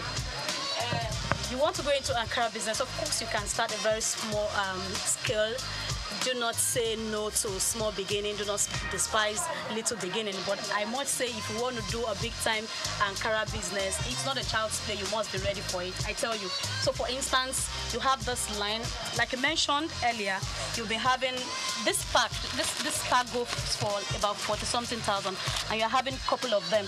So you see 1, 2, 3, 4, 5, 6, 7, 8, 9, 10, 11. I mean, the number you keep counting. Did you see? Same colors, and we're having different designs. It's not a child's play. Millions of naira goes into this business, and you can say this is Oshodi, where Ankara business takes place, the real business. This is where it happens. Yes, from all over the states in Nigeria, they come all the way to Oshodi to do their biddings in Ankara business. The Ankara industry, a cornerstone of West African culture and economy, is deeply influenced by government policies. Yet, the implementation of these policies is not without its challenges. Bureaucratic delays, corruption, and inconsistent enforcement often undermine their effectiveness. The success of the Ankara industry is intertwined with the government's actions. Thoughtful policies and effective implementation can drive growth. Moreover, regional and international trade agreements such as the African Continental Free Trade Area AFCFTA offer new opportunities for expansion and collaboration. The future of Ankara lies in the hands of the next generation. Young innovators are reimagining what Ankara can be, blending tradition with modernity and driving the industry forward.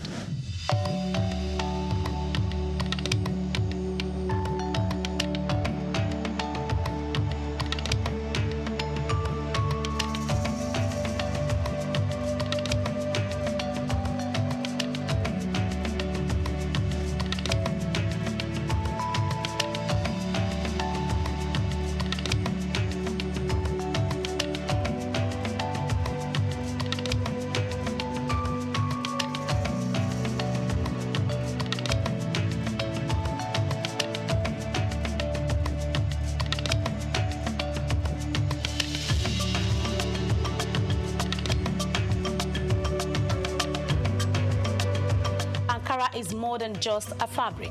It symbolizes African heritage, creativity, and resilience. As we look to the future, the potential for Ankara is limitless if the industry embraces innovation, sustainability, and global collaboration. The journey of Ankara is far from over, and its story will continue to inspire generations.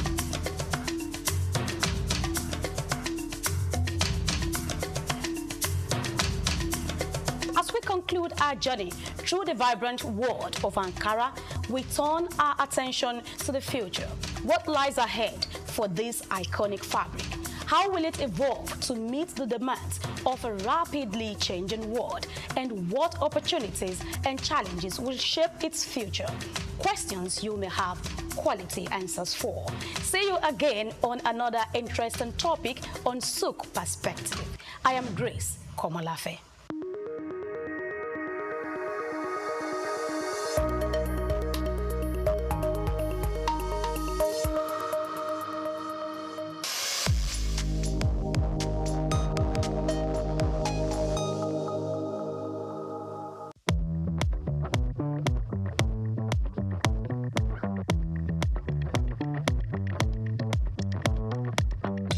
First of all, I may ask, who is 65 years old here? Some of us, we are not have the age. Some of us, we are above the age. We have to appreciate God's presence, keeping us long life and then prosperity. We see the day, it was so fantastic to us. So we are celebrating this in spite of the force. 65 years, you calculated day and time and hours. Over millions days, over million days. And then when we call about the years, then we know. So let's multiply 65 times 365. It gives us a long process. Now, if by grace of God you are around for 65 years, that is a good news for you. You have to take care of. Some did not have, some of us, we have it. So we have to appreciate, to celebrate. And moreover too, whatever we do, we have to thank God for His grace. Give us the opportunity to see the day today, to celebrate it with all ourselves. Whatever good or bad, we marry together and we formit ourselves good Nigerians. That's the best thing to do. Yeah, surely we have the leaders. In everything in home, you have a leader. Father, mother, they are all leaders. And moreover too, they have to give us what it takes. And no, the child or not anybody cannot pass through parental aspect of it. So definitely we have leaders who can lead us for a better height. Now it's by prayer and supplication. We know a lot. The challenges are not what we expect, but at the same time, they meet us for 65 years. So we have to appreciate whatever they do. The point that I have to motivate and encourage them, whatever they do the right thing so that to get to the bottom of our children's generation to come. That's the most important. The fact that presently we are finding a lot of difficulties in the spirit that we have the leaders, where we have to look at it is most important, our education. And moreover, parental aspect of it to take care of the children at home, to know their values and whatever they do. they are not worthy to that. So automatically there's no job creativity. That is one. Education was not going high. That two. Then automatically our medical sector was not quite okay. So they have to adjust to structure that area. Then they can move better for more. No, it is naturally. It's a many are called, but few are chosen. Some of us, we are leaders. Some of us, we are religious leaders. But along the line, our mindset is not working toward goal, what God has planned for our future.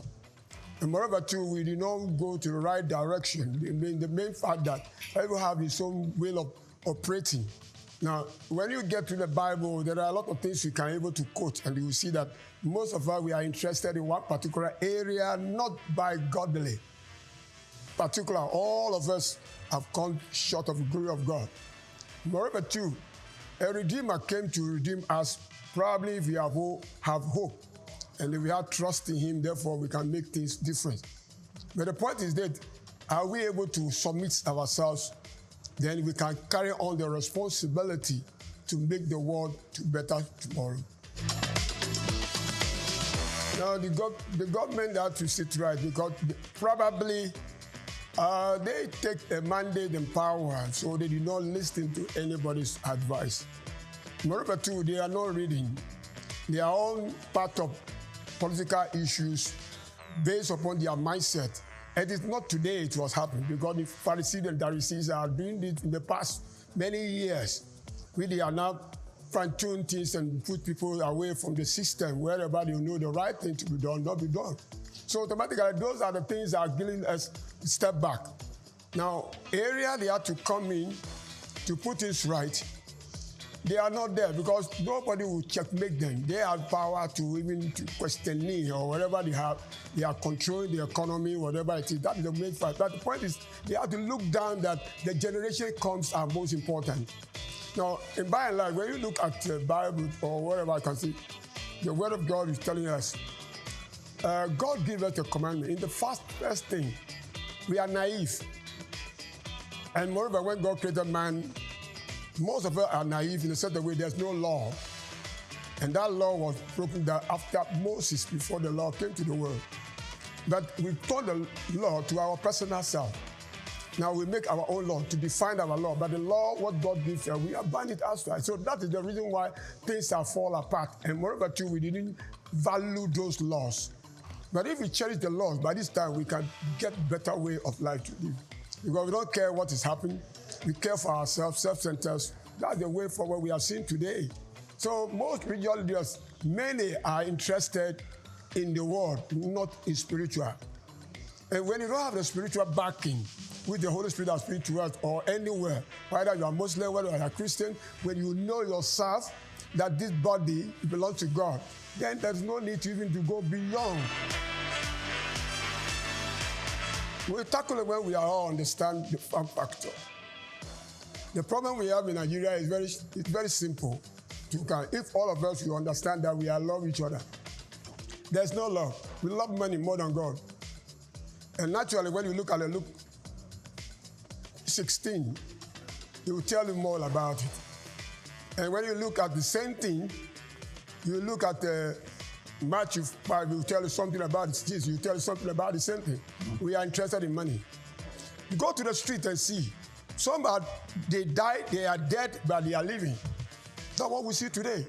Children have been drinking something what you don't understand, and at the same time, they are on their own. They cannot control them. Nobody can control their emotion, whatever. So they have a lot of problems. I'm afraid if probably 20 years back, maybe those children I'm talking about 17, 21, 20, 25, the way they are living right now, no education, no business, no nothing. Now, 20 years back, I would be more than maybe I'm 100 and I don't know, God will take me. I cannot talk more. Moreover, to that 20 years, this country, if we don't fish out properly, will damage the country because those who want to rule us, those 20 years children, 17 years, they are now reaching about 40 or 45. And 40, 45, they will be in government. What are they going to do? This is my fear. It's fear that all of us, the religious leaders, any elders, wake up and build up your children to infrastructure, restructure them, and at the same time, impart the knowledge of God to them, let them have the fear of God and that into work modalities. Now we are gradually want to go to World Cup. That's our mindset. When it comes to sports, all of us we are one. But when there's no sports, we are not one. I want you to understand that. When it comes to sport, Nigeria is one. When we are not in that sport, we are not one. We separate ourselves.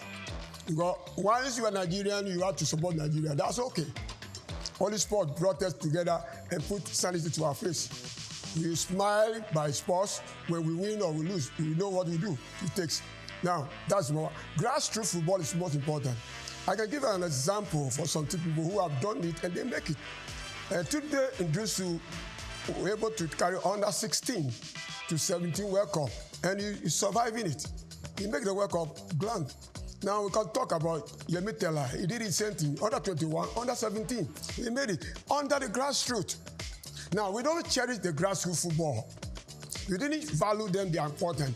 There's no provision toward that. Probably if the FA have plans for under 17 tournaments or league playing within the communities, I think we can build up. Moreover, too, in schools, we are not cherishing schools in all sports affairs so that we can get a grassroots from the children. That is number 2. But if you are now believing that we want to have a national team, we have to bring somebody to import from England to come and play. Who doesn't play the league in Nigeria? Today, we are facing challenges. Reason because most players we have in national team, none of them are playing league in Nigeria. There is no proprietor handled club side in Nigeria no more because taxes are too high. And government was not doing any work, probably. They didn't care about sport, but only went to count to cherish them that, yeah, we have done well. But if you are pumping money to that particular area, we can build up better. Give us the grassroots, we can make it. It depends upon how we could do it. That's my fear. I want to talk to your parents, and I want to talk to the nation, I want to talk to the government. Please, I am saying it. I'm not a soothsayer, but spiritually, psychologically, sit down and watch what is going on. If you are here, you are fine, but get outside. You see a lot of things you never see before. Children of 17 years, they're drunk. They do a lot of things. Now they are holding phone. Even technology are killing most Nigerians right now. Parents are holding phone. They don't care what the children do. Fathers or mothers that do the same thing. They hold phone from morning to night. They are looking what is that TikTok or whatever coming in, and they say they will get money. Now they are now looking for inwardly of getting money. Say, call me, chat with me, I will get you money. This is what is going on. The children are not interested to work because there's no work. Now we are automatically. If you have a children, you have a problem. One, if your child want to marry, ask him whether he know how to cook food, a female or male. They all eat fast food. So what are you going to do? Nobody can cook. If your in-law come to your house tomorrow, he say, I want to eat something. He said, it's not ISO at all. It's a disgrace. And we are part of the system. We never support our children. Then moreover too, we parents too, we don't do well. And moreover, government too is not our system. Now school fees are too expensive. We have private schools are very expensive. Nobody checkmate what is going on. And moreover, the government school, we are not giving the facilities they need. Probably we have computers in our schools. Government schools. It's better. Only private schools have it. But the government school, they didn't care about it. Whatever you gain. And this is government school. That is the main thing. The government know what it has. You have to build it the better way so that other schools should follow the same process. So moreover, the school education is outright. Let's forget about it.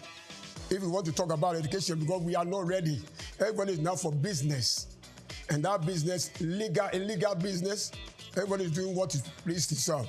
Likewise that, if the government have interest, then if we, the parents, have interest in what our children we have, because somebody don't have a child today, say, I want to have a child. He will force himself to have a child. But can you take care of that child?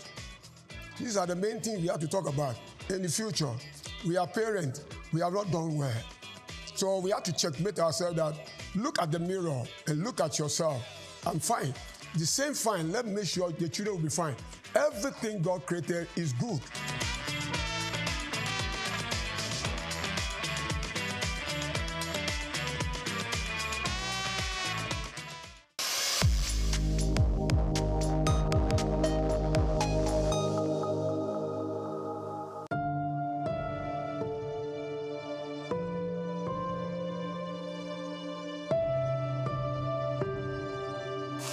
In April 1960, just months before Nigeria's independence, a 26-year-old ascended one of the most revered thrones in Yoruba land.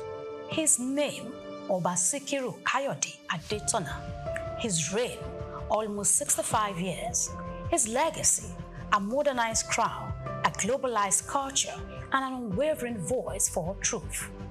Born 10th of May 1934 into the royal house of Anikenaya to Prince Rufai Adetono Adeleke and Ajibabi Adetono Ne Onashile, Sikiru Kayode Adetono's royal destiny was set early. He attended Baptist School, Ereko, in 1943, Ogbere United Primary School, and Ansarudin School, Ijebu-Ode, before enrolling at Oluiwa College, now Adeola Odutola College, from 1951 to 1956.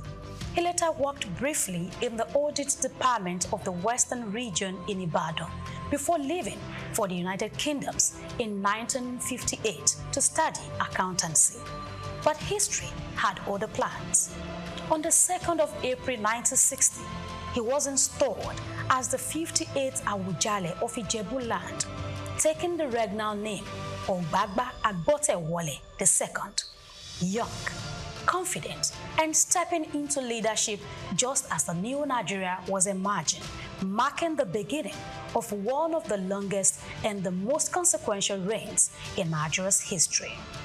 Despite his demanding role, Oba Adetono maintained close family ties. He was married and blessed with children, who were raised in the blend of royal tradition and modern education that defined his worldview. Known to be a devoted family man, he valued privacy in personal matters, but ensured his children had opportunities for education both within and outside Nigeria. Socially, he was at ease in multiple wards, equally comfortable in palace courts, university lecture halls, diplomatic gatherings, or informal community events. He cultivated friendships across business, politics, and academia, yet was deeply rooted in his hometown, often mingling with his people during festivals and communal projects. The coup that saved a king.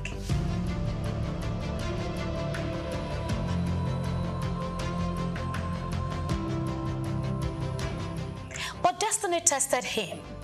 In the early 1980s, a government commission of inquiry moved against him. Suspension and deposition loomed. The order was to take effect in early 1984. Then came 31st December 1983. A military coup swept away the civilian administration, and with it, the threat to his throne. The Awujale returned more respected, more resolute. Beyond royal ceremonies, Oba Adetono built a reputation as a monarch unafraid to challenge authority. He spoke plainly on governance, justice, and public accountability. In 2016, he institutionalized those ideas by endowing a 250 million naira professorial chair in governance at Olabisi Onabanjo University, OOU, the first of its kind by a Nigerian traditional ruler. It was a deliberate investment in shaping ethical leadership for generations to come. The Oju-Dioba Festival long predicted his reign, but under Adetono, it became an international spectacle, a celebration of Ijebu identity, Yoruba elegance, interfaith harmony, and cultural soft power. It drew politicians, captains of industry, global tourists, and the diaspora to Ijebu-Ode each year, making it both a cultural statement and an economic engine.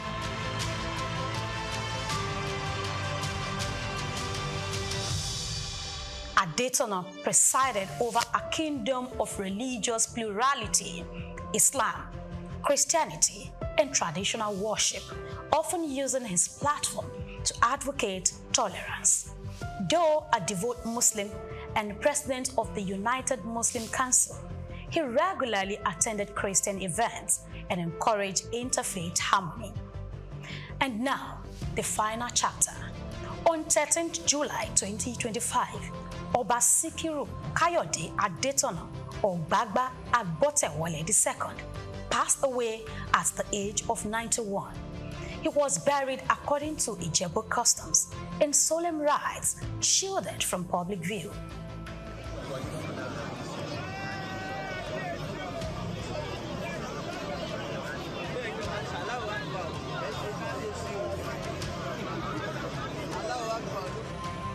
Attention now turns to succession and the weight of following one of Nigeria's longest-serving traditional rulers. Oba Sikiru Kayode Adetona reigned across 3 Nigerias: the colonial twilight, the start of military rule, and the promises and failures of democracy.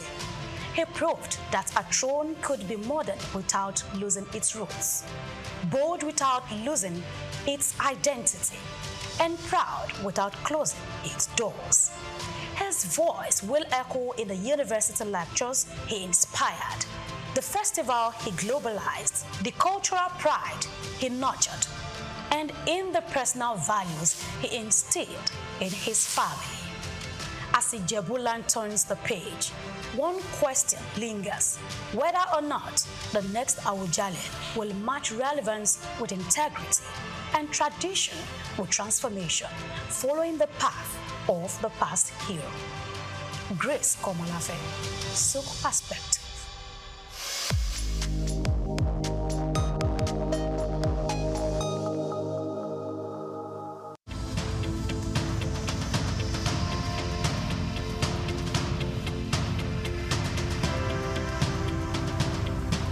Eko Atlantic has become Nigeria's most sought-after city for its high-end infrastructure, prestige, and well-planned city layout, as reflected in an 8-lane boulevard, about 13 internal bridges, underground cables, and green footprints defined by over 30,000 trees. Additionally, having a building in the city has become a trend among the so-called big boys, as was the case with Old Ikoyi, Victoria Garden City, popularly called VGC, Osborne Foreshore, and now Banana Island.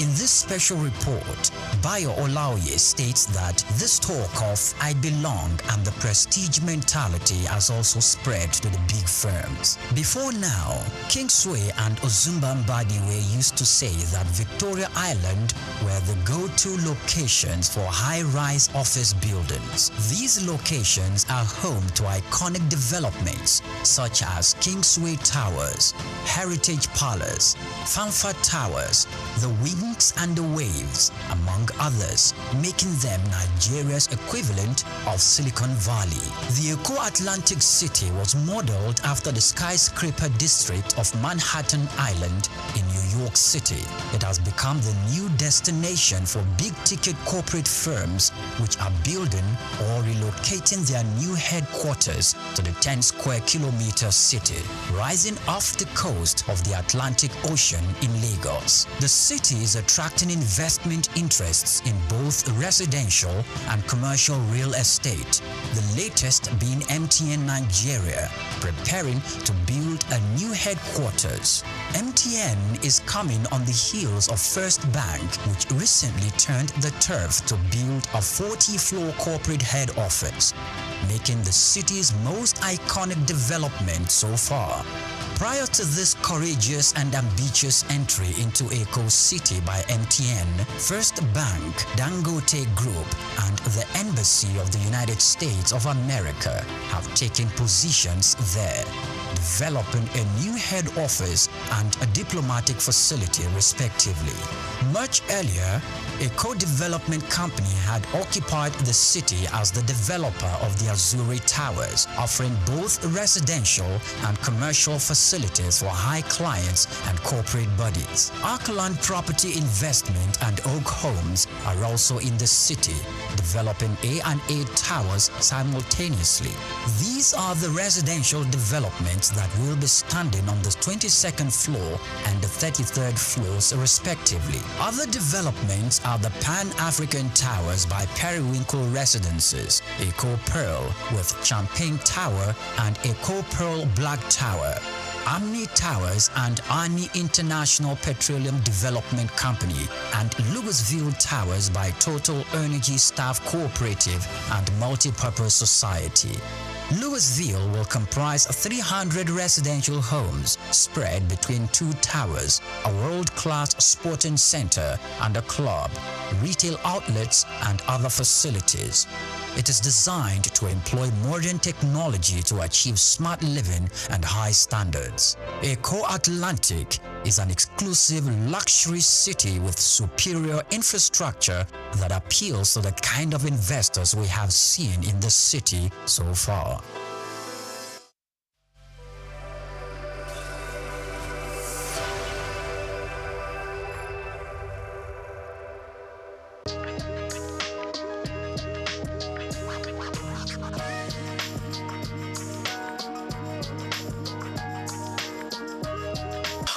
So much.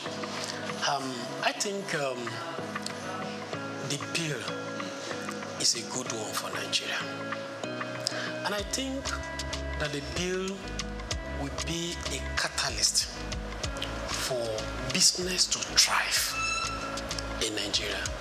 So my position and my perspective to the bill would be that it will be a very positive one for Nigeria going forward. If eventually the bill scale through the legislative processes and it have actually eventually become a law.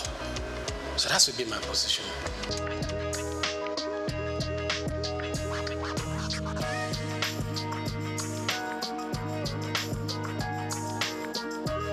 Thank you. Yeah, the bill will help business in different areas. Let me mention, for instance, the payee is part of cost for a business. It's part of staff cost. And for especially small businesses, which are the major backbone of the economy, the bill is proposing a reduction, that is proposing tax exemption for some category of lower staff cadre, which in essence is a cost reduction for businesses. So by that, it will help the business to thrive. Also, many people will come, by virtue of that, employ more people, which will bring a robust activity for the economy. And at the same time, there's some category of people that their tax will also be reduced compared to what is currently in operation. So it is a positive atmosphere for business. And when you look at it from the perspective of VAT too, you also see that there's going to be zero tax on some product. There's also going to be tax exempt on some products, especially for masses. People, low-income earner. So some certain products, they're going to be exemption. There's some certain product that's going to be zero tax related. So by that, it will bring a more robust business activity. So by it, and then it will have positive effect on business and economy in general.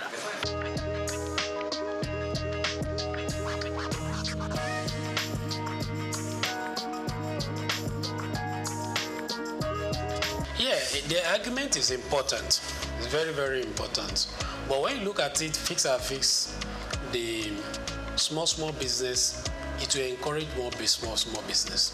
And also, even the 50 million turnover is not a small thing for business, though it is still small relatively to the economic activity. But it is a plus, right? And again, for business that their activity are more than 50 million, then it's good that they should pay tax and contribute little as company income tax to back to the economy. Now, if their taxes are used judiciously, they need to bring more infrastructure to the economy. Then there will be development in the country. Then we'll also be able to look at the advanced country.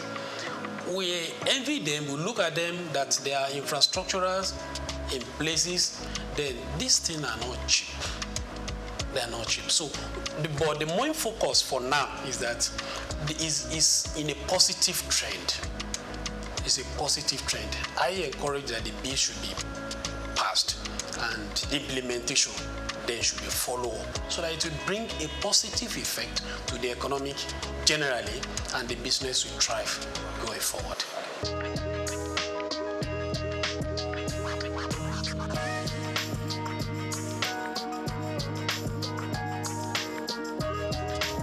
Well, I don't see disadvantage, but I see challenge. Okay. Yeah, one of the things is that naturally, human beings were adverse to change. So if something is bringing a change, especially when you want to take us out of a comfort zone, we may not want to willingly agree with it. But for me, I think the positive and the benefits outweigh whatever probably challenge or the disadvantage we may envisage. So I still strongly believe that the bill is in the right direction for this year.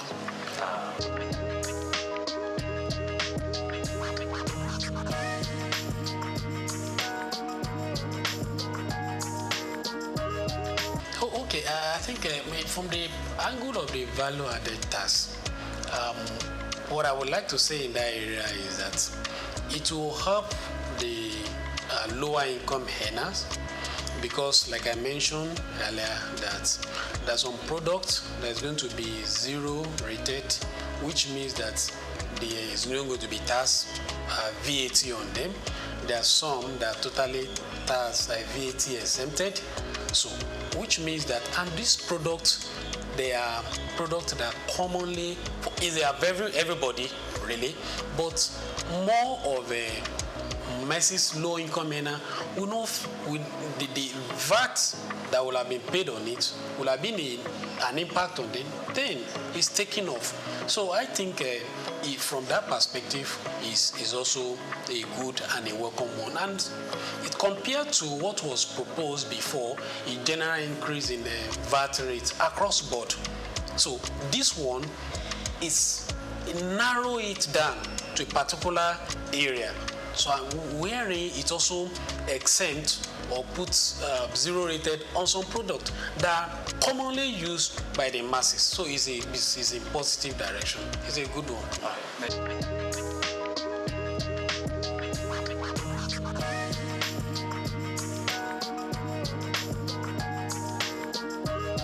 Yeah, okay. One, from the tax perspective, one of the very good things about this bill is that it allows that you claim input fats. VAT is what you sell, what you buy. So the net effect of it is what you remit. Then this bill also helps to claim some expenses which currently is not in operation. So it's a positive one. Then again, you mentioned the increase in the VAT going forward. Well, let's appreciate that the increase is going to be gradual. That's one. Then two, let's also remember that the VAT, some of these products, they are not going to be with VAT again. That with common people like me and you, transport, there's not going to be VAT on it. Rent, no VAT on it. Food item, no VAT on it any longer. And many more. Health, no VAT on it any longer. So you can see that the VAT is going to be increased gradually, but it's not across board. So those basic that we know is every day is already been taken care of. So I think it should give it to the people that work on this bill.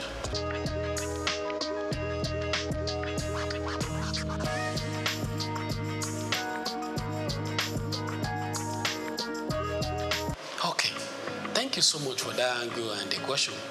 I want to say that Federal Inland Revenue Services, they are really trying.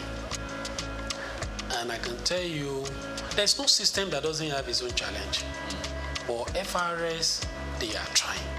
And they are moving from those days of Alanok. Now we have tax promise. You can do your filing right from the comfort of your office. You don't need to visit their office except there is a challenge. Right? So they are doing well, but they are not yet at the best. So, and there is room for improvement. They are already deploying technology. So what they need to do is to scale up and up to the task. But currently, they are doing well. So they just need to improve.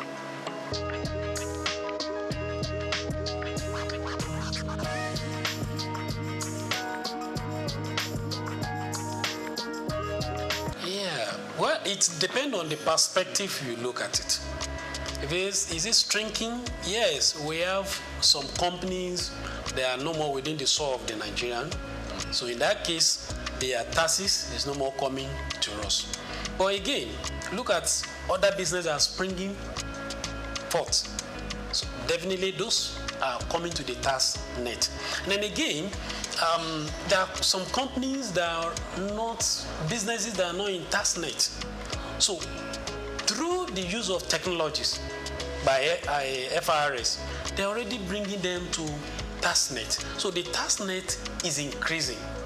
So the net effect of it, you can say, is increasing. Though we have some that are leaving the soul of Nigeria. So net effect of it, the tax net is increasing. Because we have people that businesses that are coming to Nigeria, and we have people that are businesses that are already in Nigeria, but they are not in tax net, but they're already bringing them to tax net. So it's like they are looking at perspective of increasing the threshold from 25 million to 50 million, as the case may be. Yeah, so are they saying that government should also still be taxing 25 million threshold?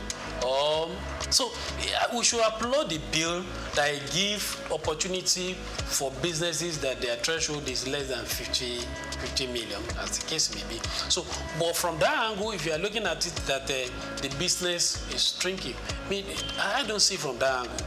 I see from the angle of if the business is doing well and you are not to pay tax, rent, then your business is becoming robust, then you exceed the 50 million threshold. Then you also come back to the tax to be paid. So it is a way of giving boost to the business. And by the time the business is doing well beyond that threshold, then they'll be able to give back to the society. So it's a win-win situation. It's like giving a kind of relief to a business for them to thrive. And when they become better, doing well, then it's an encouragement to business, which they will also come to the net after that. So it's a good one.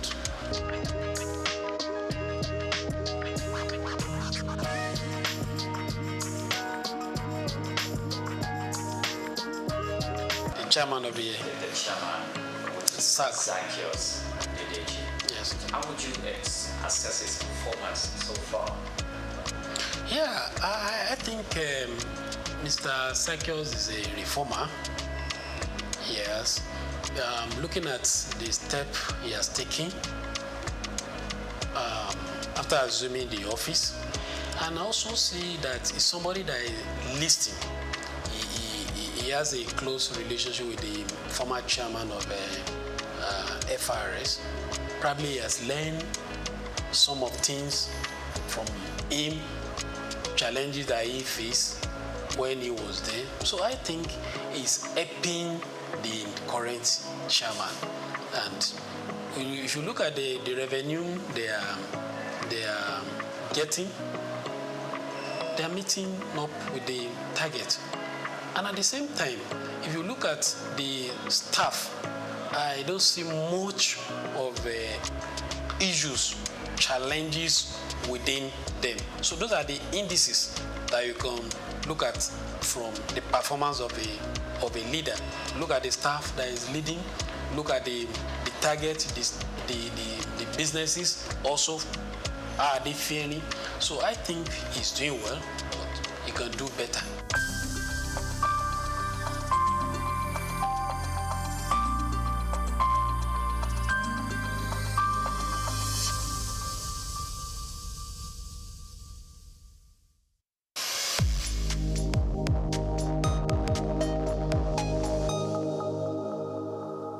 Majek Fashek's 1991 album, Spirit of Love, was a groundbreaking success in Nigeria.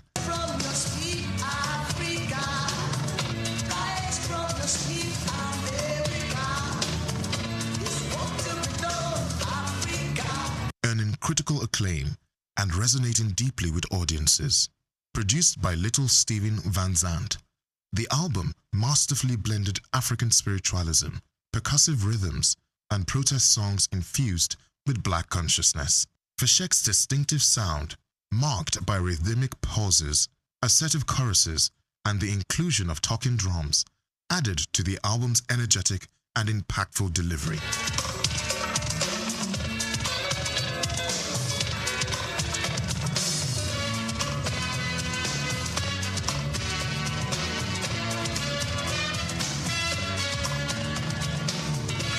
And spiritual struggle, reflecting the political and social climate of the time. The success of Spirit of Love, coupled with Fashek's tour alongside Tracy Chapman, cemented his place in the annals of the Nigerian music industry. In this music review and special report prepared by Bayo Olawe, we examined the profile, power, and legacy of Spirit of Love, a 10-track masterpiece that helped solidify reggae music's mainstream status in Nigeria in the early 1990s. The album opens with Beware, a wake-up call that urges Nigerians to remain vigilant against deceptive leaders and the manipulation of political power.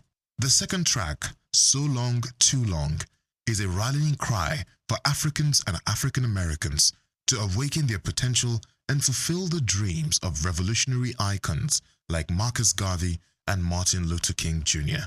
In Majek Fashek Inner New York, Fashek reflects on his idealized vision of New York and the harsh reality of urban poverty and homelessness, revealing a sobering contrast.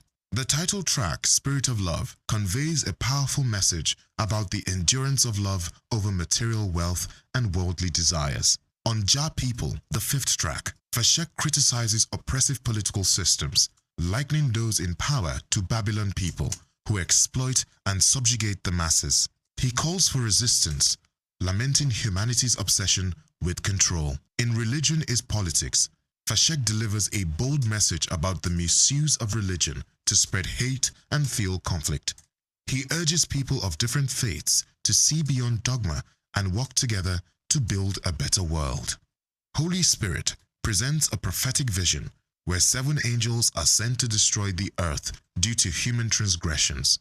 Yet, Fashek envisions a new heaven and earth, one filled with love, unity, and divine justice.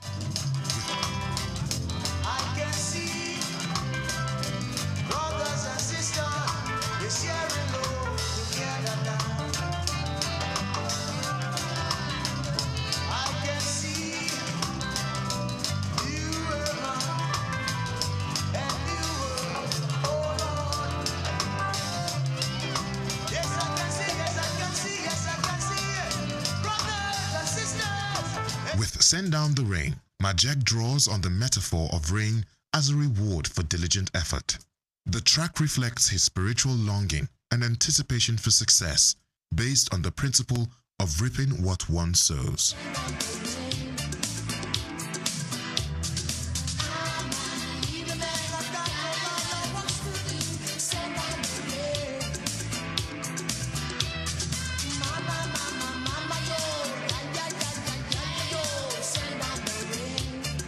I'm Not Tired reaffirms his unwavering commitment to spreading God's message. Here, SOUQ expresses spiritual resilience and praises the goodness of God, refusing to grow weary. The album closes with I Come From the Ghetto, a powerful reflection on the struggles of ghetto life, child abuse, government neglect, and hardship. Yet, SOUQ celebrates the strength of these communities, invoking figures like Nelson Mandela, Jesus Christ, and Marcus Garvey as examples of greatness emerging from humble beginnings. He reminds us of the universality of these struggles across Nigeria, the US, and the UK. With Spirit of Love, Majek SOUQ delivered a masterclass in artistry and advocacy. The album remains one of the finest reggae albums to emerge from Nigeria, exploring themes of love, peace, unity, corruption, self-awareness, revolution, spirituality, and racial equality. The perfect blend of traditional percussion, particularly the gong-gong and electric guitar, gives the album a timeless edge, merging the soul of Africa with global reggae rhythms. Spirit of Love is more than just an album. It is a cultural artifact, a sonic protest, and a spiritual message. It elevated Majek SOUQ as a voice of the people and established reggae not just as entertainment in Nigeria, but as a force for awareness, resistance, and healing. Its enduring legacy is a reminder that music, like literature, can move a nation, challenge its leaders, and inspire its people. I'm Moyosore Adebi for SOUQ News TV.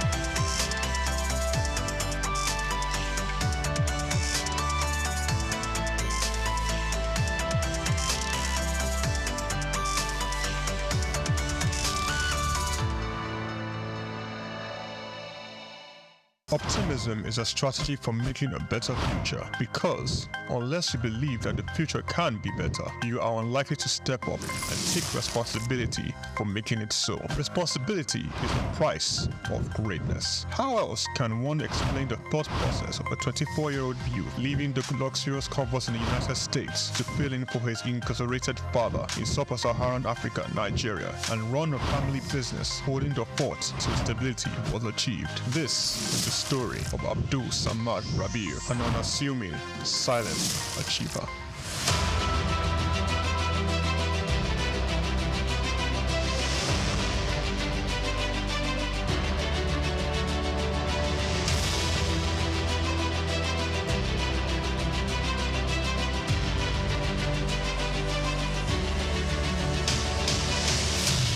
Samad Rabiu attended Capital University, Columbus, Ohio, and returned to Nigeria to oversee the family business when his father, Ishaku Rabiu, was detained by the administration of General Muhammadu Buhari for allegedly not paying the rice report duties. Not only was his father under investigation, the family business was under scrutiny. These harsh realities of being thrust right into the middle of it all shaped the young man's resolve to hard work in silence.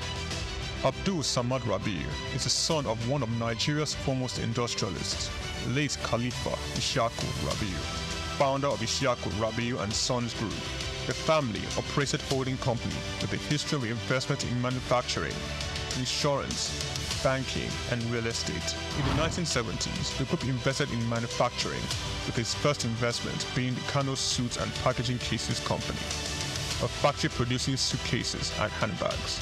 In 1972, the Bagauda Textile Mill, manufacturing woven clothes for uniforms, importing and trading in different segments of the economy, including frozen food service, sugar, and a motor vehicle and parts distribution company specialized in Daihatsu products. Abdul Samad Rabiu was born with a very big silver spoon in the ancient city of Kano on the 4th day of August in 1960, 57 days to Nigerian independence.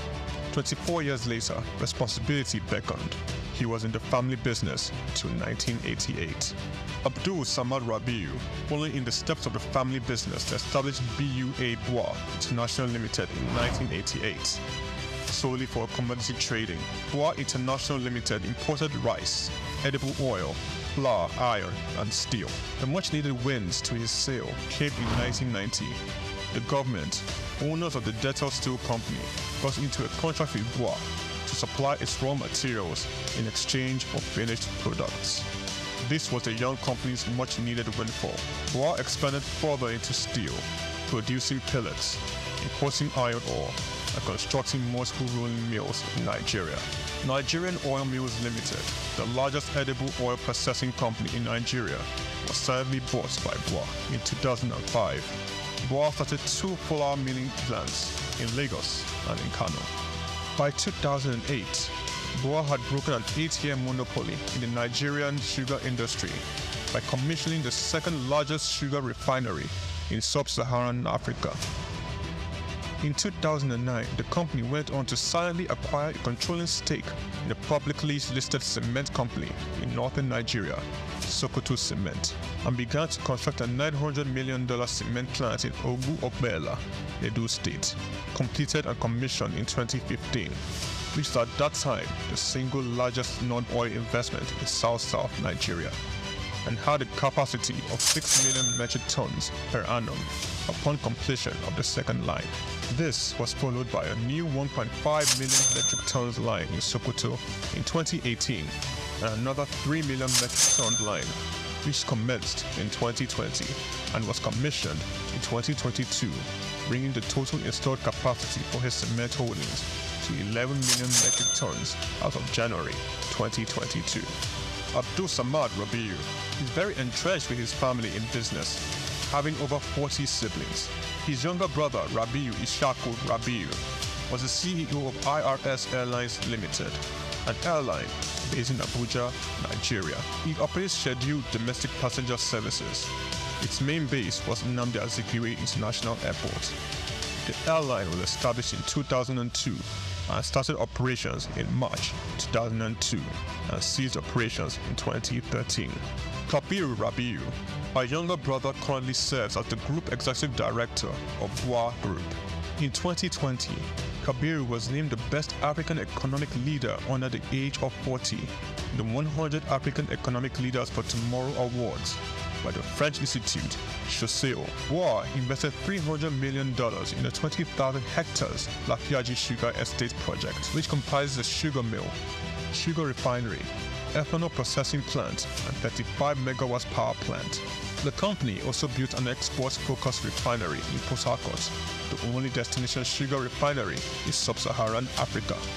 Abdul Samad Rabiu is constructing a 200,000 barrels per day petrochemicals refinery in Akwa Ibom State, Nigeria.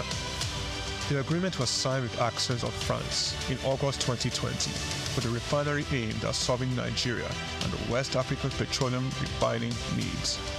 It is expected to be completed and operational by 2025. The privately owned Ogu-Ogbela Cement Company was in January 2020 merged with the publicly listed Cement Company of Northern Nigeria, where Abdul Samad Rabiu already held a controlling stake in the $3.3 billion transaction, and BUA Cement PLC was born. Abdul Samad consolidated all his food businesses in sugar, edible oils, rice, flour, and pasta milling into a new company, Bois Foods PLC. In December 2021, it was listed on the Nigerian exchange. Bois Foods emerged as a consumer goods leader in market capitalization, experiencing a phenomenal 206% year-to-date appreciation. Share prices soared from 65 naira per share in December 2022 to the current value of 379.9 naira per share as at 24th March 2024. In terms of fundamentals, Bois Foods exhibited robust financials with a 54% increase in profits to 105.6 billion naira in the first 9 months of 2023. Revenue witnessed an impressive 80.95% year-on-year growth, reaching 524.428 billion naira, and return on average equity stood at 43.42%. Despite challenges, Rabiu strategically increased its direct shares in Boa Cement by 56.37%, totaling 96.12% ownership. This move, executed on June 26, 2023, demonstrates Rabiu's confidence in his company's future growth. Boa Foods PLC and Boa Cement PLC companies are among the top 10 most valuable publicly listed companies in sub-Saharan Africa. From a relatively small company in 1988, Boa Group has grown to a world-class conglomerate, contributing significantly to the country's GDP while providing employment opportunities for tens of thousands of Nigerians. Abdul Samad Rabiu's philanthropy is silently second to none. He founded the Abdul Samad Africa Initiative, ASR Africa, and an African-focused fund for social development and renewal which seeks to support Nigeria and other African countries in the area of health, education, and social development. In October 2022, Abdul Samad Rabiu, through ASR Africa, donated $500,000 to the United States Agency for International Development, partner on tuberculosis control, HIV, and gender-based violence prevention efforts in Nigeria. Development of a 7.5 billion naira 200-bed specialist hospital in Kano State during the global COVID-19 pandemic. Abdul Samad Rabiu championed Nigeria's donation to this COVID-19 intervention by a single individual or corporate donating, amongst other things, 1.35 billion naira to the COVID private sector coalition, 300 million naira to the Presidential Task Force on COVID-19, over 1 billion naira in cash donations to 10 state governments across the country, 70 ambulances, medical equipment, face masks, provision of foodstuffs for over 1.5 million persons in Kano, Lagos, and River States. ASR Africa Initiative donated a 4 billion naira police hospital in Abuja and donated 1 billion naira each for 6 universities across Nigeria through the ASR Africa Tertiary Education Grants Scheme for infrastructural development. The beneficiaries of the 6 billion naira tertiary education grant schemes are Ahmadu Bello University, University of Ibadan, University of Maiduguri, Nnamdi Azikiwe University, University of Ilorin, and the University of Benin. ASR Africa Initiative also donated 2.5 billion naira each through its tertiary healthcare development grants for health projects across 4 geopolitical zones in the country.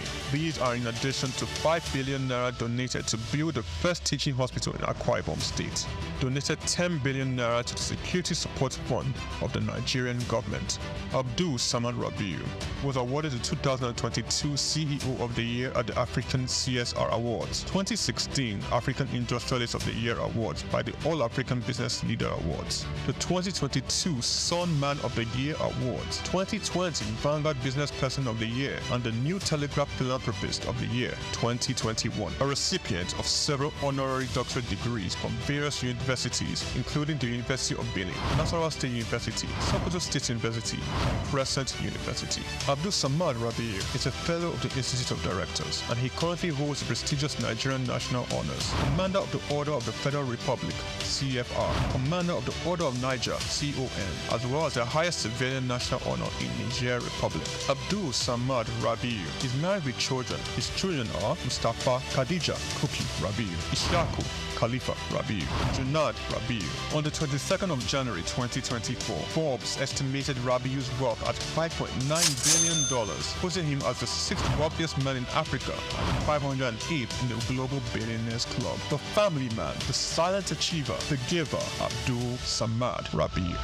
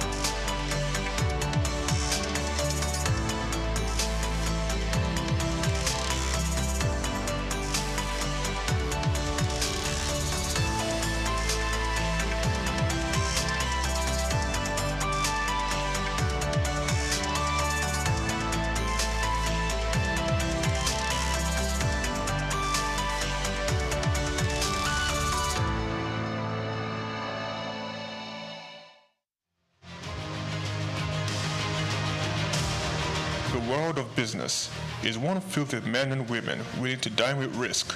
And when we seek African business shapers, we see individuals who have denied self to build conglomerates. From controlling over 90% of diesel trade in Nigeria to almost throwing in the towel, then getting on the Forbes list, we present Olufemi Peter Otedola.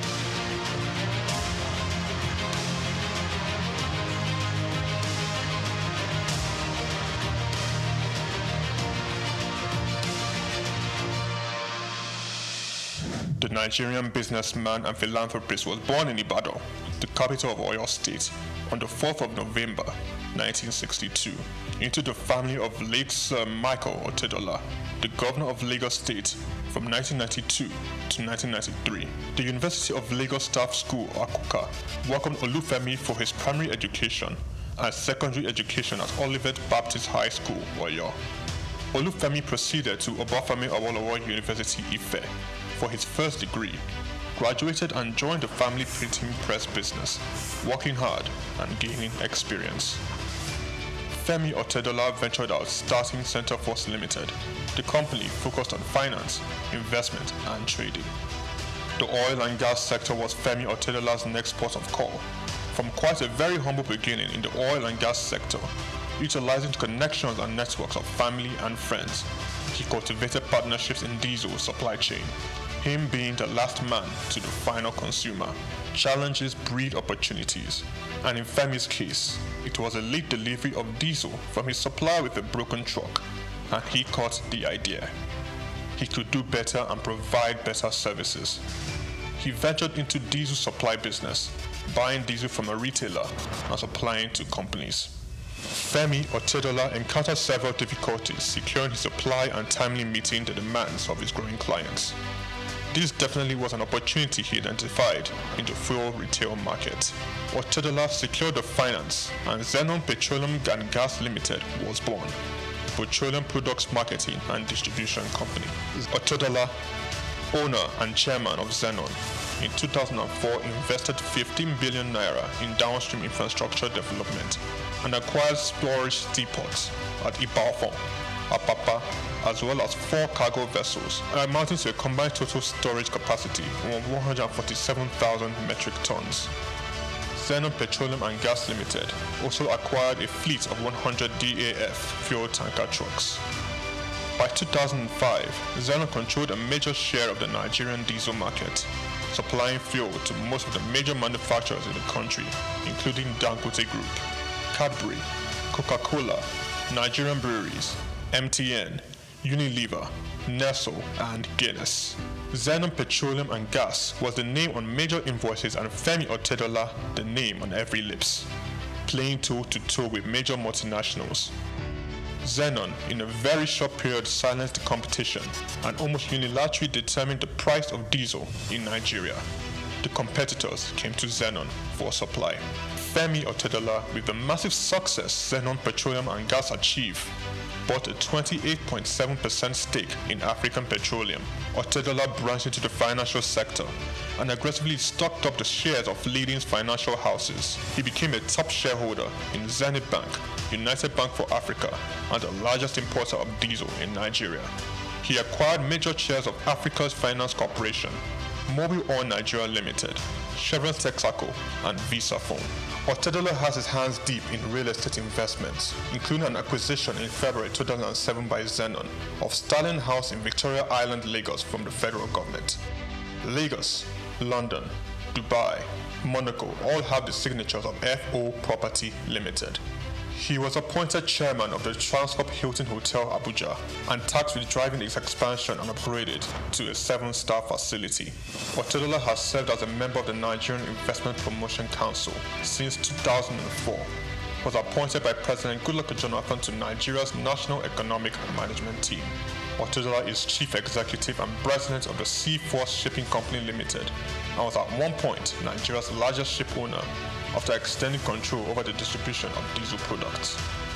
One of his ships, a flat-bottom bunker vessel with a storage capacity of 16,000 metric tons, was the first of its kind in Africa In January 2006, Otedola was appointed a non-executive director of Transnational Corporation of Nigeria PLC, a multi-sectoral conglomerate established in 2004 by then President Olusegun Obasanjo to respond to market opportunities requiring heavy capital investment in Nigeria and across sub-Saharan Africa. He held this post until February 2011. Otedola was appointed chairman and chief executive of African Petroleum in 2007 through the acquisition of controlling stake in the business. Following Otedola's entry into the company, African Petroleum share price rose sharply, increasing the market capitalization from 36 billion to 217 billion naira in 6 months. In March 2009, Otedola became the second Nigerian after Aliko Dangote to appear on the Forbes list of dollar-denominated billionaires with an estimated net worth of $1.2 billion. Otedola announced a move to upgrade African Petroleum's liquefied petroleum gas storage terminals in Lagos, Kano, and Port Harcourt in October 2009. Harsh economic conditions necessitated by the slump in the oil prices and credit squeeze of 2008-09 led African Petroleum to record a loss in 2009. With the world oil price crash came difficult moments for Zenon and Otedola. He was very close to complete bankruptcy.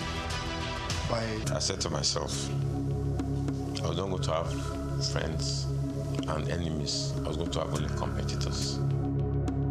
I had two options: commit suicide or weather the storm. African Petroleum, rebranded in December 2010, changed its name to Fort Oil PLC.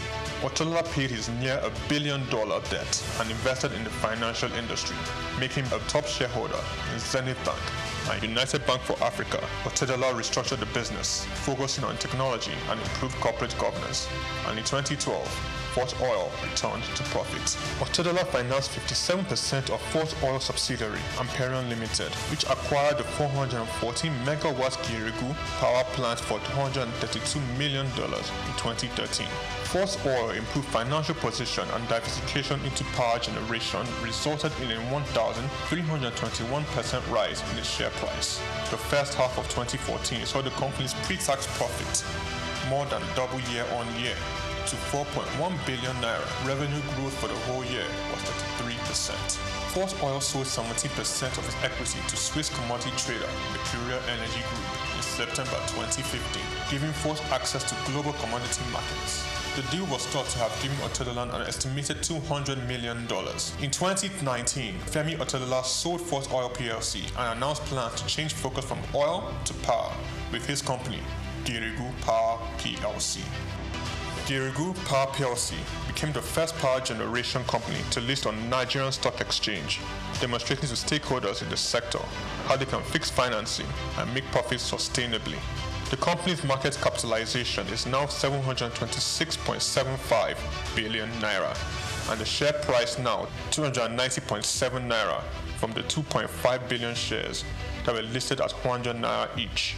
Otedola, the chairman of Girigu Power, sold down a Girigu stake to bring on institutional investors.